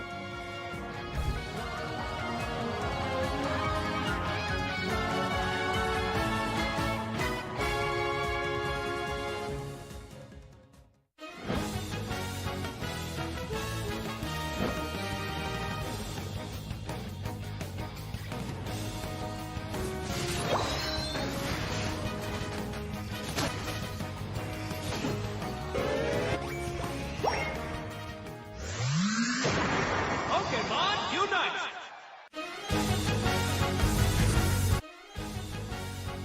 Finals, but not the grand finals for tonight. It is lower bracket finals that we are about to witness up against Burbanite Esports and Maren Sejong. Yes, you heard that one right. The match that we witnessed at the very start of the day. Ladies and gentlemen, my name is Mikio, still with JJ Kun, ready to bring the action, the heated match for this game. Oh no, yeah, I mean, this is the penultimate match of the day.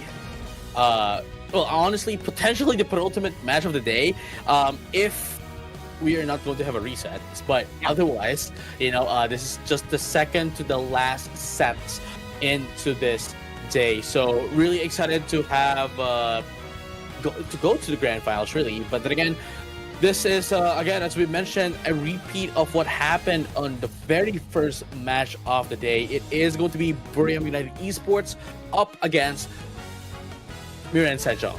I was going to say Paper Rex, but that was already the game earlier. You know what I'm saying? Yeah. I mean, same teams, but of course, different outcomes might happen. And we're gonna be taking a look at the tournament bracket so far. Paper Rex had to say goodbye by losing to BRU a while ago, and right now, 3 teams left.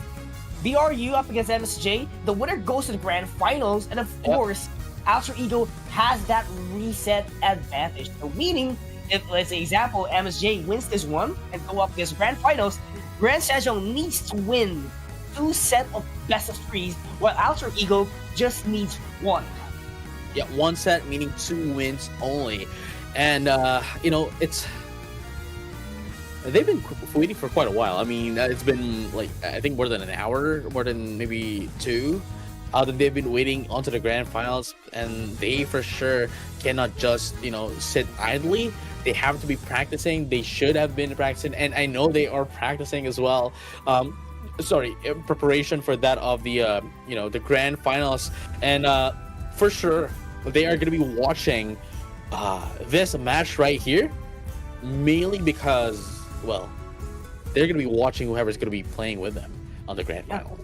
Yeah, they want to see what kind of strategies, what kind of movements, what kind of tactical plays both of these teams would do here in the lower finals, because the stakes, it's so high. Despite them getting the spot already to Japan, of course, these teams would want to get, the $10,000 prize for the champion, and this is no joke, might I tell you. And Alter Ego must analyze both of these teams, Vermilion Esports and Ren Sejong, in order to capitalize or be on their maximum potential later on. But Rainy D, our key player for Vermilion Esports, Zero Ledge, Mimikyu, Garchomp, the usuals, and definitely very efficient as always.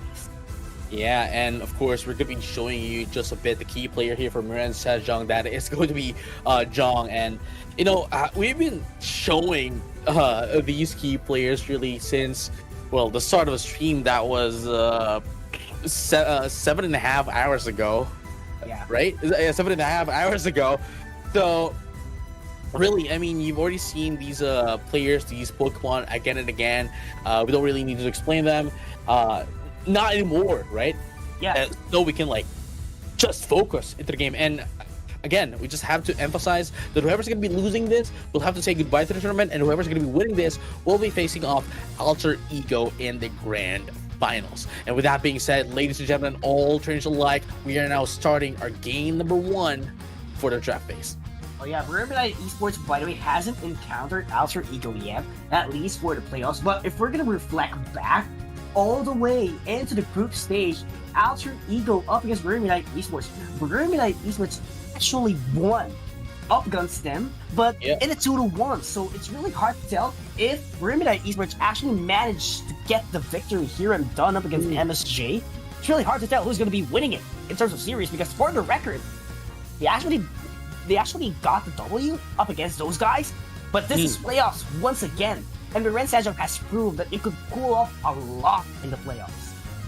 Right, and here we have it. I mean, we will definitely have our definite answer, mainly because this is a rematch between these two teams from earlier today, and now, it's we'll see if that was a fluke. I mean, I don't want to call it the fluke, really. I think Ren Sejong played phenomenal on match number 1. We just need to see whether or not it is going to be still the same going into this, or would Vermilion Esports be able to bring the momentum they have against Paper Rex going up against Miran Sejong? And yes, here we go. Hoopa, Aegislash, once again, Aegislash acting defender of the team. We've seen this quite some time already, at least for tonight, for this day. But definitely, they still have one more spot. That could be an attacker. Actually, they need some range as well, so I can actually see what could be it. You know why? It's very wide open, and none of the teams actually used it, and right now, Vermilion Esports actually does lack a lot of range here. Oh, no, yeah, I mean, that's what they're missing, really, the backlane attacker, instead of Ren Sejong, whereas Vermilion Esports is missing a backlane attacker as well, so this is going to, I'd say, going to be quite a difficult time for Vermilion Esports, mainly because of the fact that there's definitely going to be a Pokemon where they won't be able to burst down in terms of damage just because of the fact that it is away from the team. That is the Espeon, although at the same time Espeon is not really like a long range attacker for the back lane, it's more of like a mid range, right? So I mean, I guess it's not going to be that much of a problem, but it's still a problem nonetheless. Yeah, still a problem, but not major problem, just like what Jim said, because they do have Vermilion Esports does have Rainy D, which is an Absol, but actually go for the Midnight Slash, or actually any kind of moveset, depending on the preference. He can actually get close to anyone else as quick as he wants to, and go for the KO. But just imagine, they do have an Espeon, they do have 2 supporters, very quick to eliminate. The thing is, what I noticed as well here is that the only special attack that affecting Pokemon into the side of Burem United Esports is Blissey. That is the only Pokemon that has that is scales with special attack. Everyone else is on physical attack, right? So that might be a problem going up against that of Miren Sejong, especially that they have the Age Slash and they do have the ever so defense tiering Pokemon that is the Espeon with the Sleek Spoon. Yeah, totally agree with you with that one, because they don't have someone to go for the SP attack, penetration, or the burst damage. Actually, just like what you said, it's just the Egg Bombs who would actually do the damage in terms of SP attack. So it's gonna be the setback actually, but it would all rely down, as far as I can tell, into the Absol. If it could actually blow up a lot of damage, there's not gonna be a problem anymore for Burem United Esports. They just need to maximize the lead of that Absol as much as they can. Do not The let thing it is, if be they behind. can, that is the huge question. Would they be able to do it? And if they do, would they be able to maintain it? Because those are two different questions. Those are two different scenarios, right? Because again, as I have mentioned as well earlier, Absol is good in the early game and the mid game, but everyone else catches up to the Absol by the late game.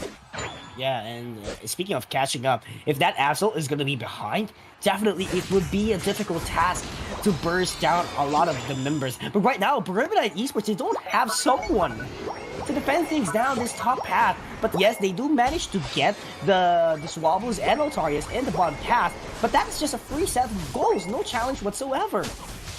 Yes, and it's quite interesting what Burem United Esports is doing at the moment. It's only Chansey. It's not even defending the top path, but trying to get to the top path, as Miren Sejong was able to just put in some points. But then again, Miren Sejong is doing a bit of the same as well down bottom, leaving only the side up down. But I'm not quite sure what to feel of what's happening as of the moment for both the teams. And Burem United Esports has been able to destroy the first disco goal down bottom at just sub 2 minutes. Oh, that's actually quick, and this might actually be an advantage and at the same time disadvantage. Why? Because Miren Sejong actually has the wild Pokemons on the bottom side of their map, so they can actually scale up, or they can actually get experience as fast as they could by not overextending a little bit, and that can actually be their win condition into the mid game. But we're not gonna be quite sure because this Absol is available.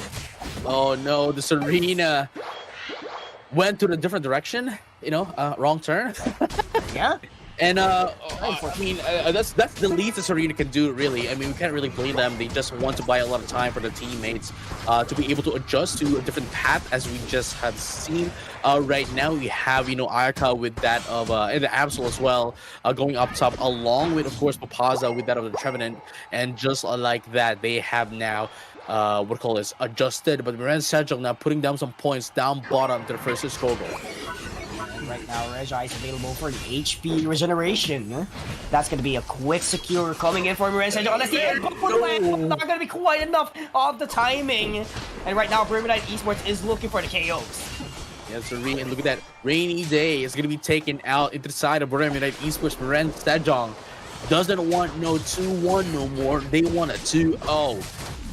Oh yeah, they want to rest, they want to go to the 2-0, they want to analyze what are the win conditions that they would have here, and later on if they do get this W in this series. But look at that! Being able to take it down, another knockout coming at the side of Miren Sejong, perfectly executed the way they wanted it to be, because they need the Regieleki at the top path. Yes, sirree. And here we have it. Another attack here from Miren Sejong up top, but Ayaka was able to help down, the Absol as well. But then again, we also have to consider that Midnight Slash is open up, and we might be able to see it just now. Look at that, as I am saying, Revenant ran into the Midnight Slash. Beautiful combination. Going to be able to take down 2 into the side of Miren Sejong, but unfortunate for them, as Miren Sejong was still able to get the Regieleki for their own team. But look at that, Saya is going to be the answer from Miren Sejong, but still not going to be enough. There's no follow-up damage for them. And look at this. Dropkick is going to be the play of the game here for Miren Sejong, just to be able to get away, get a little bit of disengagement. But the thing is, they couldn't follow up the Regieleki when they needed to. Oh yeah, that's actually an easy access all the way into the goal zone, but they don't have the EOS energy and the spacing that they need to come. Did you see that attack? What was that? Did you see that? Hyperspace hole just to be able to get the benefit of speed boost, and then get away, Phantom Force in the hyperspace hole, and then use Phantom Force again to go back. That means they don't have their the cooldown coming in from that of the hyperspace hole. That was really phenomenal execution by Chobo, and an additional reward, which is the KO that they have. But PUACL managed to keep Chobo under control with that wood hammer, but not going to be quite enough, as Zhong will try to, get the armor down of PUACL with the Ensign Fist, actually denying every single defense that it has. And now, seeing Miran Sejong does have the position advantage to the Reggie Eyes, but PUACL wants to try to push them away, seal this one up. But Revenant Red is going to be the player of the game here. They're going to be able to secure it. No, it was going to be taken down by Miran Sejong. Unfortunately, full power Saya is going to be popped up again, but PUACL is going to be able to survive. No, they will not, but at least they are taking down the H-Slash with them along. Wow, Rainy D right on time to get the response for their team for an additional knockout and additional experience, and that was actually phenomenal map awareness. But right now they have to climb up as soon as they can. They need that Regieleki once again to apply some pressure, but Brimidite Esports, they have the upper hand here. Miran Sejong struggling a little bit in terms of position. Yes, sir, and here we have it. Another mid-range slash going to be popped up just to be able to take down that Urshifu, and now that wasn't able to, take down wasn't able to follow through after the Urshifu, and now allowed him to be able to get away with the elevator. But now, 3 minutes and a half left into the game, and they still have a lot of time to get their XPs and, of course, their Unite move as well up and running, ready for that of the Unite Rayquaza. But look at this, Chobo now uses Rings Unbound just to be able to get the Unbound form, because they still have a lot of time here to regenerate their Unite moves as well. But look at this though, nobody actually jumped into the portal, and now they are getting eaten up here by Guriam United Esports, unfortunately. Not quite sure why was that the response from the Koopa, but like to tell you, it does take a lot of time. He still has 1 minute to recharge that Unite move, and look at the Urshifu coming all the way into the bottom path. 50 points, it will be denied quickly, and that is an objective secured coming in for BRU. There you have it, Guriam United Esports. Both of them still on quite an equilibrium in terms of like the points. 210 to 213. Not a lot of points there. That's only 3 points advantage. But still, what's going to be the problem here would be going into the Rayquaza. The Regieleki is currently into the side of Guriam United Esports, and now they're going to be taking in the Regirock as well. Have a little bit of a buff in terms of the defense, the special defense, so really has the advantage against that of Miran Sejong. And they do also have, the lead in terms of XP, so really all they need to do now is defend this well away from Miran Sejong. Yeah, and that's actually the name of the game right now. But Miran Sejong, as much as possible, they need to sneak in some goals. No one knows actually who has the lead so far.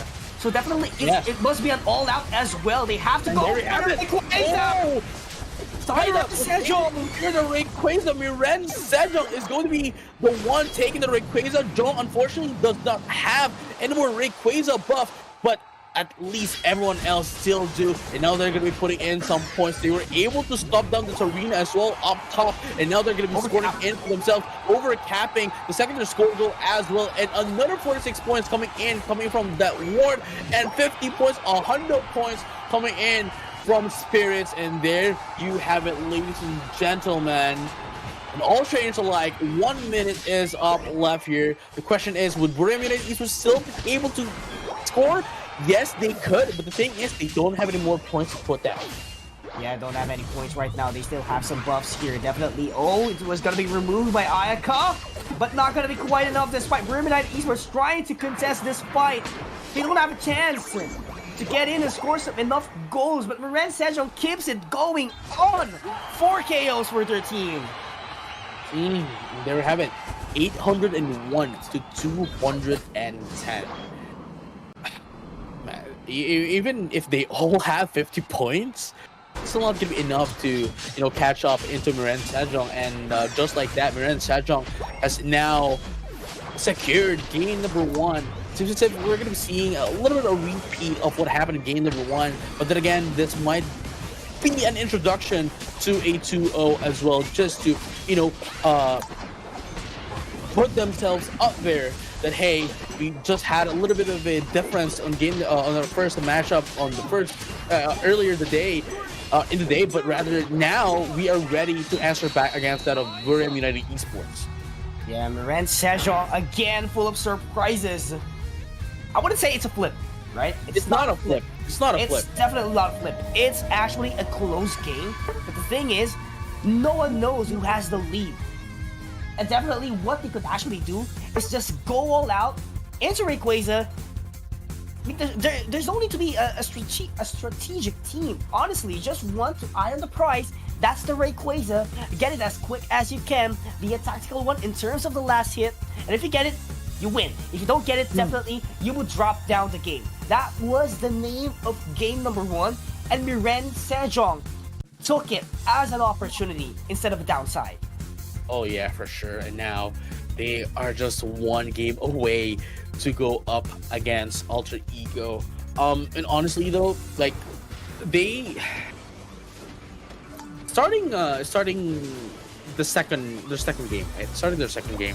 What do you call this? They went off against Paper X.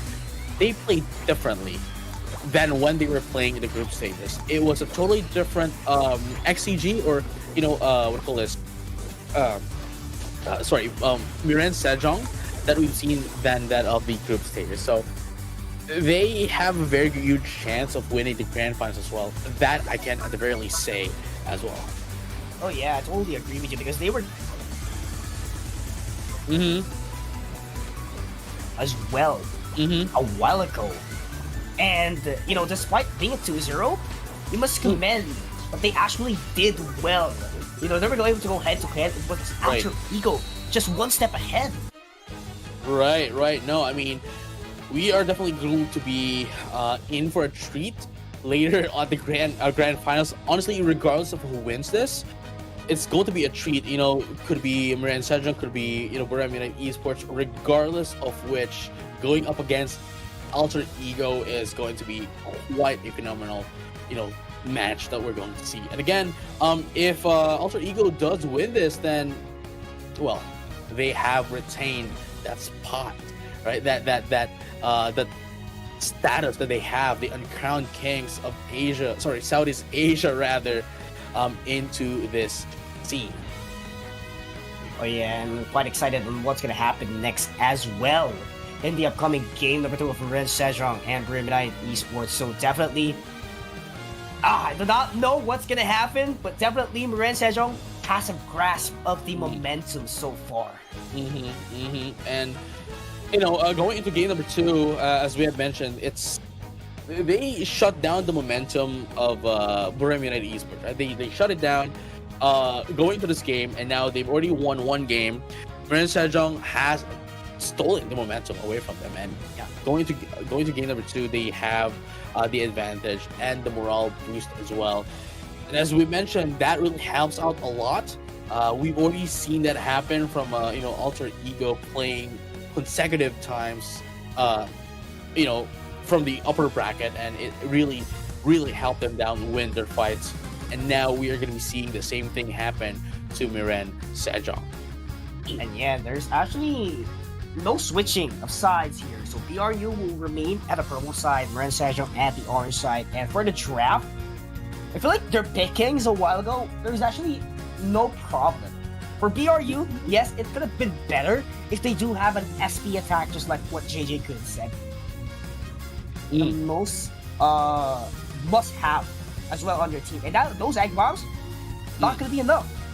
It's not definitely going to be enough though. But here we have the final ban of the lower bracket finals is going to be it's going to be the Sturridge. Really, I mean, we saw how much power the Sturridge did earlier, especially the Revenant Ren into the Midnight Slash combination. That is something that nobody wants to have Although, Miran Sejong still won, it was still a problem. But now, Bohemian United Esports starting off with the guard shot. Beautiful stuff.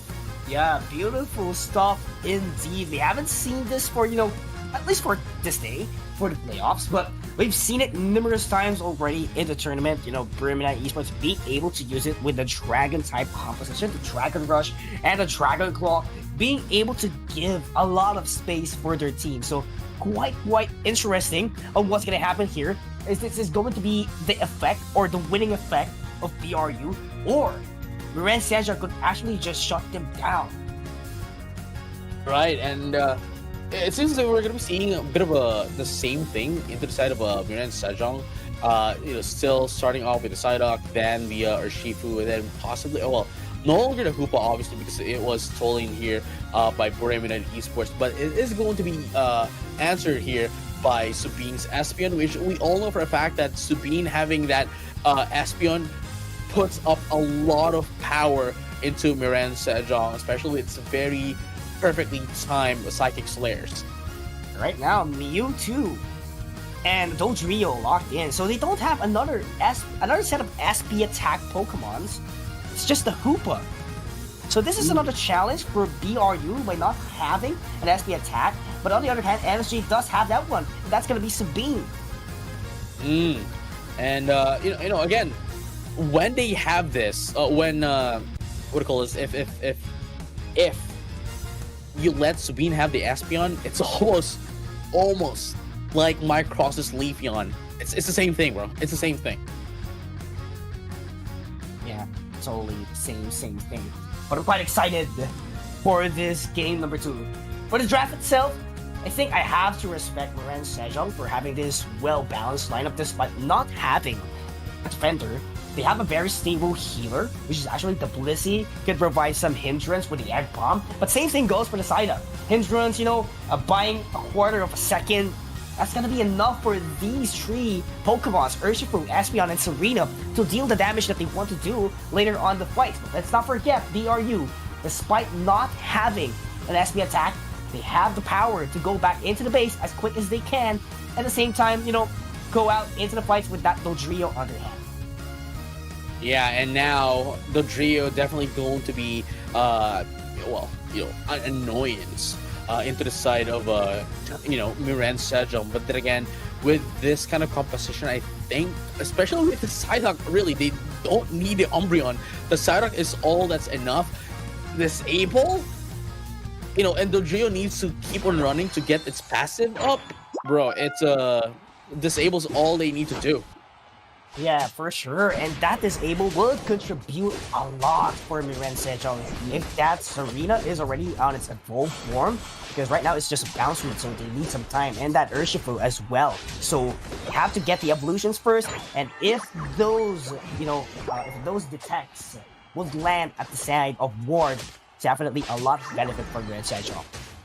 And here we go. Bohemian United Esports is the first one to put down some points. Still nothing happening here, nothing major. Everyone still wants to get in their points, get their stacks, get their a little bit of XP as well, while waiting for the 850, 850 birds here, down bottom and up top. But still, just waiting for the right time to push. And Dodrio, though, Rainy Day, is trying to get its passive. It's running passive. Yeah, run away. Yeah, run away. And right now, quite surprising that Miran Sejong actually took the Swablu's and Altarias a while ago, because that Dodrio was already in position. It was already ready. But the amount of damage that this Urshifu could actually do definitely save their objective and get the upper hand in terms of XP. Bohemian Esports, though, off cam, was able to take down Sabine with that of the Espeon down bottom. But with that being said, though, again, nothing really majors being dealt here, even if they do get a little bit of chaos here for both of the teams, really. Not really major, unless, especially now we are at 2 minutes, top 2 minutes, is if they can take down the carry of the teams. In this case, Miran Sejong, that is the Urshifu, and or the Serena. And into the side of Buremune Esports, obviously that is the Garchomp. And we all know for a fact that Garchomp really takes a while to score, to level up. Yeah, still a Gabite here, but it's actually the ground type. It's actually the Dig and Earthquake, so it's not as quick as it should be a Dragon type. But right now, the reset would come in perfectly timed by BRU to bounce back up against Ren Sejong. Yeah, I mean, this is quite interesting because obviously normally you want to see Dragon Rush and the Dragon Claw, but Dig into Earthquake is in this kind of composition against that of Mirage Shadow, I think they would really need and want the disposition abilities of the Garchomp. This might have been a misclick, but nonetheless, they are making it work. They were able to take down 3 Pokemon into the side of Mirage Shadow. As we can see, there we go. That is a Dragon Rush and a Dragon Claw. That was just the Bulldoze, not an Earthquake, the Bulldoze. And it wouldn't really make a lot of sense if they do go for the Earthquake. Not in this stage of the tournament, not against this kind of competition against Mirage Sajang. So it was a Dragon Rush, Dragon Claw.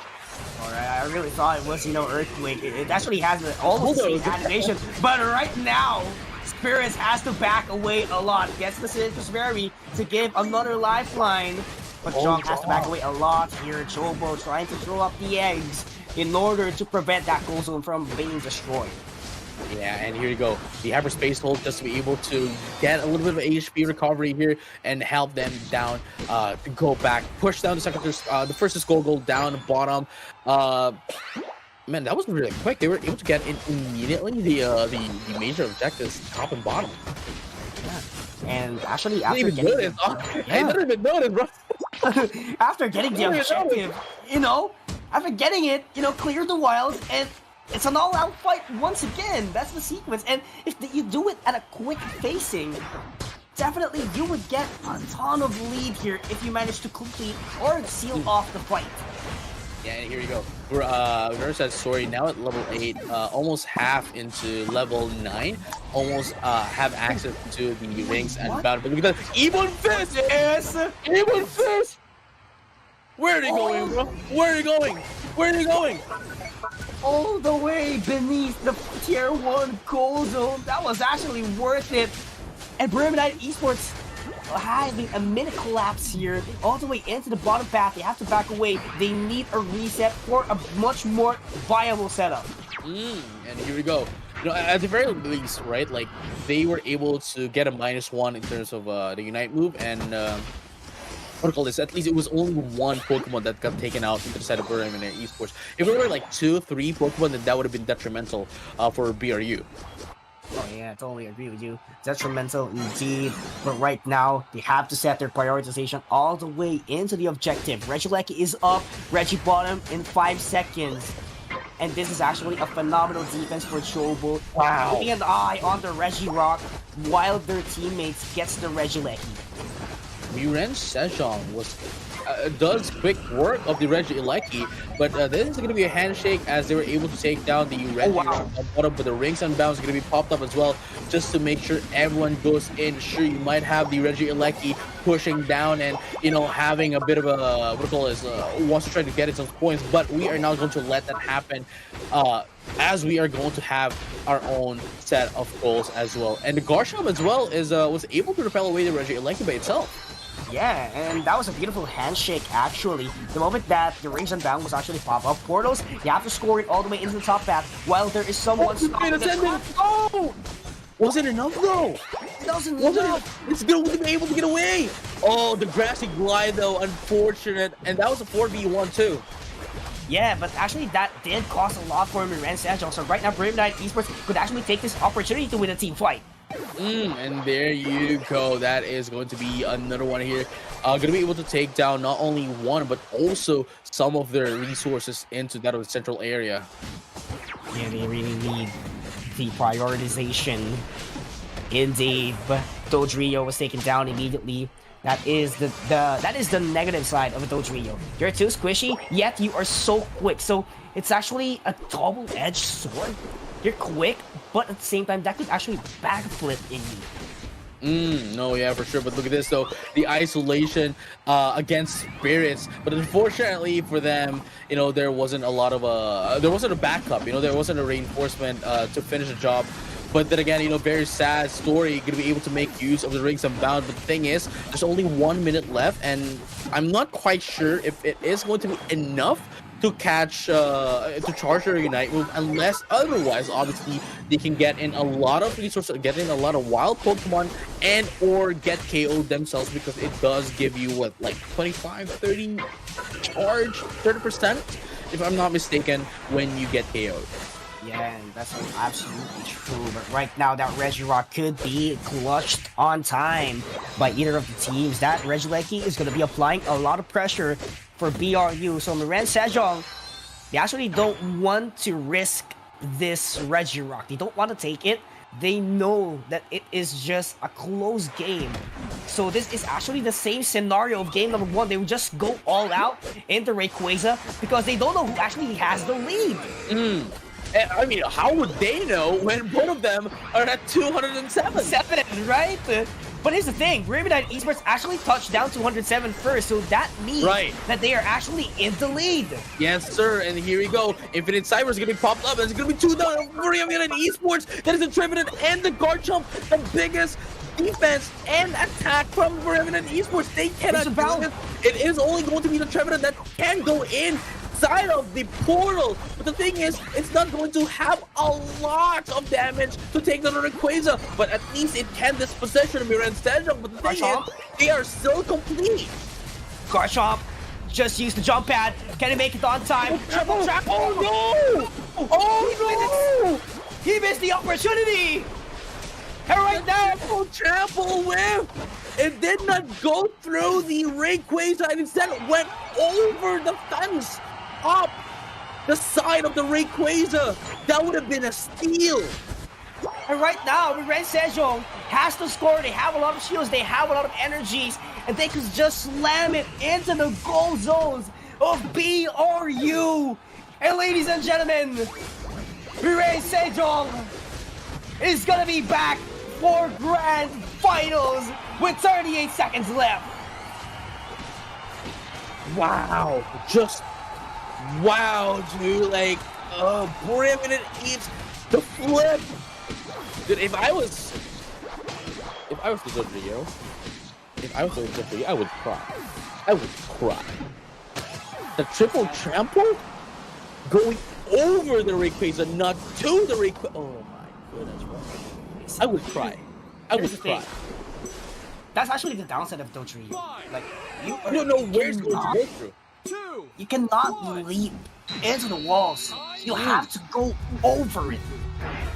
It's not like an eject button. It's not like the other moves.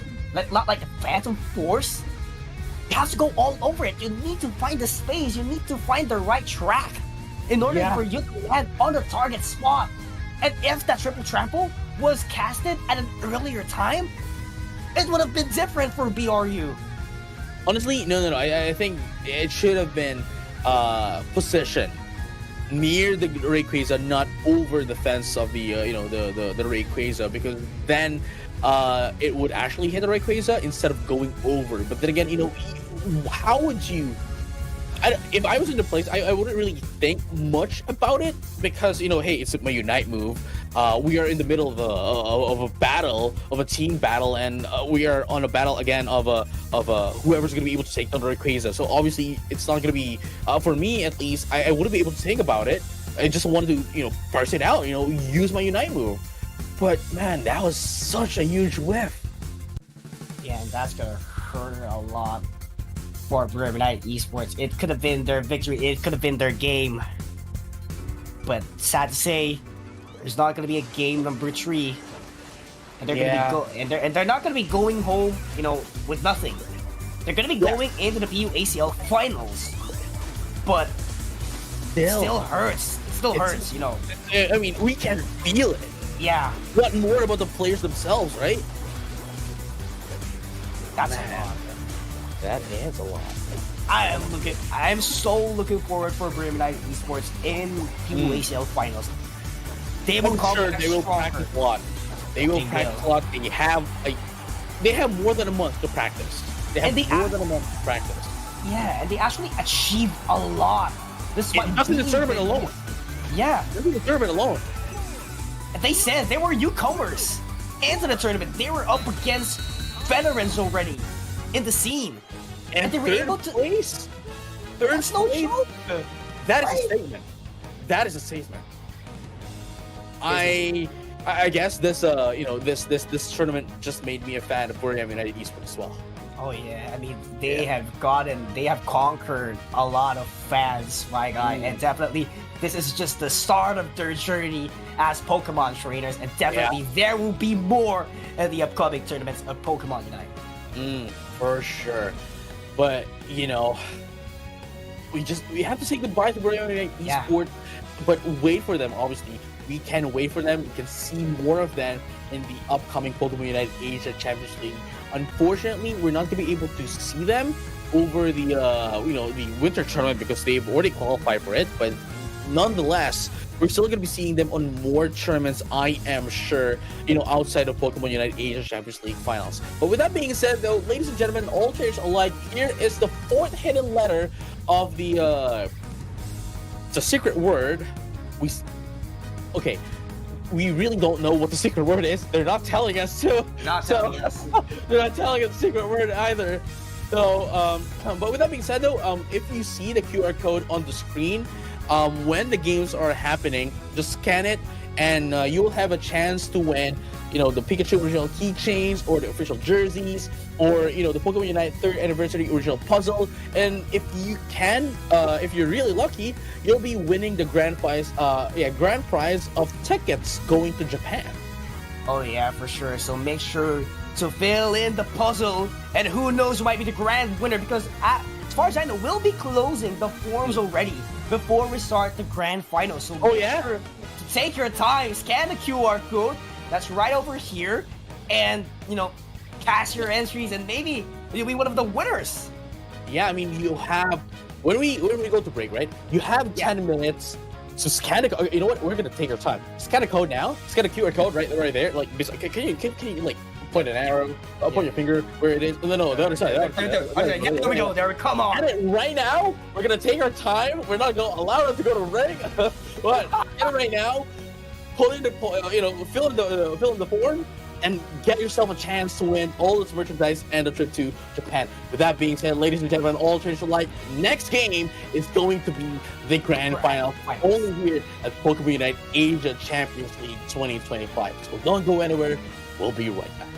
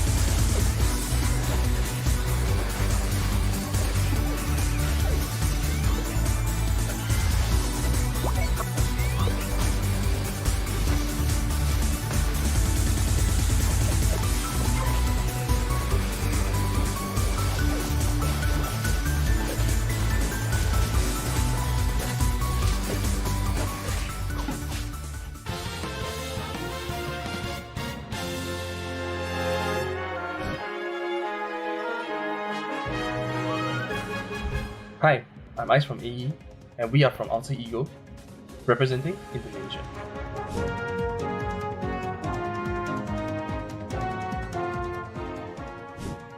This is the moment we've been waiting for, and hopefully we can perform well and advance to PUACL Finals 2025.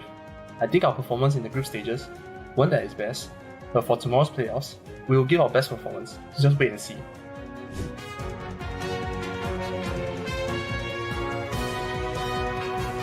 The team we're most wary of is definitely Talon, as we might not have given our best during the group stages. However, if we meet them again in playoffs, I'm sure we will have our revenge.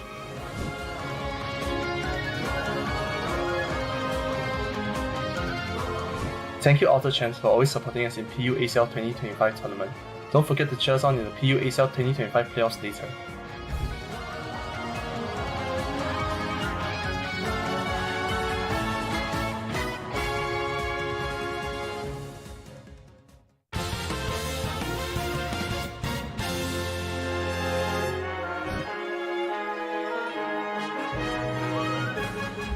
안녕하세요. 저희는 한국 대표로 C리그를 참가하고 있는 미래의 세종이고 저는 이 팀에서 뛰고 있는 제이종입니다.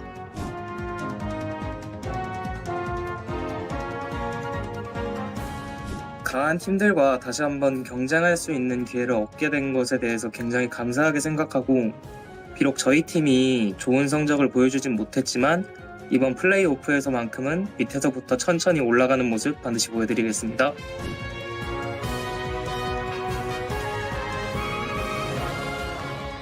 블랙리스트 팀의 특징이라 하면 드트리오 깜깜이를 자주 사용하여 공격적으로 한다는 점이고, 저희가 이에 당해 한번 패배한 경험이 있습니다. 이번 경기에서는 이런 점을 열심히 공략하고 파해의 승리로 팬분들께 보답해드리도록 하겠습니다.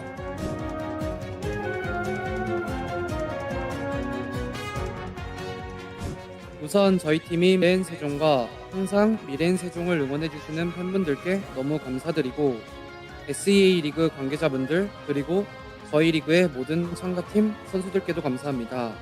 응원해주시는 만큼 좋은 성적 낼 수 있도록 최선을 다하겠습니다.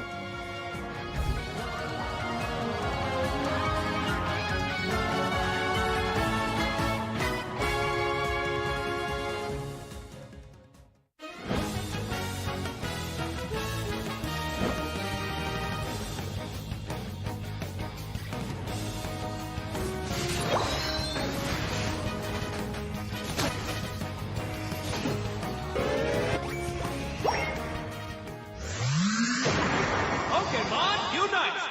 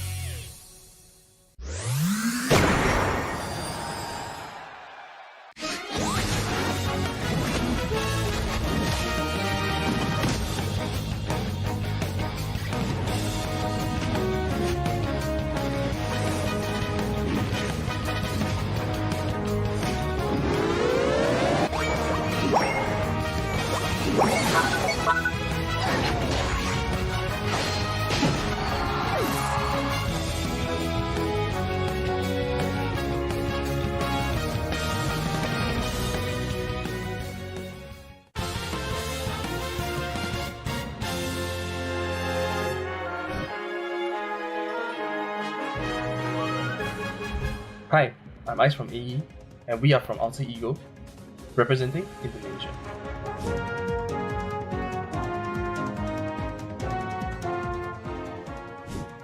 This is the moment we've been waiting for, and hopefully we can perform well and advance to PUACL Finals 2025. I think our performance in the group stages weren't at its best, but for tomorrow's playoffs, we will give our best performance, so just wait and see.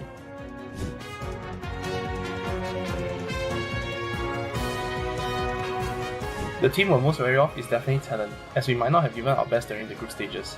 However, if we meet them again in playoffs, I'm sure we will have our revenge.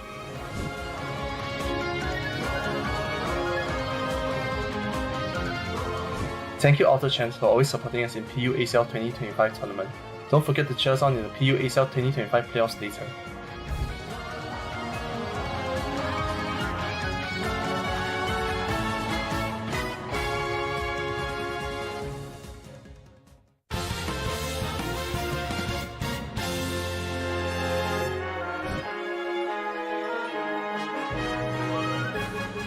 안녕하세요. 저희는 한국 대표로 C리그를 참가하고 있는 미래의 세종이고 저는 이 팀에서 뛰고 있는 제이종입니다.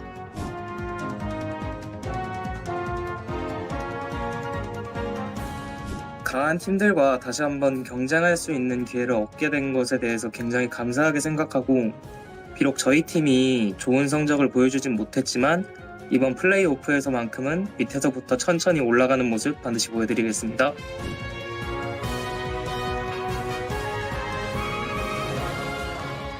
블랙리스트 팀의 특징이라 하면 트리오 깜깜이를 자주 사용하여 공격적으로 한다는 점이고 저희가 이에 당해 한번 패배한 경험이 있습니다. 이번 경기에서는 이런 점을 열심히 공략하고 파해의 승리로 팬분들께 보답해드리도록 하겠습니다.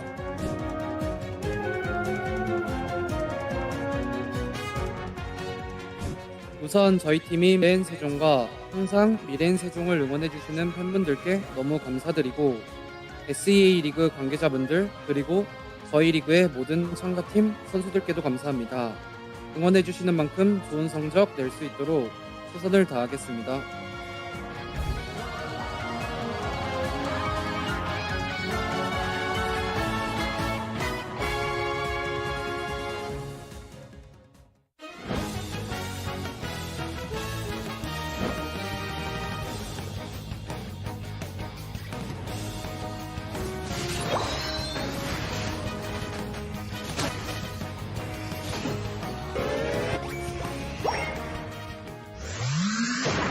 Pokémon Unite!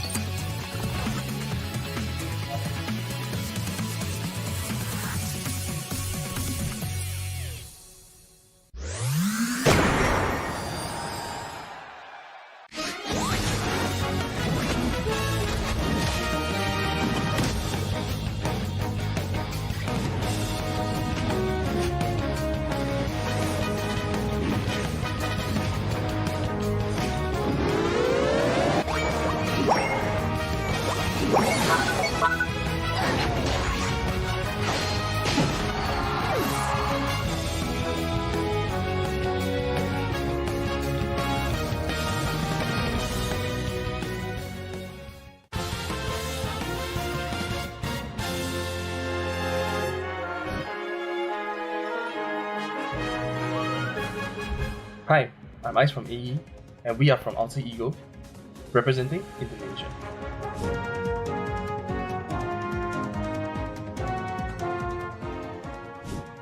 This is the moment we've been waiting for, and hopefully we can perform well and advance to PUACL Finals 2025.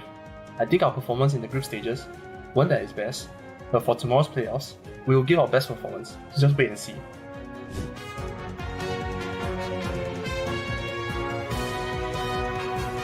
The team we're most wary of is definitely Talon, as we might not have given our best during the group stages. However, if we meet them again in playoffs, I'm sure we will have our revenge.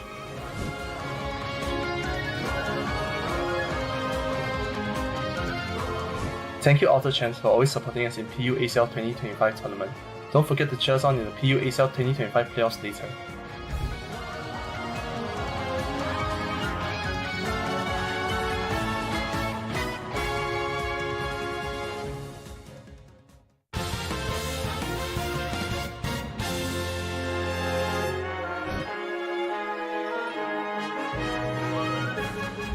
안녕하세요. 저희는 한국 대표로 C리그를 참가하고 있는 미래인 세종이고 저는 이 팀에서 뛰고 있는 제이종입니다.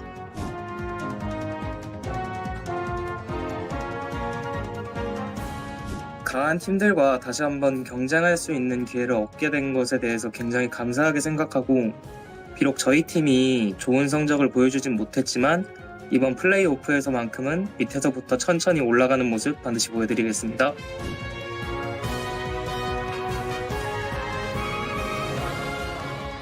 블랙리스트 팀의 특징이라 하면 드트리오 깜깜이를 자주 사용하여 공격적으로 한다는 점이고, 저희가 이에 당에 한번 패배한 경험이 있습니다.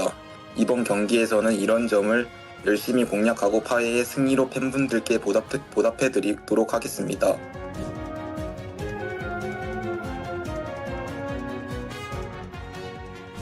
우선 저희 팀인 미렌 세종과 항상 미렌 세종을 응원해주시는 팬분들께 너무 감사드리고, SEA 리그 관계자분들 그리고 저희 리그의 모든 참가팀 선수들께도 감사합니다. 응원해주시는 만큼 좋은 성적 낼 수 있도록 최선을 다하겠습니다.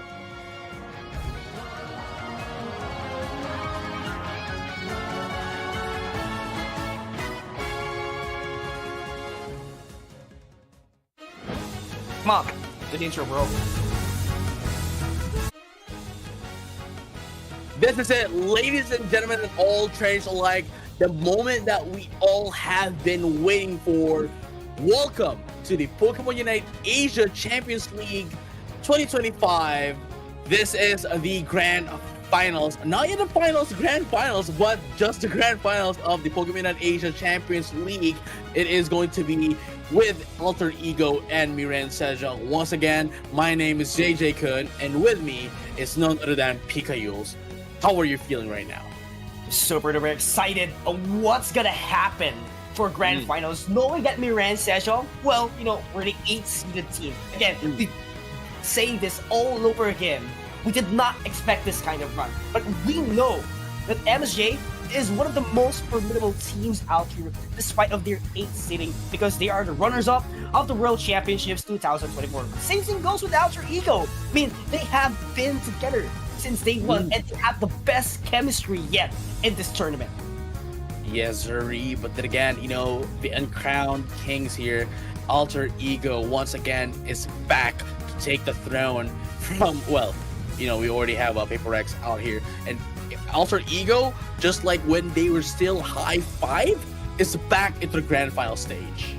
Oh yeah, and if you're actually a certified fan of this, you know, these guys, definitely you've seen their journey, you've seen them how they played from day zero up to this point, and definitely these fans have been waiting for them to get crowned in this tournament again. Alter Ego up against Miren Sejong, 94 Ikura Izire Shengdi for Alter Ego Esports. Let's not forget BKZ as well. Yes, sir. And here we have it. Miren Sejong, Spirits, War, Chobo, Sabine, and Zhang. You know, we've been seeing the letter to the fans video from you know, Miren Sejong. We do see, you know, Zhang actually the one speaking to us, and of course for, you know, Alter Ego we have Ice, right? So now Alter Ego, of course, key player, that is Shingdi, no doubt. that's the highlight player of this team. And at the same time, we also have for the other team that is Miran Sejong, we have Jong. And honestly, this is going to be the match of the day, the highlight of this tournament, and we are finally at the very last one.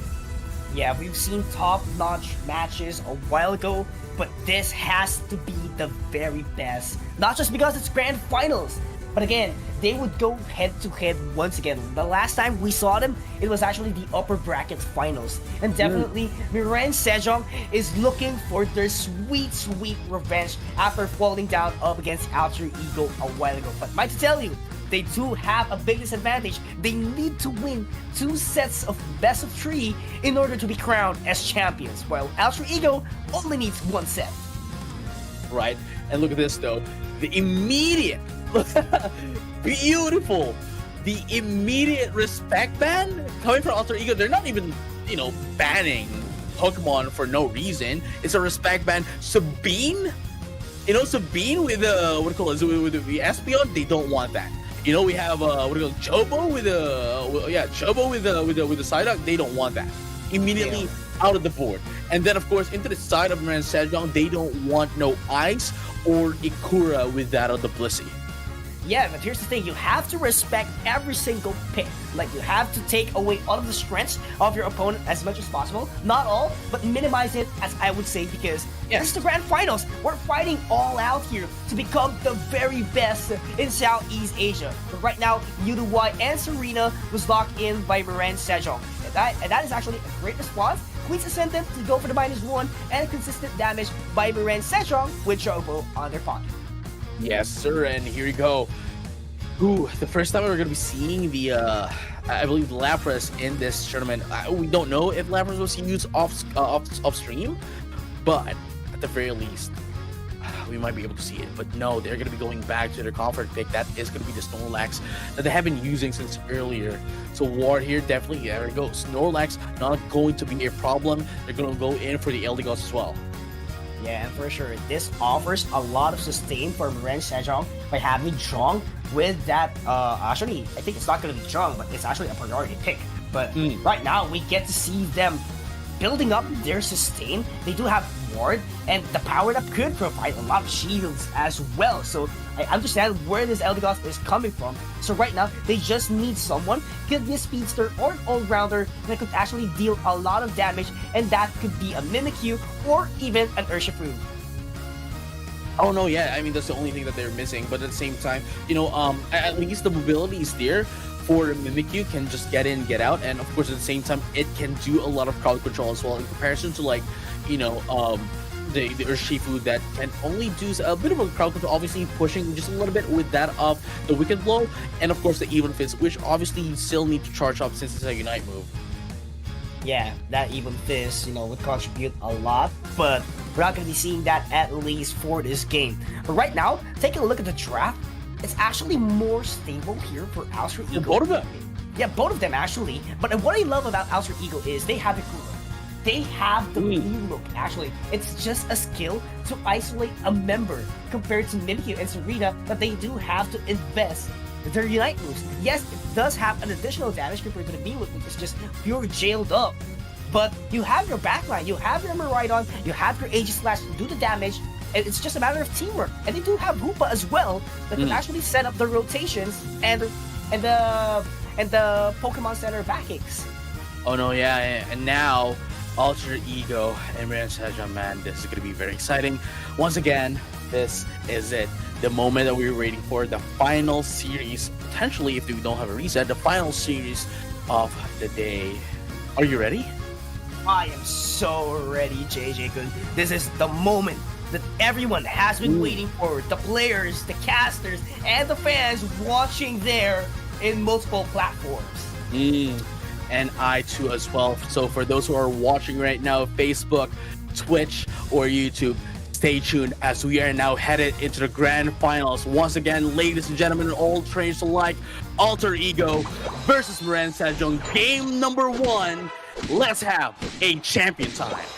Oh yeah, for sure. This is the game wherein we can determine who's gonna be the strongest, who's gonna be the champion in Southeast Asia.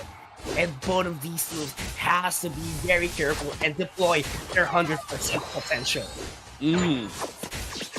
Whew, starting off very slowly, I'm getting worried. Well, not worried, but getting nervous about this. Alter Ego, Miran Sejong, known for their aggressiveness, but taking their time, taking slowly, making sure that they don't make some mistakes, because both of these teams, the moment they see this little mistake that you do, they will punish for it. And just like that, off cam though, they're going to be able to take down the Gossipler. Yeah, and that's actually a huge lead already for Alter Ego, making sure that they get the stacks rolling on. At the same time, an additional XP conversion with the knockout, and 850 mark, that's going to be the Swablu's and Altaria, and that is a successful take from Miran Sejong, at least for the bottom half.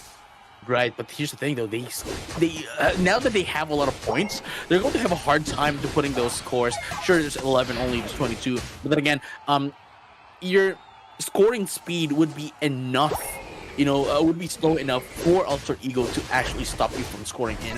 That's why whenever someone has some stacking items, they just leave it at like 5, 6 at most.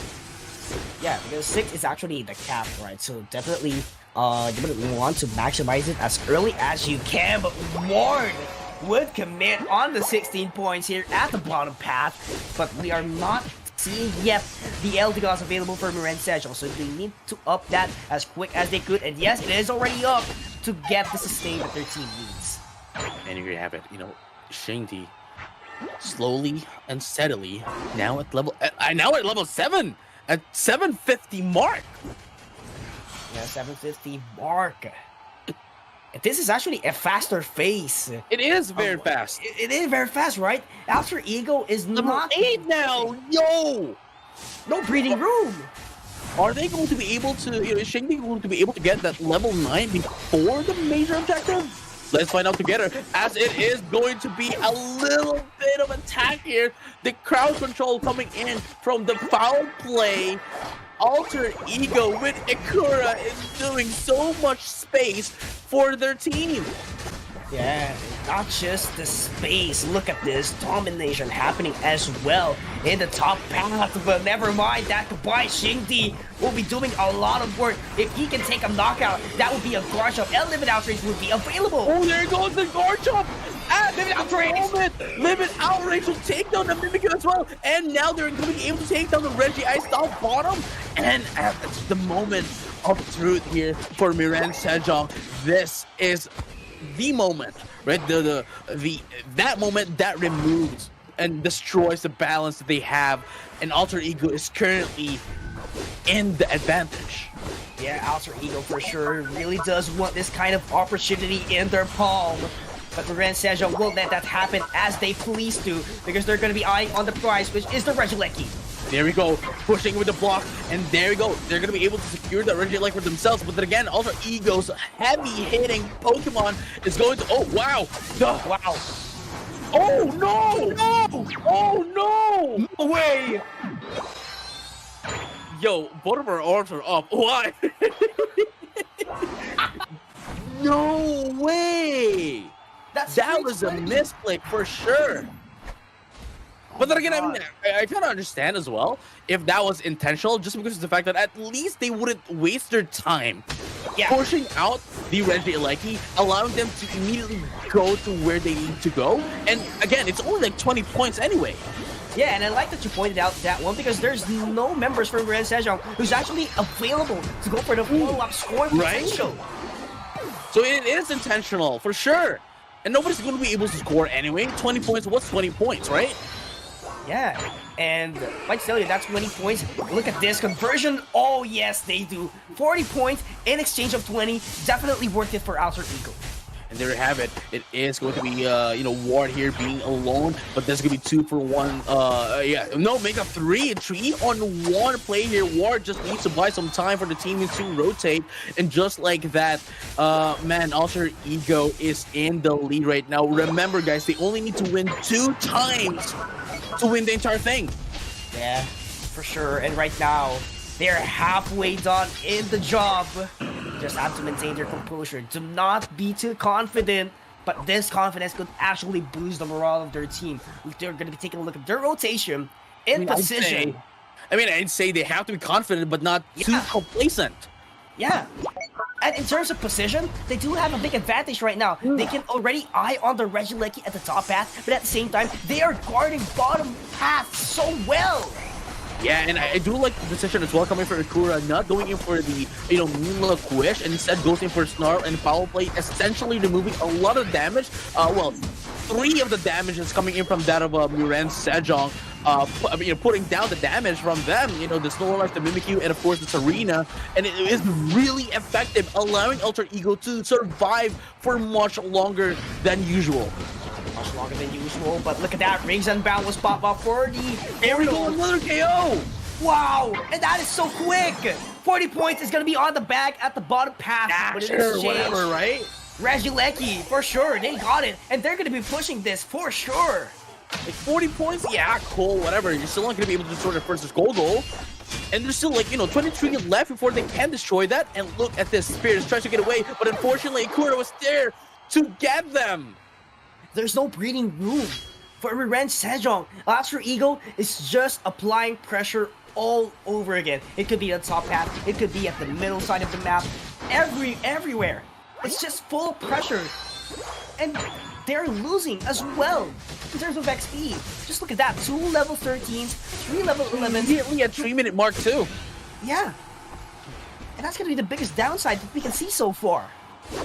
And look at this, so Miran Sejong tries to do their best to push down the first tier goal, but unfortunately, even with only just 2 Pokemon, Ikura and the Hoopa, is all that's enough to buy some time. And now they are going to try to eat down Miran Sejong. Are they going to be able to answer back? No, there's going to be 2 down into the time for Alter Ego. That is going to be the 80 is going to be down as well, but Shengdi tries to punish too, but not to no avail. But here's the thing though, it is fine to be taken out now, because at least you'll be up when the Rayquaza is up, and of course your Unite move is going to be recharged as well if you get taken down. But look at this though, 94 still not stopping Ikura as well with the Snarl into that of the foul play. Ladies and gentlemen, Chobo, where is the Chobo? We're going to be taken out. Oh no. Man. 10 seconds to get the red steal. An additional attack boost for the Rayquaza, and they do get it. And here's the thing, Miran Sejong is not ready in terms of position. They are not ready indeed. There's only the Mewtwo and the Mimikyu up into the Ray Pit, and everyone else is ready into the side of Alter Ego now that they have the time to reposition. And now immediately, look at that, they didn't even need to engage. They already got the positional advantage against that of the Rayquaza. And yes, definitely, they just have to seal up the vacant positions here of Miran Sejong, but there goes on the first down.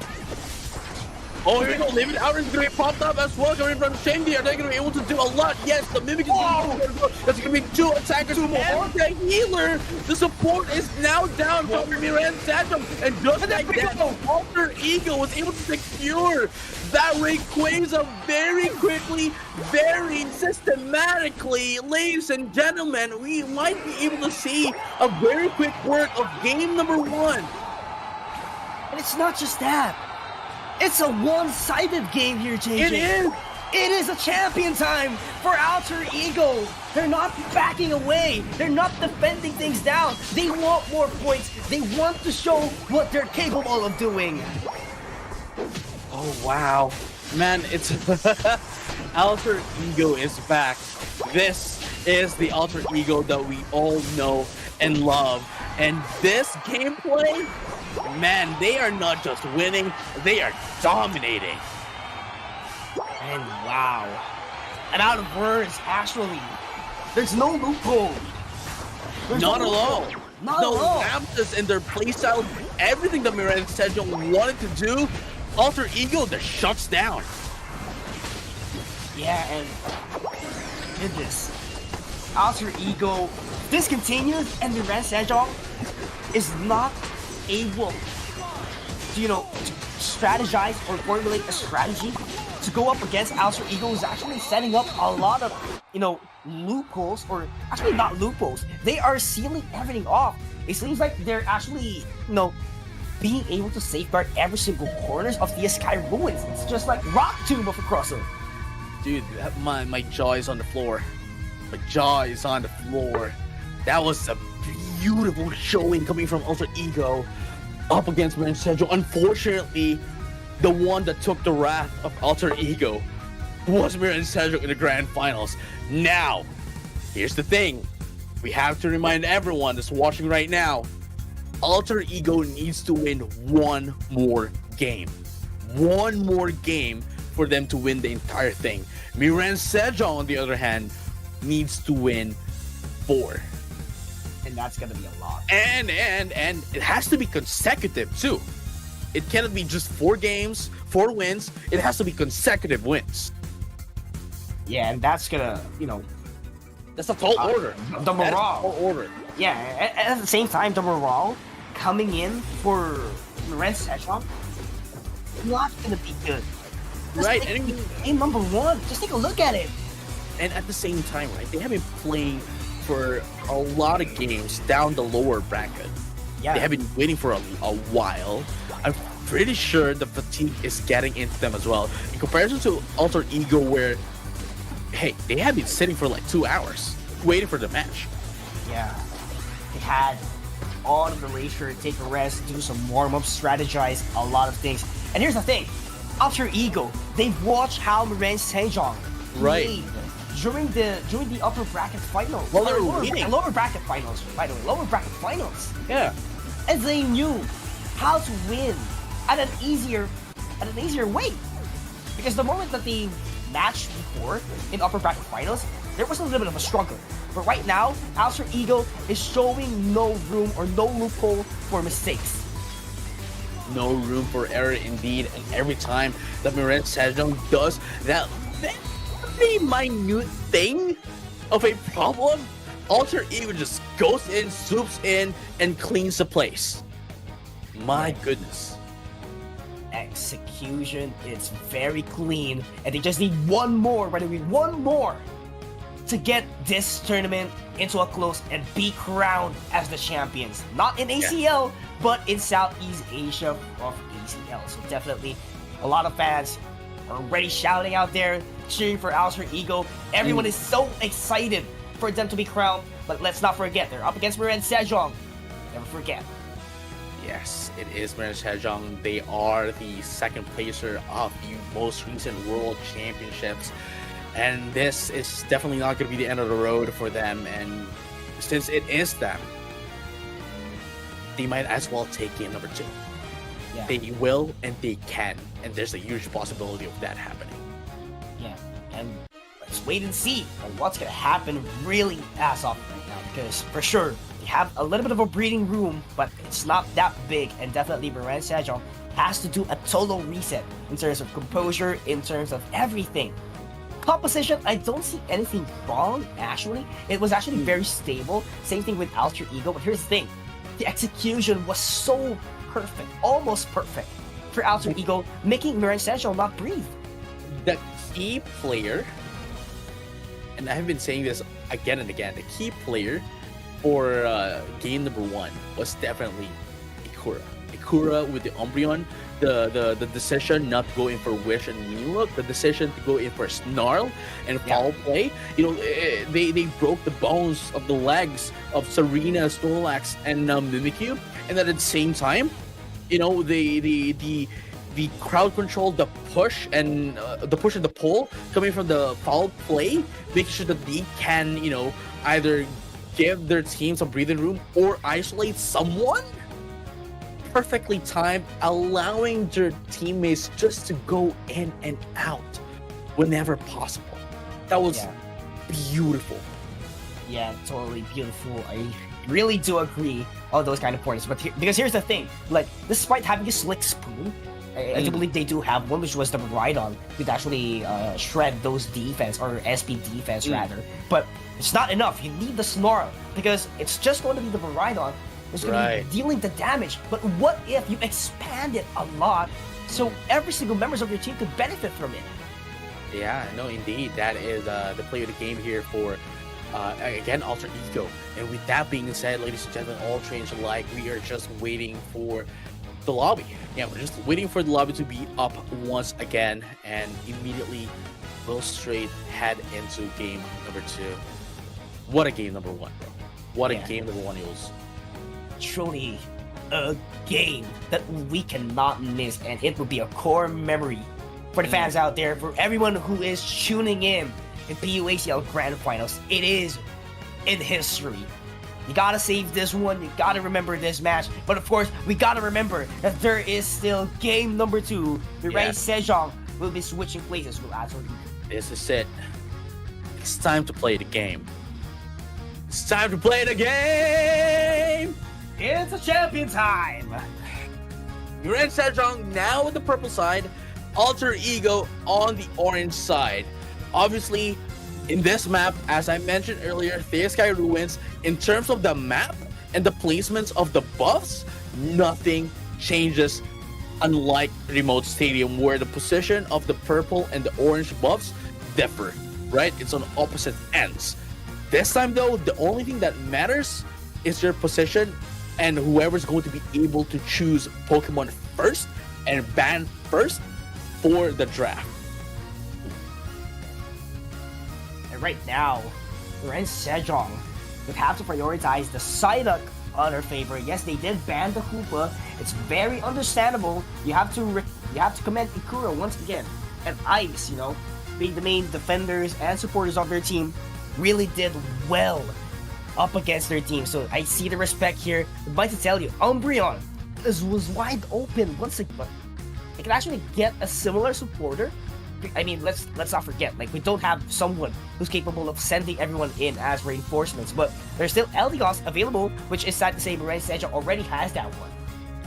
Yeah, this is gonna be interesting. You know, Ikura into that of the the Fable is gonna be an interesting pick, because this is something that we haven't really seen a lot of times.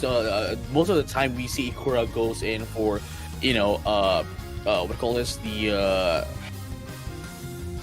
Slowbro. There we go, Slowbro. That is a Pokemon that is known for Ikura is known for a lot, and to be able to see them use the Clefable is definitely going to be an interesting pick, especially that, you know, we have already eyes into the tank role as well. With this case though, we might be able to see them go in for a Mean Look Wish this time around, because, you know, it is definitely going to be only affecting Snarl is definitely going to be affecting Spirits and Jaejong, and at the same time, with how mobile they can get inside a team fight of the other team, definitely you know, restricting that movement, that mobility is going to be a huge factor here for Alter Ego. Yeah, and here's the thing. There's actually another case of scenario that I think that might happen, but I think the rate is actually low, is that they actually go for Gravity instead of Follow Me. Like, Gravity could actually be, you know, it's very similar to Mean Look, but not quite the same idea, you know what I mean? It slows opponents, right? It slows opponents in the radius. Yeah, and here's the thing. If that Clefable could actually get in, you know, and have the debuffs, definitely there has to be a great follow-up. But here's the thing. Like, it's a double-edged sword. It's not consistent. It's not very reliable. So you have to make sure that Mean Look is actually the better option here. And as I mentioned, right, Mean Look, in my opinion, is the better option here than Foul Play Snarl against this kind of composition where, you know, we have the Urshifu, which, you know, does have, you know, the Wicked Blow and Throat Chop can easily go into you, and at the same time, you know, Serena with a Triple Axle, or maybe Stomp even, or Grassy Glide or Chop It, regardless of what move it does, at least you would restrict its movement to go in. But speaking of that though, we are now headed into game number 2 of our grand finals. Once again, ladies and gentlemen, and all trainers alike, this is Mireille Sejong Alter Ego Grand Finals, game number 2. Let's have a champion time. And we can actually determine who's going to be the champion if this game would be favorable for Alter Ego, as they get the first goal, by the way. 2 points. First stack of the game, that's gonna be the second. Actually, they don't have that Clefable stacking up items, so yeah, quite understandable. But you know, the idea of getting the first hand goals here definitely would put up into a pressure. But at the same time, Ice here, Ice on his veins, gets the evolution up and going. Yes, sir, and you know, oh wait, actually, goes in for the foul play again. I mean, it worked out pretty well for them, you know, and it's just my caster opinion against this kind of like opposition. But then again, if they can make it work, then hey, who am I to say whatever, right? Yeah, absolutely true. But right now, it's actually, it's Moonlight. I thought it was a Draining Kiss for a second, but right now, this is more stable for Alter Ego as they're going to be dunking those points in the top path. Quite phenomenal execution, and Ikura was able to sustain everyone even further. Yes, and you know, it would be really interesting if they do go in for the if they do go in for the Draining Kiss. But obviously, in this kind of like competition, a team-based cooperation, you'd much rather want to go in for Moonlight. And there you have it. Ikura is still alive. And look at the Umbreon Ice is just it just allows them to go in and seal away Pokemon and resources away from Ren Sejong. Ice now just pushes this Teeny away from the central area. Wow. That was, if you're going to be taking a look at the minimap, the value, it's not so much big if you're actually just a casual player. But if in the competitive reality, that actually bought a lot of time for Alter Ego to have a right amount of spacing and take a lot of their resources. So definitely, that's a huge advantage for Alter Ego. So they can't afford to get knocked down immediately because the price would be transferred into Ren Sejong. I mean, look at that, right? Like, the Clavel not only acts as a support, but also acts as a defender for the side of Alter Ego. Not only providing them heals, but also tanking down the damage. And just like that, they were able to put down the score goal into just 6 points left for the threshold, now leaving it to just 1 for the maximum overcap potential. Level 9, by the way. First major objective. It's the exact same scenario of game number 1. But here's the thing. When Ren Sejong was able to do some handshakes here, Regieleki marching all the way into the top path, but this is the overcap opportunity that Alter Ego is looking forward in the bottom side. Right, but here's another one though, like Shengdi still not a Garchomp. Now is a Garchomp though, but at least there is a Decidueye as well. Knock knock, who's there? Here comes my arrow, eat it up. Here comes the piercing arrow. That is it. The first KO after getting in the major objective. That's going to be Urshifu, and the Psyduck Ward wants to get away. But fortunately enough for them, going to be able to so as well. There you go. The Spirit Shackle not going to be able to hit anyone just yet. 40 points on top. That's going to be Shengdi. Great and phenomenal sneak attack all the way into that goal zone. And that's going to be level 10. Limit outrage available for the next team fight, and it might happen soon. Follow me, and Moonlight's going to be the chosen move here for that of the Clefable. And look at that, Serena going to be able to take down the Mewtwo, but they're going to be able to answer back with 2 KOs of their own. No, make up 3, maybe 4. Chobo, look at that, they're not going to be able to get away from the Chocobo. Wow. Going back to that of the Pokemon Center, Alter Ego, Shengdi, and Ikura. This combination. 1 point again. Both of the tier 1 goal zones. They made it left into 1 point, and they're going to be overcapping top path as well. So what they could actually do is go for the overcap, get the Regieleki, apply more pressure in the bottom path. But first things first, the priority would be at the bottom path. Here we go. Alter Ego still has the lead. Mirage needs to be able to catch up, not only in points, but also in XP, because they are getting eaten up here by Alter Ego. Right now, now, Shackle hitting. Yeah, and that's going to cause a lot of damage, but same thing with the Charge Beam, with the Mirage on the side of Ren Sejong. Shengdi is alone up top, going to try to contest the Regieleki up top. I think this Armor going to be able to take down the Eldegoss. No more support coming in from that of Ren Sejong, and now Alter Ego can, well, take down both at the same time, both of objectives. But unfortunately enough for them, they weren't able to do it enough. And Ikura wasn't able to get in on time to seal away the Regieleki. But at least Ikura is up there to make sure that Shengdi stays alive for another day. Yeah, and might to tell you, the overcapping potential is still available for Alter Ego, and that is what they have been eyeing for. And you gotta love that, how they isolate the Regieleki all the way into the side of top path. phenomenal execution and decision here for Alter Ego. Miren Sejong slowly but surely getting their footing now against that of Alter Ego, and they really need this, and they need this bad, because Alter Ego, man, they are eating up all the resources in the map, making sure that they maintain the lead against them. Yeah, and the lead so far looking good for Alter Ego. Level 13, level 12, 2 level 12s to be specific. So behind compared to the level 19 warriors here. 2 levels away. That's big. And Ice right now has to back away a little bit because they know the consequence if they do get knocked out. But on the middle side of the map, there's something about to happen.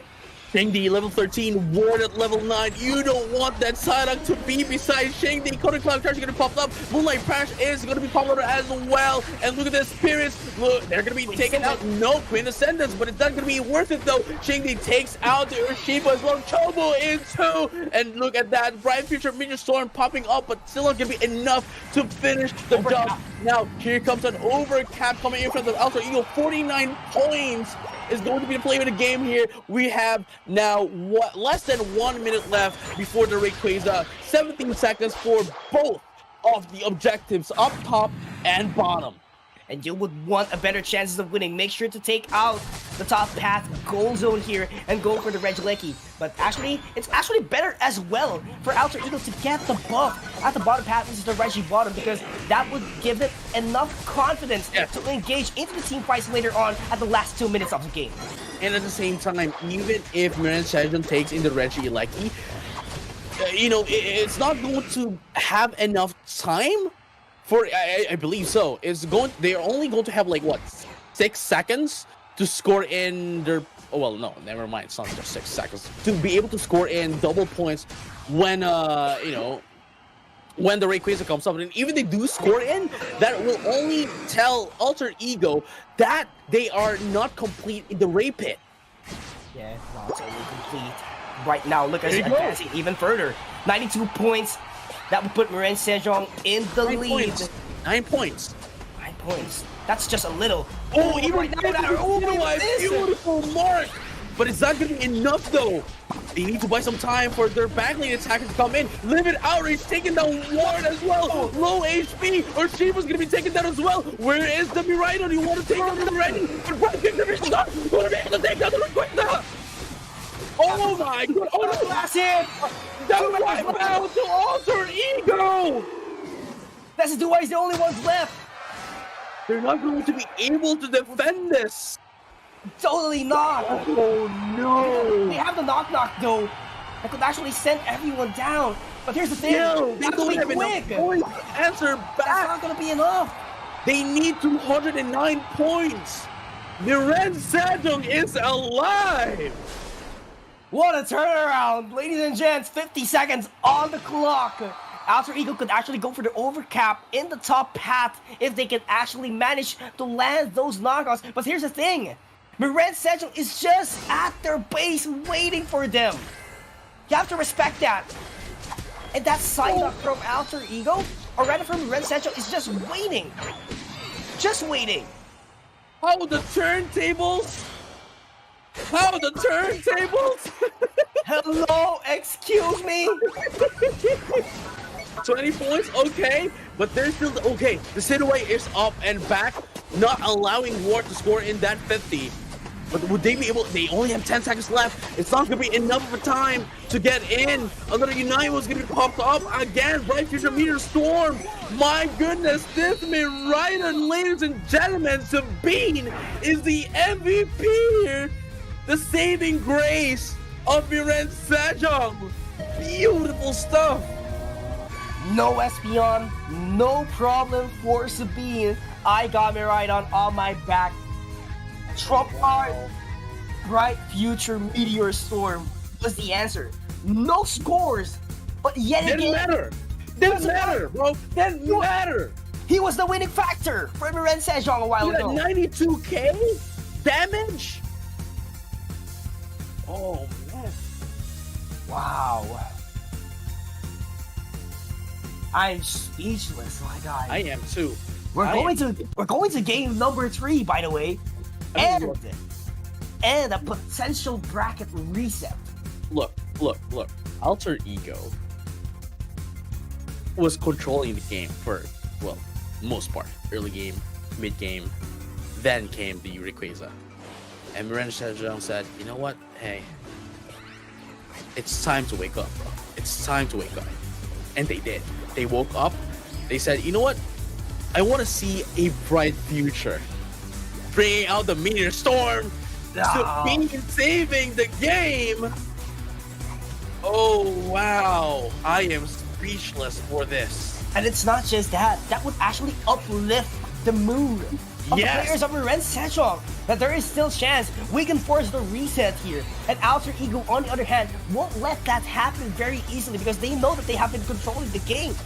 It's just a little mistake that could convert into a loss. Live it outrage.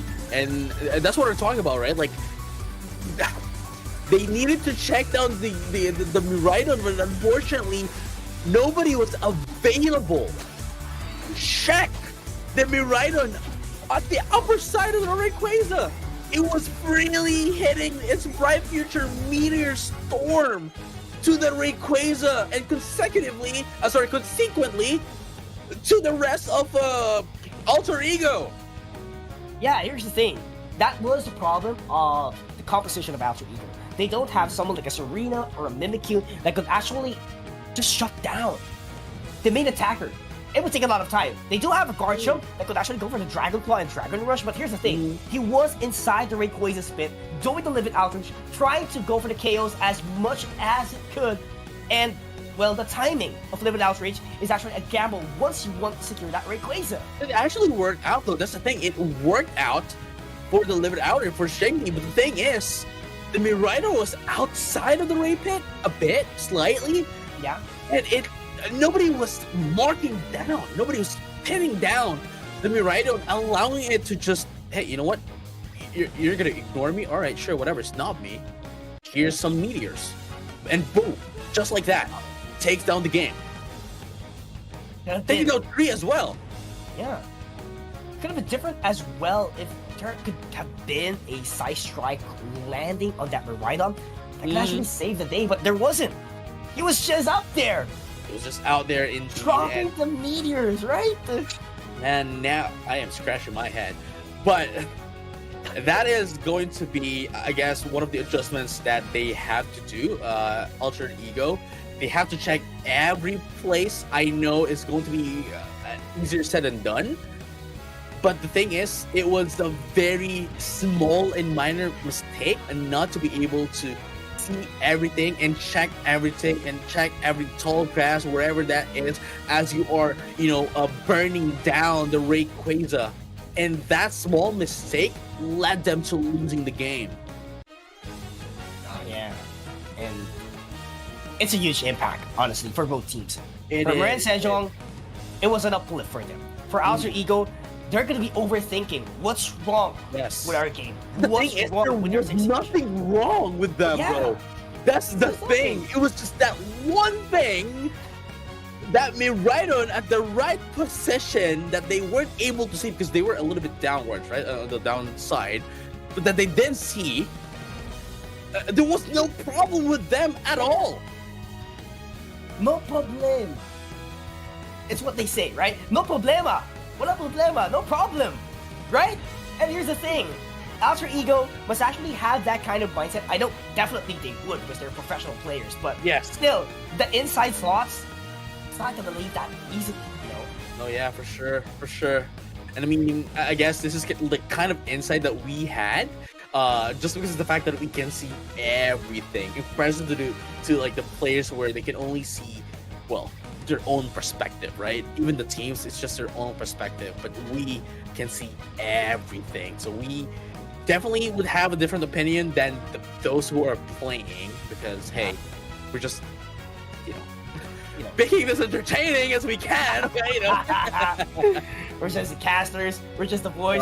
We share what we saw, we narrate what we saw. Yeah, right. I mean, that's just about it. We're gonna fix this in just a bit. Hold up. Hold on. Why are you like? I don't know, bro. We're gonna fix this in a bit, bro. But yeah, speaking of that, we're just waiting for game number 2 to come on its way. And for sure, Alter Ego really wants to seal it off already. They don't want the reset. Because that is just going back to another set of grand finals. They don't want that kind of momentum. And this is the only chance that they have to get this victory once and for all. Because if the bracket reset would happen, it might be a different story for Alter Ego. And it could be the story that Miren Sejong was eyeing for in the first place. And honestly, as just to add up to what you said, again, this is the momentum that they're waiting for. This is the momentum that they needed. And might as well might be the reason, if they do win this game number 2, would have been the reason why they would have win this game. And now, this series rather. But again, Alter Ego, they are very experienced, much like, Miren Sejong. And I don't think this is going to phase them. It probably would, but not as much as those who are less experienced in terms of like being in the spot of the tournament. Yeah, for sure. But of course, before we proceed on game number 3, we would like to remind everyone else, for those who wants to compete into the winter tournament, it will happen next week for APAC West, and of course, the following week as well for APAC East. So, there's no breathing room. We have to, grind up, because winter tournament is gonna happen anytime soon. Wow, I wasn't prepared. It's already next week for West. Yeah, it's already next week. It's February 1. February 1 for the qualifiers. That will be off stream. And February 2, it will be live stream playoffs. Right, it's a Saturday, Sunday as well. I'm just checking the calendar. But yeah, there's gonna be more Pokemon Unite action. We're not gonna be stopping here just because Pokemon Unite Asia Champions League League, Southeast Asia League is over. Doesn't necessarily mean that we are done with our tournaments, because after this, obviously we have the winter tournament for APAC East and West, and then we have the Pokemon Unite Asia Champions League finals, and then I'm pretty sure the next one is going to be the Pokemon Unite Championship Series. Oh yeah, and aside from that, during the ACL finals, it's not just the Asian teams who's actually going to be competing as well. So we do have actually one from the LAIC champion, which is Luminosity Gaming. And China Masters, we do have Team CHR and Utopia, who would be joining Paper Rex, Ren Sejong, Alter Ego, and I've got the other team, Perimeter Esports. There we go. So right now we have a total of 7 teams that has secured their spot in PUACL finals, and there's more to come in Japan region and India region. And then now, this is it. Game number 3, the first set of the grand finals. If Alter Ego wins this, they're going to be crowned champions. If Miren Sejong wins this, we're gonna go on a break, right? We're gonna go on a break. Yeah, we're gonna go on break. And then have our last, final, ultimate best of 3. For sure, a lot of fans really does want to happen the reset. But the question is, does Alter Ego want that to happen? Definitely not. And that's why you have seen this draft, Blissey and Hoopa ban, same thing with Psyduck. So the options for supporters is getting narrowed down. Yes, they do have the Eldegoss. Clefable is actually an option as well, but I do feel like Alter Ego, this is the time that maybe we get to see Wigglytuff back in action, or it would be a Comfey and a Zoroark.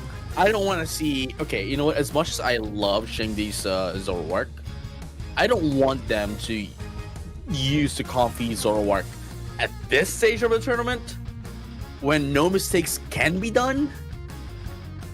It's going to be such a huge risk if they do choose to go for that route. And fortunately for us, they are not going to.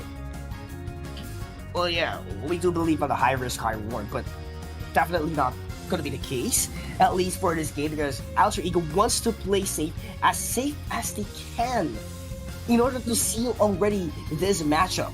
And definitely the same thing goes for Miren Sejong, because one mistake and they will fall down. They're going to be sitting at the second place. But the Wigglytuff though is going to be coming back? Is it coming back? It is coming back. Okay. I believe if Alter Ego wins this is going to be the first time that we're going to be seeing a Wigglytuff win a tournament. Ever. That's history.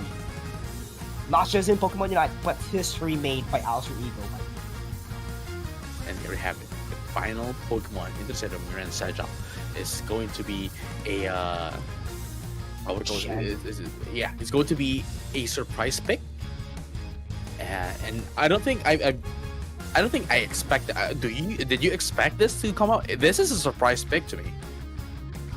Well, actually, for Alter Ego, not quite surprised here, but for Miranda Sejong. No, for Miranda Sejong, right? Like, did you expect them to use Chandler? I mean, like, Chandler, sure.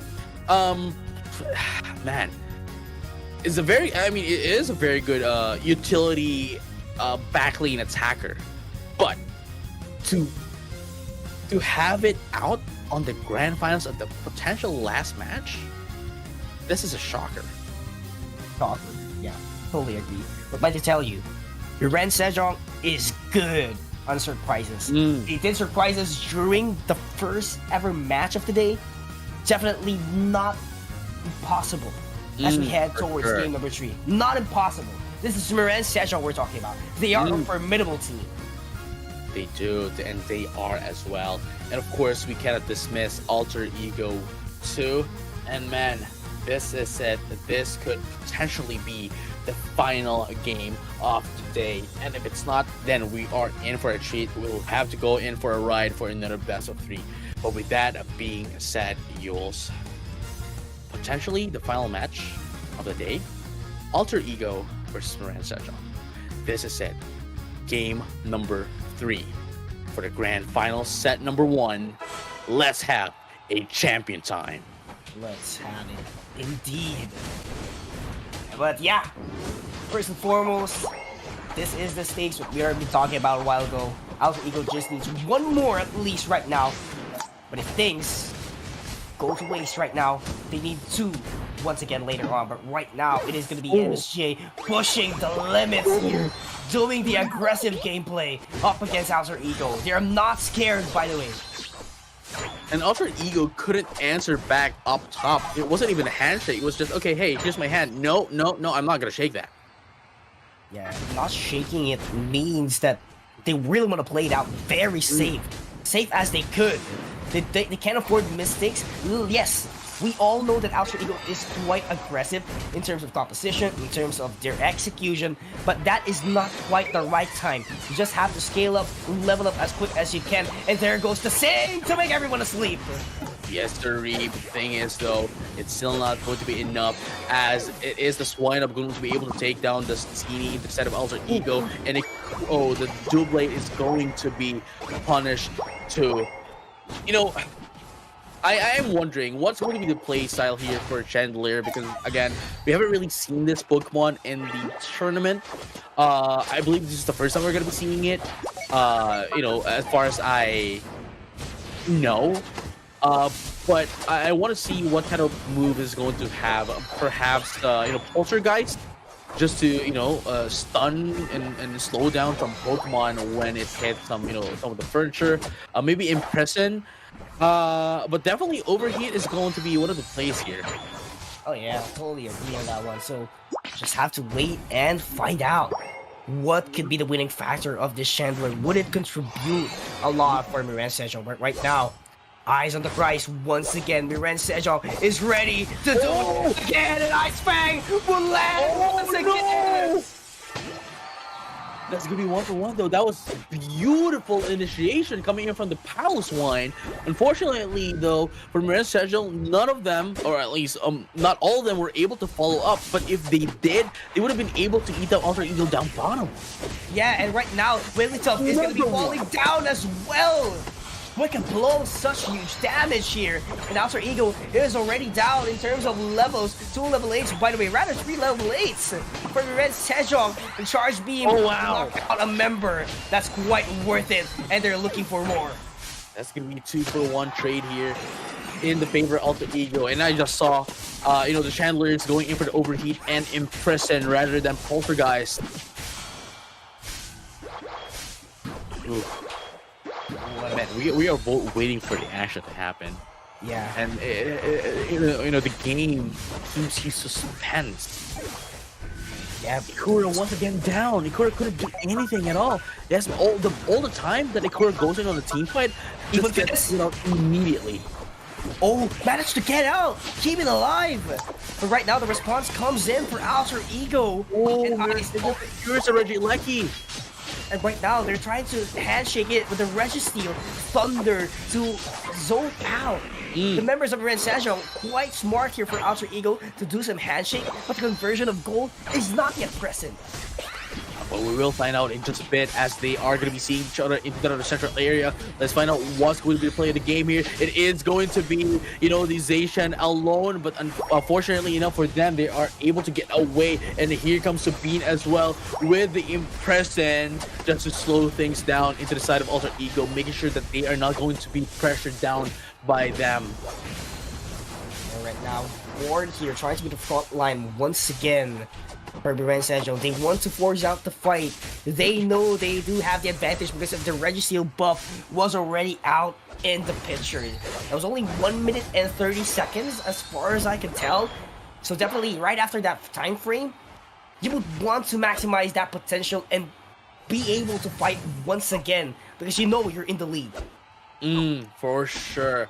And now, both of these teams are just waiting for the Regieleki, which is quite interesting because that icon up there, it's not really a Regieleki, that was a Mew. Oh yeah. I mean, yeah, right? the icon is. Yeah, the icon is. I just noticed it the moment you said it. Oh my goodness. That, though, here comes another icon here, another signal coming in from the Alter Ego, goes in for another pressure. Here comes the Ignite. Midnight, unfortunately, not going to be able to hit. Well, not that they're not going to be able to hit, but they're not going to be able to finish the job here. Not going to allow them to get KO'd. Alter Ego was able to get out just in time against Ren Sejong. And now here comes the Sing. Not going to be quite effective for those Pokemon to be asleep even further, but look at who's inside. Their form is up, but Color Cloud Crash is going to push them away and heal their teammates too. And right now, the Sing commences. Oh no, they're all low! They're all low and Ren Sejong wants them for dinner! Oh my god, it's not yet over here, JJ-kun. Ren Sejong, they want to get the Regieleki as fast as they can, but the thing is, Charge Beam is still online. Look at the course, right? Zone them out! Zone them out indeed, but let's find out if they're going to be able to get it. Yes, they will be able to get in the Regieleki. They needed this so bad in order for them to finally push an ace core goal. But here you go. Here comes Thunder coming in from Dead of Me right on just to push down Ren Sejong. And now 40 points, now 7 points. They're going to have 22 points overcap up top. That was actually the story that we want to happen. That Alter Ego wants to happen out there. And they're going to be marching back all the way into the bottom path. This time for a team buff that they need to gain the lead even further up against Ren Sejong. Okay, now we are now 1 minute left before the Rayquaza comes out. And we will finally determine whether or not we'll head over to another series or will Alter Ego win this one. Yeah, but right now, Charge Beam is actually pushing the limits of Alter Ego and pushing back Ren Sejong back into the base. But look at this preparation phase from Ren Sejong. This is super early. 45 seconds before the Rayquaza, they're actually trying to get the positions already. They make sure that someone has to be up there. Someone has to be on the tall grasses because it could actually be an advantage for them, specifically when Alter Ego overextends in the Ray Pit. At the same time, Alter Ego, the reason why they are overextending now is because they don't want what happened in game number 2 to happen again. They need to check everything now. They don't want it to be stolen, but at the same time, at the very least, they were able to seal away the Miraidon from Ren Sejong.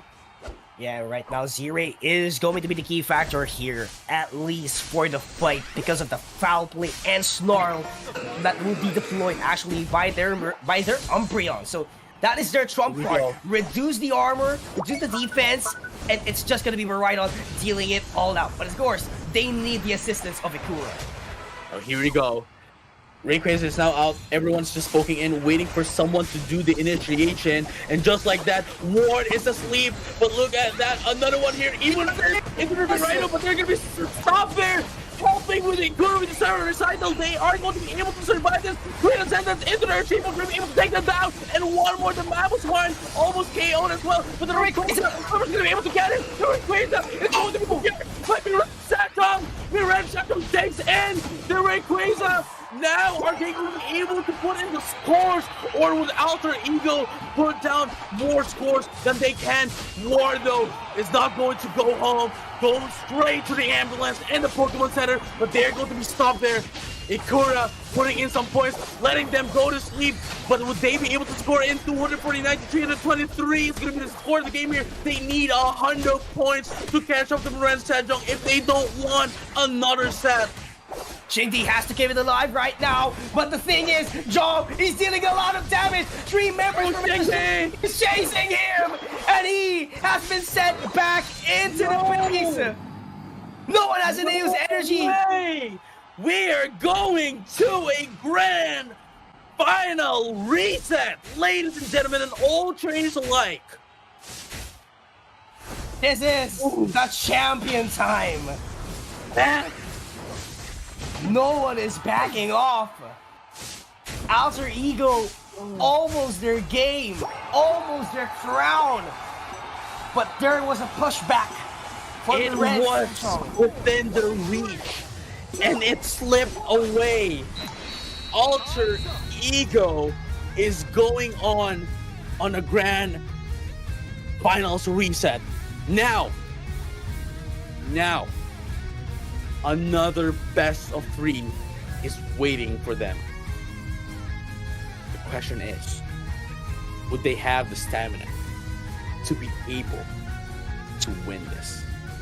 Mirage Sejong definitely is going to be bringing up this momentum over to the Grand Finals reset. And as I have mentioned, if they're going to be winning this tournament, it was all because of that game number 2.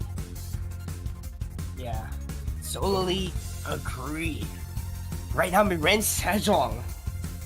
Wow. I am really impressed on this team. I'm really impressed. No words. No words at all. Man. And look at the scores too. Again, it wasn't really... the difference wasn't really that huge for the entirety of the match. It was very close. And they overtook it. They overtook it with the Regieleki. Right after that, it was claimed immediately back because of the Rayquaza. Dude, this match left us both speechless. We don't know what to say, bro. It was just amazing. It was just a beautiful Pokemon Unite right there.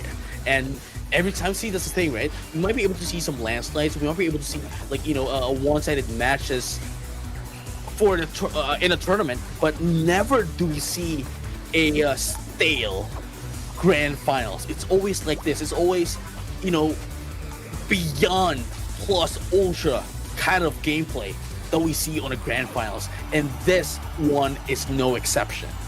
No exception. Totally agree. Seems like they were actually going for the Mega Evolution at the same time. They were going G-Max. You know what I mean? Yeah. They were using not just, you know, every single moves united. Oh man, it's wow. Man, I am breathless, I am speechless, and I am definitely excited for the grand finals reset, because again, now both of them needs to win just 2 more games. Could either be a 2-0 or a 2-1. Cannot be a 1-0 at all because it is a grand finals reset best of 3. So this is it. It's no longer a potential grand finals, a potential last series, but it is most definitely is the last series of the day. So don't go anywhere. Conserve your energy. Get your drinks. Grab your biscuits. Grab your food, because when we come back, it is going to be the final set of the day. Don't go anywhere. We'll be right back.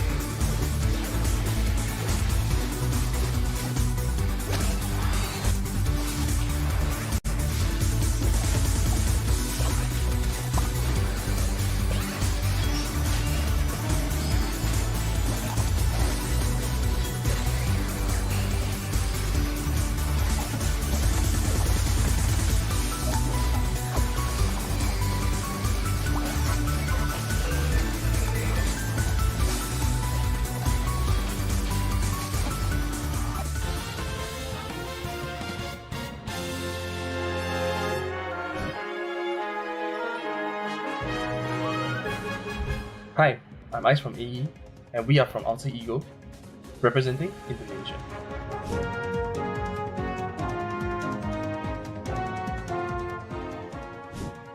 This is the moment we've been waiting for, and hopefully we can perform well and advance to PUACL Finals 2025. I think our performance in the group stages weren't at its best, but for tomorrow's playoffs, we will give our best performance, so just wait and see.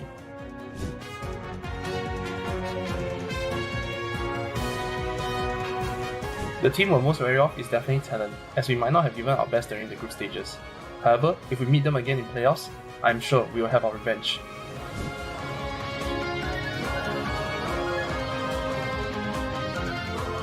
Thank you Alter Champs for always supporting us in PUACL 2025 tournament.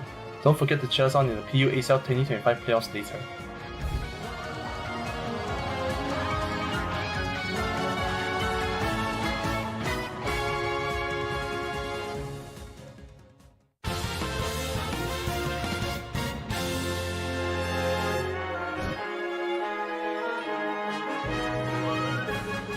안녕하세요. 저희는 한국 대표로 C리그를 참가하고 있는 미래의 세종이고 저는 이 팀에서 뛰고 있는 제이종입니다.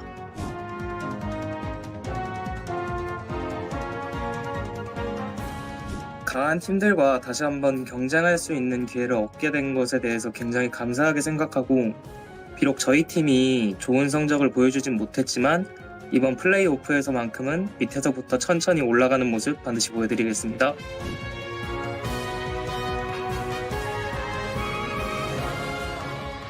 블랙리스트 팀의 특징이라 하면 드리오 깜깜이를 자주 사용하여 공격적으로 한다는 점이고, 저희가 이에 당해 한번 패배한 경험이 있습니다.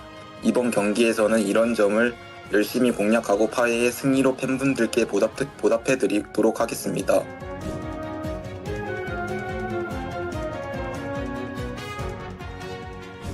우선 저희 팀이 미래엔 세종과 항상 미래엔 세종을 응원해주시는 팬분들께 너무 감사드리고, SEA 리그 관계자분들 그리고 저희 리그의 모든 참가팀 선수들께도 감사합니다.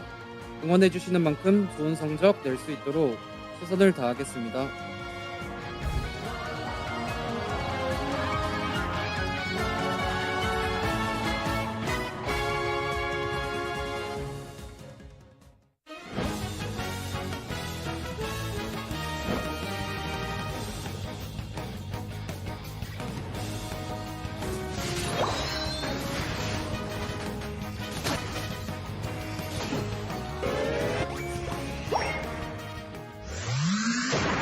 Pokémon Unite!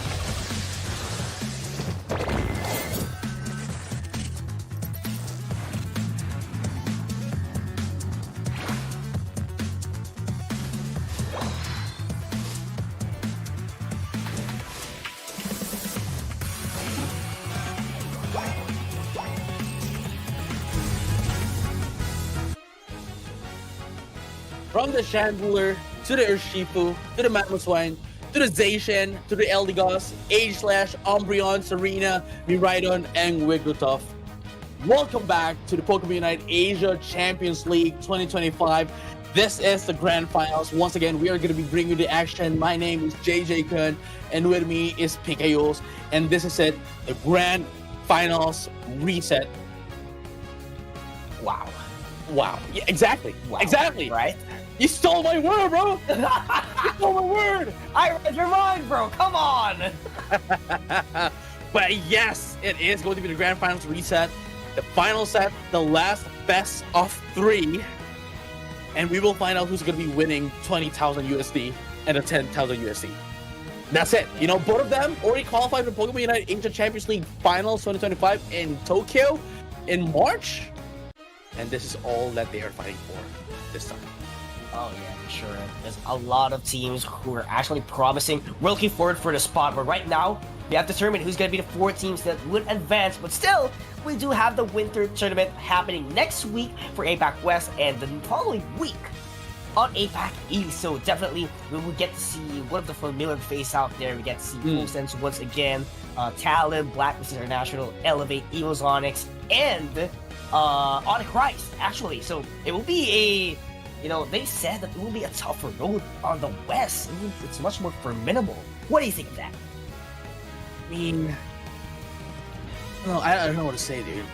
All I'm thinking of right now is just to focus into this match right now. Yeah. Because again, we are definitely, as you have mentioned, going to have more Pokemon in action for the upcoming weeks. And that can stay with that for now. You know what I'm saying? Like, whatever that is, let it there. This is a Grand Finals game. Yeah. Stick with this. Do not shift your attention. Do not be like PKOs. Come on, do not. That's your bad, bro. That's your bad. That's my bad, bro. Come on. Focus your attention in the Grand Finals. Obviously, I am very excited for that as well, but I'm much more excited here. I am, to be quite frank, right? I was already looking over earlier. You know what? I was thinking, hey, Alter Ego could probably win this one. And then there goes a shocker that Miran Sejong won this one. So now here we are once again for the final set. Yeah, and it's not just a shocker. Everyone was shocked. Not just the casters, not just the players, but everyone else who has been tuning in. Everyone was shocked. No one knew that Miran Sejong could actually make it this far in the tournament despite being sent back into the lower bracket a while ago with Alter Ego themselves. And who knows, they actually won the first set of best of 3, and right now, it's a total reset. Everyone, one step backward, and you're not gonna get the champ.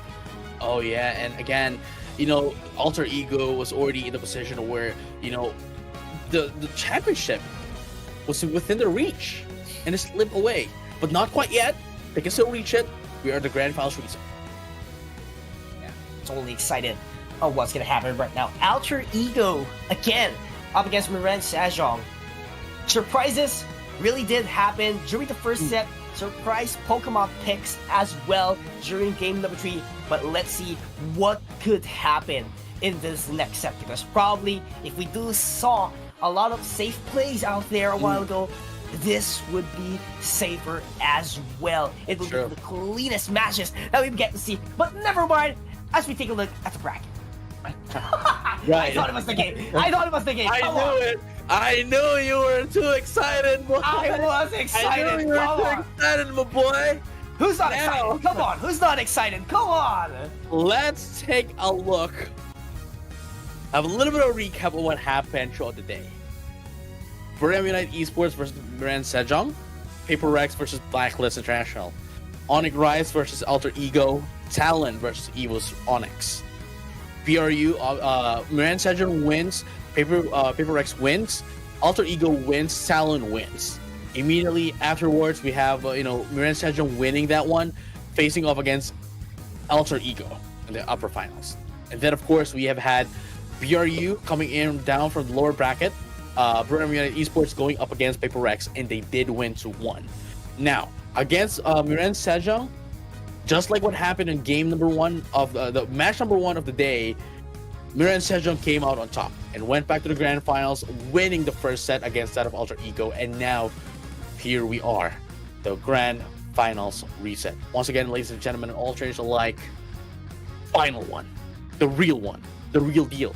No lies, just the truth, final series. Yeah, no more resets.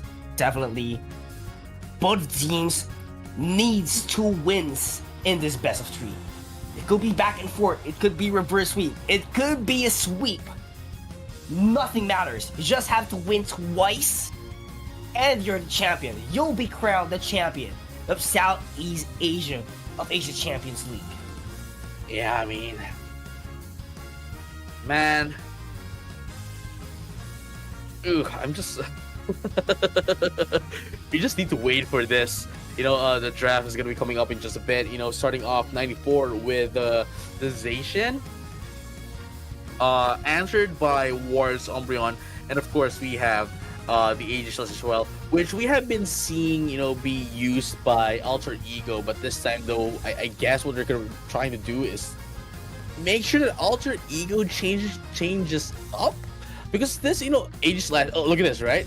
Aegislash, Umbreon, Clefable. Dude, that was Alter Egos. Oh, right? Yeah. Right. And now Alter Ego is forced to change things up. Yeah. Even the Cerulege was Alter Egos. Aegislash. Oh yeah. So they're narrowing down the pool so far. But here's the thing. It could be an advantage. It could be a disadvantage as well, because this might bring up the other strengths of Alter Ego, because Miran Sejong stole it away from them.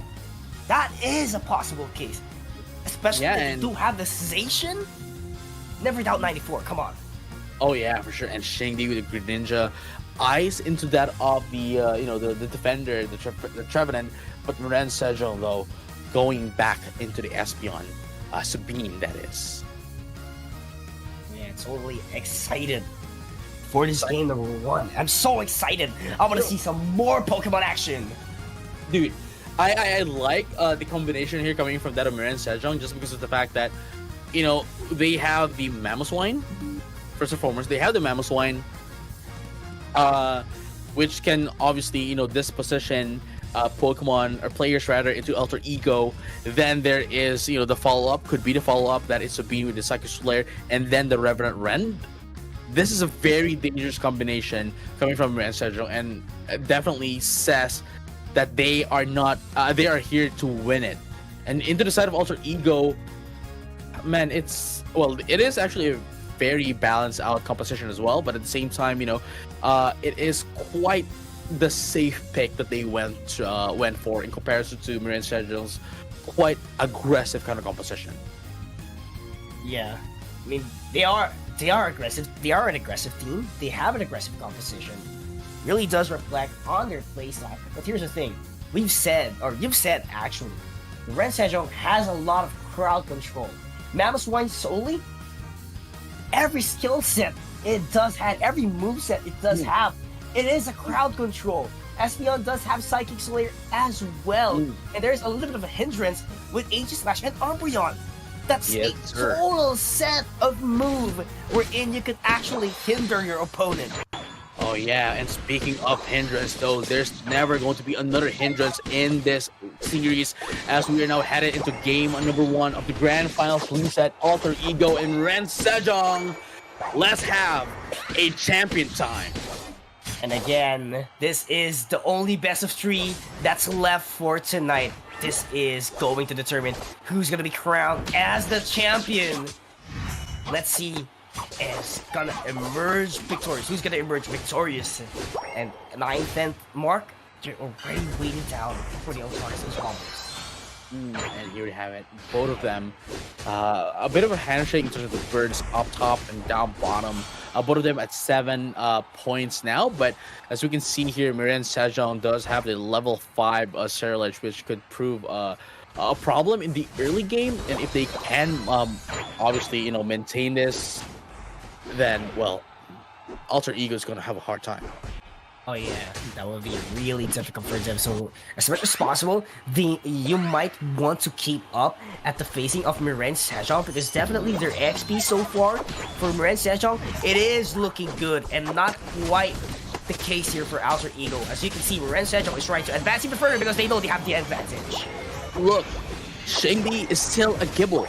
In comparison to earlier where they immediately are a Gabite at the stage, Miren Sejong was able to, acknowledge this.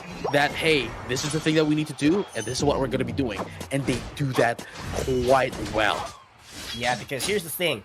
The moment that Gabite, or actually it was already a guard jump during the 7-minute mark of Yeah. and right now it's just a level 5. You need 2 more, was that right? 4 more levels, actually, to be a guard jump and claim your Unite move. That's gonna cost a lot of time. Maybe you need 1 minute and 30 for that. And see, this is now, I guess, the best, because the best kind of matchup for Miren Sejong for a grand finals, because again, with the geographical location of both of these teams, they are actually quite near each other. So, Miren Sejong would be able to play in the best possible situation against that of Alter Ego, and at the same time we are now seeing the power of the second placer in the most recent World Championships. Yeah, they're not going to be the second placer in the World Championships out of nothing. But right now, there goes another KO for Alter Ego's side. They're going to be doing a handshake here in terms of objective. They might want to take that top path tier 1 goal zone before taking down the Regiment. Yeah, and now look at this. Alter Ego is just buying enough time for them to be able to take down the Reggie Rock.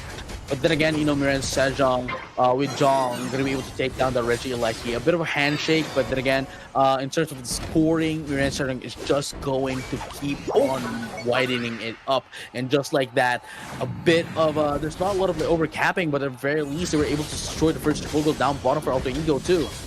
Yeah, but right now, look who is inside the mean look. That's going to be Aizen landing the Wind Hammer up against Ward, and Ward has to back away for his life. But Shobo will be pinched out by a lot of members. That's a huge punishment for Alter Ego as they punish Miren Sejong.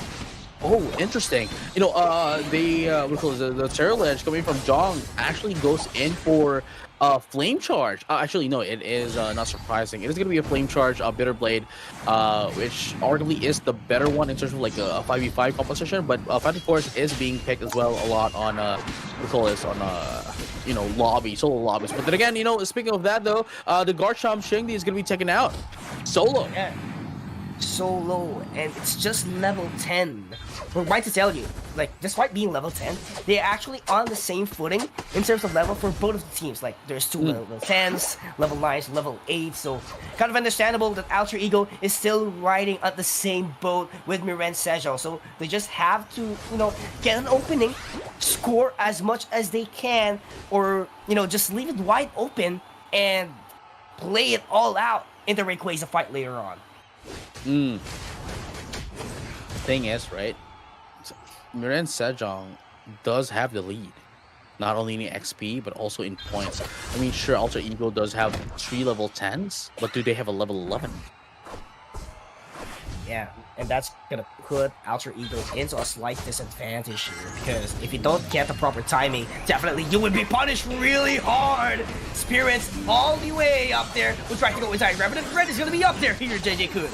Yes, Zuri, and there you have it. It is going to be a KO here. That is going to be the Elder Ghost. No more support coming from that of Alter Ego. And they're going to be able to take the tank as well. Defender is down. That's going to be Shingdi. And of course, the Zacian as well for the price of 2. They'll make the 5. No, everyone gets out. This is team wipe coming in from that of Miren Sejong. And that's going to put them a lot of advantage.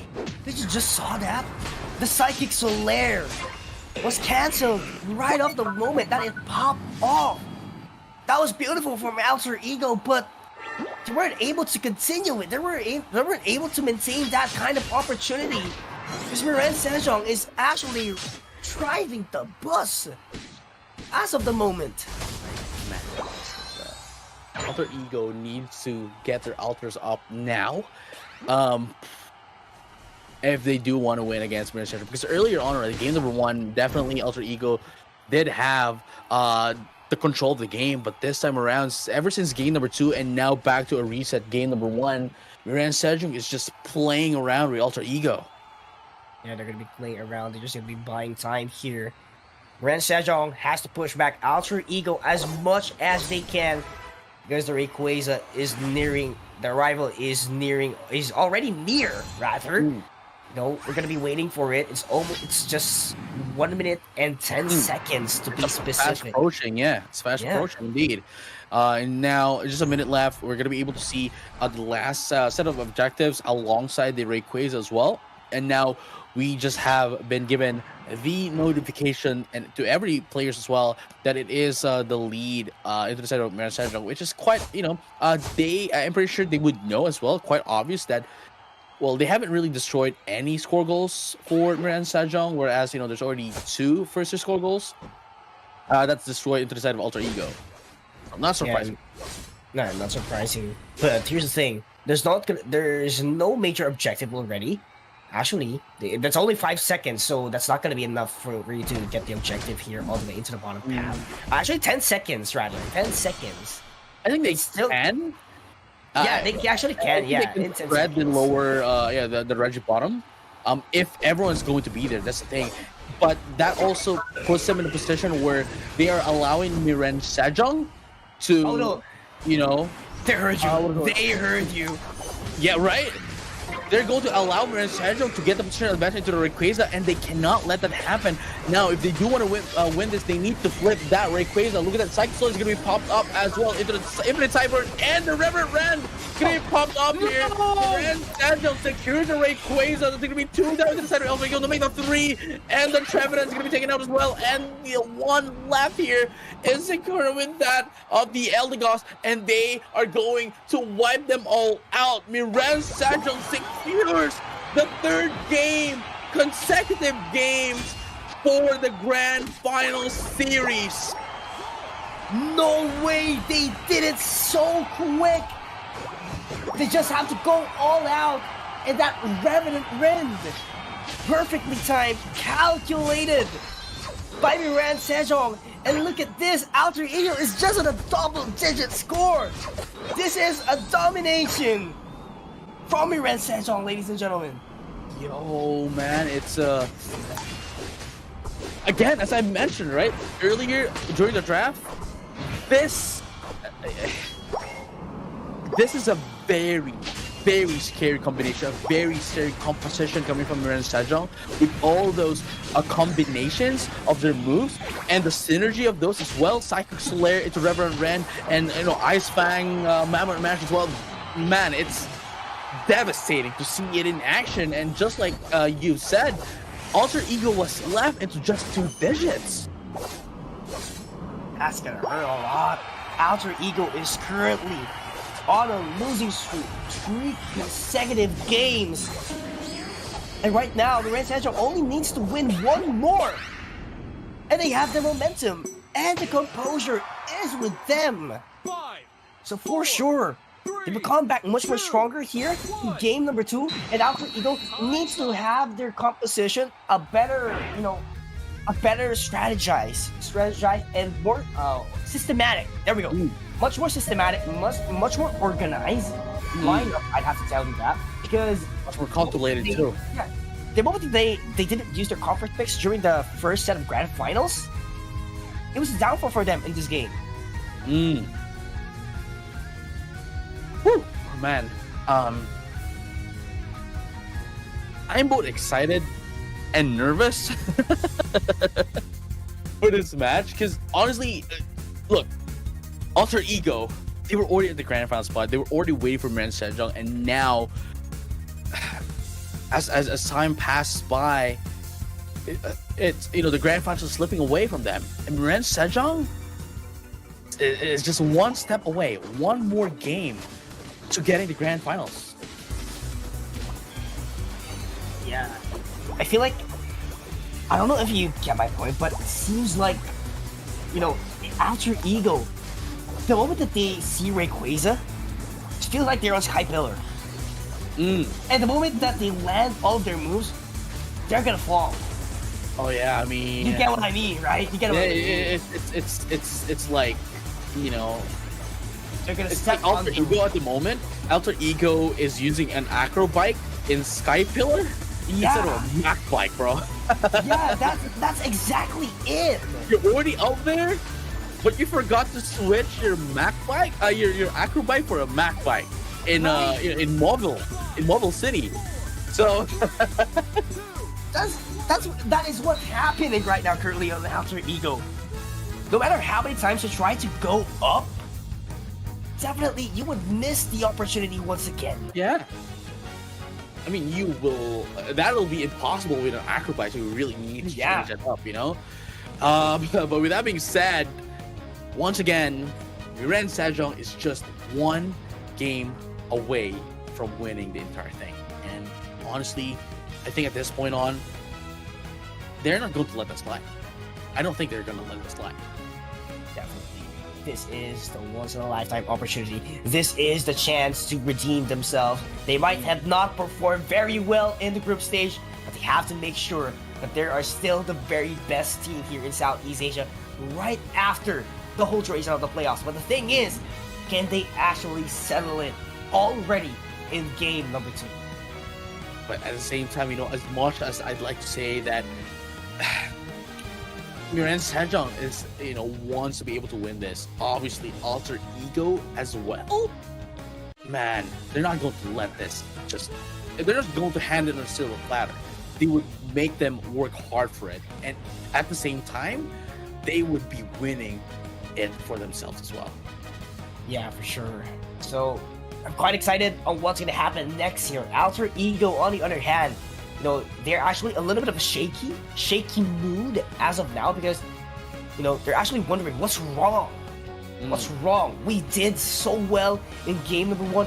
We did, you know, good as well in game number 2, but we didn't quite finish it. Same thing goes for game number 3, but what's wrong right now in game number 1 in set 2? That is question mark other heads. If I were to make an analogy, honestly, I'd say that Miren Sejong is playing chess and Alter Ego is playing checkers. I think that is the problem as of the moment, because ever since game number 2, Miren Sejong was just allowing Alter Ego to do what they want, and they still is part of this plan. Yeah, and actually it's not just about chess, you know, and because of chess, you have to protect that one important piece. That is the king. And each and every game, Miren Sejong assigns their king, which is mostly their all-rounders, to be honest. Right. We saw it a while ago. The piece a while ago, the queen piece, because, you know, queen is actually the most flexible one, which is Zero Edge, can deal damage, can actually go for the objectives as well, anywhere he suits up. And that is to protect your king. And again, you know, the combination coming in from that Aspion, Charlege, -1, alongside with the H/2 with a coup de grace, man, it's devastating. Again, just devastating, nerve-wracking.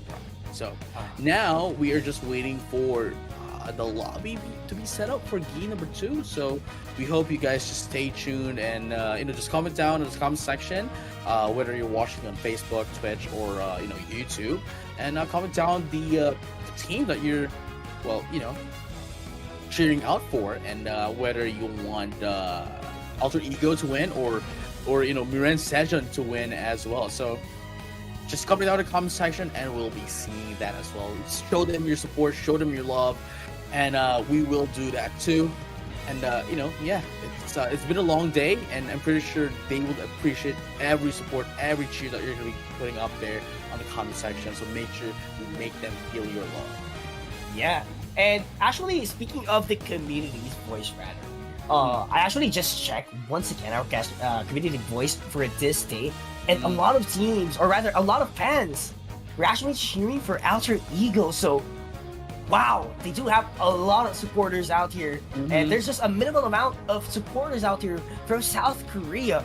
But yet again, they are doing a big story here. Mirin Sejong wants to prove themselves that they are the very best, not just in the world stage, but also in Southeast Asia.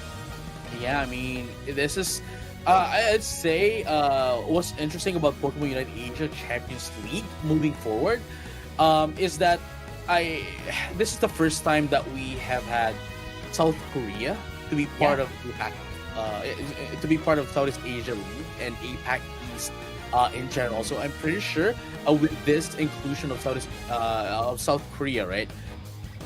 Previously, they have their own qualifiers, they have their own set of tournaments, but if they are now going to be joining us moving forward as well in APAC, it's going to be,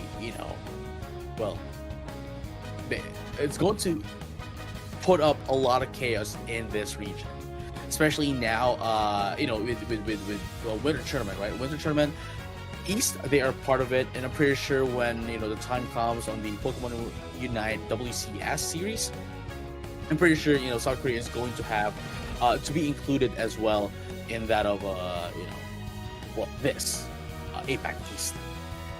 Yeah, and it just shows that APAC is actually evolving even further. The competitiveness of the region is just going at the higher marks, and that is what makes this region and every region great. Like, teams are getting stacked up, a lot of potential, a lot of talents are being recognized all the way from other regions, not just in Southeast Asia. We also have Japan and India for ACL and the others competing in LAIC and any other leagues. And at the same time, right, like, even when this is the Southeast Asia League for Pokemon Unite Asia Champ, obviously it's Asia, right? It's name, the title of the tournament is Asia, but it doesn't necessarily mean that we are being watched here by only the Asian people, Asian trainers, really. But this tournament is being watched as well by different people from around the globe because they want to know what's happening in Asia. So definitely, Alter Ego Mirin Sejong is, I'd say, the best representative for a grand finals and to represent what's happening, right? What's the status quo of Asia. Yeah, for sure, one of these teams, very best. That's all I can tell right now. And before we head on to our game number 2, at least for the series, we'd like to remind everyone that registration is still open for Winter Tournament both from APAC West and APAC East. I do believe that you still have like less than a week to cast your registration for APAC West. But for APAC East, I do believe that you still have a week. So make sure to check the deadline, make sure that your teams are registered, because this is once in a lifetime opportunity for you to go head to head with one of the top teams here in Pokemon Unite. And it's again quite a pleasure to be part of the Pokemon Unite Asia Champions League as always since year 1. And man, it's this is it. This is what we have been fighting for. This is what we are doing this for. It's the grand finals once again.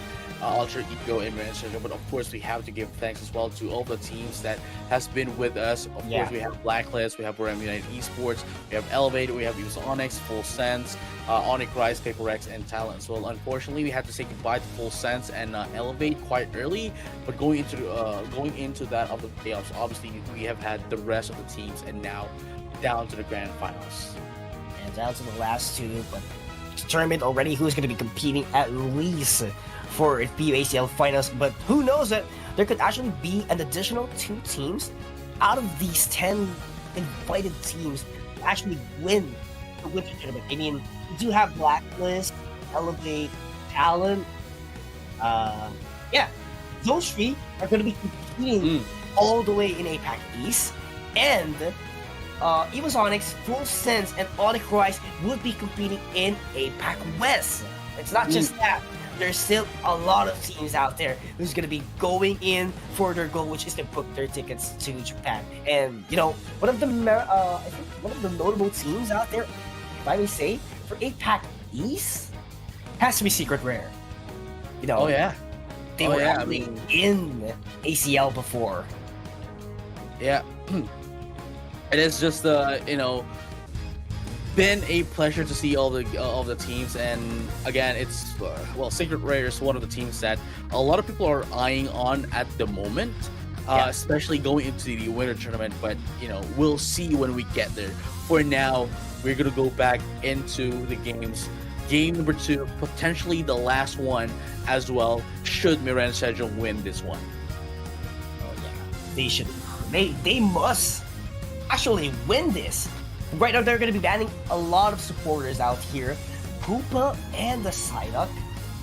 I'm really not surprised with the bans because you don't want those rotations to come out, and they're going to be narrowing down the options, at least for supporters. But I might tell you, there is no Urshifu as well. Yes, you don't have the Urshifu a while ago, but definitely that would leave Miraidon and Uruguay open once again. Still have Umbreon, by the way. Umbreon's definitely open. We might be able to see it be picked up here by Alter Ego once again. But yeah, Ikura or Ice really could be using that. Yeah, so far, by the way, Miran Sejong actually got that Zation from Alter Ego. Once again, they're trying to... Oh my goodness! Alter Ego right now is getting the first 2 Pokemons of Miran Sejong during game number 1, which is Umbreon and the Aegislash. So who knows what would come up next, because Miran Sejong got the first Pokemon of Alter Ego as well during game number 1. And now, we've seen Ikura to be the one using the quite differently, right?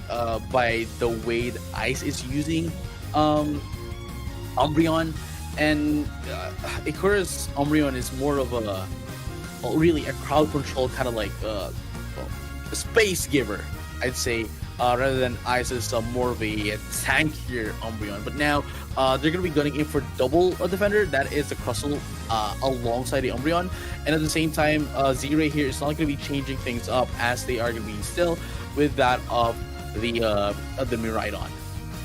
Yeah. And here's the thing, they have a great composition for Alter Ego, knowing that they are so star-studded in terms of defense, and it's just Sabine who can actually, shred down those defense, or rather SP defense with the Slip Spoon. No one else! Because that Umbreon was at the hands of Alter Ego. That Snarl could have been the possibility to, decrease those defense. But it's not available as well for them, and Urshifu was banned. Ooh, man, it's it could have been like a Pokemon for what do you call this? Could have been a Pokemon for Alter Ego, but I guess sticking to the guns right now, Aegislash is a really good pick as well for them. But Shingdi now in the Blaziken at this point of the tournament, I mean, sure. But this is not one of the Pokemon that they have been using for the entirety of the day. So this might be their surprise pick. Going up against Miran Sejong, just like what they did with the Chandler. But again, to change things up than the comfort pick that they have been using for the rest of the day, it's quite risky. But if it works, the momentum will definitely shift. Yeah. And here's the thing, like when you do have a Blaziken, you actually have 2 options. I mean, it's about your stances, and at the same time, you would have a little bit out of range, which is by the means of Focus Blast. Definitely, you could use that to poke your opponents away, and it's not just just a damage. It could actually make them slow or decrease their movement speed, which is actually a great value whenever you're dealing with opponents who's actually very agile. Oh man, it's whew. I don't know, man. I still have no words. Could be the final game now. Miran Sejong, Alter Ego, Lucario though. If we do see an extreme speed Lucario, less likely to happen, but I don't know, we've seen it a while ago, actually. We've seen it a while ago. There was, I think a punch close combat, though. Yeah, but that was one time only. We've seen Lucario more than once, as far as I know. Yes, of course. But here we go, though. The potential final game for both of these teams. Again, game number 2, Miran Sejong and Alter Ego Grand Finals. Let's have a champion time. And this could be the champion time for Miran Sejong. Warwick game is all that they need. Right now, they're actually careful on their facing. And look at that. Look at the buffs actually for Miran Sejong. That Zacian is just going to start clearing it all out. So there's no prioritization in the Altaria and Swablues. I mean, they don't really need to. Not yet.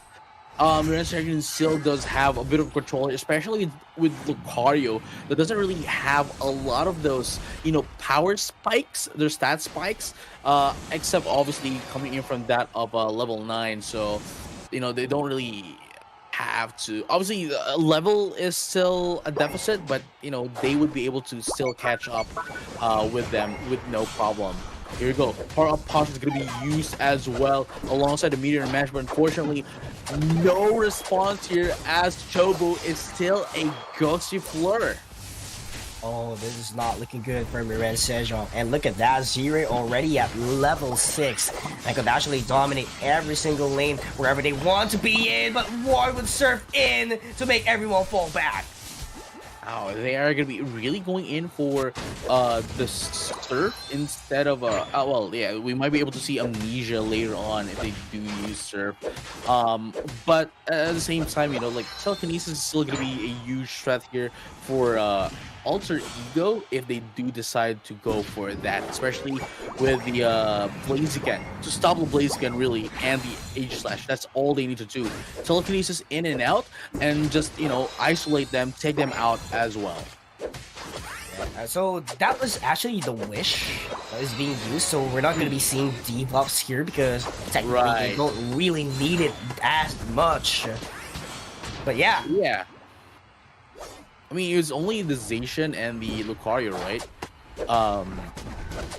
That needs to be, that can be, Snarl is going to be effective too as well. So might as well allow Ikura to be, to survive as much as possible, especially with the Crustle. So it isn't Ice that's using the Crustle, but instead they're going to be switching things up. And look at that though, Alter Ego is going to be able to secure, Nightfall is going to be able to get that Reggie bottom as they try to take this Reggie Eleki as well. And look at that, beautiful foul play, going to be able to take down Sabine. Yeah, and here's the thing. Here's the thing, it was a Focus Blast Fire Punch mode for the Blaziken, so definitely that setup from the foul play was right on point. Yes, it could be an overheat, but overheat takes a lot of time. And that burst damage is really on point, making Alter Ego won that team fight in top path. I am surprised that Shingdi didn't want to go to score despite having the Reggie Eleki, instead wants to go back, rotate just a little bit before actually scoring in. But nonetheless, they still scored in 40 points off top, destroying the first score goal, and now they have destroyed both first score goals for the side of Miran Sejong. Quite an opposite of what happened on the previous game. Yeah, and Alter Ego right now is coming into the sense of Psychic Slayer plus the eject button to go back immediately. Wow. Good. Wow. Let me tell you, if Alter Ego wins this one, for sure, Miran Sejong is going to ban Crustle.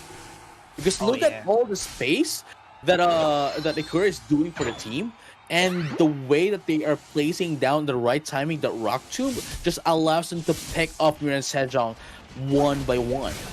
Yeah, one by one, and it's not just that. The whole functionality about it is to narrow down the space and as well as pinch down multiple members, not just a member actually. And they do have a Blaziken that actually goes well with the Crustle. It could be the overheat, it could be the Fire Punch and the Focus Blast.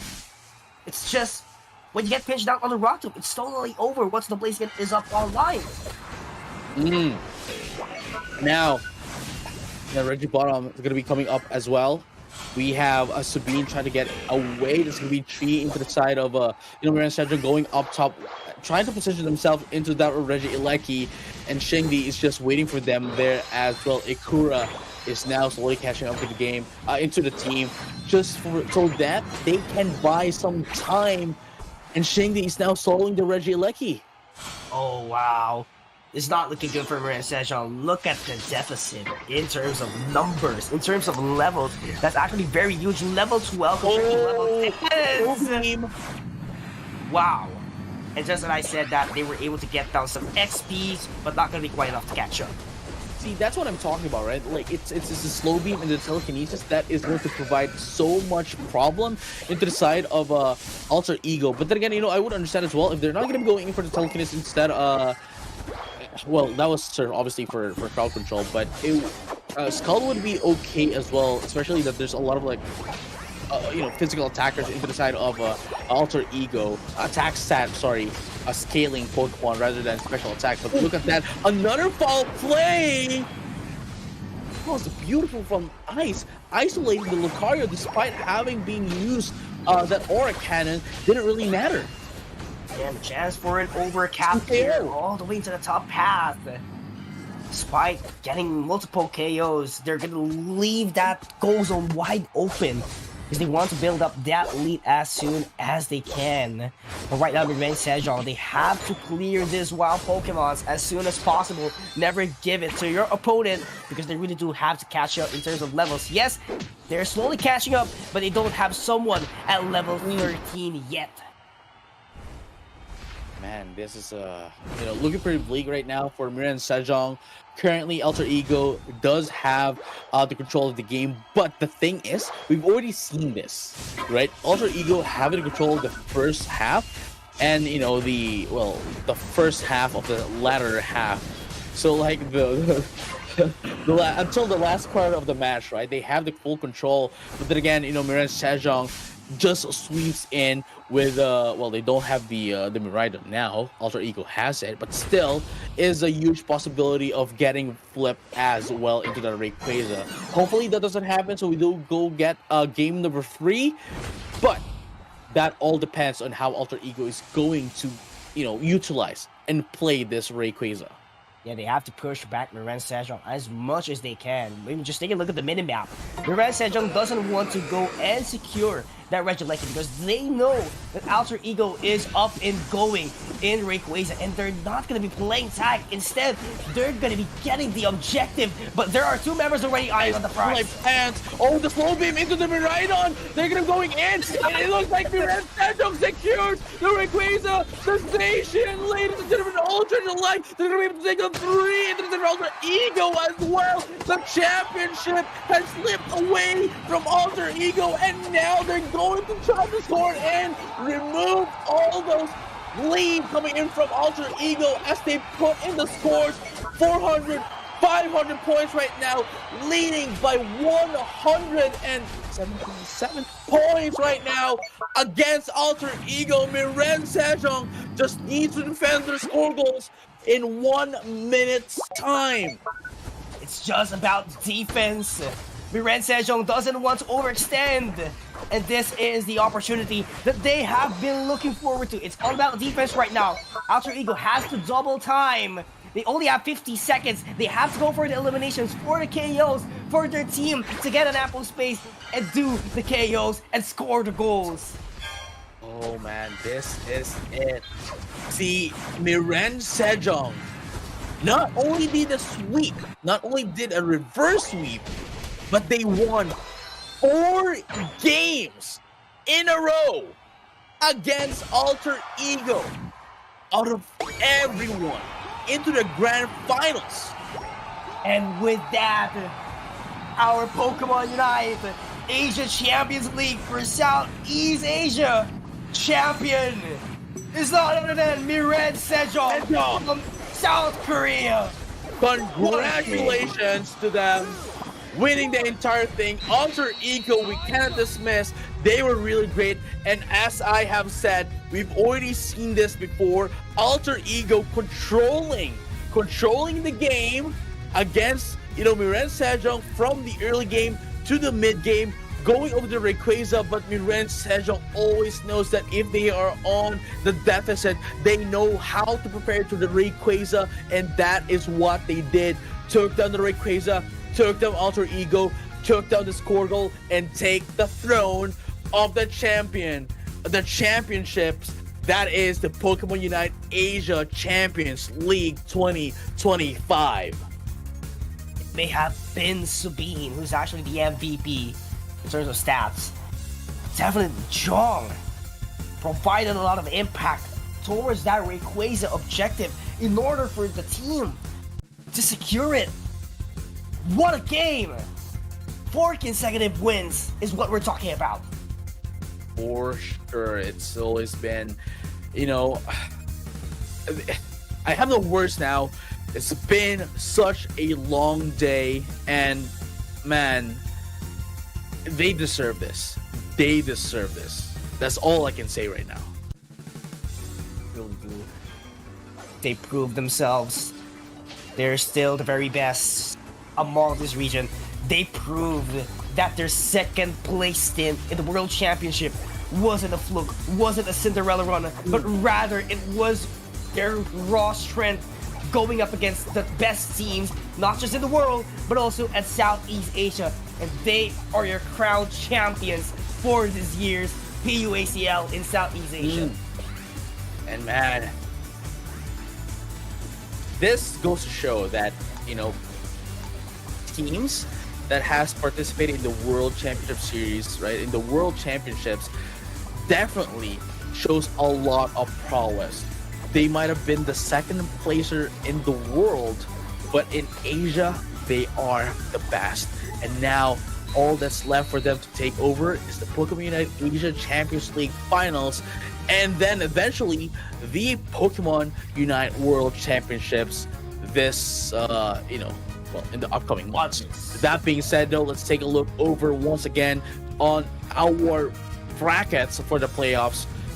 Let's take a look at, you know, Miren Sejong. You know, Miren Sejong win against BRU, you know, Buriam United Esports, then win against Paper Rex, losing against Alter Ego, but winning against, again, Buriam United Esports to go back up to Grand Finals to be able to take down not 1, not 2, not 3, but 4 games in a row against Alter Ego, taking in the win. Yeah, and that is the action that we've witnessed for today, for tonight. Ren Sejong is one step closer to be proven that they are the very best in the world. And our qualified teams, of course, that would advance ACL offline finals in Japan is Ren Sejong, our champion, Alter Ego, our runner-up, Bourbonite Esports, our third placer, and of course, our fourth placer is Paper Rex. So make sure to stay tuned for our PUACL finals, which is on March 29th and 30th, 2025. And all of them are going to fly down to Japan, bro. I mean, I can only wish to be able to join them. But with that being said, we are now going to be announcing the winners for the 5 Pikachu Pokemon Unite original keychain. We have Blue, we have Mastery UH12345, Kamo Mist 2, we have Smilia, and we have Masakair for the Pikachu. And for the official jerseys, we do have Luna Whites and ESV Comad. And for the original puzzles, we have Cramorant, YouTube, and Dak Duk Dick. Yeah. Yeah, Dak Duk Dick for the original puzzle. So you will be, I'm pretty sure you are going to be contacted pretty soon as to how you are going to be able to retrieve these prizes, to be able to receive these prizes. So just make sure you always check down your emails and, you know, just stay tuned for that. And as we have been talking about, you know, the Grand Finals is going to be in Tokyo on March 29th and 30th, 2025. Obviously, that's going to be the Pokemon Unite Asia Champions League Grand Finals in Shinjuku Sumitomo Building Triangle Square. Yeah, and of course, we'd like to remind everyone as well that it's not yet the end of the journey for the teams who have not emerged victorious here, because we do have our winter tournament, our last chance to qualify for PUACL finals, because the champion team will be getting a ticket and accommodation to Japan, APAC West, namely Indonesia. We have 4 regions actually. Let me check that one again. Again, it's going to be Indonesia, Malaysia, Singapore, Thailand are the regions going head to head for APAC West in the winter tournament, which is next week. And of course, it's not just going to be the Pokemon, the APAC West region. but we are also going to have APAC East, and of course, the prize pool is still going to be the same. The the tickets for the grand champions is still going to be the same. All of those hotel accommodations still going to be the same as well. But the thing is, it's just going to be the champion. And now for APAC East, the included the included regions are Hong Kong, Macau, Philippines, South Korea, and Taiwan. Again, still going to have an enormous amount of Pokemon Unite action for the next coming week, leading up to the Pokemon Unite Asia Champions League finals. And as we've mentioned, the winners of these two the winners of these two tournaments, APAC East and APAC West Winter Tournament, will be flying to Japan with flight and hotel accommodations granted and paid for to be able to go to the grand finals in Tokyo. Oh yeah, everyone wants that kind of perks. Just playing Pokemon Unite and you manage to go into Japan, compete one of the very best teams. That is a once-in-a-lifetime opportunity. But again, as story has to come to an end, and of course, it's not yet over. This is just a chapter of PUACL finals. We still have Winter Tournament. And man, if there's anything I would like to say, just to summarize everything that has happened today, it's just two words, dude. Absolute cinema. Absolute cinema. Ladies and gentlemen, my name is JJ Kun, and with me is PKUs. This has been Pokemon Unite Asia Champions League 2025. We do hope that you enjoyed the action, the Pokemon Unite action, but we will have more in the upcoming weeks, so make sure to stay tuned in the Asian region for the Pokemon Unite. We will see you next time. Peace out.